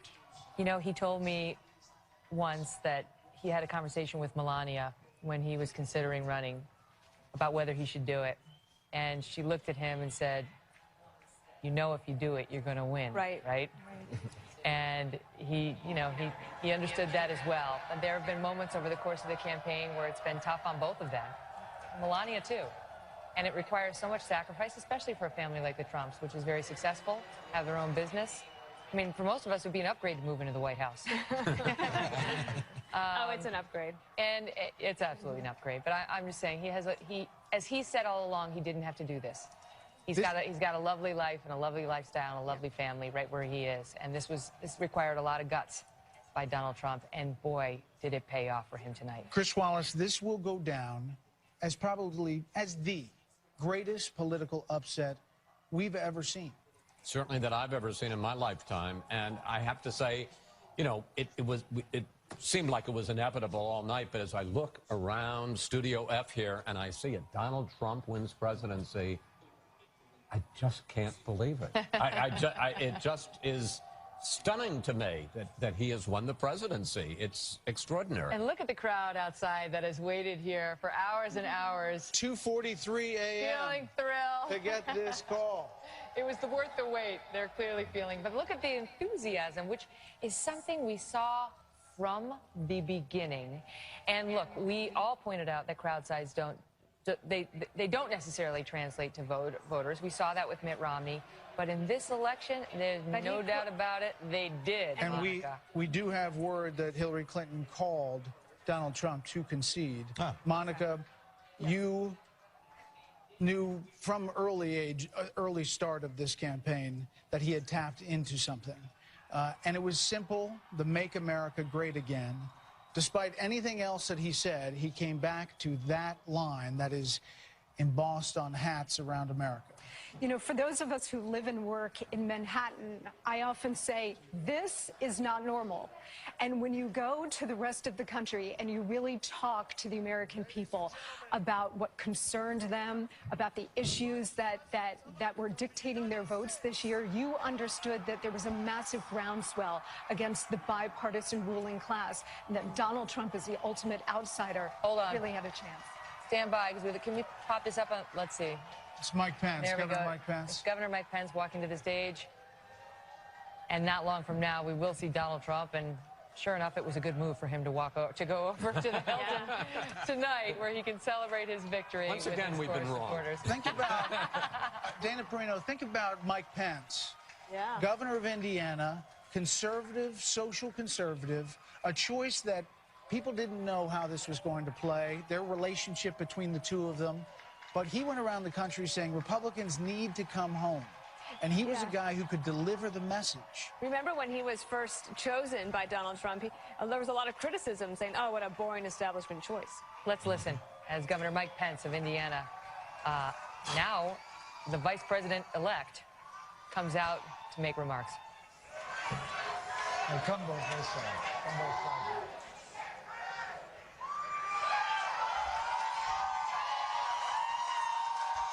This is a historic night.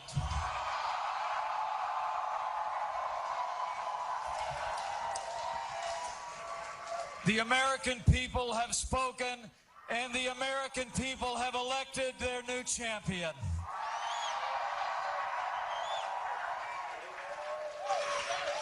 America has elected a new president, and it's almost hard for me to express the honor that I and my family feel that we will have the privilege to serve as your Vice President of the United States of America.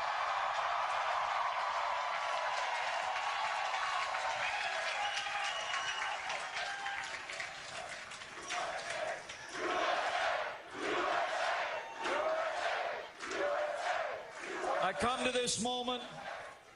come to this moment deeply humbled, grateful to God for his amazing grace.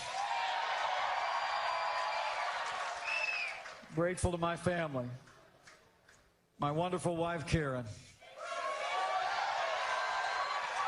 our son, Michael, and his fiancée, Sarah, our daughter, Audrey, far away, and our daughter, Charlotte.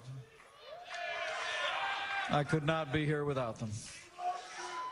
And I'm deeply grateful to the American people for placing their confidence in this team and giving us this opportunity to serve.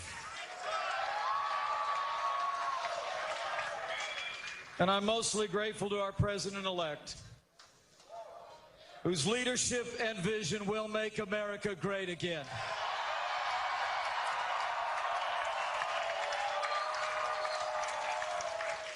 So let me say, it is my high honor and distinct privilege to introduce to you the President-elect of the United States of America, Donald Trump.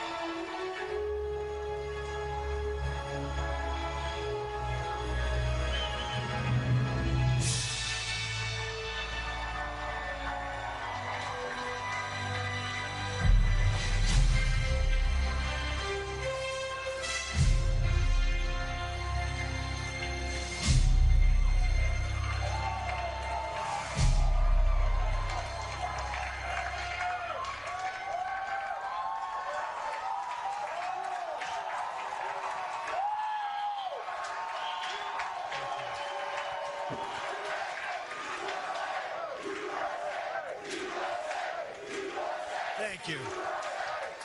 Thank you very much, everybody. Sorry to keep you waiting. Complicated business. Complicated.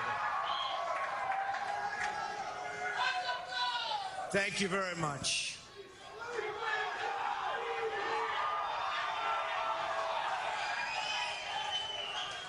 I've just received a call from Secretary Clinton.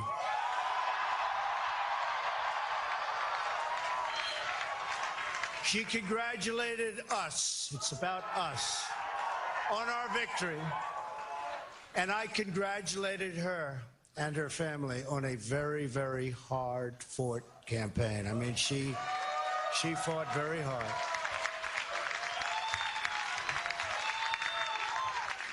Hillary has worked very long and very hard over a long period of time, and we owe her a major debt of gratitude for her service to our country. I mean that very sincerely. Now it's time for America to bind the wounds of division, have to get together. To all Republicans and Democrats and independents across this nation, I say it is time for us to come together as one united people. It's time. I pledge to every citizen of our land that I will be president for all Americans, and this is so important to me.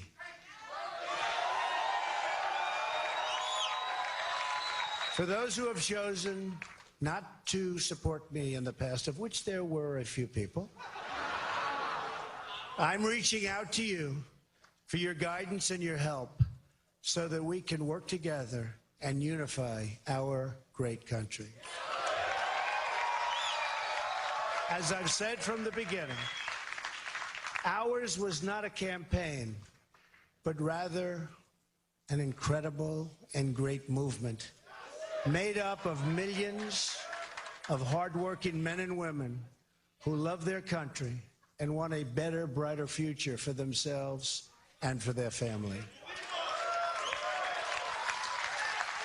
It's a movement comprised of Americans from all races, religions, backgrounds, and beliefs who want and expect our government to serve the people, and serve the people it will.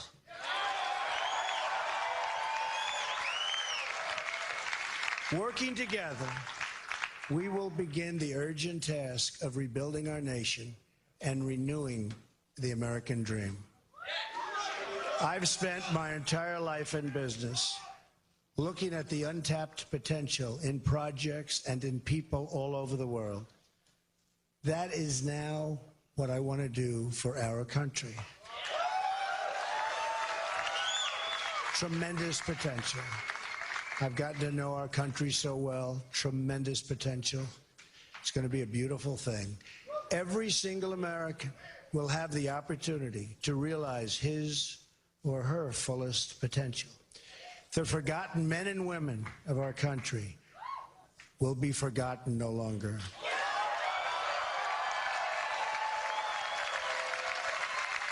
We are going to fix our inner cities and rebuild our highways, bridges, tunnels, airports, schools, hospitals. We're going to rebuild our infrastructure, which will become, by the way, second to none. And we will put millions of our people to work as we rebuild it. We will also finally take care of our great veterans. We've been so loyal, and I've gotten to know so many over this 18-month journey. The time I've spent with them during this campaign has been among my greatest honors. Our veterans are incredible people. We will embark upon a project of national growth and renewal. I will harness the creative talents of our people, and we will call upon the best and brightest to leverage their tremendous talent for the benefit of all. It's going to happen. We have a great economic plan. We will double our growth and have the strongest economy anywhere in the world. At the same time, we will get along with all other nations willing to get along with us. We will be. We'll have great relationships. We expect to have great, great relationships. No dream is too big. No challenge is too great. Nothing we want for our future is beyond our reach. America will no longer settle for anything less than the best. We must reclaim our country's destiny and dream big and bold and daring. We have to do that. We're going to dream of things for our country, and beautiful things and successful things once again. I want to tell the world community that while we will always put America's interests first, we will deal fairly with everyone, all people and all other nations. We will seek common ground, not hostility, partnership, not conflict. And now, I'd like to take this moment to thank some of the people who really helped me with this, what they are calling tonight, very, very historic victory. First, I want to thank my parents, who I know are looking down on me right now. Great people. I've learned so much from them.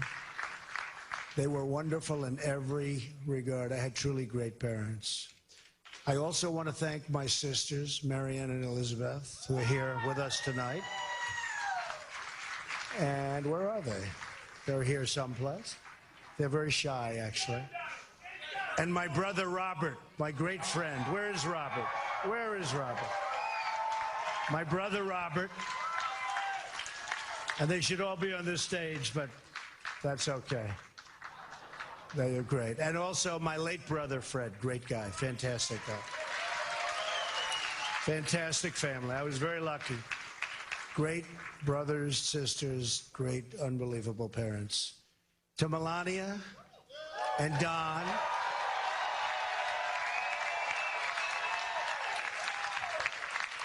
And Ivanka.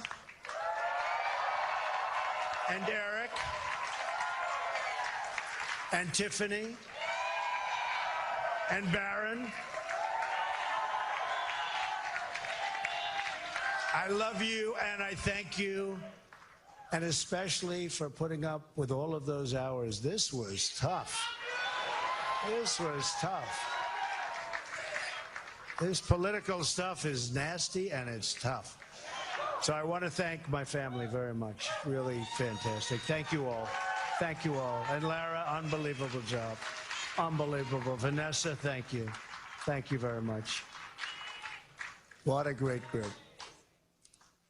You've all given me such incredible support, and I will tell you that we have a large group of people. You know, they kept saying we have a small staff. Not so small. Look at all the people that we have. Look at all of these people. And Kellyanne, and Chris, and Rudy, and Steve, and David.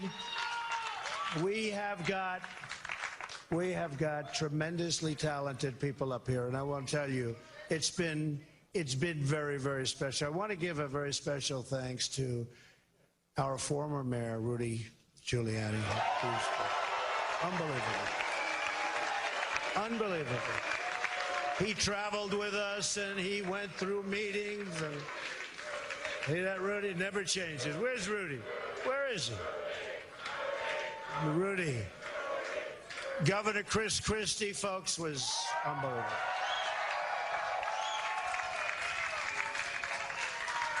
Thank you, Chris. The first man, first senator, first major politician, and let me tell you, he is highly respected in Washington because he's as smart as you get. Senator Jeff Sessions. Where's Jeff?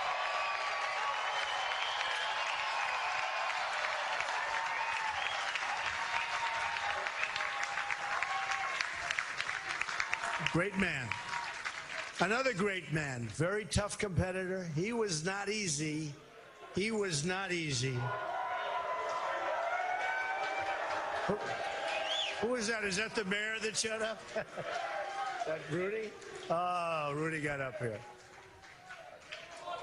Another great man who has been really a friend to me, but I'll tell you, I got to know him as a competitor because he was one of the folks that was negotiating to go against those Democrats. Dr. Ben Carson. Where's Ben? Where is Ben?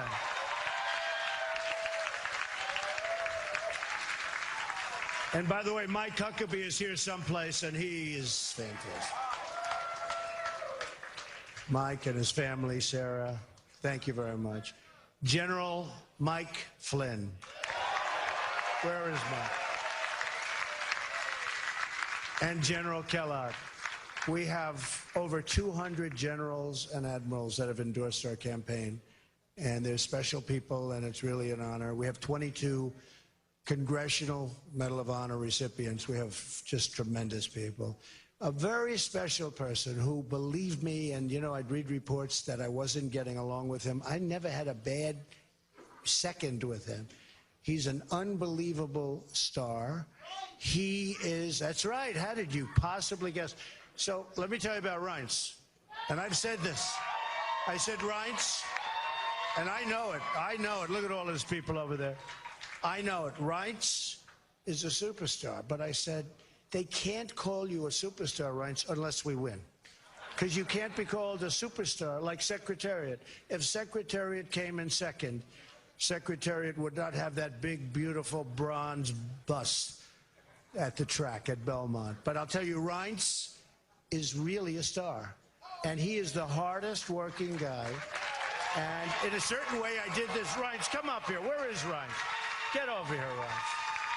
Boy, oh boy, oh boy. It's about time you did this, Reince. Oh, my God. Yeah, say a few words. Come on. Say something. Ladies and gentlemen, the next president of the United States, Donald Trump. Thank you. It's been an honor. God bless. Thank God. Amazing guy. Our partnership with the RNC was so important to the success and what we've done. So I also have to say I've gotten to know some incredible people, the Secret Service people. They're tough, and they're smart, and they're sharp, and I don't want to mess around with them, I can tell you. And when I want to go and wave to a big group of people and they rip me down and put me back down in the seat, but they are fantastic people, so I want to thank the Secret Service.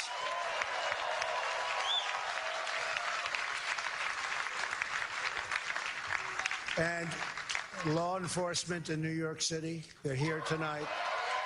These are spectacular people, sometimes underappreciated, unfortunately, but we appreciate them. We know what they go through.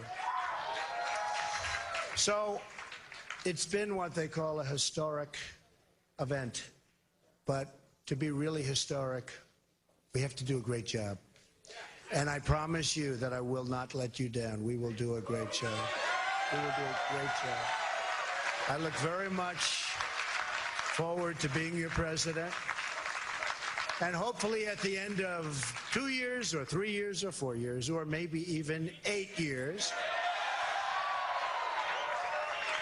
you will say, so many of you worked so hard for us, but you will say that that was something that you were very proud to do, and I can thank you very much. And I can only say that while the campaign is over, our work on this movement is now really just beginning. We're going to get to work immediately for the American people. And we're going to be doing a job that hopefully you will be so proud of your president. You'll be so proud. Again, it's my honor. It was an amazing evening. It's been an amazing 2-year period. And I love this country. Thank you. Thank you very much. Thank you to Mike Pence. Thank you, everybody. Thank you.